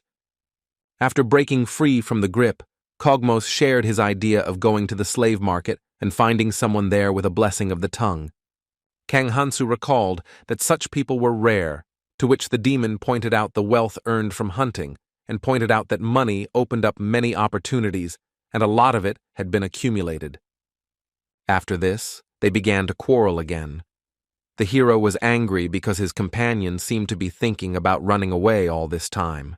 The noble ladies observed all this with humility, as they were accustomed to. The quarrel between the boys continued for some time, when the girls decided to speak up and called Kang Hansu by name. Or, to be more precise, it was Laisha who did it because she was worried, while Julia simply stood there, a little embarrassed, but already accustomed to these constant squabbles.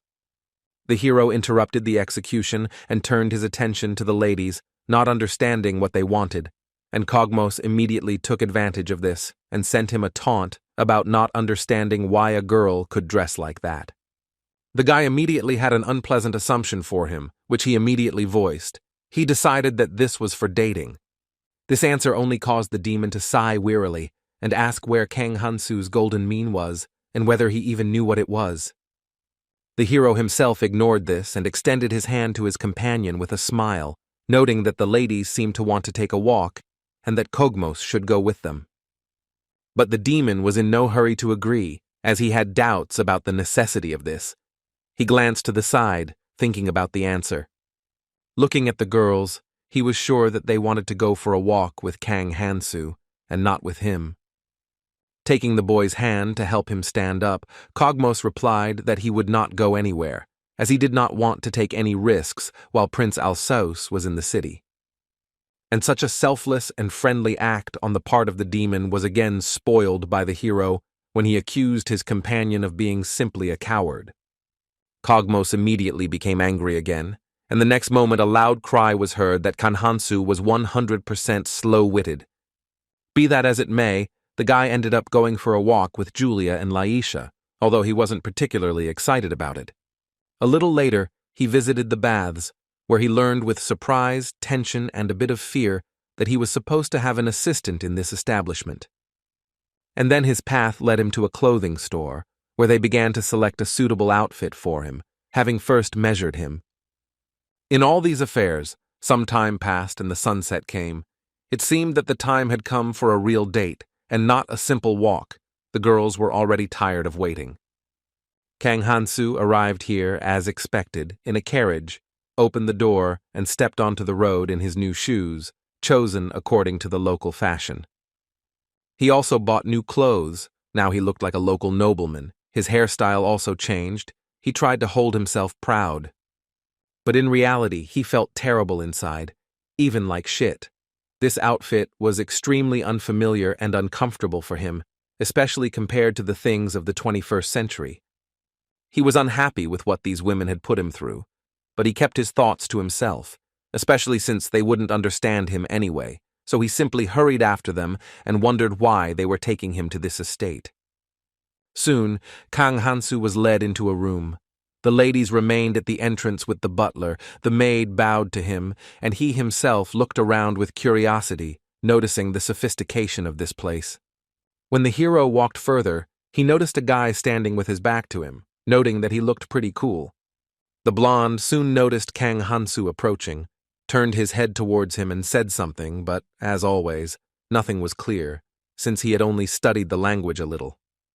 The hero made a dissatisfied face, saying that this guy was too handsome.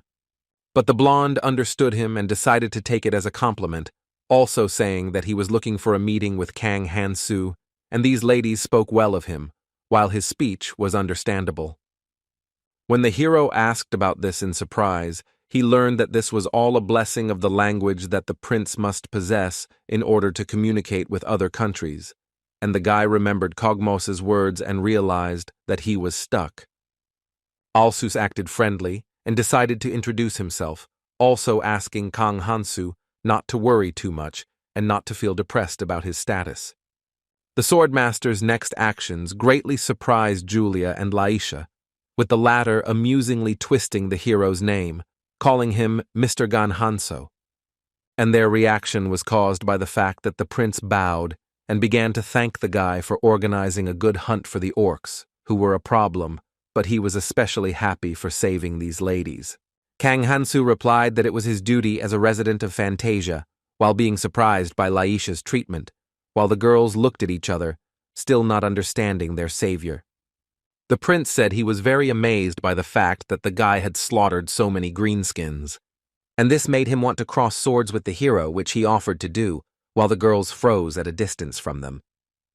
Hearing this, Kang Hansu felt confused and had no desire to fight the swordmaster, so he asked him again, hoping that he had misheard. But Alsus remained silent, as his gaze and smirk already made it clear that his proposal was serious. Then he again suggested to the guy that they have a sword duel so that he could hear the answer and fight. The hero had almost come to terms with the necessity of this, so he only wanted to know when it would happen, assuming that it would be right now. Standing behind him, Laisha and Julia listened attentively to the conversation, quietly talking to each other. The prince apologized, clapped his hands, and said that he seemed to have gotten too excited because of the guests around him, thus answering Kang Hansu's question. At that very moment, at Alsus's gesture, the servants quickly set the table with a variety of dishes. The speed of their work greatly surprised the boy. But for the blonde, this was a normal thing, so he only smiled and suggested continuing the conversation over food. Soon, everyone sat down and began to satisfy their hunger. Although Kang Hansu not only did not observe etiquette, he literally devoured the dishes. This did not go unnoticed by those around him, but they were much more surprised not by his behavior, but by the amount of food he had eaten, since there were already more than 12 empty plates stacked next to him. The servants were already a little tired of bringing more and more dishes to the extremely gluttonous guest, but he did not stop. Kang Hansu attributed his appetite to the effect of his own blessing, and the prince found it very interesting and tried to find out more about it. He said that he was even a little envious of the guy, since he didn't feel full and could eat as much delicious food as he wanted without any consequences. The outsider god was pleased with the compliment and began to scold his apostle, so that he would remember his manners and follow the example of this prince. The hero immediately apologized for his brutal appetite. But Alsus laughingly assured that everything was fine, because it was better to eat everything than to throw away the leftovers later. The next topic the sword master decided to raise was how Sir Kang Hansu, as the girls called him, had received the hero's curse. The guy immediately started lying about how he got it for punishing the hero who molested an innocent elf, at the same time justifying his blessing on the elf himself. After these words, Alsus became more serious and asked if Kang Hansu remembered what that hero looked like. Kang Hansu decided to quickly move on from the topic and said that he was not sure about it, since the first thing he did was hit him in the face and apologized for it. And it worked. The prince said that there was nothing to worry about, since everything would immediately become known when information was received about the hero with the wounded face. The boy didn't know if there really was anyone among his classmates with such injuries at that time, but just in case, he mentally apologized to his comrades. Then Alsus decided to tell the reason why he invited Sir Kang Hansu here, which turned out to be that, according to the guild's assessment, he had killed a huge number of orcs. Kang Hansu asked what he had done wrong, to which the prince replied that everything was good, since he had eliminated an obstacle to his nation. And after that, he tried to calm the guest down by telling him to think of it as a carefree investigation of the causes, but he only achieved the opposite effect.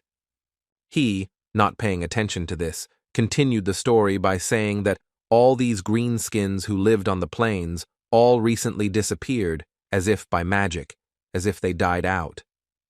And the swordmaster wanted to know if Sir Kang Hansu knew anything about this, but he immediately remembered how he had killed those 300,000 orcs and then sat on one of the piles of corpses.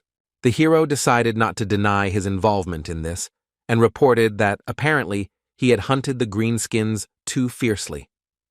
This statement only caused the prince to chuckle and say that if it were so easy to deal with these orcs alone, it would have happened long ago. And after that, a cruel grin appeared on his face, and he said that he himself would have done it if their extermination were so simple. A tense silence followed his words. Both noble ladies clearly did not expect this from Alsus. So now Laisha and Julia could only stare at the heir to their country with tension and fear. But Kang Hansu didn't share their sentiment, so he broke the silence with his chuckle and agreed with the swordmaster's previous words. Alsus returned to his normal state and continued the conversation. Now he remembered that those noble ladies said that the hero was an interesting person, so he would like to get to know the guest better. A little later, they went out into the courtyard of the estate, and the conversation turned to a reward for saving Julia and Laisha. At first, the prince wanted to just give money, but after seeing the guest's first level, he couldn't contain his curiosity and decided to satisfy it first. Stopping with the noble ladies at the fountain, the blonde thanked Kang Hansu for agreeing to this sparring match.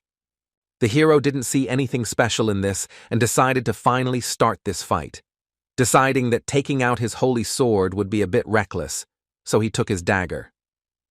But this was not ignored by the prince either. He was surprised by the weapon shown and asked with surprise whether it belonged to the elves.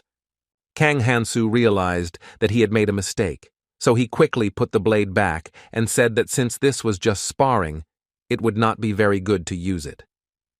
After that, he smiled strangely, raised his hand with his index finger extended, and offered an alternative. The boy used his swordsmanship and summoned red life energy, deciding that this would be enough for sparring.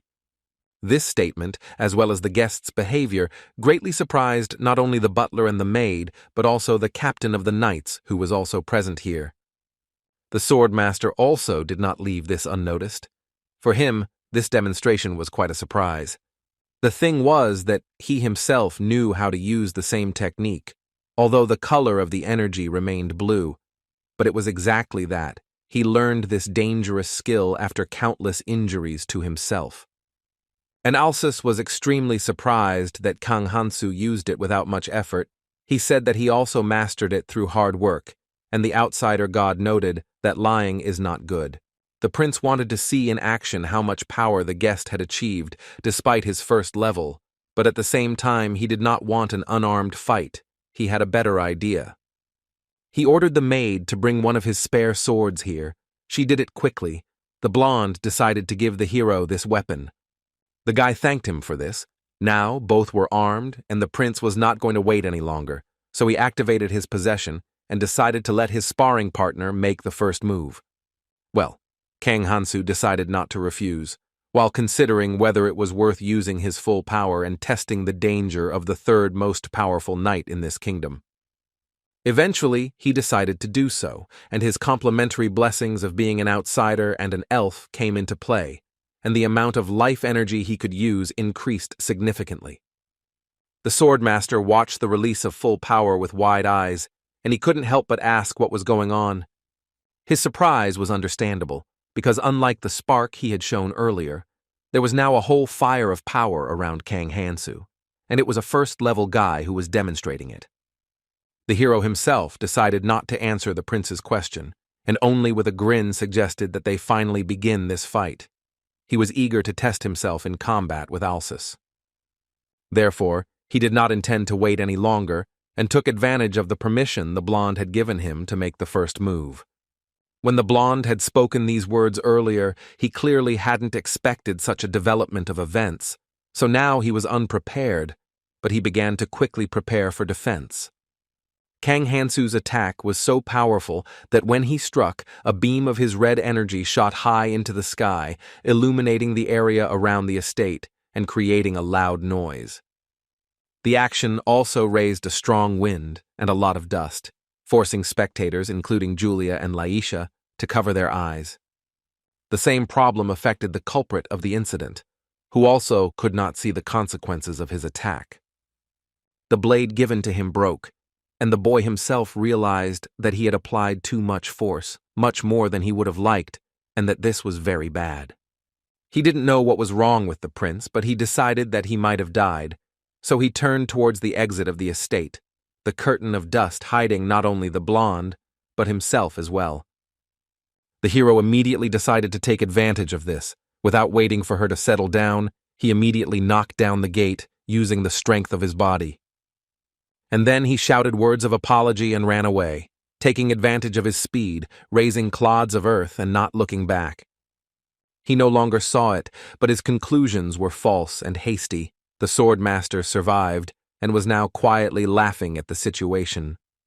He was a little battered, but quite intact, although the sword was cut.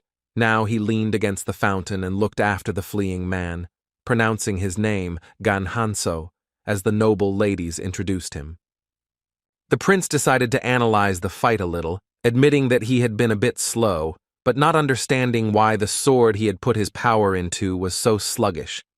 After some thought and a few seconds of rest, all he could say to describe the unusual guest was that he was an awkward guy. Soon the servants, the captain of the knights, Laisha and Julia began to approach the prince, who left an impressive trace in the courtyard, which was a deep clearing. The noble ladies rushed to Alsu first to check on him, asking him about his wounds and other things. But the swordmaster immediately rushed to calm the worried girls, assuring them that he was fine. After that, he decided that he had been lying there long enough, and it was time to get up, putting off his thoughts for later. Standing up, the blonde took off his cloak and handed it to the maid, wondering out loud how vast the world really was and what kind of people one could meet in it. The girls were quick to chime in about their own savior, with Laisha saying he looked shocked too, and Julia surprised at how quickly he ran away. And Alsus, laughing, said that he almost framed the hero of the kingdom for murder because he turned out to be weak. Then he decided that he needed to apologize to Sir Kang Hansu and asked the noble ladies for help in this matter. They immediately assumed that the hero should return to the inn. And Laisha and Julia immediately hurried to go there, telling the prince that they would return soon and asking him to wait at the estate for now. The prince remained silent, and when the girls ran away, he expressed his thoughts out loud that it was as exciting as his first training in the art of swordsmanship with his mother, Her Majesty. The saint had meanwhile returned to the temple and was now asking her subordinates if anyone had entered her room while she was away, receiving in response the answer that it had only been maids and ordinary observers. Realizing the strangeness of the situation and the unusual nature of the questions being asked, the church minister decided to find out what was going on, while the white-haired woman expressed her confidence that there was an uninvited guest here. She was absolutely sure of it, and to confirm this, she didn't even need to be particularly observant. It was enough to look at the floor, because there were a lot of dirty footprints there, which is what the woman said. The saint decided to order those present to leave, but the man was against such an idea, fearing the presence of some kind of murderer here. But the white-haired girl considered such a possibility extremely ridiculous, because if such a person had really snuck in here, he would not have left dirty traces in her room. The man had no answer to this argument, so the woman simply went to her room, leaving instructions that no one should enter until she gave the order. The first thing she did was check the proof of the hero Kang Hansu's existence, but to her surprise, it had disappeared. She didn't understand why, of all the valuables in this room, it was the unremarkable backpack that had disappeared. The saint wouldn't care about the loss of anything, any artifact, swords, armor, shields, or even the holy sword, because all of this could easily be replaced. But in the end, it was the thing that was most valuable at the moment that disappeared. That very backpack of Kang Hansu. This is the only piece of irrefutable evidence that her deity lied to the heroes, and this is a very dangerous and unpleasant event. A certain arrogant god of benevolence has been paying considerable attention to the saint lately, so he immediately noticed her uneasiness and came to find out the reason. When she heard about the missing backpack, she couldn't even find the words, but the woman gave a more detailed account of what had happened, specifying that someone had snuck in and stolen it, taking only this. A certain arrogant god of benevolence was angry because the white-haired one should have destroyed this evidence earlier, to which the saint asked not to test her faith.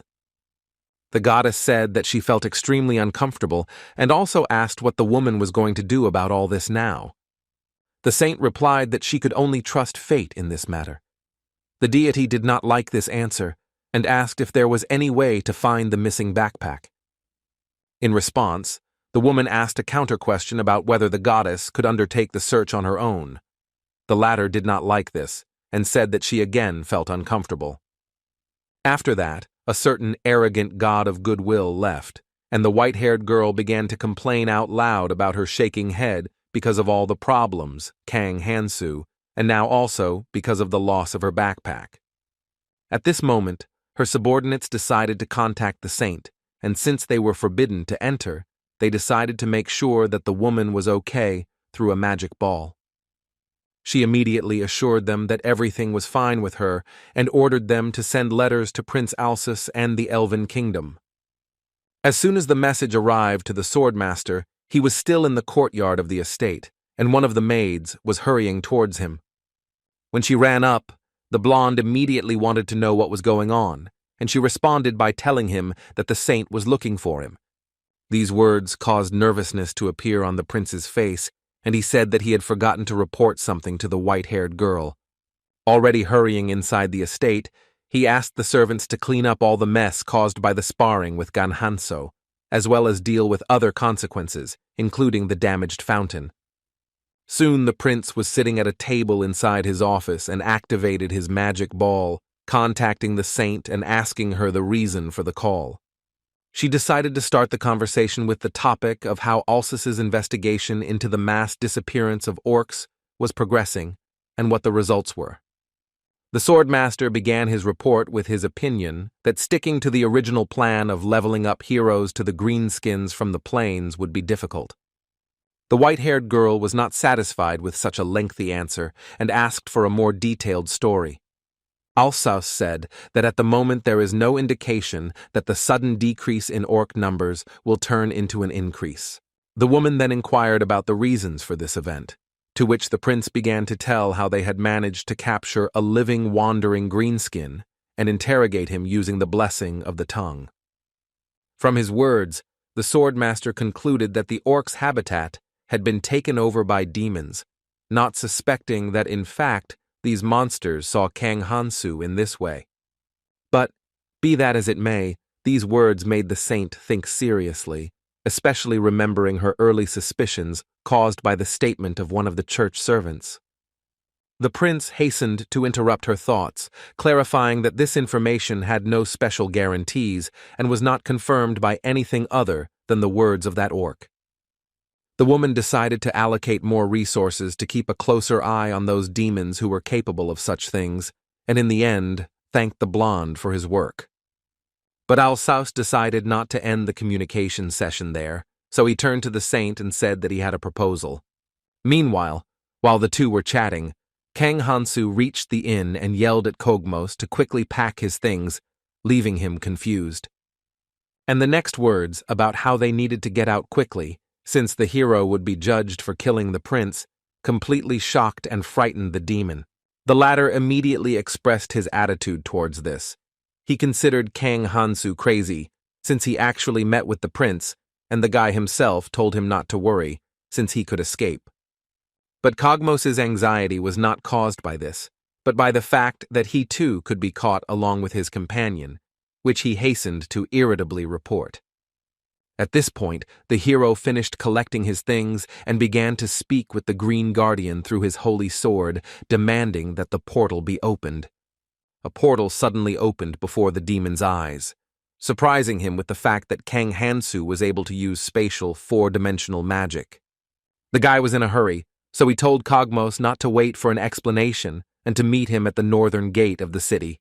Already dissolving into the spatial rift, the hero warned his companion that he would not wait long, leaving him in complete confusion. As the portal closed, Kogmos suddenly realized what was happening, and his expression turned to one of furious anger. Meanwhile, at the estate, Prince Alsus, holding a magic ball in his hands, continued his conversation with the saint, telling her about the hero who wounded the elf. The swordmaster reported that they did not know the appearance of this man, whose face was severely injured, but even this gave the saint a certain idea about the suspect. The white-haired girl reported her suspicions to Alsus, suggesting that it might be Ohanu, one of the heroes who continued to cause trouble. Hearing this, the prince suggested sending several observers to the assembled heroes to keep a close eye on them and avoid further problems in the future. The saint gave permission for this initiative and asked for some kind of compensation for the citizens' punishment for attacking a suspected hero. The woman considered their mistakes her responsibility, so she decided to organize it herself, but due to matters in the Elven kingdom, she could not go here personally. In response, the blonde said that he understood her and assured that he would provide the person with compensation that would not disappoint him. The communication session was coming to an end. The white-haired one finally said that she trusted the swordmaster and left this matter to him. When the magic ball went out, a small smile appeared on Alsus's face, and he thought about the possible compensation for Sir Kang Hansu. He got up from the table and went to the window, starting to look at the view, deciding that it would be a good idea to make the guy his knight. And turning his head and examining the sword cut in the duel, the prince realized that such a weapon would not be enough for his purposes. At that moment, Kang Hansu felt a strange itch in his ear, from which he concluded that someone was talking about him, although it was just a sign.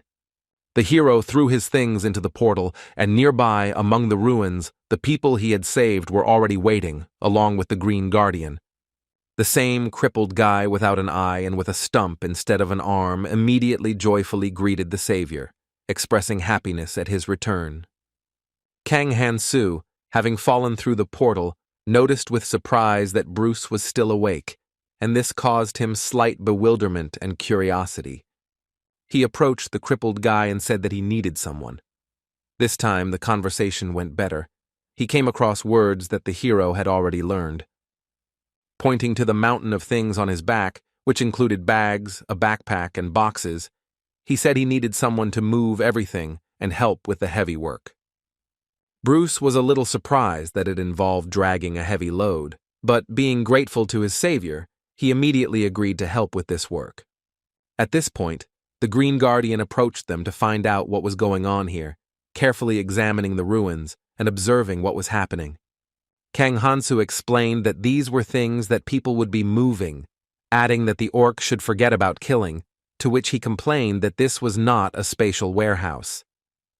But the guy ignored the greenskin's words and, pointing to part of the cargo, ordered him to prepare his spatial transition to move it to the designated place. After a brief silence, the Green Guardian admitted that he had previously been subjected to all kinds of humiliation, but now he was especially upset by the fact that he turned out to be weaker than the hero. Kang Hansu grinned, slung his holy sword over his shoulder, and replied that he would take these words as a compliment, showing a hint of mockery and self-confidence. Meanwhile, Kogmos, as he had been ordered, was waiting for the hero at the eastern gate of the city, nervously shifting from foot to foot and looking around, unable to find a place for himself. Suddenly, Kang Hansu suddenly jumped out from behind the demon and startled him with his loud, welcoming cry, causing him to jerk and flinch. The guy wasn't in the mood for chatting, so he immediately decided to hurry his companion to escape, but Kogmos first wanted an explanation of everything that was happening. The hero decided to explain a little, starting to tell that he urgently needed to run away from the saint, and Kogmos suggested that this was somehow connected with the hero's curse. In response, the demon immediately received confirmation of his guess when Kang Hansu turned to him and smiled and responded positively to his words. Kogmos was unhappy with this development of events, but nevertheless immediately suggested that they escape to the north, where they could more quickly separate from each other. This plan immediately raised questions in the hero, and the first thing he did was ask what was in the north, expecting a detailed explanation from his companion. The demon said that the largest slave market on the continent was in the north, and there he intended to find a slave with a tongue blessing for his companion. Hearing this, the hero made a satisfied face, immediately irritating Kogmos, who snorted with displeasure and frowned, observing his companion's behavior. It turned out that Kang Hansu found it charming that the demon, despite the situation, did not run away, but the demon immediately exploded in rage, claiming that the man took his things with him. Kogmos then complained that because of this he was unable to acquire a single horse, so the knights would soon catch up with them, and they would have to hurry much faster. Then the hero, saying that it seemed they had no choice, lifted Kogmos into his arms like a princess, causing him surprise and slight bewilderment at such an act. The boy cheerfully asked the demon if he was happy, causing him to become furious, mixed with embarrassment and other emotions, and demand that he let him go. The hero replied that with his physical strength, it would be faster, and, mockingly, promised to treat him carefully like a princess, which caused the demon displeasure and a feeling of humiliation. They moved at this pace all night, and dawn was already breaking. This was possible thanks to the blessing of the outsider.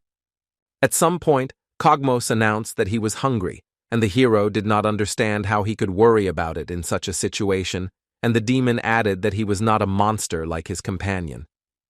Then Kang Hansu took out his holy sword, threw it over his shoulder, and began to whisper something into it, thus connecting with the Green Guardian and transmitting the necessary information.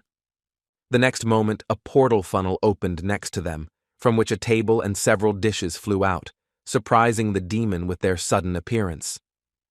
While the boy was quickly devouring the food, Kogmos was just trying to come to his senses and watched what was happening in amazement, not understanding how it all happened. Once they had finished eating, the hero quickly collected everything, including the dirty plates, and threw it back into the portal, leaving the place clean and tidy. Words flew out of Kang Hansu that it wasn't as good as what he had eaten with the prince, but still not bad, and Kogmos just watched him in bewilderment. After this, Kogmos expressed his doubts, stating that it was pointless, since he had never heard of magic that would open portals, cook food, and wash dishes on its own. The hero simply brushed off these questions, irritating his companion, and declared that it was time to move on since the meal was over. But quickly calming down, Kogmos sighed and asked not to pick him up this time, since they had almost reached the right place and could continue on their way as usual. When the hero was indignant that he had not been told about this earlier, since he could have eaten in the city, they nevertheless continued walking further, heading towards their goal. Soon they arrived in the city, and Kang Hansu began to carefully look around, assessing the situation and noticing the smallest details around. It was the largest slave market on the entire Western continent, and the size of the place truly impressed the hero, causing him to be surprised. Continuing to look around, the hero noticed that the city looked rather neat, not living up to his expectations. The demon urged Kang Hansu to stop acting like a country bumpkin and follow him, which made the boy irritated and dissatisfied. Then someone's voice was heard behind the hero, from which he understood that he was being asked to move quickly because people were waiting. He realized it must be the guard and awkwardly began to apologize, turning in the direction of the sound. But there he saw not a menacing man approaching him, but several guards sitting at a table, lazily playing cards. For Kang Hansu, this behavior of the guards seemed unusual, and he froze in some surprise. Kogmos noticed this and said that there was nothing strange in such a situation. He explained that if a city with such a high population turnover were to be thoroughly scrutinized, the economy would stop working so smoothly and would collapse. After this, the demon assured his companion that he would not run away, extended his hand to him, and asked him to return the things. Kang Hansu decided to make sure by asking whether this would happen before the slave he needed with the blessing of the tongue was found. In response, Kogmos confirmed these words. The hero did not like this, but he again contacted the Green Guardian through the Holy Sword and asked him to transport the old brown bag here. The order was immediately carried out by the orc. A small portal appeared nearby, from which the required item fell. This allowed the demon to understand that some kind of connection was going through the sword. He also understood that Kang Hansu himself would not have been able to learn such magic so quickly. From this, it was concluded that this was a magical blade. Kogmos asked permission to examine the unknown artifact closer. The hero didn't object and handed the weapon over to his companion. Having received it, the demon realized that there were no spatial charms on it, and, in general, it looked like a simple metal blade, which at that moment began to be covered with discharges of electricity. And the subsequent events were quite natural, since this was, after all, a holy sword, and when it was taken into the hands of a creature of a race hostile to humans, it received an electric shock. This allowed Kogmos to understand what kind of artifact it was, and Kang Hansu immediately confirmed his guess, also experiencing pleasant surprise due to the fact that the blade had an anti-theft system. And the hero's companion at that moment was angry that the guy had handed him a demon, the holy sword, regretting that he had not immediately guessed the trick when this thing was handed to him with such ease. After finishing his lamentations, Kogmos noticed that Kang Hansu was somehow calmly holding the blade in his hands, without experiencing any difficulties. The demon asked the guy about this, and in response heard the words that this artifact was a defective product. Then Kogmos humbly admitted that a flawed hero seemed to require an equally flawed weapon. Kang Hansu did not like such words addressed to him, and he approached the demon with a holy sword at the ready, frightening him with this fact.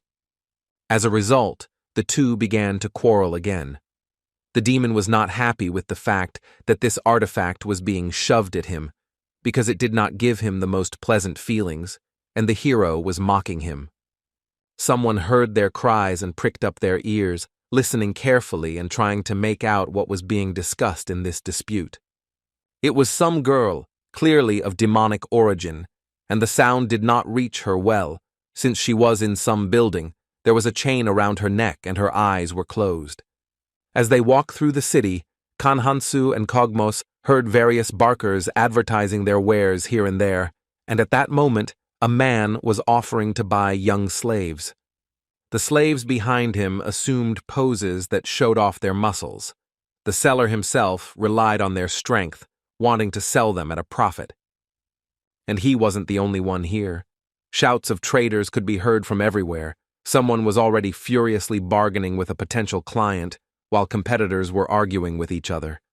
And in all this chaos, Kang Hansu and Kogmos had to find a slave with the blessing of the tongue, and this whole sight slightly disappointed the guy. His companion asked him what was troubling him, and the boy explained that he had imagined a hero with a strong sense of justice emerging if a merchant treated a beautiful slave cruelly.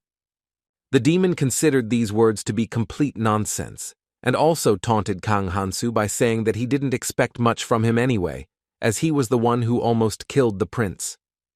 Kogmos also asked if the hero was capable of coming up with something normal, and in response he heard a weak reproach that it was rude. At that moment, the guy was distracted from the conversation, seeing nearby exactly the situation he was telling the demon about, namely, a scene of a merchant cruelly treating his slave. Kang Hansu's poor knowledge of the language prevented him from understanding exactly why this was happening, but it was clear that the man was blaming the girl for repeating some mistake, and she was desperately apologizing. But Kogmos immediately explained that this was a classic trick to evoke superficial sympathy, and that slave traders often staged such scenes to find a soft-hearted buyer for their goods. He also drew his companion's attention to the fact that the slave's skin was very clean, and there were no visible bruises or abrasions, which indicated that she was not being subjected to violence. Having finished his explanations, Kogmos moved on, advising the hero not to make a gullible fool of himself, and urging him to continue on his way. While walking around the city, Kang Hansu noticed that slaves were being sold at the market, the majority of which could be divided into 4 categories, the first of which, of course, were people.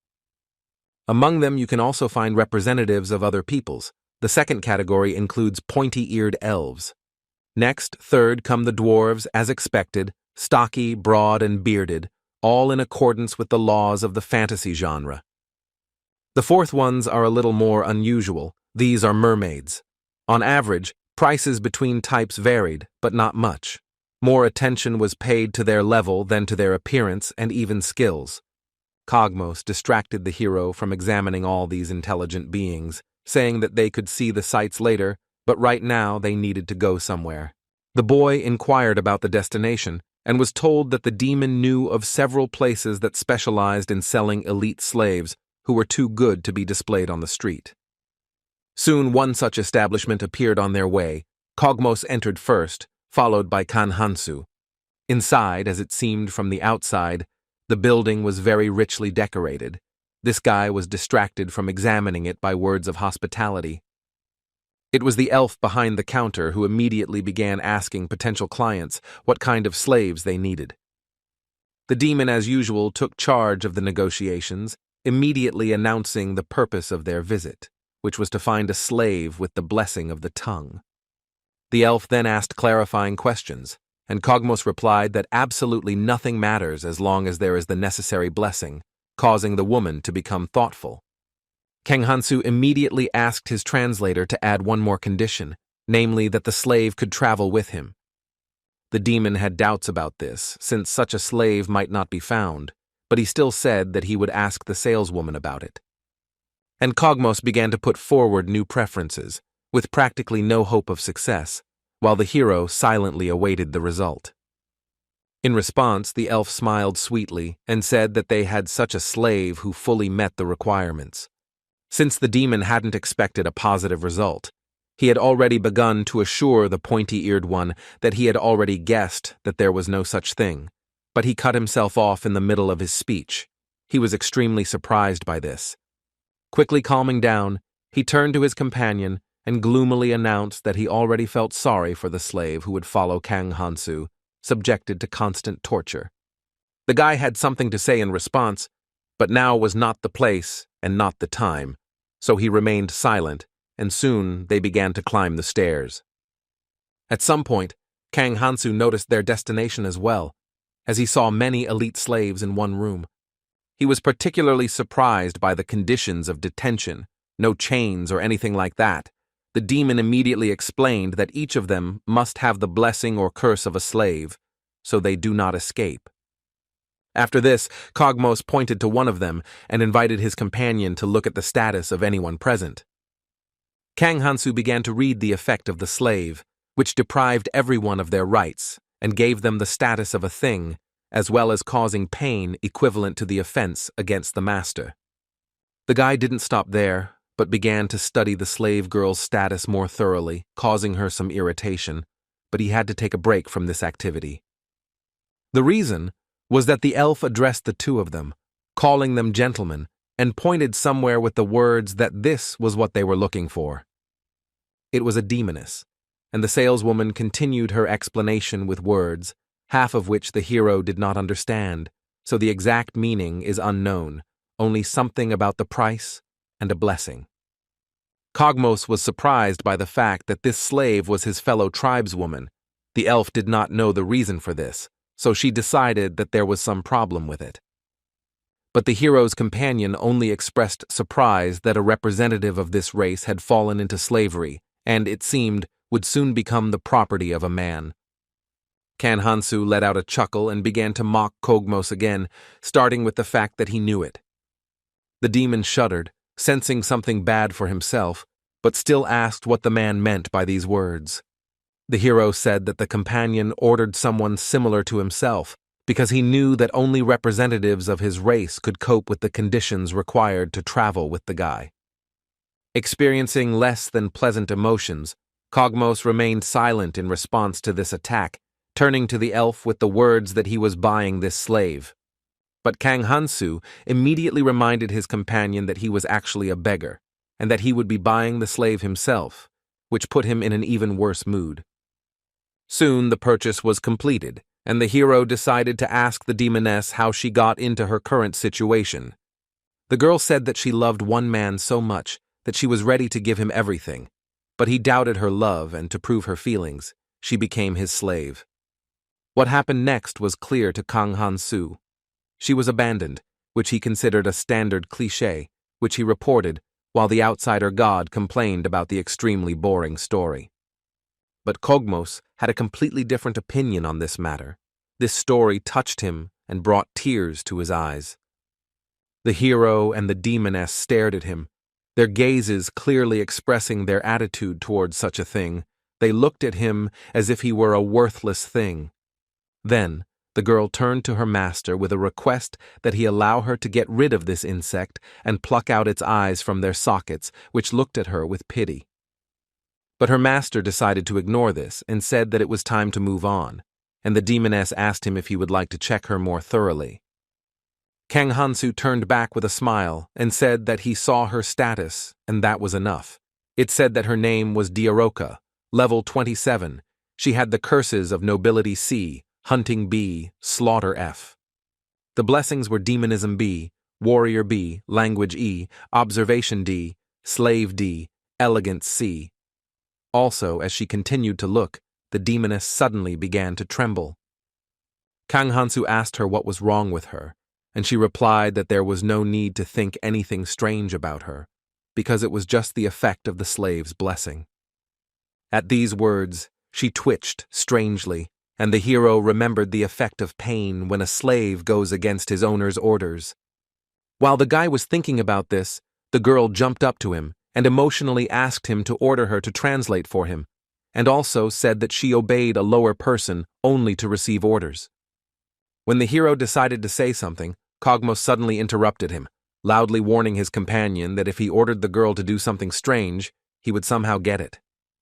But in response, he only received strange looks from both Kang Hansu and Diaroki, which made him realize that he had jumped to conclusions and said something wrong. The girl immediately asked her master to order her to kill this demon, and her hand began to emit an ominous dark purple light. But the hero did not fully fulfill her request, allowing her to do whatever she wanted, just not to kill Kogmos, and as a result, a fight immediately began. Having finished with this, Diaroka now suggested looking at the other slaves, assuming that they might be useful. The guy agreed. As a result, he bought a lot of slaves who were quite cheap. The demoness noted that this was due to their low level, but also added that they worked productively. After a short dialogue with Diaroka, Kang Hansu ordered the Green Guardian to open the portal, and the remaining slaves began to cross to the other side. At that moment, Kogmos ran up, wanting to say something. The guy thought that his companion had come to say goodbye, but he said that this was not the case. Instead, the demon began to emotionally scream that he had changed his mind and was going to continue traveling with the hero, but in the middle of his speech, he was interrupted by an unpleasant event, namely, an arrow to the back of the head. Kogmos fell to the ground with a dull thud at the feet of the boy and girl, revealing to their eyes the reason for the fall. This event did not make Kang Hansu feel any sadness, and Diaroka only regretted that she wanted to do something similar herself, but someone got to him first. And showing her attitude towards Kogmos, she placed her foot in a heeled boot on his head, which was pierced by an arrow. The hero at this time activated his swordsmanship and carefully examined the surroundings in an attempt to notice both the unknown attackers in the city in broad daylight and a possible new attack. In the end, when 2 more arrows flew at them, both Kang Hansu and Diaroka simply blocked them with their bare hands. The guy smiled and, with irony and also a threat, said that this was simply an amazing world, after which he asked his slave's opinion on this matter. It didn't take long before the unknown attackers themselves were attacked, receiving blows to the faces. One of them, having received a blow to the head, even ended up flying out of the alley onto the main street, frightening random passers-by with his appearance. The man, having examined the body that had arrived, shouted that it was murder, and after that the woman began to scream loudly. Diaroka and Kang Hansu were finishing up dealing with the attackers, and the latter turned his attention to the surroundings and noticed that a crowd was starting to gather, and that was bad. Then the demoness decided to tell her owner about her findings. She knew that these people were engaged in the theft of other slaves, and assumed that a rumor had spread about the purchase of slaves by a first-level guy. Just as she finished her story, a couple of guards appeared in the alleys, having come running to the noise of panicked citizens and the sounds of battle. Kang Hansu noticed their approach and notified his slave, who suggested simply killing them all.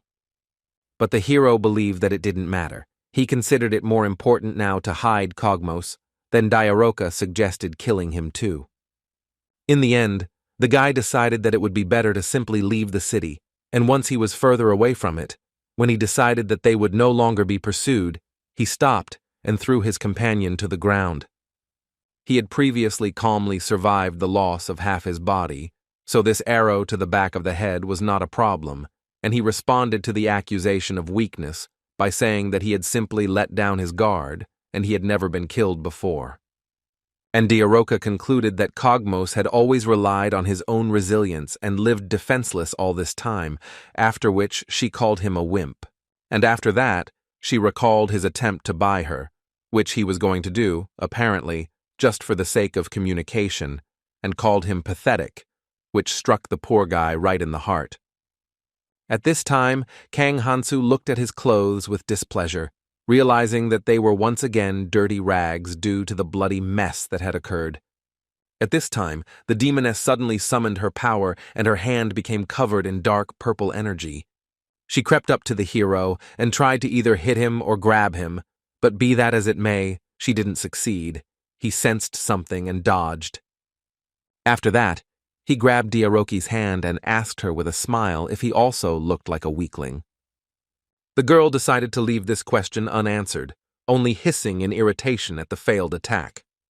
But she wasn't going to give up on that. Since one limb was captured, she decided to use her second free hand and strike again. In response to her dark purple energy, the hero decided to use his red life force, activating his swordsmanship. He finally launched his attack towards the enemies, and they collided and mutually destroyed each other with a bright radiance. But in this clash, Diaroku could be considered the loser, since she lost her arm in the energy reaction.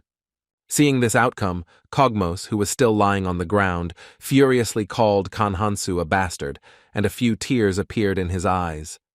There was a short pause in the battle, and the demoness decided to ask the hero a question. Despite the loss of her arm, she approached the guy, and her question was whether her opponent was really on the first level. The man smiled and asked her, a little mockingly, what would happen if this were not the case? Would the girl lose her vigilance, just like Kogmos? He looked confidently into Diaroki's eyes, and the flame of his life energy flared up again in his fist.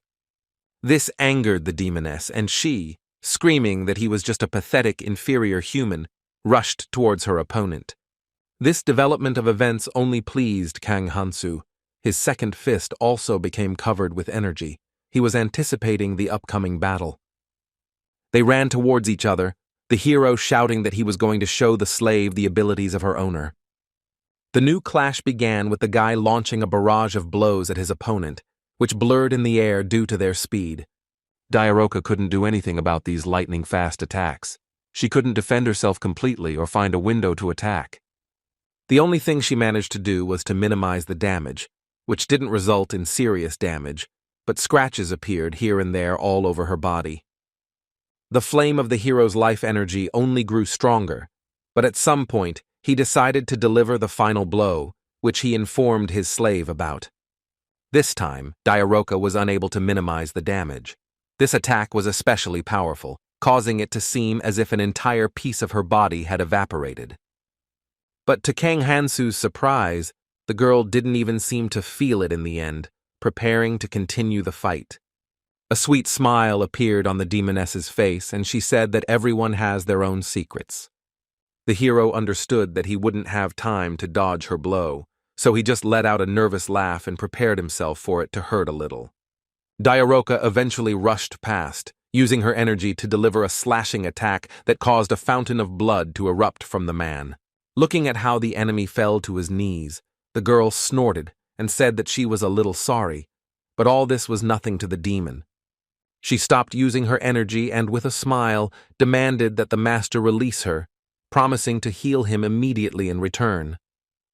But to her surprise, the response she heard was not agreement from the dying man, but a strong voice saying that this would not suit him. Rising to his feet and revealing a wide and deep cut on his torso, he ordered the slave to remain where she was. Diaroka, of course, had no intention of fulfilling this demand directly in combat, causing the slave's blessing to begin to hurt her for going against her master's orders. Very soon, the cut on Kang Hansu's body healed, and he returned his opponent's words, slightly altering them, saying that all this was nothing against her master. The girl asked if the hero was truly human, and her dark purple energy began to manifest again, gathering around her destroyed limb. And the next moment the hand suddenly recovered, as if nothing had happened to it. Now they were both whole again, just like at the beginning of the battle.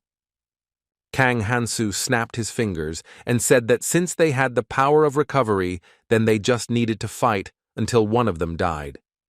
Hearing this, Diaroka became somewhat tense and asked if this was an order, and Kogmos also spoke up, accusing the hero of being a monster. After this, he turned to the girl and said that he would help her in this fight, and he looked very determined. But in response he received an unreadable look from Kang Hansu and a contemptuous one from the demoness, who did not understand how he could be useful at all.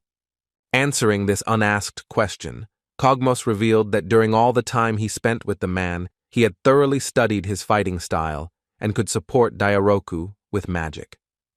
But the hero decided to shut up his talkative companion with the most reliable method, simply by throwing his dagger at his head. He said that Kogmos had spoken of getting to know him well, but for some reason he had failed to foresee such a move. The girl expressed her opinion that this demon really affects in the worst sense, because it is not so easy to be so useless. And the hero responded by powerfully pushing off the ground, soaring into the air and replying that Kogmos was just trying to be an angel. The next moment, another clash occurred between him and Diaroka, as a result of which the demoness was able to block the blow. Taking advantage of a short pause, the girl said that what she hates most is traitors. Once again gathering more vitality into his fist, preparing the next attack, Kang Hansu drew his opponent's attention to the fact that she herself had already betrayed him. The demoness also prepared herself, gathering her dark purple energy into a ball. She said that although she was a slave, she never swore to be his slave.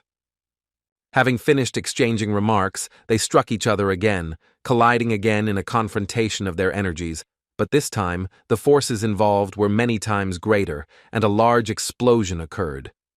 The consequences were not as catastrophic for the girl as with the loss of an arm, since now all her strength was involved, but her recovery still did not have time to regenerate all the damage.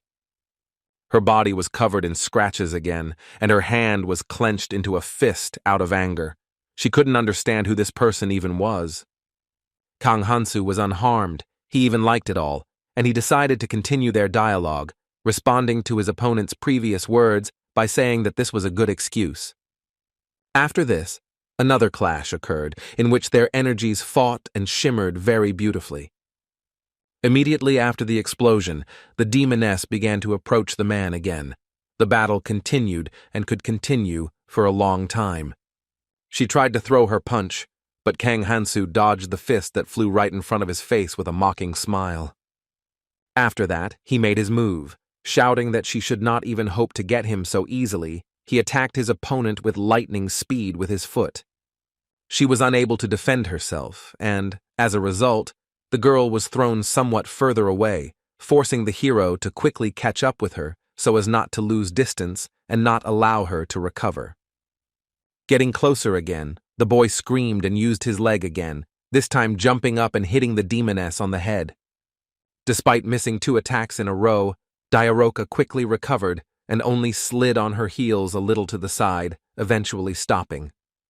She was battered. Here and there were drops or streaks of blood, but she even smiled, as if she did not feel the pain, or rather did not attach any importance to it. Seeing her state, the hero said that the girl did not spare herself at all and could be extremely tough, but he himself was clearly gaining the upper hand in the confrontation, which is why he allowed himself another conversation and a smirk. True, the guy quickly interrupted himself, seeing something that caught his attention and surprised him quite a bit. It turns out Diaroki still had some aces up her sleeve. Now she suddenly had another pair of limbs, namely wings. Kang Hansu quickly suppressed his surprise and decided to immediately prepare a new attack, concentrating life energy in his hand. Rushing forward, he ironically asked the demoness for permission to shoot her down before she flew away. But the new abilities made the girl more mobile and agile, opening up new opportunities, one of which she took advantage of by simply flying up and thus dodging the attack. Moreover, Diaroka sat down on Kang Hansu's arm, surprising him with such a strange maneuver, but it only lasted for a moment, so he was unable to react. The demoness ended up using the boy's limb as a platform and pushing off from it upwards, soaring upwards, with the help of momentum and her wings. High in the air, she performed a somersault, starting to gain more speed in order to fly into the enemy, who realized that this could end badly. But despite the lousy situation, he realized that the girl had still exhausted herself a little while constantly attacking and recovering. Once again, using the combination of the outsider's and elf's blessings to his full potential to use his swordsmanship, he began to concentrate his energy.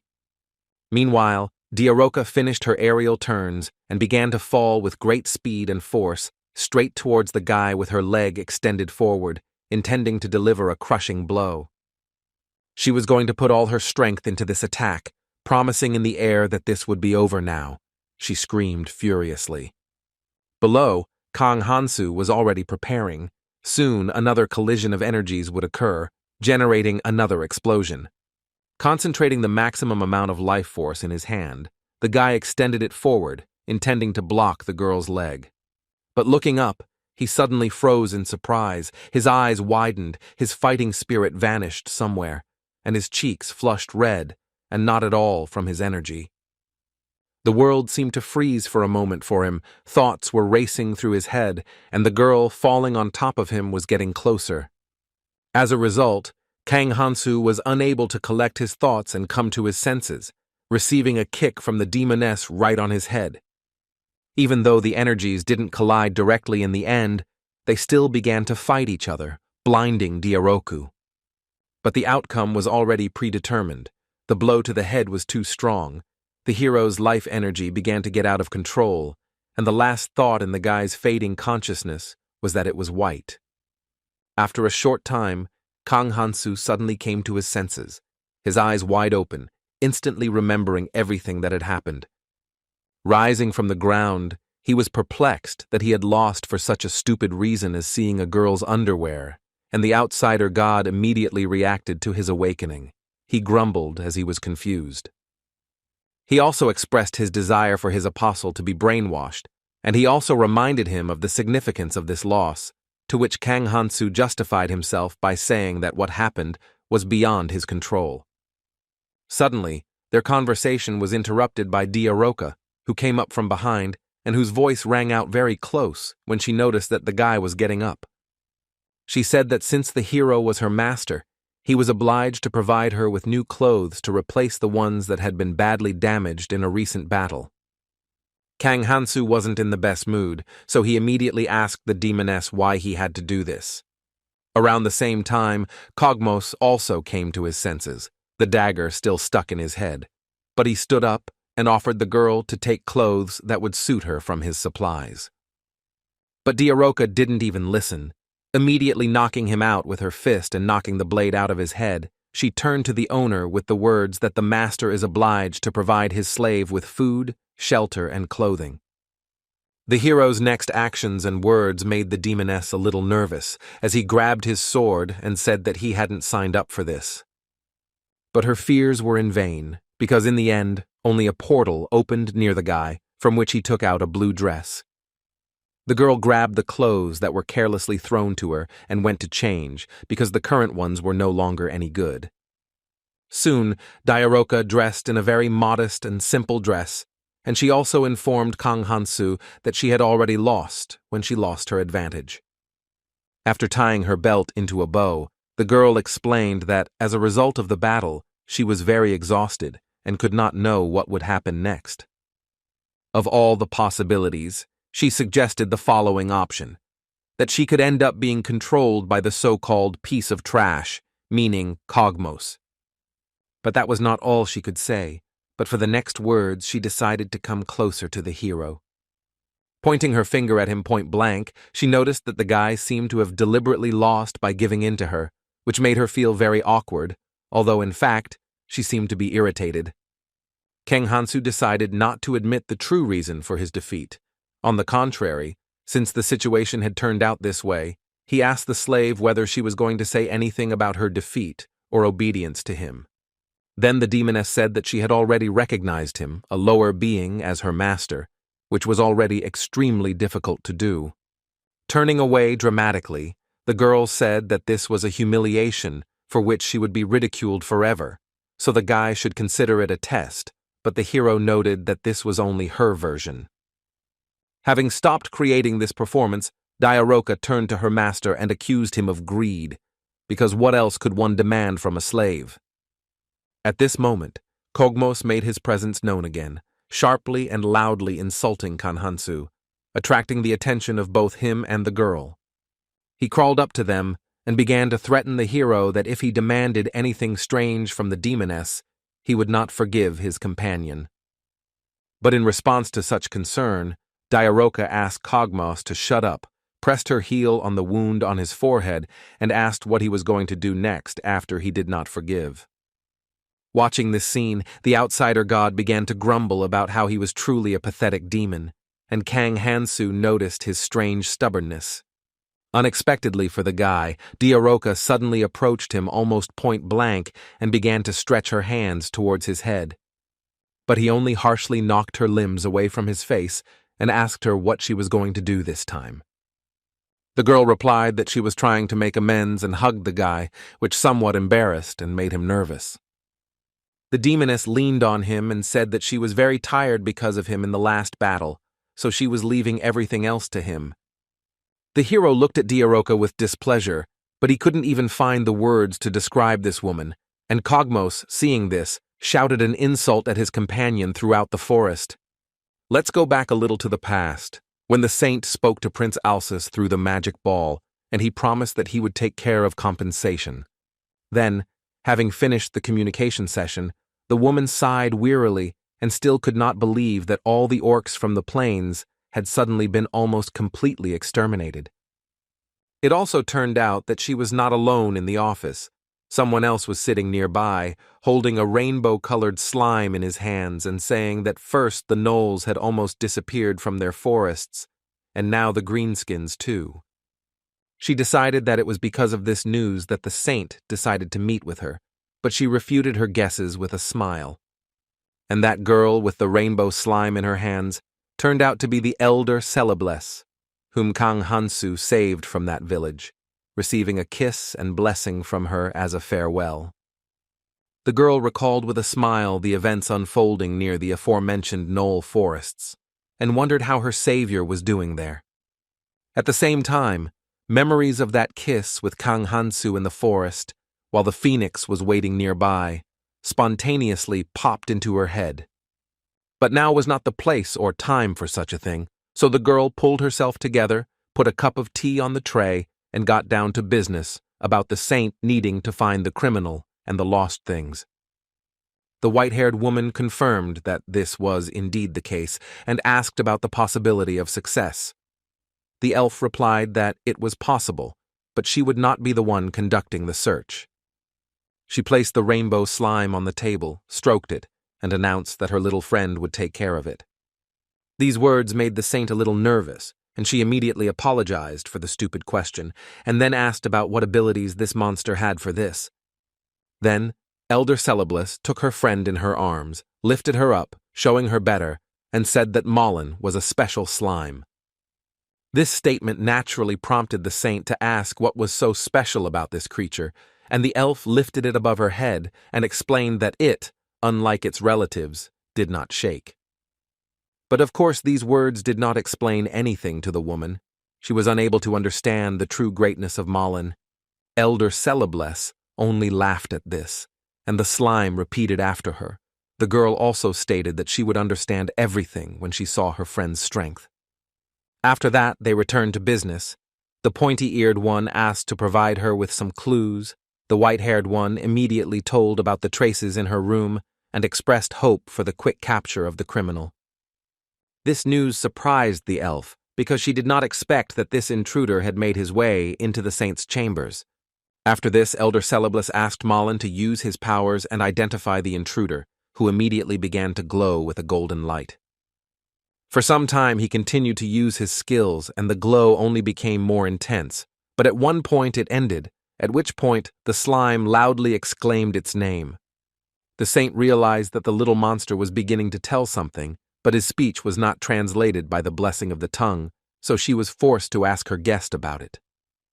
The elf immediately reported that according to Malin, the intruder had escaped through the holy sword on the wall, surprising the white-haired girl with this news. Following her surprise, the woman realized that it was extremely bad news that the criminal turned out to be one of the heroes. The reaction of the room's owner suggested to Celebless that she already had some guesses about the identity of the criminal. She thanked her for her help in this matter and asked how she could repay him. The elf closed her eyes and announced her intentions to go to the Magic Academy, asking for assistance in this endeavor as a reward. Hearing this, the woman showed surprise on her face and asked whether the elder was going to become a professor of magic. Ostrukaya confirmed this and began to talk about the reasons for such a desire, starting with the fact that she was too weak, not even up to the level of an ordinary soldier, and therefore could not resist. The memories of imprisonment did not bring her joy, but she continued the story by saying that she had already tried to increase her level through hunting. She folded her hands nervously in front of her and admitted that in the end she had only become completely convinced that she was extremely unsuitable for this occupation. The white-haired girl immediately recalled the facts about Celebless. She loves nature and has an aversion to war, which led to the fact that despite thousands of years of life, she is still only at the 12th level. Now her motive became clear. Gaining experience through the blessing of teaching was the best solution for her, and the saint did not find any reason to refuse. At the same time, somewhere in the city, Ohanu was, and despite the recent fight with his classmate, he was pleased and even laughed, remembering everything that happened. The reason was that he considered a draw to be a very good result, given the difference in levels, and hoped to crush Choi Kangman next time. His out-loud thoughts were immediately met with reactions from invisible observers. A certain wicked god gave him 2 thumbs up, and an immature dice deity acknowledged the guy's coolness, causing him to smile.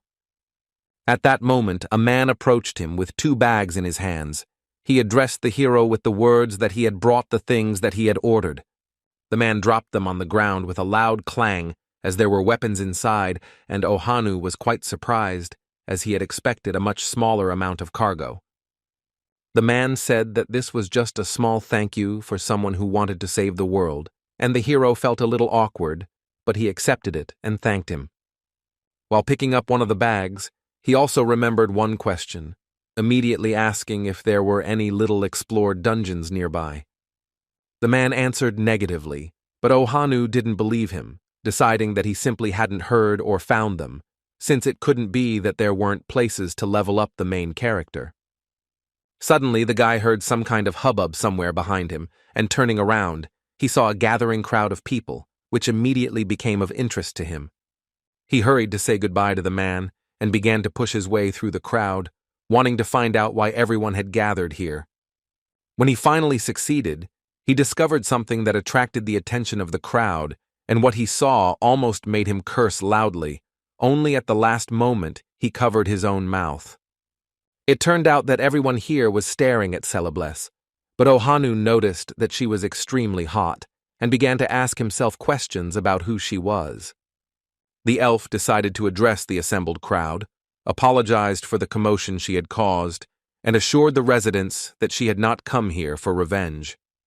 The people around him started whispering among themselves, their mood clearly not very positive, and the guy just turned his head in bewilderment, not understanding what was happening. Celebes herself heard everything and only smiled awkwardly. The guards behind her stood silently, but her pets began to get indignant. The Firebird frowned, and Molin began to menacingly shout his own name. At that moment, the man whom the saint had previously interrogated ran to the scene. He walked through the crowd and hurried to approach the elf. The girl immediately guessed that this man was the new village elder, but decided to check, and he answered positively. After this, Elder Celebes asked about the condition of that very basement and asked to be taken there. The man hastened to obligingly agree. At the same time, Ohanu decided to come closer to them, thinking that this must be a special event with the heroine for him. In the end, he decided to turn to the girl, attracting her attention. She stopped and looked at the guy, and Molin and the Firebird looked at him. The black-haired man smiled, pointed his finger at himself, and asked her if the elf had anything she should tell him, hoping for her special blessing. But his expectations were dashed. The protagonist's cheat didn't work. Celebes looked somewhat puzzled and said that she didn't understand what Ohanu was talking about. The guy didn't understand what went wrong at all. He wondered if he should receive some kind of signal for such special events with the heroine. A certain male god noticed that she might already be taken, and the male deity agreed with this. Ohanu immediately decided to ask the question of whether the girl was married. Celebes was silent for a while, her cheeks flushed, and she said that she was already planning something about this, while remembering Kang Hansu. But the next moment she came to her senses, realizing that she was answering an tactless question from some unknown guy, so she said that that was enough, and the guard behind her supported the girl. Still with a slight blush on her cheeks, the elf said that she felt uncomfortable talking about it and asked him to stop. After this, Celebes, without waiting for an answer, quickly walked on, calling the headman to follow her, while Ohanu remained in place. He was still holding the bags he had received earlier, and a certain male god approached him and asked if the guy was okay. He replied that he had no doubt that there was some reason why the girl could not speak, and that he, as the main character, was obliged to help, and the deities were amazed at his conclusions. But, despite his words, he wasn't going to do anything now, because there was no point in rushing, so he would first take a closer look at this stranger to get to know her better. That same night, the heroes gathered in the square with their escorts. Prince Alsus reminded them of their main goal, which was to kill the demon lord. He also said that everything without exception could be used for this purpose, loudly adding that the same applies to the upcoming tournament. After this, the swordmaster pointed to the map and informed the heroes that several orcs had been released in this area, marked with red marks. The prince explained that the objective of this tournament was to hunt greenskins, and that participants were required to remember to check the identification tags on their ankles. The first among those gathered to show doubt was Chan Myeon, who still couldn't forget her encounter with that red null and was not happy about meeting new monsters. Eubora remained calm, Choi Kangmin frowned, and several girls behind him began to whisper. They were scared.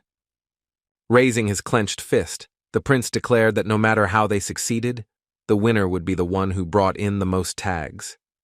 And as a reward for this, the champion will receive the one and only holy sword of the hero. That's how he motivated them. Choi Kangmin, remembering a recent fight with a classmate that ended in a draw, realized that if he didn't want to lose to him in the future, he had to win this tournament.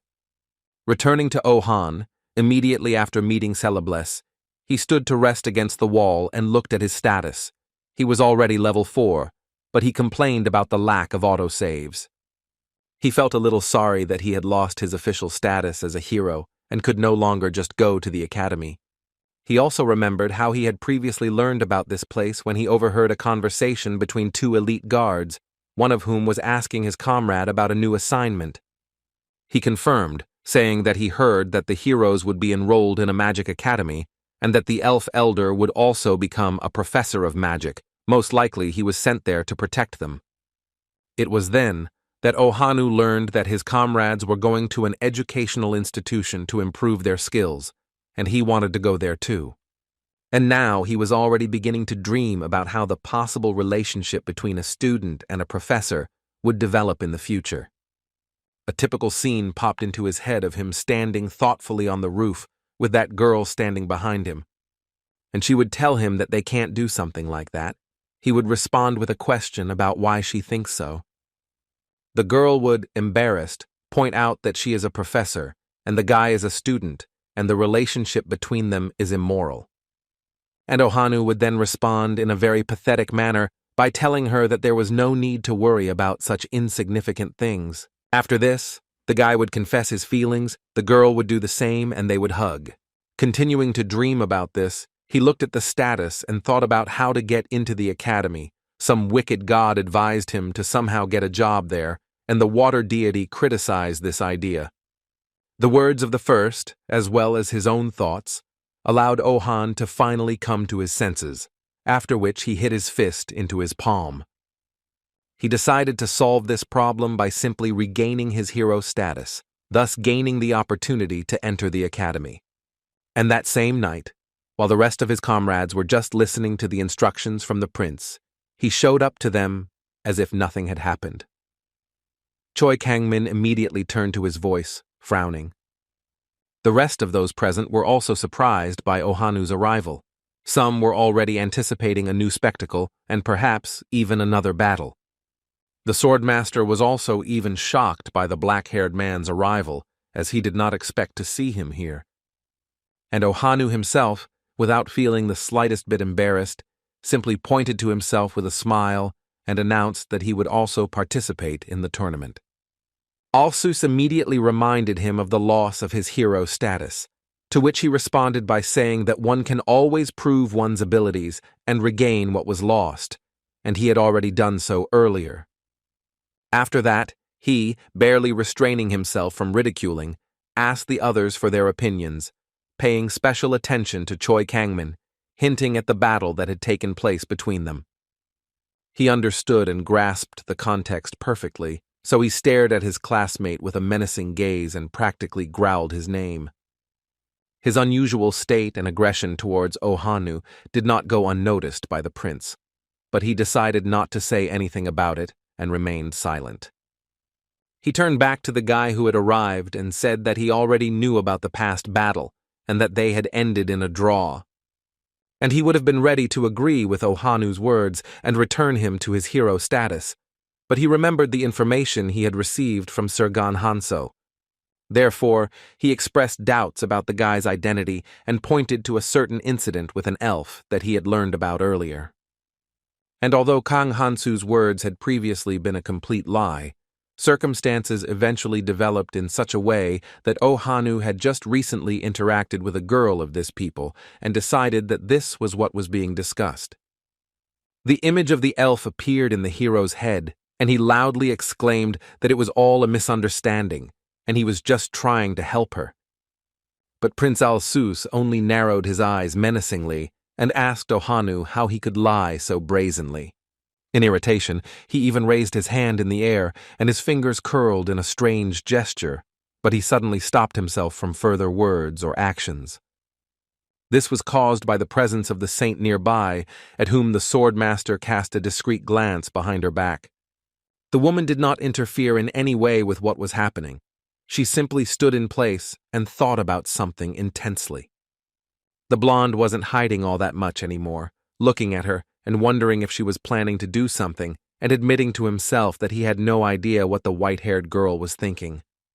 In the end, Alsus decided that since the saint herself did not show any objections on this matter, then it was worth agreeing with Ohanu's words, which greatly pleased the latter. But he put forward several conditions. The first was the return of the money the boy had previously received. The second was the renunciation of his hero status. Only then would his return be accepted.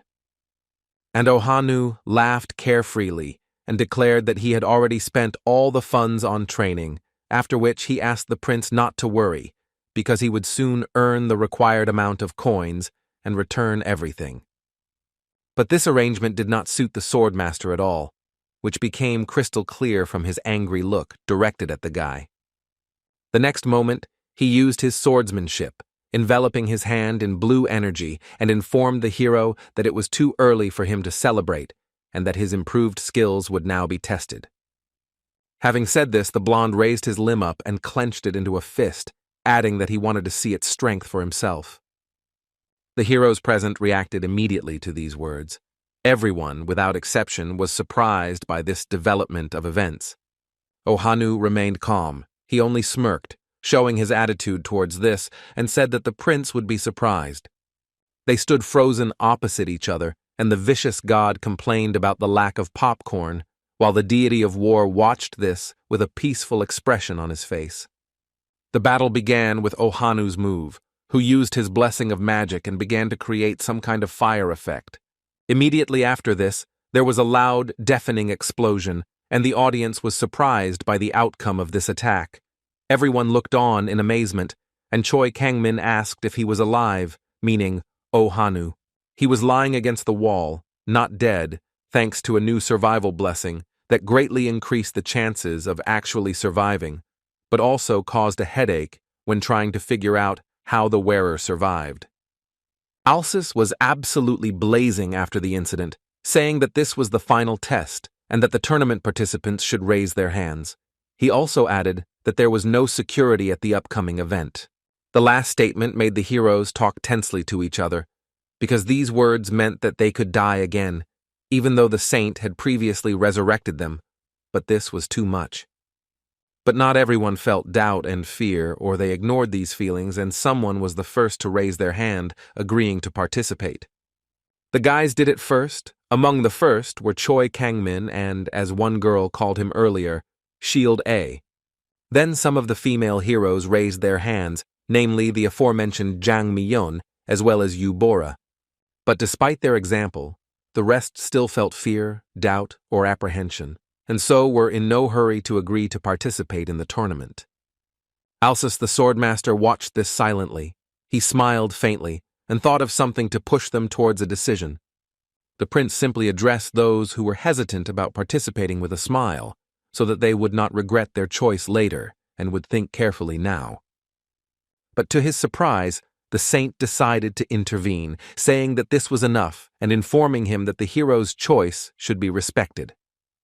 After this, the woman turned her gaze to those who had refused the tournament and said that they should return to their rooms and start packing their things.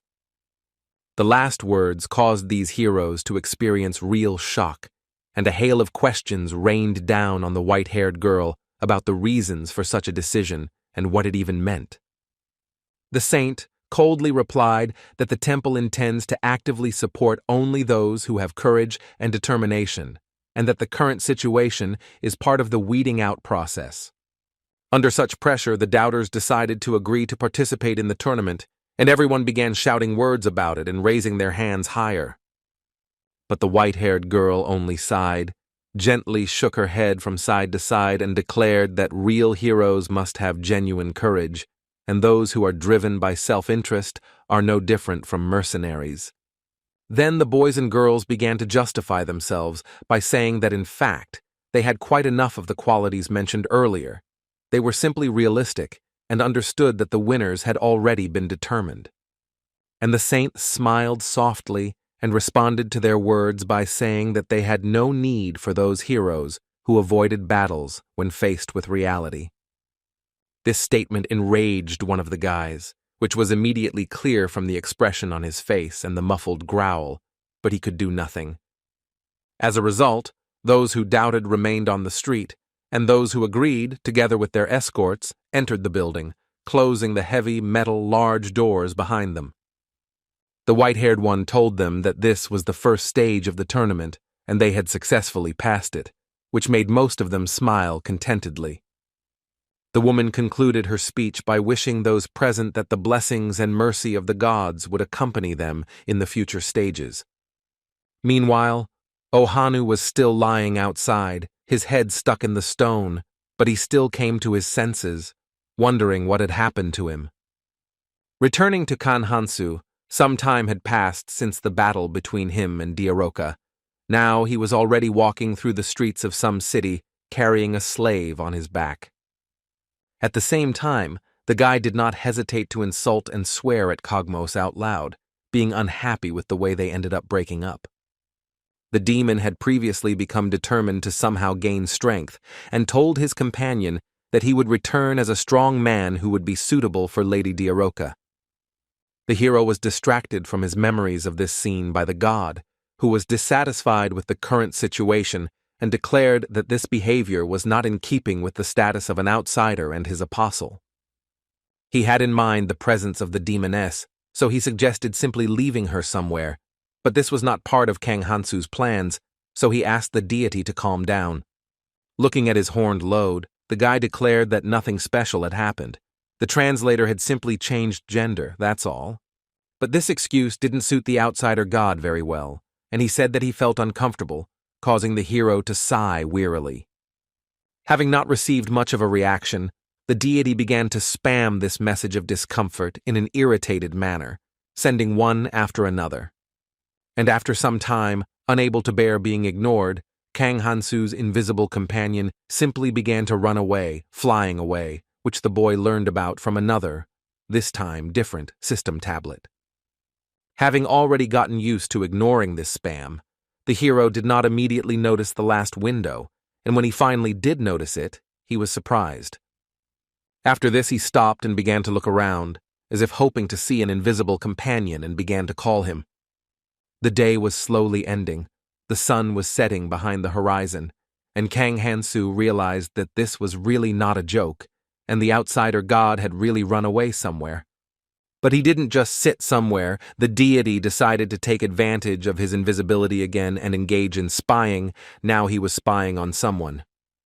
He arrived just as Prince Alsus was beginning to use his swordsmanship and was challenging Ohanu to a fight to test his skills. The outsider god was not very interested in the battle and was distracted from its beginning, looking around the surroundings and other people present.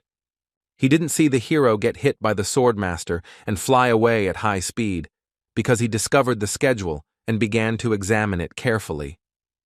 There, the deity learned that the tournament champions would be given a holy sword and, more importantly, would receive an offer to enroll in a magical academy called Hogwarts. Understanding the meaning of this, images of studying at this institution appeared in the god's head. He suddenly thought of something and jumped up energetically. Around the same time, Kang Hansu finally rented a room somewhere and threw his demonic burden off himself onto the bed. He was already a little mentally tired of constantly carrying it. Diaroka had actually been sleeping all this time, and once she was on the bed, she fell into an even deeper and more restful sleep. The hero himself had no need for sleep, so he began to think about the escaped outsider god and examine his status, paying particular attention to the gift from this same deity. In the end, the guy came to the conclusion that everything was not so bad since the blessing was still with him, which meant that the deity had not abandoned him and would most likely return. His analysis of what had happened and the possible consequences was interrupted by a girl who opened the door with an apology. It was an employee of this establishment. Kang Hansu's knowledge of the language was not the best, so he only understood that the employee was saying something about the other guests, their message, and something about a demon. The mention of the last word attracted the guy's attention to the conversation, and he focused on the girl, but for some reason she suddenly became frightened and hiccuped nervously. From her point of view, the hero looked like an extremely terrifying person, whose face was darkened, his eyes glowed bright red, and around him, the souls of his victims seemed to scream in agony. Kang Hansu himself did nothing to achieve this effect, and did not understand the reaction of the guest, who hastened to apologize for daring to take up the client's precious time, and ran away.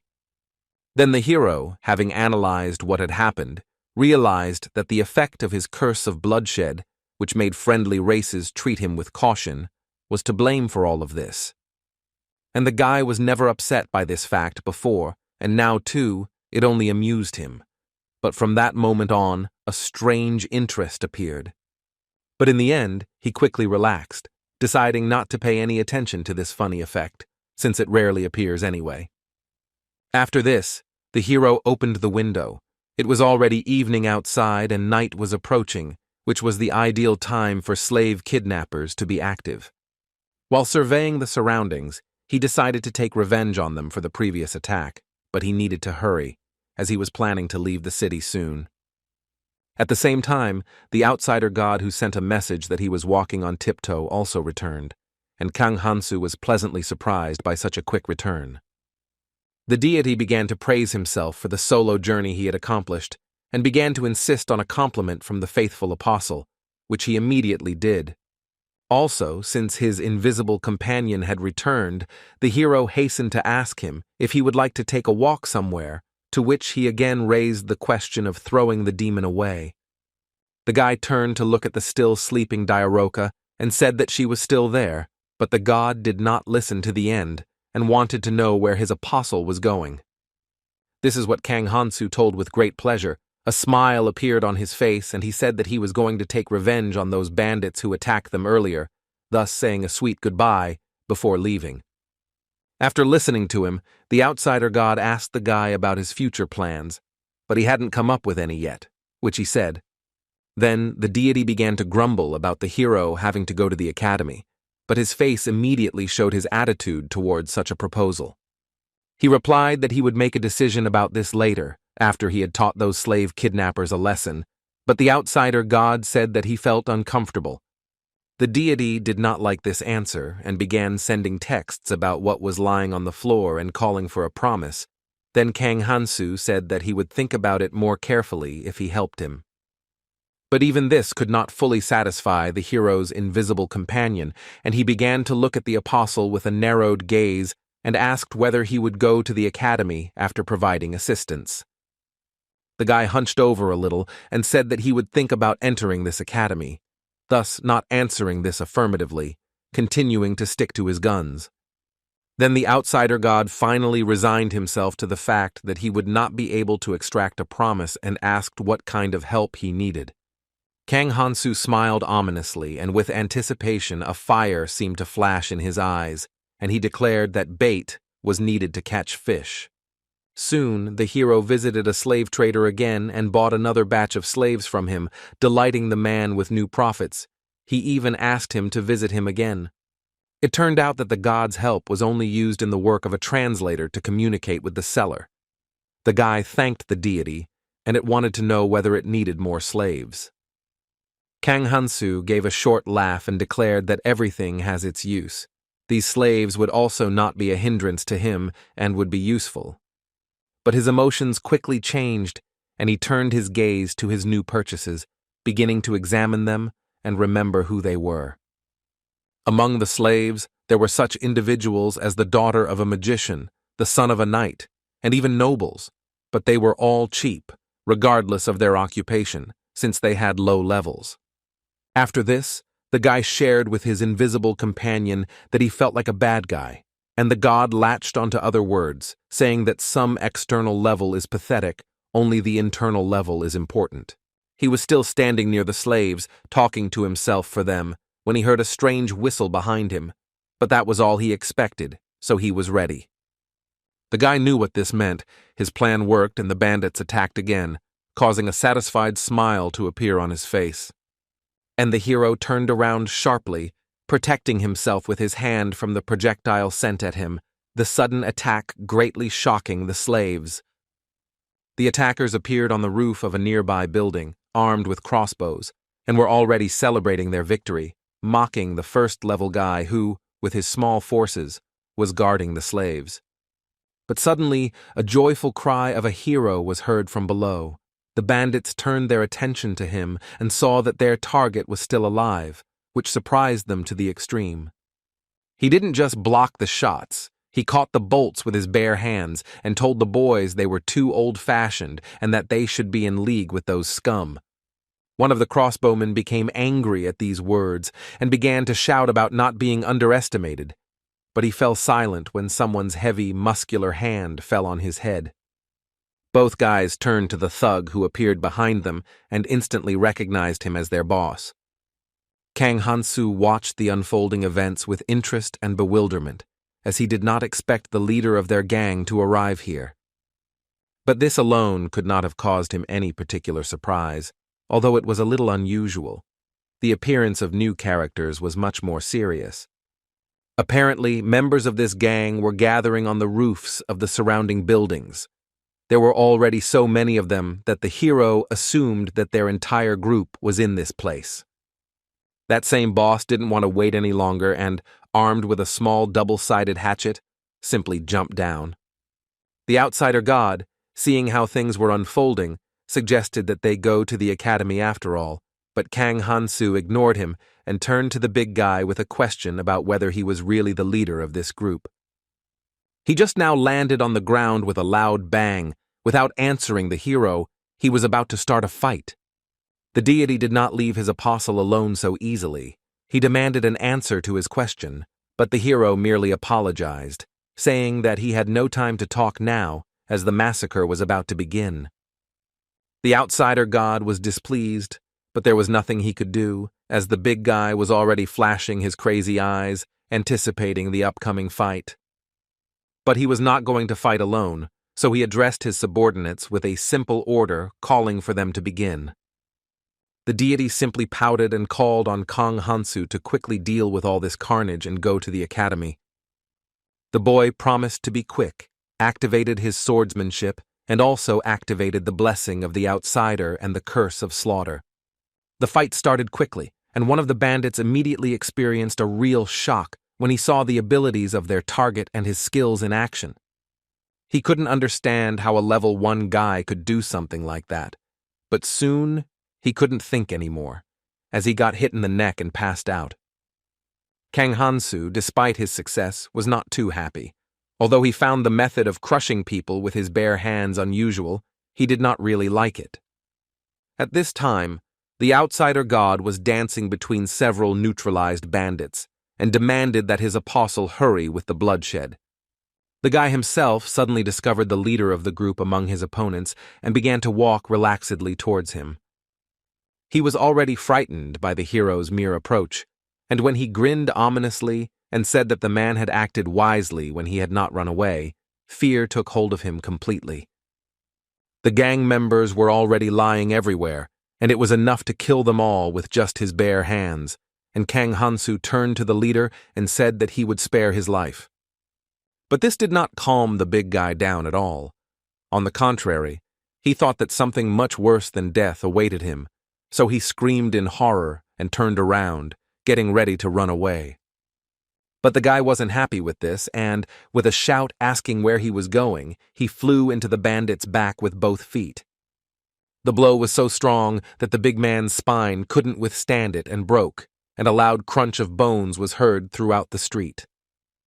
The man continued to fly from the impact, scraping his face against the rock. He was experiencing incredible pain from everything that had happened. The capillaries in his eyes burst, foam came out of his mouth, and he continued to scream. The few remaining gang members were angry that the guy dared to attack their boss and decided to take advantage of the opportunity while Kang Hansu was distracted and attack. But the hero, even without using his life force, was still fast enough to turn around and react to the new attack. The next moment, a loud, heavy blow, the cracking of bones, and new screams echoed across the city streets. Only the next morning the guards learned of what had happened. One of them, examining the bandits, asked if they were alive. The attackers did indeed look unwell, so the man's fears were understandable, but his fears were unfounded.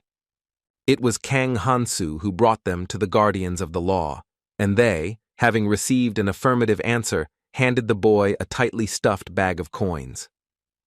The guards brought the bandits to their senses and led them away, while the slimes cleaned the battlefield of blood and other debris, and one of the law enforcement officers thanked the hero for his work. Suddenly, the guy was distracted from his conversation with the man, because something behind his back caught his attention, and he decided to take a closer look at it. It was a strange bone that seemed to have been dropped by one of the bandits, and for some reason unknown to the hero, the slimes did not absorb this thing. But the reaction of the guard standing nearby showed that this was actually some kind of valuable, a rare ingredient, and these monsters don't eat such things, absorbing only dirt and garbage. But the outsider god did not calm down all this time and continued to constantly remind Kang Hansu that it was time to go to the academy and enroll in it, which he did now. But the boy remained silent, which caused the deity to complain about being ignored by the faithful apostle, who then began to ask about the reasons for such a desire to send him to such a place. The outsider god replied that the hero would understand everything when he got there, and Kang Hansu remarked that he didn't even know what kind of academy it was.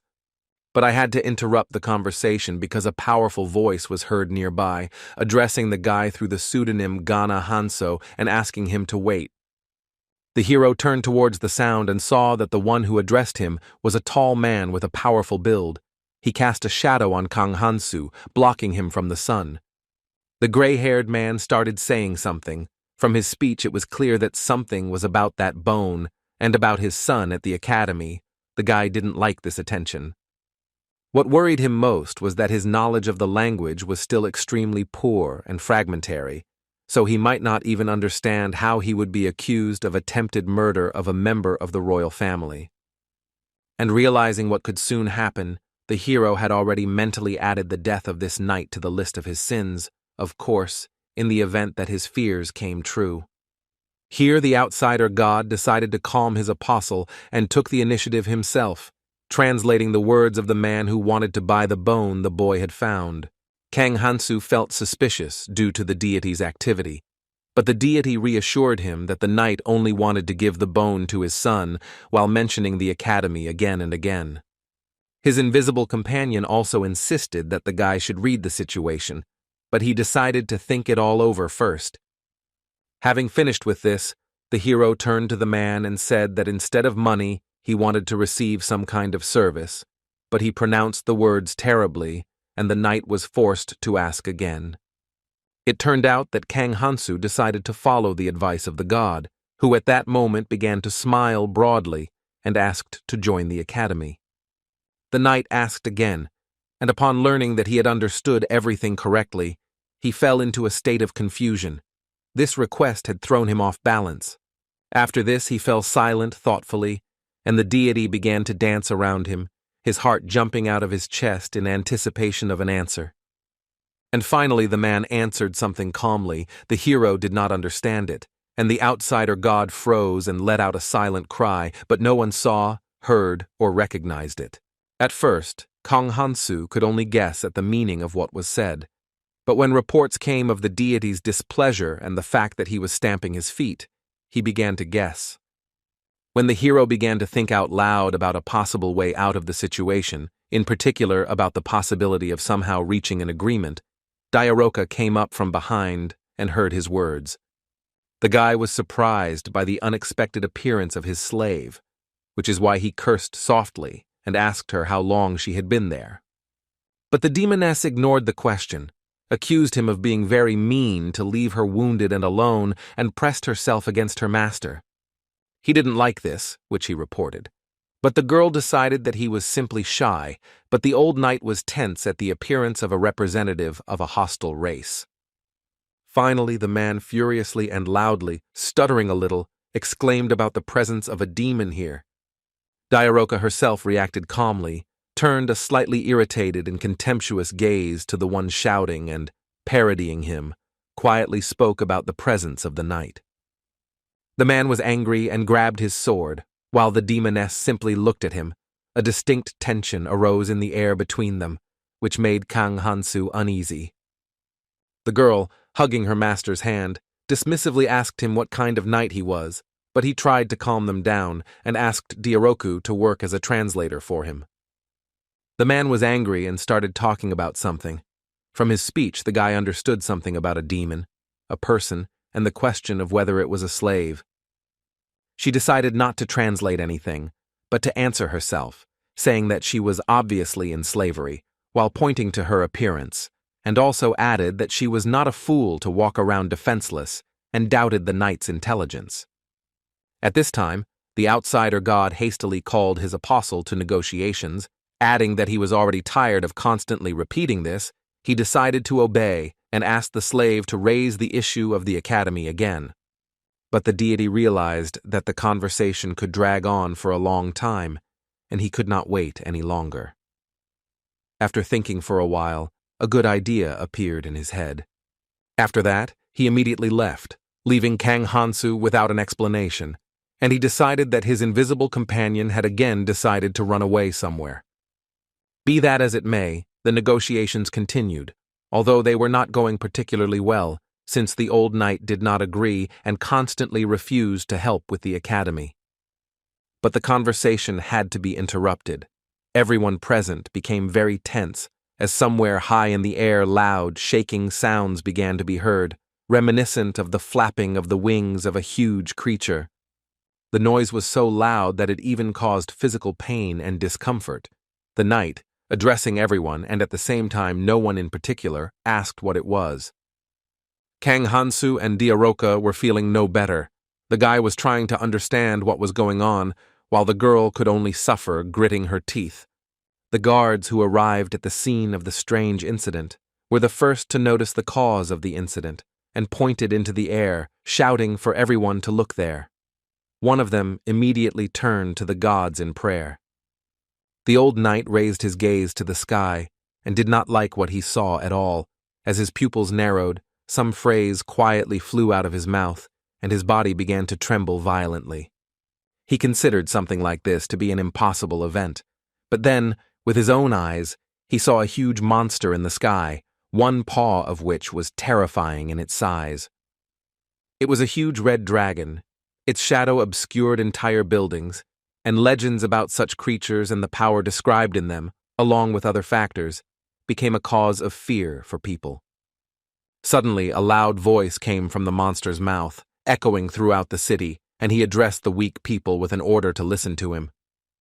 The dragon declared that a disaster worse than death had returned to the world, and this time it would destroy absolutely all intelligent beings, especially the heroine on whom they depended so much. But suddenly he interrupted himself in the middle of his speech. His mouth opened in surprise, and from it burst a bewildered exclamation about his first level. He did not know that he had died centuries ago, in the distant past. The old knight still looked at the mythical beast with tension and fear. Diaroka experienced similar emotions, although not as strong, but Kang Hansu was calm. He understood what had happened. The dragon began to fly around in panic, screaming about who dared to do this to him, while the deity looked at him silently. The hero only laughed quietly upon hearing his words. A strange joy began to prevail in his emotions, and he decided to answer the monster. The reason the dragon was only level 1, and the reason he was resurrected in the first place, was because of his god, an outsider god. Meanwhile, panic broke out on the city streets. Residents ran away, screaming in horror and asking someone to save them from death.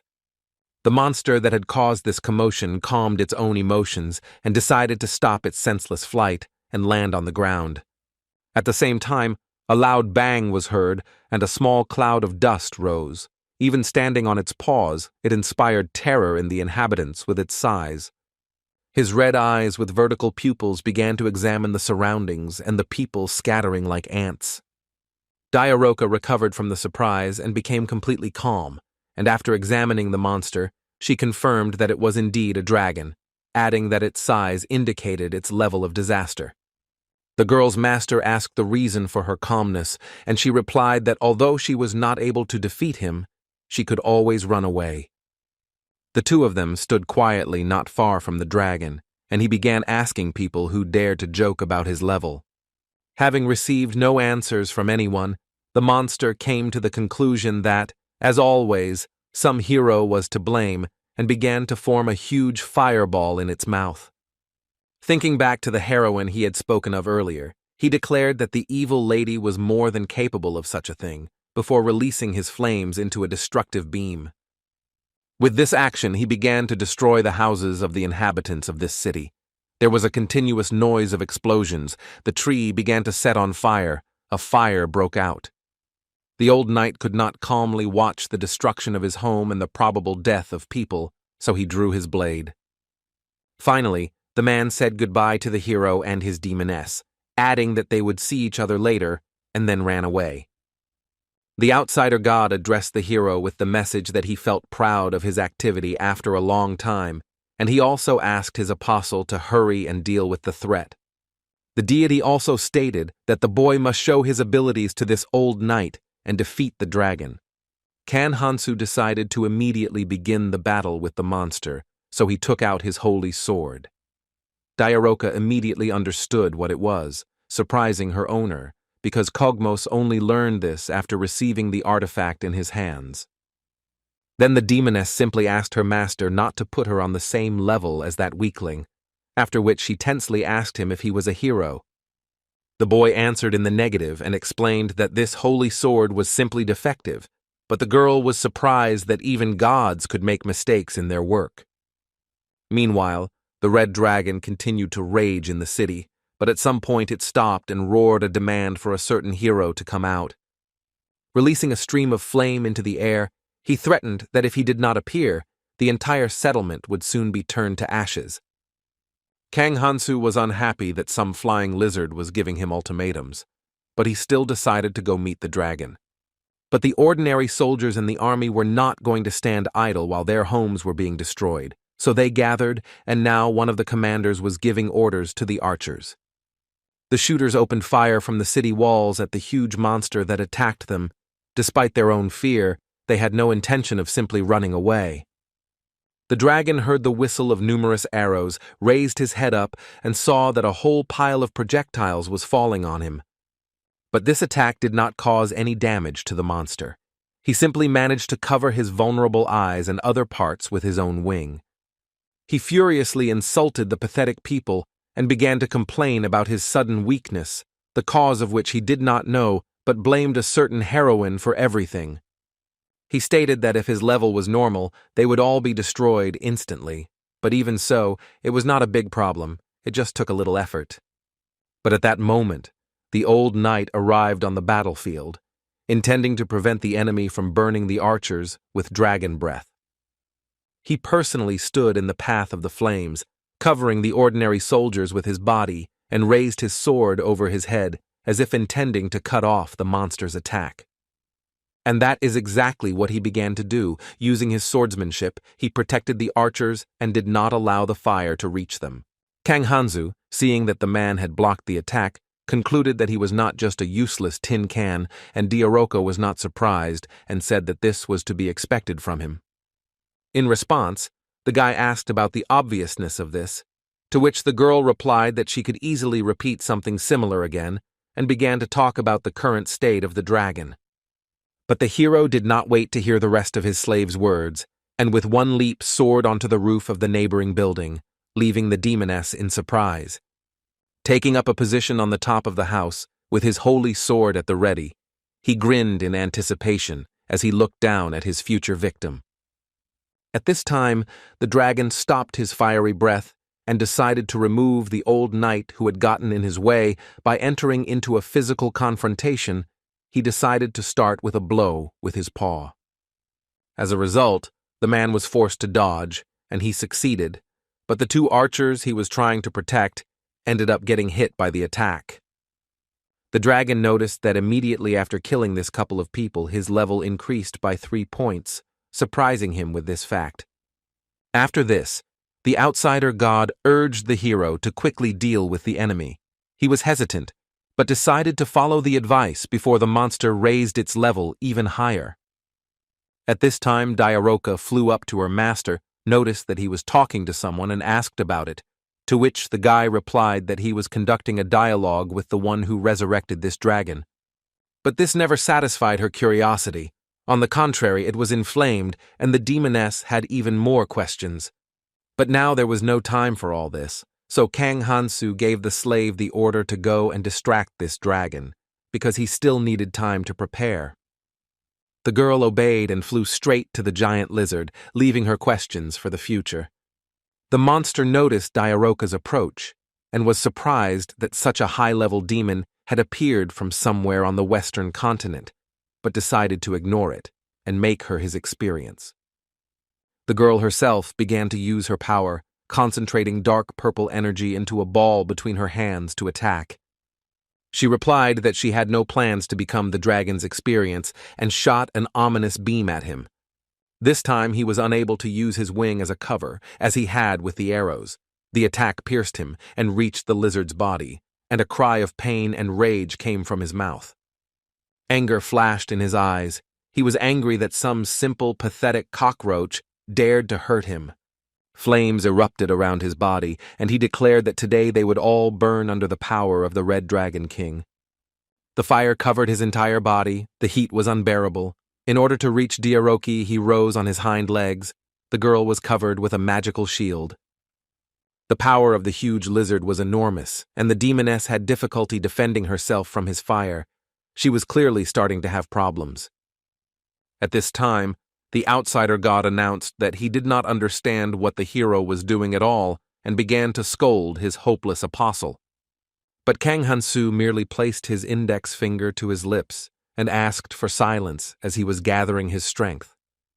His invisible companion immediately covered his mouth with his hands and asked the guy if this was enough.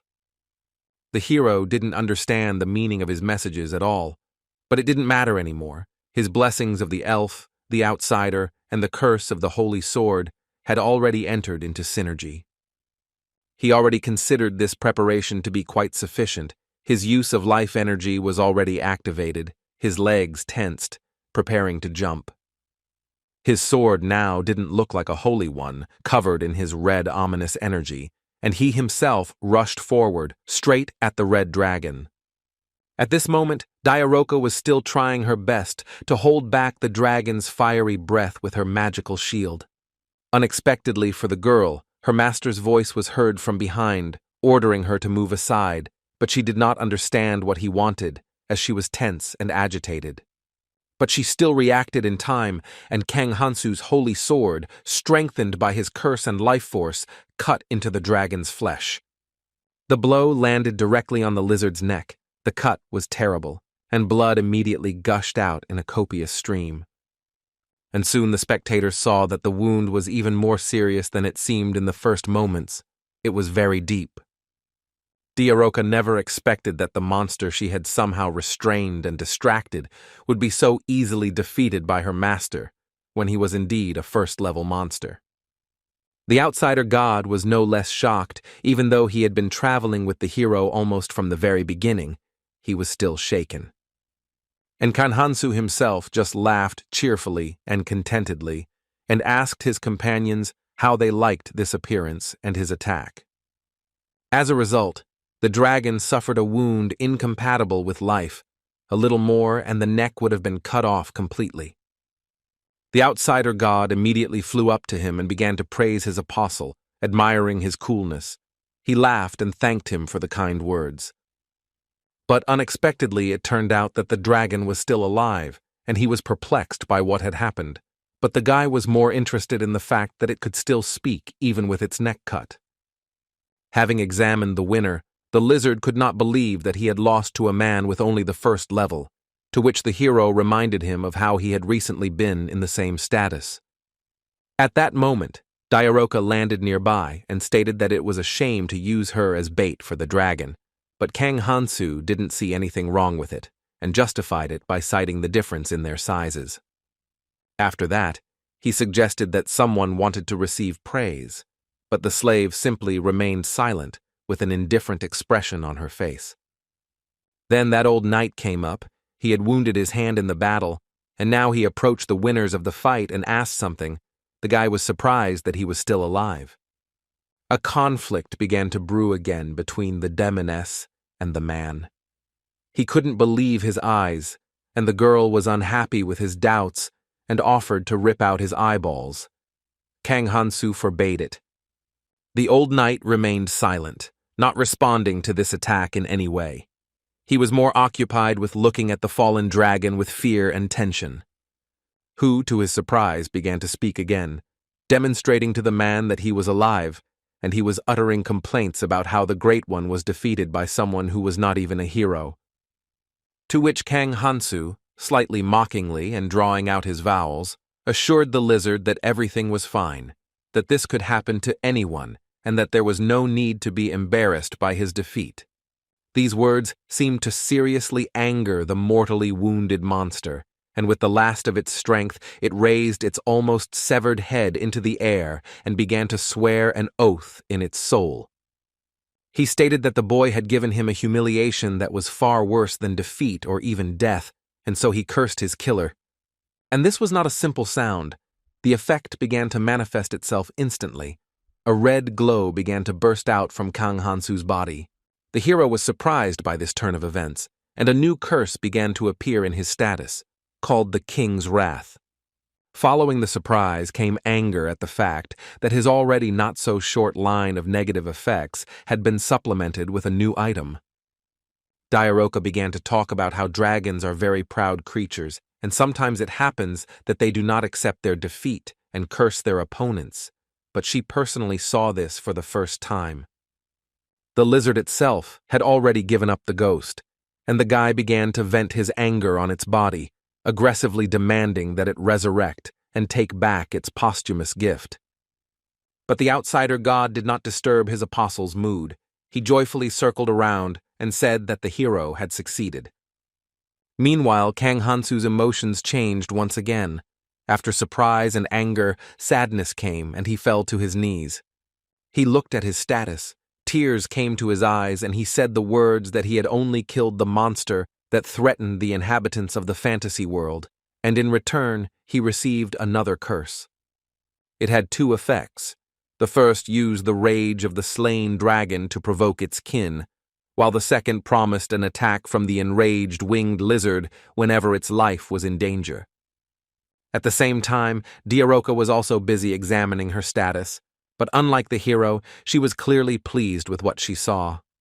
The guy noticed the girl's mood and assumed that she was happy because her master had received a curse. But she answered negatively and said that she had received a new blessing, which happens very rarely, and such events occur only thanks to her persistence and perseverance. Kang Hansu immediately jumped up upon hearing this and ordered the slave to show him the status with the effects of this blessing. The name was the same, the King's Wrath, but it gave the opposite effect. The bearer put pressure on the dragons in the area, and if his life was in danger, the enraged winged lizard would protect him.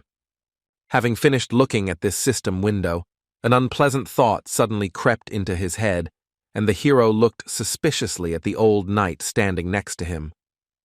The man immediately noticed this look and turned away a little nervously, letting out a fake cough. But this did not deceive Kang Hansu, and he jumped up to the knight, after which he excitedly asked him if he had received the same blessing, but he cleared his throat again. And this was enough for the hero. Words were superfluous, and he realized that his guess was confirmed. Negative emotions appeared again, and he fell to the ground, putting out his hands to support himself. On all fours, the boy filled the area with questioning cries about why he alone had not received a little happiness, and why everyone had received blessings, while he received a curse. His status now had 5 curses, 4 blessings, and added the B nobility. The level remained first, and the coefficient reached 18. The outsider god praised him for his success. But despite the hero's suffering, life went on, and soon it was time to clean up after the battle, which the slimes took care of. Watching the cute monsters at work, Kang Hansu noticed that their ability to separate valuable ingredients without eating them was very pleasant and convenient. Moreover, these slimes walked across the entire battlefield and brought back to the hero what they had collected. Now only the most valuable items remain here. But at the same time, the guy really regretted that he wouldn't be able to take all of this with him from the world of fantasy. Since he could be caught by the kingdom or that evil goddess, it was a great loss. Kang Hansu's lamentations were interrupted by the joyful shouts of the crowd, the locals celebrating their victory over the dragon and their own survival. In the noise, it was easy to distinguish the girls' voices. From their words, the guy discerned exclamations about the night. The male population also rejoiced and congratulated this man, and they did so no less loudly and sincerely. And it wasn't just a celebration. That same old knight walked slowly between the rows of the crowd, and behind him they rolled a cart with the head of the slain dragon. He became a triumphant. Suddenly, among the crowd, but a little to the side, namely in an alley, the man was able to make out the silhouettes of his new acquaintances. Of course, it was Kang Hansu and Diaroka. The guy grinned and looked into the knight's eyes, and the girl simply closed her eyes. Later, they all met at night. The man admitted he was in the hero's debt, the hero brushed it off, and the outsider god immediately reminded the apostle of the need to enter the academy. The boy asked the slave to convey his words that his share of the trophies could be given to the knight to rebuild the city and support the families of the dead. The demoness decided to translate this rather freely. Addressing the man in a bold manner, she informed him that he was still alive thanks to the mercy of her master and that he was passing on unnecessary trash to help other people. These words caused the man to gasp.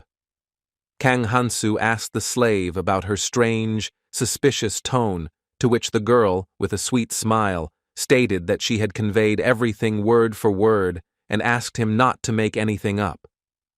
The hero did not fully believe it, but decided to continue the negotiations, but thoughtfully looking up, he suddenly fell silent.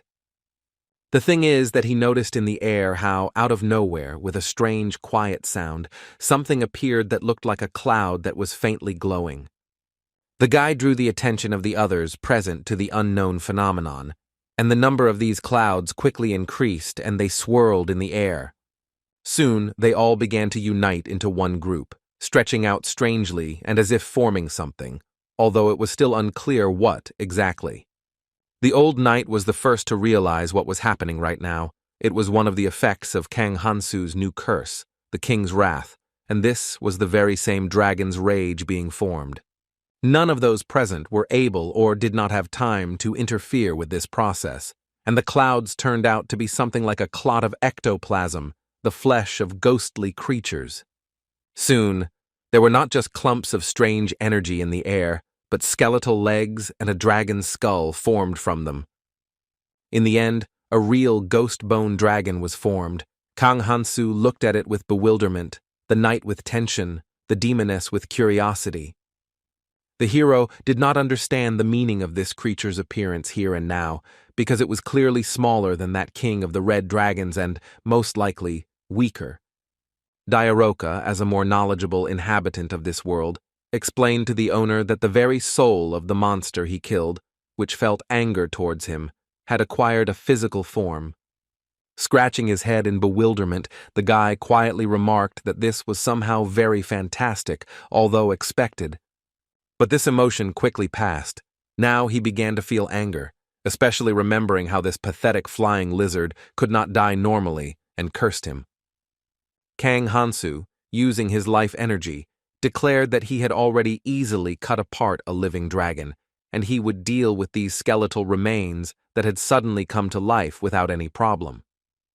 Returning to the other heroes, one day they gathered in the arena, where the host informed the audience about the assembled young men and women who were seeking to kill the demon lord. The man intrigued the audience by using a magical microphone-like device, asking them to give their opinion on who would be the greatest of all the participants. Ohanu smiled with anticipation, and the host concluded by saying that the answer to his question would ultimately be revealed right here at the Tournament of Heroes. And his speech worked very well, because the assembled spectators responded as expected, with shouts and applause. They were already anticipating the upcoming spectacle. The saint was the next to speak, talking about how the support of the residents had been of great help in the development of the heroes. The woman continued her speech by saying that their support would not go unnoticed, and that the tournament would show its results, while some important people watched from their special place. One of them asked the other about his opinion on all this, and he responded by telling them about rumors that indicate that the strongest of the heroes is a guy named Choi Kangmin. After that, the man pointed to the one who was now waving cheerfully to the audience, and Jang Mi-yeon was standing next to him. By the way, another influential person raised the question about her. He wanted to somehow object, telling information about the blonde, but he was interrupted by a lady with small binoculars, who was more interested in Eubora. At that moment, Arya leaned against him with a tired sigh. The heroine immediately tried to find out the reason for her behavior. It turned out that the red-haired girl had hidden herself behind her friend's back from the gaze of the audience, and looking over her shoulder, said that her mother was looking at the nobles from her place. Eubora looked there and was able to quickly and without much difficulty find this woman. It was very easy, because she was extremely similar to her daughter, only, of course, older. After this, the heroine decided to try to cheer up her friend, to give her confidence, because her mother might be disappointed that Arya was hiding behind someone's back. The red-haired girl was amazed by the girl's words of support and concern, so she shared her opinion that she really is a great hero. She clenched her fists in front of herself and promised that she would try her best. Her behavior somewhat amused Eubora, who was also pleased with the effect achieved. When they were silent for a while, a random question popped into Arya's head about what her friend would do if one of the heroes got hurt at the tournament, and she asked it. Eubora's answer was simple, laconic, and sincere. Without hesitation, she said that she would help such a person. Arya noticed that the girl said these words without the slightest hesitation, and reiterated that she was truly an excellent hero. Eubora brushed this off and, with blushing cheeks, said that she simply thought that he would give such an answer. Her words were not entirely clear to the red-haired girl, and she asked again, to which the heroine quickly waved her hands and tried to put an end to the topic, but this only made things worse. But, unfortunately for Arya, interrogating her friend about that Kang Hansu that the girl had been buzzing about in the saint's ears would not work, since the same woman had just announced the start of the tournament. The guard standing on the platform heard these words and began waving the flag, shouting at the participants to move forward. Some of the heroes were immediately at a loss, as they had not been given any specific details, but there were also those, like Choi Kangmin, who immediately prepared to set off. As a result, he immediately pulled ahead, almost immediately followed by Eubora, and then everyone else ran. Suddenly, a man appeared in front of Choi Kangmin and began to invite him into a carriage parked nearby. After telling his team of 2 girls that this was something he had prepared in advance, he invited them to quickly climb inside, and they were delighted. The guy thought that knowledge is power, and while everyone else would be running towards the goal like idiots, he would already be the one who captured all the orcs. The other participants in the tournament saw all this clearly. Arya complained to her friend that it was cheating, but her friend remained calm and urged her friend to hold on tighter because she was already showing signs of fatigue. The red-haired girl slowed down a little, asking again and clarifying details, because she did not understand the words of Eubora, who suddenly grabbed her hand. The heroine activated the speed blessing effect and quickly ran forward, while Arya dragged herself along in the air, fluttering like a balloon in the wind due to her high speed. The blessing actually sped up and didn't allow them to slow down or rest until they reached their destination, so Eubora and Choi Kang-min eventually pulled ahead, upsetting Jang Mi-yeon with this fact.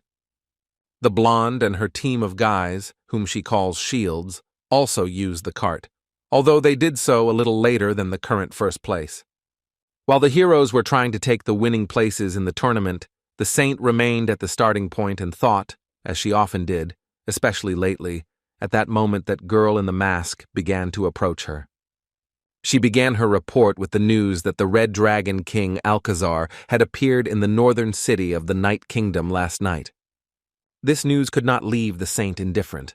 She asked with tension about the accuracy and reliability of this event. The temple servant reported that his entire appearance, the number of horns and everything else matched the description, and that this was indeed the Alcazar that the white-haired woman had hunted a century ago. These words immediately brought back to the woman's mind clear memories of the events when she, together with the heroes, fought this dragon. But at the same time, the saint immediately noticed one oddity, an inconsistency. The fact was that even then she had confirmed the fact of his death and was confident in the accuracy of the results. Then the masked girl voiced her assumption that the king of the Red Dragons could have been revived by some god. But these words did not convince the white-haired girl. She responded to her subordinate with the words that she did not think that this was possible. At this time, the carts with the heroes were heading deeper into the forest, and the saint declared that there was no time for all this yet, and that the tournament needed to continue. Besides, the gods do not do such things without reason. Then, after thinking for a bit, the saint assumed the deities had made a mistake, as they could have mixed up the location of the tournament and revived the monster in the wrong place. But remembering the girl's ears, she cleared her throat. Talking about doubting the gods was unnecessary, so she ended her speech by saying that they had no need to cause such an incident in the absence of a hero, but she clung to the last word. At first, she thought that her words were true, since all the summoned were currently participating in the tournament, but suddenly the thought of Kang Hansu pierced her mind. She remembered that there must be a certain god next to him, who was blocking her goddess's surveillance, and that he could well have been the one who revived the king of the Red Dragons, Alcazar. Having come to these conclusions, the woman became angry that the temple servant had not reported this immediately, after which she declared the importance of this matter and that she would take care of it herself. She wanted to make sure that the winged lizard's actions wouldn't cause any more damage, but the girl's words about him already being killed made her freeze in place. When she asked for details about the dragon slayer, the woman was told that there was little information, and that the only information was that he had been defeated by a single knight. The saint sighed and expressed her confidence that the information was false, as it was absolutely impossible to stop Alcazar alone. Looking into the distance, the woman told them not to fall for misinformation and postponed discussing all these matters until later, as it was more important to focus on the tournament now. Meanwhile, one of the tournament participants tried to squeeze into a cart with different people, but one old man did not want to give anyone a ride for free. Another cab driver, some man, simply did not believe the words about the hero in front of him and shouted at him, driving him away. This unfortunate man was Ohanu, who at that moment was watching another carriage drive away and was confused by the fact that none of these inhabitants of the fantasy world were eager to help him. One of the observing gods tried to cheer him up, but the conversation with the entity was quickly interrupted before it could really begin, as someone addressed the boy. It was a girl unfamiliar to the hero, the same noble lady Julia, and when he looked at her, the effect of the curse of looking through her manifested itself once again. Because of the system windows covering her entire body, Ohanu couldn't even understand who she was. A knight or someone else, she asked him if he was a hero, to which she received an affirmative answer. Julia offered the guy help, which consisted of taking him where he needed to go, even though it would be inconvenient. He attributed this to the effect of his blessing and the adaptation of the world to the main character. The guy couldn't contain his joy and loudly thanked the swordswoman, taking a strange pose out of an excess of emotion. He apologized for his behavior and quickly jumped on the horse. Julia told him with displeasure to hold on tighter, also adding that he should not stay so close. Ohanu agreed with everything, while believing that everything was as it should be, since he was the main character of this world. He started holding onto her waist, and the girl said that she would move at maximum speed, while the guy assured her that he would be happy with a long ride. And the horse took off at a gallop, the hero thinking that being with a lady knight was much better than riding with a sweaty man, while wondering about the advisability of inviting her to the group. If we return to the misadventures of Kang Hansu, then at that time the battle, which seemed easy, had already lasted a long time. The night passed, and the day came, and the surrounding area was in ruins. And of course, one shouldn't forget about the condition of the old knight and Diaroki. They were no longer completely healthy, and the girl turned to her master with concerns about this monster. The skeletal ghost dragon itself looked as if it hadn't suffered any damage during all this time. Moreover, the number of monsters flying in the air increased. Now there were at least 2 of them, and they were quite good at releasing fiery breath from their mouths. And Kang Hansu felt such rage and anger from the fact that he had once again gotten himself into some kind of complete crap, that the flame of his emotions could even surpass these dragons in heat. But in order to tell how everything came to this situation, we need to go back a little to the past, to the very beginning of the battle. In fact, at first the hero thought that everything was going well and even very easily, but he was still wrong. The bone dragon was quickly killed, but that's when things started to go wrong, because before Kang Hansu could breathe a sigh of relief, something unexpected happened. It all started when, for some reason unknown to the guy, a system window appeared in front of him, where the names of his outsider's blessing and the king's wrath's curse were written, hinting at their synergy. And then these messages started appearing one after another. This spam was extremely fast, instantly filling the space around the hero with text signs. The next moment, with a loud crack, the paw of the same ghostly bone dragon burst out of the stone covering. But that was just the beginning. These creatures began to appear one after another, gathering in the air and bursting out of the ground, while Kang Hansu watched this, surrounded by system messages. At this point, they all began to talk, although all their words were limited to various threats, and one of the dragons was especially large. Kang Hansu decided that this was the group's boss, and while he was considering his next steps, the old knight was tensely trying to understand why so many monsters had appeared around. The dragons turned out to be very secretive creatures, as one of them managed to get behind the man. The knight only managed to notice the dragon and begin to dodge it because another threat came from its mouth. But this was unnecessary, because the next moment the creature that had crept up behind him was suddenly distracted by a terrible roar. The old knight himself suffered from this. He was thrown into the wall of a nearby building and was seriously injured both by the shockwave and by the collision itself. The man's injuries were severe enough to activate the effect of his new blessing of the king's wrath. What worked now was not the pressure on the dragons, but the summoning of a winged lizard that protects the carrier when his life is threatened. The creature that appeared had a green light from its eyes, while its hostile relatives were distinguished by redness. The friendly one declared that it would save the man. Both dragons rushed at each other. One showered insults and wanted to kill the old knight, while the other sought to protect him. The next moment they collided with each other in the most literal sense of the words, as the monsters crashed head-on into head-on. Meanwhile, Kang Hansu continued to simply stand there, pondering what was happening and watching the events unfold. The hero didn't pay any attention to the surrounding chaos. Fires were breaking out all around him, dragons kept appearing and then began to fight with each other. While the boy was trying to understand the reasons for this and come up with a solution, Diaroka was fighting the creatures and was extremely irritated by the endless opponents. She used her power and hit one of the ghost bone dragons with her attack. The skeleton became dead again and fell onto the stone surface, while the demoness was already beginning to tire, as evidenced by her heavy breathing. The slave turned to her master and informed him that she would soon be at her limit. But she didn't have time to hear any answer or order from the owner, as 2 monsters, vying with each other to save and kill people, began to fall on her while they were fighting. And this was an extremely bad event for the girl because she was unable to even move from fatigue and could not dodge. The skeletons eventually fell with a loud crash straight onto Diaroka, burying her under their bodies and raising a cloud of dust. Now the girl was wounded enough for the blessing of the king's wrath to work on the danger to the bearer's life and summon a dragon for protection.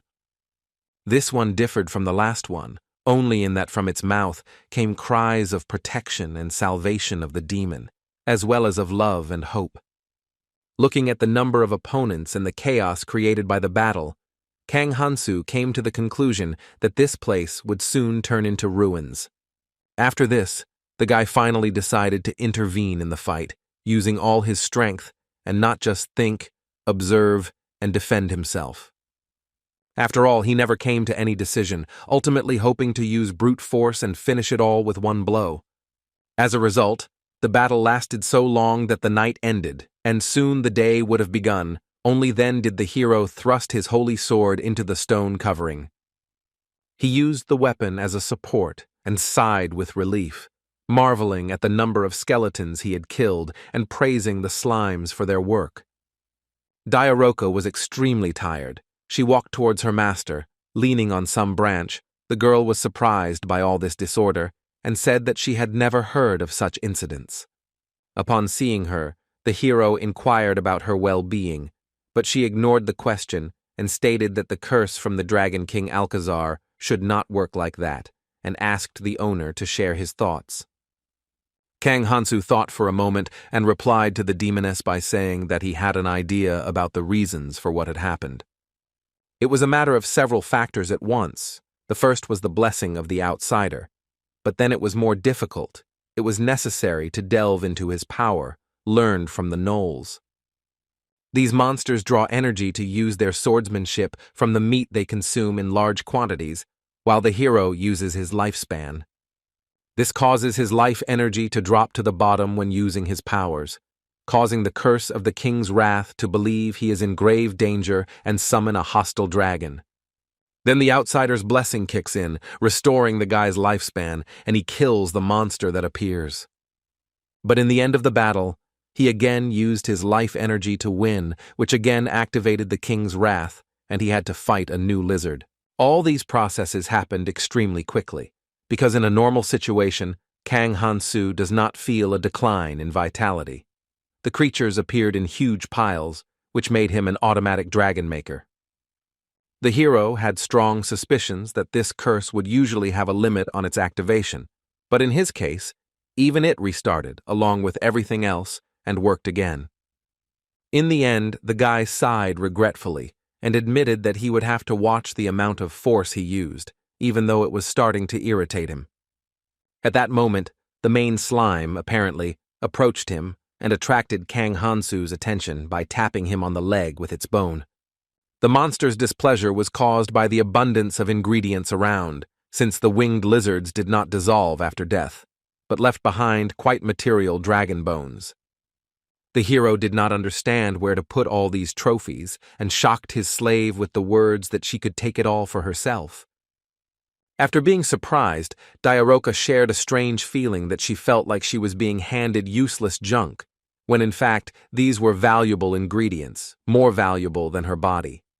Looking at the trophies, the girl quietly informed the master that she would not be able to carry everything away, and the pile of bones suddenly began to shake.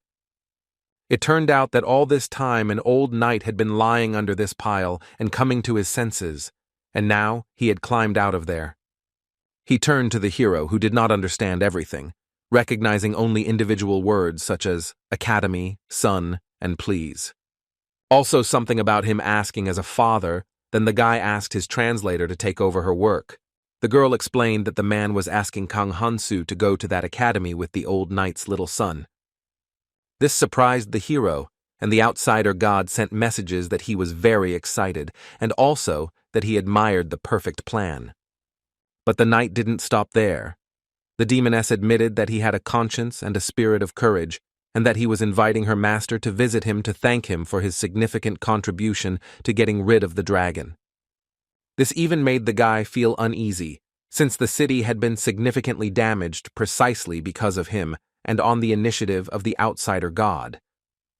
But in the end, Kang Hansu decided to agree to the offer, because the knight's pride most likely would not allow the man to leave him without a reward, and he did not want to offend him with a refusal. At this time, several guards approached the former battlefield and noticed mountains of bones and destruction.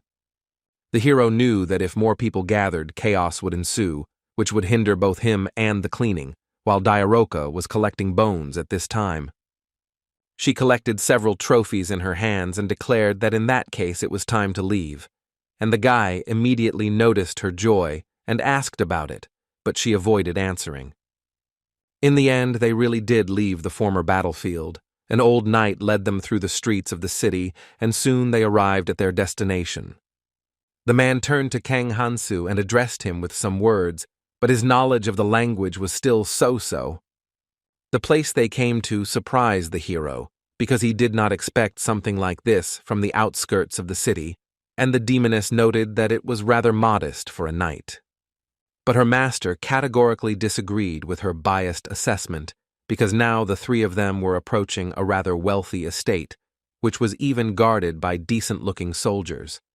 After this, a conversation started between Diaroka and Kang Hansu about how only a guy had been invited here, to which she noted the need for a translator.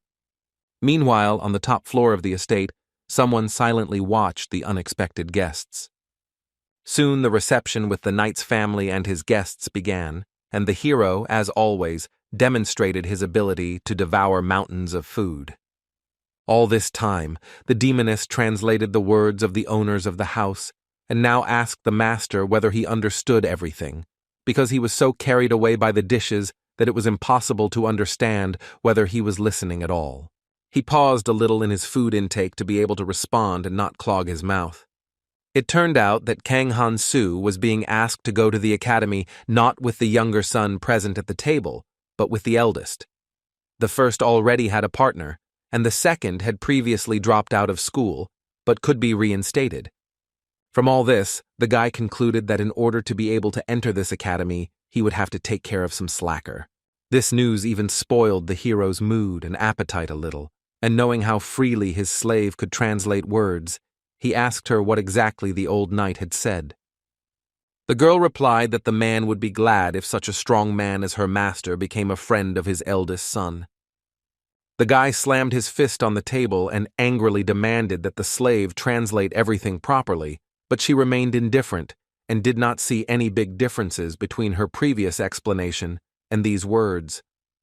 Then Kang Hansu figuratively waved his hand at her, changed his mood, turned to the owner of the house and said that he agreed.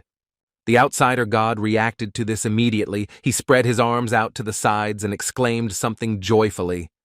Hearing the words of their guest, the husband and wife hugged. Tears of joy appeared in their eyes, so happy were they to receive consent from the hero. Soon they came to their senses a little and began to wipe away the moisture that had appeared, and the old knight began to talk about something again. The girl said that these two were going to tame Kang Hansu with money. These words again made the latter angry, because the slave was again translating too freely. Then the demoness justified herself by saying that she had merely omitted confusing hidden hints, but the guy noted that this was called distortion of facts. Diaroka suddenly rose from the table and loudly addressed the knight, saying that her master wanted to look at his uncouth eldest son, who had locked himself in the room even when there were guests. The hero himself was not delighted with the slave's newly demonstrated behavior and the fact that she was communicating so rudely with the spouses. And they suddenly burst into tears at her words, while the girl declared her confidence that from the demon's point of view, her translations were simply excellent. A little later, Kang Hansu was already lying on the bed assigned to him and complaining about the willfulness of his translator, also adding that he was covered in sweat while calming the old knight and his wife. Diaroka was also in the same room, and the guy asked her what she knew about this academy. The girl immediately began to give a whole lecture, starting with the fact that insignificant humans founded 4 academies in order to oppose her race. She reported that these institutions mainly taught the barbarian style, but no matter how much the people struggled, they still remained weaklings. Eventually, all 4 academies came together and merged into a new one, which eventually became a place that proclaimed friendship and unity. At this point, Diaroki's story ended. Kang Hansu was not particularly impressed and called it some kind of boring nonsense. At that moment, their conversation was interrupted by an unexpected event, namely the intrusion into the room of some guy who immediately addressed the hero as a commoner. The slave and her master stared silently at the new character, who added words about the guest's insignificance and his pathetic first level. Kang Hansu didn't quite understand what he said next. There was something about his father, but what was clear was that the guy was challenging him to a fight. The girl asked whether these words needed translation, to which the hero replied that it was not necessary, because even he understood everything. The sudden intruder himself, if one can speak of entering a room in his own house in this way, was at that time awaiting an answer to his challenge. Kang Hansu said what his father so desperately asked for his son, so he couldn't just ignore it. After that, he surprised the girl with his words that he was going to help this guy succeed at the academy. To do this, he intends, as a respectable son of his parents, to personally take charge of their upbringing, and in doing so, he uses part of his vital energy. The old knight's eldest son was frightened by the hero's sudden actions and his changes, so he tried to back down and stop it. But this didn't achieve anything, and Kang Hansu simply punched him hard in the jaw. Having somehow prepared his 2 blades for further battle, he insulted the hero and became indignant at such a sudden, vile attack. But all his pathetic preparations were useless, and Kang Hansu struck again, this time to the stomach, causing his opponent to bleed from the mouth while he assured that all this was for his own good. And he was never going to stop there, already swinging for a new blow. He was not going to regret it. The next attack broke the opponent's sword into 2 pieces, and the hero declared that since his father was trying so hard for something, he needed to show filial respect. After this, the beating, for it could not be called a fight, continued, and the sounds of blows could be heard in the room. It didn't take long for the eldest son of the old knight to suffer a natural defeat. He was already lying against the wall, but remained conscious. And Kang Hansu began to approach him with a slow gait, the expression on his face instilling fear in the boy. At that moment, the hero remembered the words he had spoken earlier to that evil goddess. He had said then that a man who made his family worry could hardly save the world. These memories made Kang Hansu a little angry. The tension made him squeeze his hand tighter, and the door frame he was holding onto began to crumble under his fingers. And the next second he came to his senses and realized that he had somehow gotten too carried away and could thus have accidentally killed this man. Even Diaroka noticed that her master had gone a bit overboard with beating up the level 13 weakling. The girl wondered if he had died from the last attack, and the hero justified himself by saying that his level was only first, and also reproached the demoness for enjoying what was happening. At that moment, their dialogue was interrupted by the old knight's son, who had come to his senses. He had not died, though the hematoma on his cheek was quite impressive. And seeing Kang Hansu in front of him, he remembered what had happened and felt fear again, so he started running away screaming. But he didn't manage to get far, because the demoness decided to stop him by sending a small amount of energy from her finger at him. In the end, the boy ended up a bit fried. The hero gave the slave a strange look, and she smiled sweetly and said that it was an accident. Pointing his finger at the smoking body of the owner of the house's eldest son, Kang Hansu asked the demoness what they should do with all this. Diaroki immediately came up with a simple solution to the problem and suggested simply dismembering him secretly and forgetting about the incident. But her master was against this, and remembering that the slave had dragon bones, which were very valuable, he said that he could hand over part of it to him and send it away. His idea was immediately criticized by the girl. The problem was that the boy would hardly be able to leave here on his own 2 feet in his current state. In the end, they had to call the owner of the estate, who arrived with a guard and a doctor, although the former looked at the aftermath of the battle with suspicion. The man asked what had happened here, receiving only awkward laughter from Kang Hansu in response. Meanwhile, the healer began her work, which immediately began to bear fruit. The hematomas disappeared, and the victim began to open his eyes. The hero watched this process closely, amazed at the speed of the healing, and the night sun, seeing it, immediately began to feel angry and babble something. When his condition improved, he immediately jumped up from the floor with a furious expression on his face and began to threaten his attacker, frightening the healer with his behavior. In response to this, Kang Hansu gave a bright, kind smile and said that the boy seemed to have not yet come to his senses and that this would have to be corrected. After this, a terrible pressure emanating from the hero's figure fell upon everyone present in the room. He deliberately activated his curse of the king's wrath, and a bone dragon began to appear behind him, screaming about chaos, destruction, and the killing of people. This winged lizard was quite large, which allowed it to close its mouth right on Kang Hansu's body immediately after its incarnation. Blood began to flow profusely from the creature's mouth, and the night sun fell on his butt in front of the monster, feeling fear and confusion at the appearance of this monster out of thin air. The hero didn't linger long in the dragon's mouth. His body quickly recovered thanks to the outsider's blessing, and he simply knocked out one of the lizard's teeth with a blow, freeing himself. A giant fang flew right next to the night sun, scratching his cheek and causing him to freeze in place in shock. As Kang Hansu peered out from the darkness into the monster's mouth, the energy he had unleashed and his red eyes creating a truly terrifying image, he approached a boy named Taker and offered to become friends. Meanwhile, the saint had finished all her work and it was time to rest. She opened the door and entered the room with an extremely tired sigh. Closing the door behind her, she closed her eyes and thought that she couldn't allow things to develop in such a way that the voluntary donations from sponsors would fall even lower. Heading deeper into the room, the woman mentally acknowledged that it would be difficult to support the heroes and their development with the temple's efforts and resources alone. The white-haired girl was so tired that she fell face down on the bed, fully clothed, while continuing her thoughts that although an entire era had already changed, some things remained the same. Lying tiredly on her bed, she complained out loud that her head was a complete mess from all these piled-up tasks and problems. And all this could not leave her even now, not giving her any rest. The magic ball on the table nearby started working, and someone asked the saint if she could spare a minute of her time for something. The woman did not rise, demanding details of the current situation.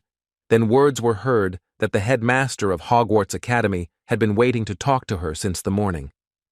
In the end, the white-haired girl had to get up from her bed, even though she felt sorry, and also ask for the report to continue, because she knew that the enrollment of heroes had already been completed, and it seemed that all the issues had been resolved. It turned out that the director of the academy, who turned out to be a woman, wanted to personally discuss some new matter that had arisen. Sighing wearily, the saint decided that she would have to leave her cozy bed completely, and from the magic ball, they decided to cheer her up with words about there being good news. It turned out that the conversation was being conducted with the girl in the mask, and the news was that the incident with the mutant, mistaken for the king of the Red Dragons, had ended with a positive outcome. The white-haired woman sat down at the table, and the report ended with the fact that the city had suffered enormous damage, but the number of casualties was minimal, which suited the woman. But she decided to postpone the conversation about the details of all this for later. Now she wanted to be connected with the director of the academy. The temple servant hurried to carry out the headmistress's order, and the magic ball began to glow brighter, indicating that the process of establishing a connection with another artifact was underway. Soon a woman's laughter came from the magical object, a greeting to the saint, and a routine question about how things were going for her. The white-haired girl replied that they weren't going very well, especially because of someone who knew how busy and tired she was, but still called. In response, the green-haired headmistress of the academy, who turned out to be an elf, said that she was pleased to hear that the Shield of Humanity was so passionate about its duties because it was a guarantee of safety. The saint was unhappy that they still hadn't gotten down to business, and threatened that if this pointless conversation continued, she would simply switch off. But the elf wasn't bothered by this in the least. She was relaxed and just took another drag of smoke from her pipe. The headmistress of the academy began to irritate the white-haired girl again by saying that she was somehow impatient, and today she was even very rude. But the green-haired girl didn't continue this any further, getting to the point that many promising newcomers had arrived this year, and she was thinking about opening the underground ruins for training those who had arrived with the heroes. After thinking for a moment, the saint realized that the headmistress was talking about the labyrinth she knew about and asked her about the fact that they seemed to have successfully removed the seal of God from this place. The elf laughed and answered in the affirmative, adding that in her mighty hands even divine barriers were like soft slimes. The white-haired girl did not share her positive attitude and became deeply immersed in thought, recalling everything she knew about the subject of their discussion. The labyrinth is an atypical structure, built in the era of myths and legends so that the gods could unleash their power. Therefore, the relics extracted from this place are, one and all, filled to the brim with so-called extraordinary power. But of course, everything cannot be so simple. Along with this, the labyrinth itself and these objects conceal an equally extraordinary danger. Meanwhile, the Academy's headmistress continued by saying that the far-sighted kingdoms were already insisting on the immediate opening of these ruins, and that she herself would not be able to hold out for long. As a result, the saint came to the conclusion that for the heroes, who were now bored without game, this would be a necessary element of development, and the elf supported her in this. It was decided that the summoned would be sent to the Academy immediately after the end of the tournament, and the green-haired girl had already smoked so much in her room that she was starting to cough. She called someone to open the window, and the white-haired girl said that it was time to turn off. The elf tried to stop the saint and offer to chat a little more, but her sentence was interrupted in the middle, as she was not in the mood for something like that. Immediately after the end of the communication session, the white-haired girl folded her hands on the table and, with another tired sigh, laid her head on them. The number of things to do and various problems did not decrease, and the woman spoke out loud the question that interested her about how many heroes would be able to survive. Meanwhile, the tournament continued, and one of its participants now set up camp and lit a fire. It was Ohanu. At that moment, two girls approached him. Julia, whom he already knew, and her friend Laisha, who immediately introduced herself, said that she was a magician and was glad to meet him. The guy sitting by the fire was immersed in his thoughts, so he didn't immediately understand what was going on, who was talking to him, and the meaning of these words. But he quickly rebooted and assured Laisha that this acquaintance was an honor for him, although his behavior and expression only caused the girls to laugh through force. Ohanu was already imagining how these two beauties would become his, and he would get these two beautiful flowers, one in each hand. During his dreams, he laughed strangely and looked downright stupid, which did not leave the noble ladies with the best impression. Laisha quietly asked her friend if he really was a hero. A little later, the sorceress asked the guy about the conditions of victory, which indicated that the champion would be the one who collected more of those marks attached to the orc's legs. Ohanu confirmed her findings and added a compliment that she was very smart, as befits a magician.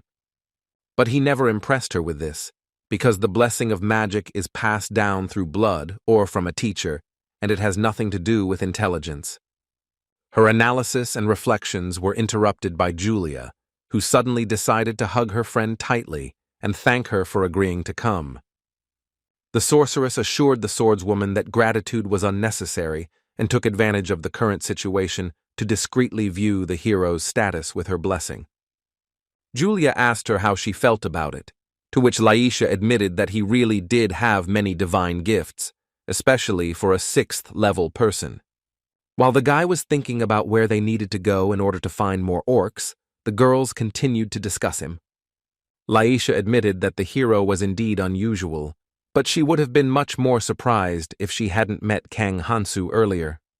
After some time, the group began to explore the forest, but they did not encounter a single orc, only ordinary animals, for example.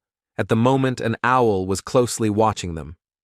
Laisha managed to find barely noticeable traces on the ground, examining which, she came to the conclusion that some group had already been here before them. This fact somehow surprised Ohana, to which Julia explained that although they had ridden quickly on horseback along the shortest route, someone could have arrived earlier, and besides, they had been delayed while waiting for the sorceress. The sorceress also drew the attention of the rest of the group to the fact that the slimes were still busy cleaning the place, which indicated the likely nearby presence of those who had been here before. Julia inspected the surroundings and discovered the body of an orc behind the bushes who had been chopped up and fried, which meant that his killers had a swordsman and a mage on their team. The fact that someone had stolen his rightful booty made Ohanu truly angry, but this outburst quickly ended. A very loud cry was heard from afar, clearly belonging to a greenskin, and the guy immediately pointed in the direction from which the sound came. He called his comrades there and immediately ran himself, shouting that this would already be his prey, which would never be taken away from him again. Soon the three of them arrived at the place from which the scream had come, and what they saw surprised them, and they stopped, looking at the picture that opened up. And there Eubora and her companion Arya fought a group of orcs, and they did it quite successfully, and Ohanu was surprised to see the president of his class in action. But she didn't pay any attention to the new arrivals, more focused on the fight and the use of her fire magic. A stream of flame was sent straight into the orc's face, while the equally focused Arya at the same time made a cut across his body. Another greenskin raised his axe above himself and yelled something about avenging his brothers. His appearance came as a surprise to the red-haired swordswoman. The heroine intervened in the dangerous situation by simply flying into the orc's hand, knocking his weapon into the air and rescuing her companion. This was a very difficult action for ordinary mages, but Eubora had a weapon blessing that turned her body into a powerful weapon itself and also restored equipment. As a result, the orc received something he never expected from the sorceress, namely, a whole series of very powerful blows to the body. The girl loudly informed her opponent that he was the last one left and summoned her fire magic into her hand. After which, as she often does lately, she released a stream of flame into the face of another enemy. The attack was so powerful that it completely burned the greenskin's head off, leaving only a continuous, smoking burn on his neck. The fight was over, and Ohanu decided to approach his classmate, who immediately noticed him, and was a little surprised that he got there faster than her. And the guy said that these were actually his words. He couldn't believe his eyes and asked where the modest head of their class got such enormous strength from. Eubora responded by saying that she didn't understand his words because she got her place for first place in the class ranking by points, and that's where she achieved success. The girl also added that some new objects were simply added to this world, and the hero stated that in fantasy worlds, everything should be different, and academic success should not mean anything here. In response, he heard the head girl say that she was also first in physical education, which highly values practical skills, so his statement was groundless. A complaint came from Ohan's mouth about how things were different in the novels, and the gods watching him expressed their reactions. One simply shook his head, while the other discreetly gave a thumbs up. The guy tried to say something else, but he couldn't. The heroine said that he didn't have to answer and said that she and Arya would go in the direction she pointed, adding that they shouldn't interfere with each other. The two girls had already managed to move away a little when the guy finally came to his senses a little and, looking at their backs, agreed, and also shouted a wish for her to take second place, since first place would be his. The class monitor sighed and said that it would indeed be nice to take at least second place, after which she wished good luck to her classmate. These words somewhat discouraged Ohanu. He began to think out loud about this event, because she unexpectedly supported him. He thought very deeply, eventually coming to the conclusion that the fact that he is the main character of this world plays a role in everything again. It followed from this that the headman was one of the main heroines, and was also in love with him. The observing gods expressed their opinion. One was thinking of sending a powerful curse on him, The second was simply surprised. And while the hero danced strangely and rejoiced at his guess, his companions only silently watched this until someone approached them through the bushes. Julia, as a swordswoman and mercenary, had very good hearing and sense of smell, so she was the first to notice that someone was sneaking up on them. The greenskins managed to get very close. They started talking about the smell of fresh females coming from here, and told the guy that he could get out of here if he wanted to live. While Ohanu was just coming to his senses after the dance and looked at the arriving monsters in bewilderment, Julia and Laisha already had a sword and fire magic in their hands. Eventually, the guy came to his senses, refused the orcs, and began to slowly walk towards them, telling the girls to simply step back and leave everything to him. After that, he cheerfully began to use his magic, forming a huge fireball above his head. The next moment, one of the arriving greenskins was struck by a fiery projectile, and he screamed in pain. But in the end, surprising both the mage and the monster, the latter survived the effects of the magic without any problems. It was the curse of the hunt that worked, specifically the effect of enhancing the hero's prey. Okan had already managed to forget about this factor, and now, with a mixture of surprise, shock, and apprehension, he watched the orc approach. He approached the attacking range and struck, but the hero was still able to come to his senses and dodge, despite feeling frightened. But this didn't save him for long. The greenskin continued to swing his weapon, and one of the blows eventually reached the man. As a result, Ohanu was thrown far to the side. He scraped along the ground, raising a cloud of dust behind him. He suffered quite significant damage, but he was alive, and for the second time, the blessing of survival helped him in this. The noble ladies looking at him did not feel any malice. Laisha said that he was a hero only in name, and Julia said that there was simply no need to compare him with Kang Hansu, but she felt the same. Turning to the orcs, the sorceress asked her friend if they would meet this guy again, to which she answered positively, adding that he would come to their academy. That was the end of the conversation. It was time to fight the greenskins strengthened by Ohanu's curse. But this didn't help them in any way. In the blink of an eye, Julia cut one of the monster's clubs into many pieces.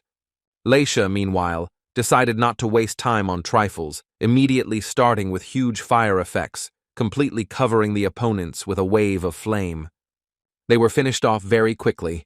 All the orcs were dead, and Julia noted that despite their strengthening by the curse, with their levels it was just a trifle. In response, the swordswoman heard Laisha say that all of this was unimportant now, to which she turned to the sorceress and asked what she was talking about. She pointed her finger at Ohana lying on the ground and asked what they would do with the unconscious hero. After this, the sorceress immediately offered a solution to the problem, stating that the swordswoman could take it and carry it on herself. But Julia had no intention of doing anything like that, so she told her friend that her back had been hurting lately, apologizing for it at the end.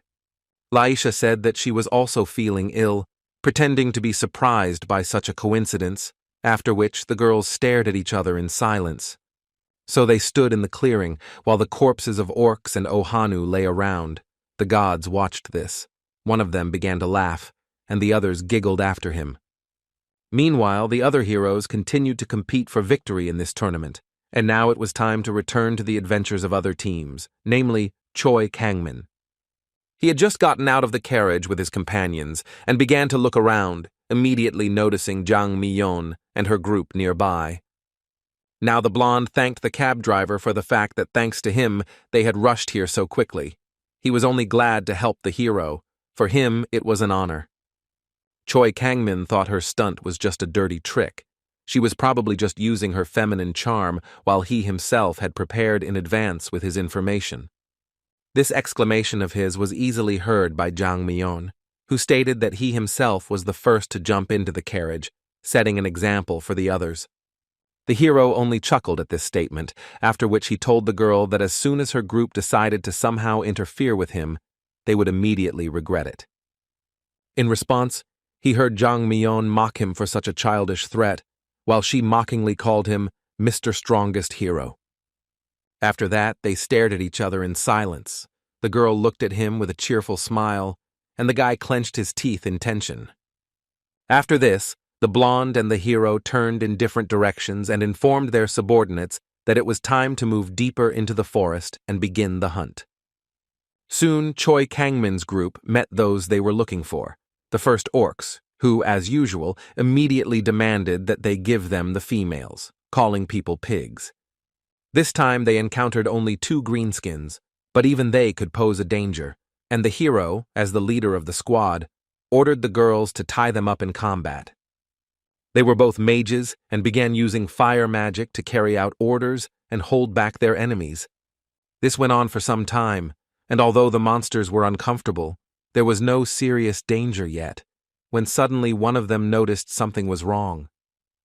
And this was the attack of Choi Kangmin, who had completed his preparations, strengthened himself with blessings, and launched a lightning attack, delivering numerous sword strikes in an instant. The green-skinned man didn't even understand what had happened, as the man rushed past him, and wounds opened up all over the monster's body, from which blood began to spurt. Having destroyed his opponent, the guy exhaled through his teeth and promised himself that he would never give up victory in this tournament to anyone. Elsewhere in the forest, another group of heroes were also fighting the greenskins. This was Jang Myeon's team. And things weren't going so well for them yet. For example, the guy she calls Shield A, at that moment couldn't block the enemy's blow. The force of the attack itself threw him back, and his hand was cut off. He quickly came to his senses, more or less. But his problems in battle were not the main troubles. Much more important was the number of orcs that they were unlucky enough to encounter. One guy exclaimed that at this rate they would all die, while another noticed that Jang Myeon was not doing well, drawing others to this. The blonde was surrounded by 5 monsters at once. She was frozen in fear, unable to defend herself, and her subordinates could not rush to her aid because they themselves were not in the best position. The orcs were gathering around her and acting strangely. This was her charm blessing starting to work again, which, however, was even more frightening. You could almost see hearts in the eyes of the greenskins. They slowly approached the girl, and one began to say that she was a very beautiful female. Another declared that she would belong to him, and Jang Myeon was even more horrified by these words than before. All she could do now with her current emotions was to scream a request for salvation as loudly as possible. The injured guy, who had lost his arm, rushed to her aid with the girl's name on his lips, despite his own condition and the position of the detachment. But he was in such a hurry that he didn't even look at his feet, which ultimately led to the hero tripping over the body of one of the dead greenskins. This led to a predictable fall. His cuirass clanked loudly, and his already not-so-great condition worsened. A certain god of the earth felt extreme annoyance. Meanwhile, Chan Myeon had already been captured by one of the orcs. Tears welling up in her eyes, she demanded to be released, and a certain goddess of beauty began to watch with interest. The green-skinned man exclaimed something about a female. The armless guy was lying on the ground and looked at what was happening with despair. Some other god had already started sending a message with his reaction to what was happening when one of the squad members suddenly turned to the blonde. It was the one she had nicknamed Shield B, and he was accusing her of being the reason they had come here in the first place, and that she simply needed to take responsibility and sacrifice herself. These words immediately attracted the armless man's attention. He stared tensely at his comrade, clearly not expecting to hear such words.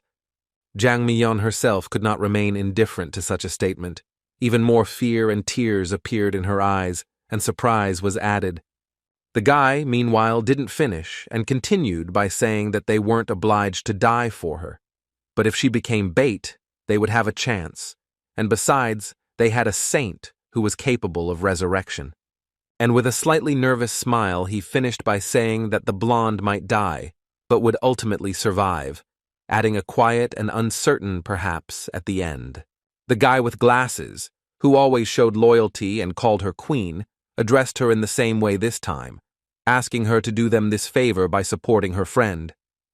Jang Myeon couldn't believe their words and desperately asked them about the oaths in which they promised to do everything she ordered. Not hearing any answer from them, still held by the orc, she hung her head and quietly said that if she had known how everything would turn out, she would have acted completely differently. Then she looked up again, and it turned out that she was talking not about this situation, but about everything in general. Right now, she regretted that she had not acted like Kang Hansu and had not asked to go home. The armless guy, seeing and hearing how the situation was developing, exclaimed that the girl should not give up because now he would save her. At that moment, the blonde seemed to really listen to these words. She suddenly gained strength and broke free from the green-skinned man's grip. But it turned out that Jang Myeon had actually decided to act as bait while the others ran away, which she stated, even though her body was visibly shaking. She dodged the monster's hands that were once again reaching out to her and used her blessings to attract the orcs' attention. Leaving the orcs in bewilderment and confusion, the blonde ran away with all her might, finally calling on them to grab her. In the end, everything worked as planned. The greenskins actually ran after the female, ignoring the guys. The one without an arm was still having trouble getting to his feet and watched this helplessly, screaming, not accepting it all. But in the end, the girl didn't get far. The orcs were in better physical shape and quickly caught up with and seized the prey. This time, the monsters were more careful and held the female tighter, and she herself no longer had enough strength to try to escape. Jang Myeon felt fear and despair. Tears began to flow from her eyes again, and she mentally turned to her mom and dad. But, although she closed her eyes and waited for what would happen next with bated breath, nothing happened, and at some point, someone called her. Opening her eyes wider and wider, she hesitantly saw the vague silhouette of a gray-haired guy in front of her, who assured her that everything was fine. At first, Jang Myeon couldn't recognize the man, but when she blinked and calmed down a little, she was even more surprised.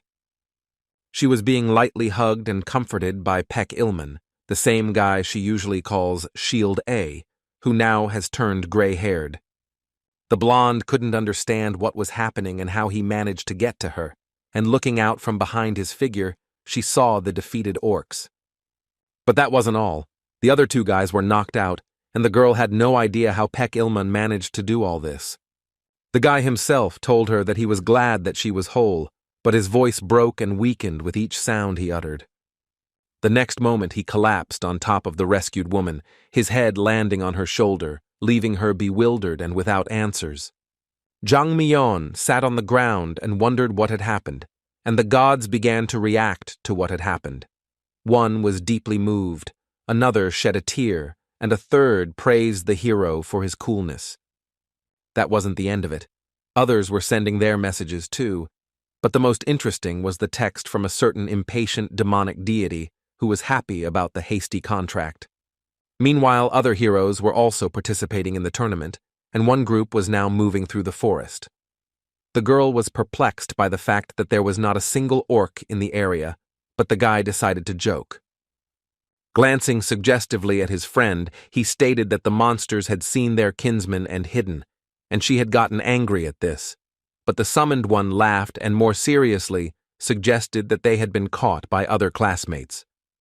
Suddenly, someone's voice was heard nearby, confirming the guy's words and saying that the elder had already caught all the greenskins in the area. Looking at her, the hero realized that it was Yoon Nayeon and remembered that she had joined Choi Kangmin's team, which he asked her about. He also added that since we were talking about the president of their class, something like this was expected from her. Even though the world had changed, some things remained the same. The girl was in complete agreement with this, stating that Eubora is in first place here by a huge margin, and they can only give up, watching her win again. After which, as if she hadn't just said some very rude words, Yoon Nayeon smiled sweetly and told her classmates that if they didn't want that, they could help her team out a little. The guy and his companion were perplexed by these words. The first simply groaned questioningly, while the second asked if they were being asked for help. Later, Saint read the reports on the tournament and was a little surprised by what she learned. She didn't expect that everything would end up like this, assuming that it was due to cultural differences. The woman said that if everything had gone according to plan, then the lead would have been secured for the heroine Eubora. but what happened had upset all her plans. The masked girl, who was also there, suggested that they tell Choi Kangmin about the existence of the backpack and ask him for help before it was too late. But the white-haired girl had no intention of placing any trust in this particular hero. Casting a piercing glance at her subordinate, she voiced the reason for this, which was that he was inciting his friends. The temple servant realized that she had made a mistake, so she decided to immediately apologize to the saint for her careless slip of the tongue. The woman leaned her hands on the table and voiced her decision, which was to leave everything as it was and entrust the consequences to the will of the gods and fate. She opened the doors and announced that all that was left was the award ceremony, and it was time to sum it all up. The heroes patiently waited for the saint to approach. Their expressions varied. Choi Kang-min grimaced strangely. Yoon Nayeon smiled as she looked at him, and the second girl in the squad remained calm. The loud clicking of the white-haired girl's heels could be heard, and the tournament participants looked at each other, each experiencing different emotions.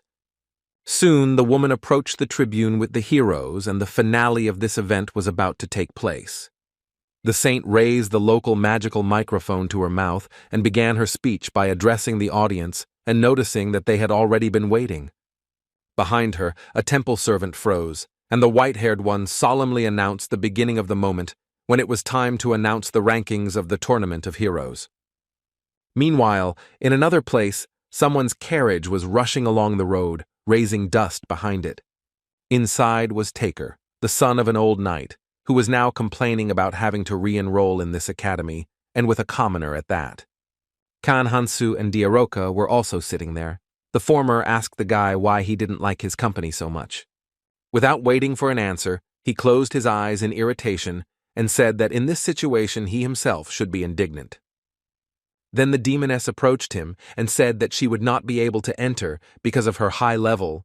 Her master said that there would be no problems because slaves are considered things and can simply be taken. The hero was a little worried about his status due to the attack on Prince Alsus, but the outsider god immediately rushed to confidently reassure him that everything was fine, and then did so again. In the end, Kang Hansu decided that since the deity was so confident in his statement, he could be trusted. After this, he asked God whether he was finally going to tell everything, but he was simply at a loss. Then the boy clarified that he wanted to know the reason why he was so persistently sent to this academy, adding that he would not run away even if he did not like the motive, but the deity remained silent. In response, the hero threatened that if God did not tell him everything now, there would be no picture books for the next 2 days, which caused a violent reaction from his invisible companion. They were already approaching their destination, and Kang Hansu saw a sign on the bridge and asked his translator to read the inscription. At first, she couldn't figure out where exactly to look, but when she found it, she easily found out the name of this academy, Hogwarts, for the owner. At the entrance to the educational institution, everyone entering the territory was met by a soldier in armor who demanded that future students show their pass.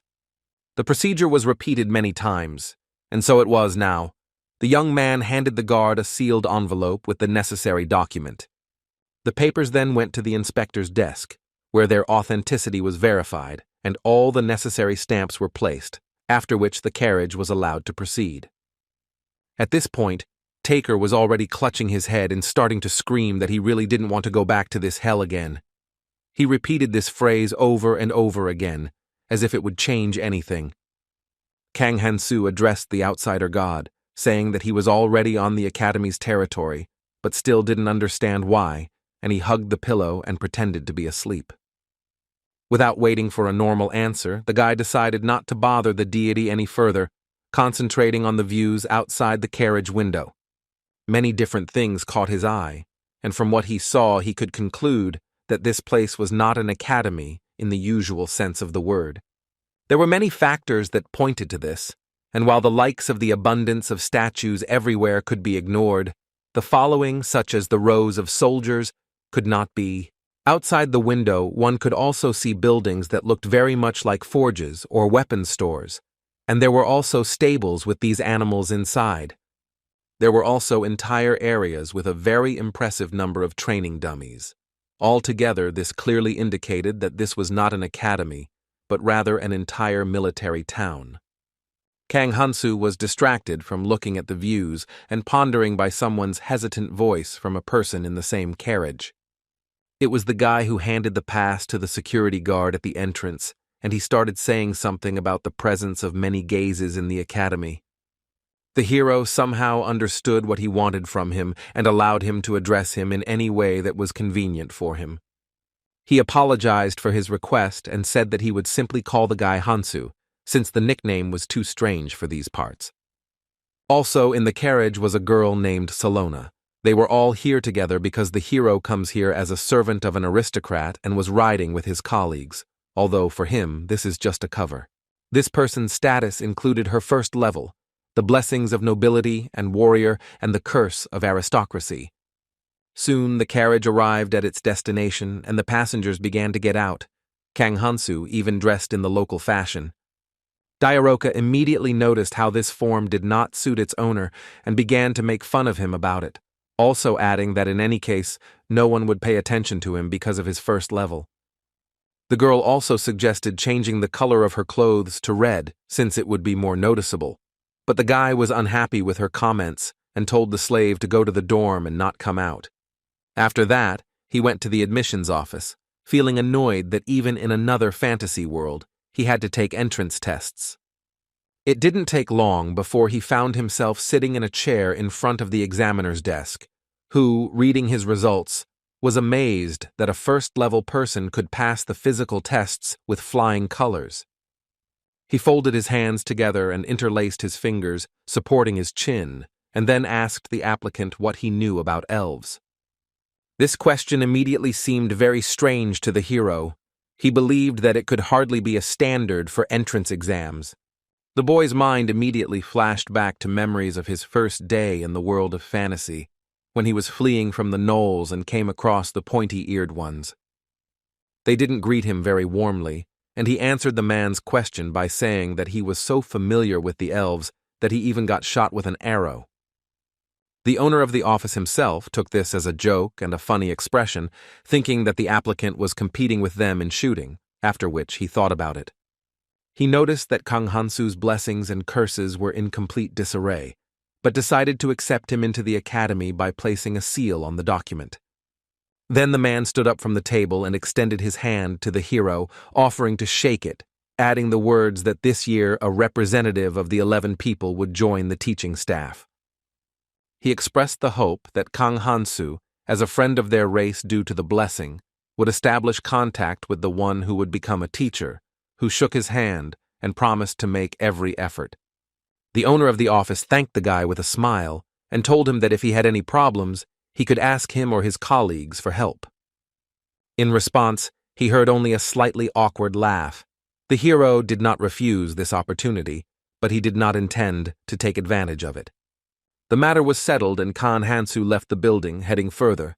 Now he entered Hogwarts Academy. He had passed the entrance exam and was now thinking out loud to his invisible companion about his future plans, when the latter suddenly suggested looking at some statue. The guy was about to head to the dorm or think of something else, and didn't understand what the outsider god was talking about. The deity responded by saying that he liked this statue very much, and he somewhat frightened his apostle when, in addition to sitting on its neck, he crossed his legs around it. After this, they approached the monument indicated by God, which was impressive in its size, towering high above the people. While his invisible companion was circling around the statue, a voice suddenly addressed the hero and asked if he wanted to know something about the great warrior Theodonicus. Kang Hansu turned around and saw that it was his younger colleague and Salona, and he greeted both of them, calling the latter Lady Lan. He asked about the man depicted on the statue, and the guy who arrived began singing praises about the magnificence of this man, who was the companion of some hero of the past and a graduate of this academy. While his younger colleague was quietly dreaming of becoming a great warrior like Theodonicus in the future, Kang Hansu began to reflect on the information he had received and ponder the god's reaction. Finally, looking at the face of the statue, He decided that there was some kind of mystery in this one, so he would need to look for information about this person when he was alone. These reflections and plans of his were interrupted by the arrival of a new character who immediately and boldly addressed the newcomers.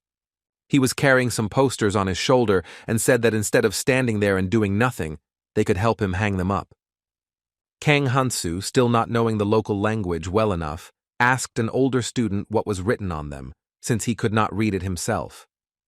Tom, of course, had no way of knowing about such circumstances, and he got angry, saying that the guys seemed to have first-level eyes and reported that this was actually a greeting for legendary heroes. The younger one was immediately very inspired by this news, becoming even more convinced that this was a very prestigious academy, since such individuals were applying there. Kang Hansu's eyes widened in realization of the upcoming events, and the faces of his classmates immediately appeared in his mind. Laughing nervously, he turned questioningly to the outsider god, demanding an explanation, but he simply began to assure him that everything was fine for now. These words did not satisfy the boy, and he swallowed loudly, glanced sideways, and began to consider the idea that it was not too late to escape from this Hogwarts. Then Kang Hansu began to rub the bridge of his nose tiredly and irritably, turning again to his invisible companion. He believed that if heroes arrived here, his status as an outsider might be invalidated, which would bring with it certain troubles. But God had a different opinion on this matter, and he assured that there was nothing to worry about, since he was sure that there were no other friends of his apostle nearby. But the boy saw another problem. If his classmates arrived here, then the attention of the other deities would come with them, including that evil goddess. He hoped to avoid a collision with them, but nevertheless turned to his invisible companion with the words that he would trust him, which made him incredibly happy. The outsider god smiled silently and emphasized again that the statue was magnificent. The hero did not understand why he did not tell everything directly, since he was so focused on this topic. But in the end, while looking at this monument on which, by the way, a poster had already been hung, the idea came to him that the deity, for some reason, cannot directly say what it wants. The elder, who had been there all this time, shouted at Kang Hansu to stop muttering under his breath, after which he pointed out that once the newcomers finished, something would need to be moved. The hero did not like this remark, and he made a very displeased face, frowning and turning the corners of his lips down. Then his face took on a good-natured, joyful expression, and he turned to the student and said that he did not understand what they were talking about at all. He considered this to be quite impudent and became very angry, so much so that he even began to grind his teeth. Approaching the newcomer, the elder grabbed him by the collar of his shirt and declared that he would make sure that he would immediately understand everything, after which he told him to follow him. Kang Hansu didn't feel any tension from this situation, which wasn't surprising, but his feigned good nature and joyful agreement only further infuriated the student. As a result, the two began to move away somewhere deeper into the academy's territory, and the hero's new colleagues watched them.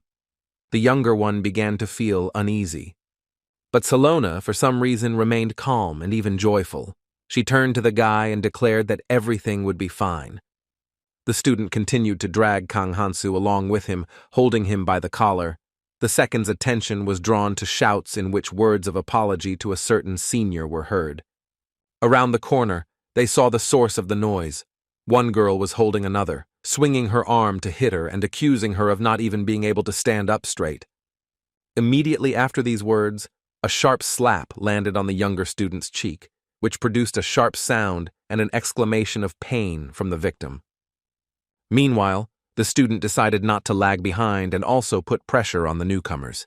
He pinned the hero against the wall, struck it near his head, and asked if the younger one knew what this place was. The elder did not expect an answer, so he immediately explained that this nook was a very secluded place, which even teachers avoided. But his words were a mistake. Kang Hansu calmly asked again about how no one was watching this place. The student did not understand how a pathetic first-level newbie had not yet understood his position. Without waiting for an answer from the elder, the hero simply grabbed him sharply by the neck and himself voiced his assumption that no one would find out anything, no matter what he did here. A strange smile appeared on his face, the veins on his skin became clearly visible, and his teeth made an audible grinding sound. Still holding the student at arm's length, Kang Hansu ordered the Green Guardian to open the portal and hand him the hammer. The elder watched the newcomer's unexpected actions all this time, especially surprised by the opening of a spatial transition for such a strange request. Soon the hero received in his hands what he had ordered, and he also turned to the elder with the words that he would gladly bury him right there. Then, continuing to squeeze the victim's neck, he said with a sweet smile that since they were studying at the same educational institution, he wouldn't do that. The student somehow, through force, told him that he was an asshole, to which Kang Hansu simply released his grip, which led to the inevitable fall of the elder he was holding onto the stone surface, who fell on his butt and began to convulsively inhale air into his lungs. The landing was also not the softest, and when he started to rise, he began to rub his butt, feeling pain. But he didn't manage to come to his senses, because the hero, with the same sweet and joyful smile, took and saying that it was truly annoying, hit him in the back of the head with his hammer. The sound, as well as the fuss, were quite noticeable, and such a development of the situation could not help but attract the attention of the other two students present, namely, those girls. They were met with a very interesting picture of one guy falling heavily to the ground, while the other stood over him with a hammer in his hand. Kang Hansu covered his face with his weapon and asked the girls not to look at him, saying that their glances made him a little uncomfortable. While the younger one stood there uncertainly, the older one saw that the newbie was only at level 1, and she asked him if he had gone crazy. Kang Hansu stated that in his opinion, the elders here had all gone mad, and at these words, a red light lit up in his eyes, which indicated that his power was being used. He began to walk towards the girls, dragging the knocked-out guy behind him, also asking if they had forgotten that no one would be able to see what was happening here. The older student did not understand why he was saying this, not recognizing the threat, but the hero approached her without any problems and extended his hand forward. He did the same thing as with that guy earlier, grabbing the girl by the neck and lifting her up, starting to lightly strangle her. She tried to break free and muffled her demands to be let go, but Kang Hansu ignored this and turned to another student, asking if this person was her senior. She was completely confused, tears gathered in the corners of her eyes, and the girl's fists were touchingly clenched in front of her. But the guy explained to her that he wanted to stay here alone with the others and she could leave. She decided to follow these words, and now Kang Hansu addressed the remaining ones, informing them that the newcomer would now greet them warmly. That student had already come to his senses, but this did not bring him joy, because now the hero was squeezing his hand even tighter, and there were no unnecessary witnesses. The girl who had previously pressured another student was in the same situation and now found herself in a similar position. Holding both of them in his arms, Kang Hansu smiled sweetly and asked his dear elders to take care of him. The hero was busy with his own affairs for quite a long time. The stars had already appeared in the sky, and Diaroka was bored in the dorm and whiled away the time doing something reminiscent of yoga. And the demoness's boredom was interrupted by the appearance of her master, who immediately threw off his outerwear and asked himself a rhetorical question about how it was possible to get into trouble on the very first day. Then he noticed that the slave had taken over his bed, and now he didn't know where he would sleep himself, attracting the girl's attention. She, continuing her warm-up, explained that she simply did not allow the human female to take the place by the window, and her master could lie down right there. These words about some girl immediately attracted Kang Hansu's attention, and he began to ask for details.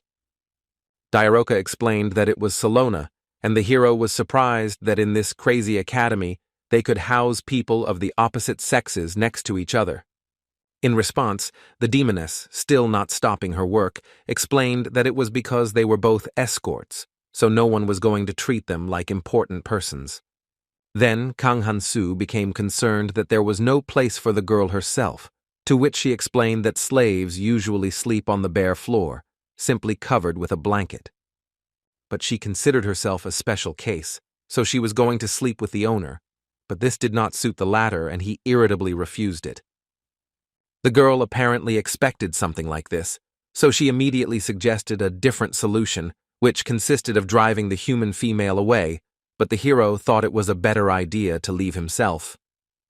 Diaroka herself did not like this. She could not interfere with her master's decision, but began to threaten that she could not guarantee the survival of Salona in such a case. Kang Hansu immediately forbade her from doing anything like that, and said that she should just follow him, since he had the best solution. These words already made the girl happy. They were not going to abandon her anymore, and she expressed her joy by exclaiming and raising her hand. But the demoness also couldn't help but feel curious, so after showing her mood, she asked about where they were going. Then Kang Hansu pointed to the view outside the window and said that they would find what they needed at the academy itself at midnight. Even at night, many people on the Hogwarts grounds were awake. Students were going about their business, relaxing after the school day. The hero entered the tavern with Diaroka, and the regulars immediately noticed that he was only level 1 and were surprised by the newcomer, who was also with some horned girl. One man, already quite drunk, approached what he called a greenhorn and asked how he had ended up there. In response, Kang Hansu smiled, apologized for disturbing him, and said that he had heard about a specialist he really needed, so he came to this table. The man took another sip from his mug and asked the newcomer who had told him about this and sent him here. The hero's mind immediately flashed to the battered faces of the boy and girl, but he replied that he had only met the elders today and said that he did not wish to share the details. He then threw a heavy purse of coins on the table and said that he needed to learn how to avoid being seen by other people in this academy. The man was drunk and didn't want to start training right away, so he decided to inquire about the newcomer's horned companion. Kang Hansu replied that she was his bodyguard, a level 27 demon, but he did not believe that a representative of this proud race would guard a first-level weakling. Then the hero whispered to the slave that this man did not believe him. Then the girl informed him that he was only level 13 and could very well believe if she killed him. The guy, surprisingly, did not reason with her this time, but asked how to resolve this incident later, but the demoness grinned and replied that this was already her master's concern. The man, meanwhile, became enraged by the ignoring and the whispering, so he slammed the table loudly and shouted at the first-level newbie. Then his emotions changed to lust, and he said that the guy could leave if he left him with his bodyguard. The man also stated that only then would he forgive his disrespect, and also demanded that he leave the money with him.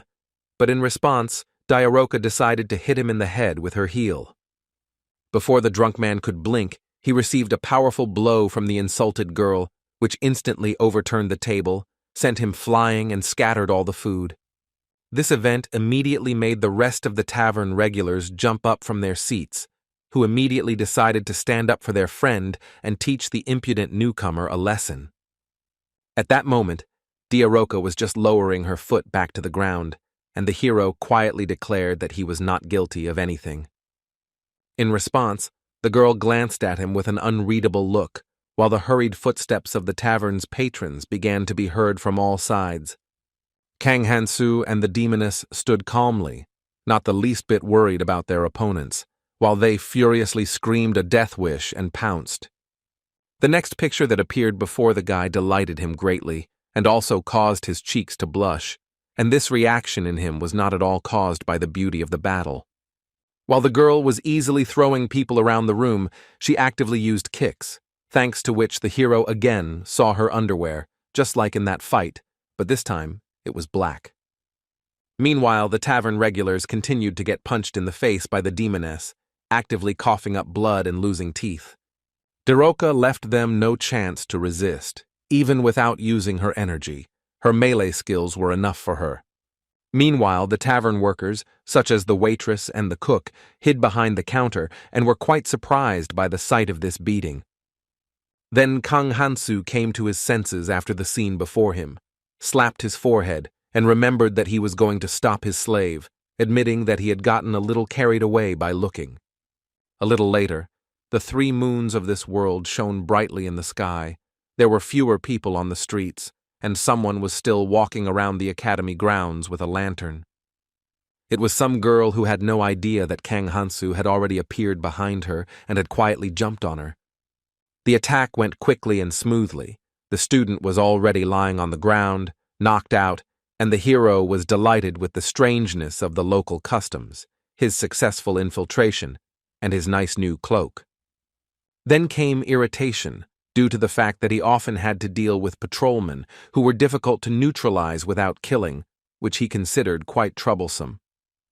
Diaroka, however, could not contain her curiosity, and decided to ask her master why they were sneaking into the academy in the middle of the night. He pointed to the area behind the fence and said that he had certain business there related to that statue. They then jumped over the barrier without any problems, using their physical abilities. The demoness said that she knew that the man in whose honor the statue was erected was Theodonicus, who was a companion of some hero. The guy replied that he already knew this. The girl then added the detail that this warrior was exiled after he laid eyes on the hero's female.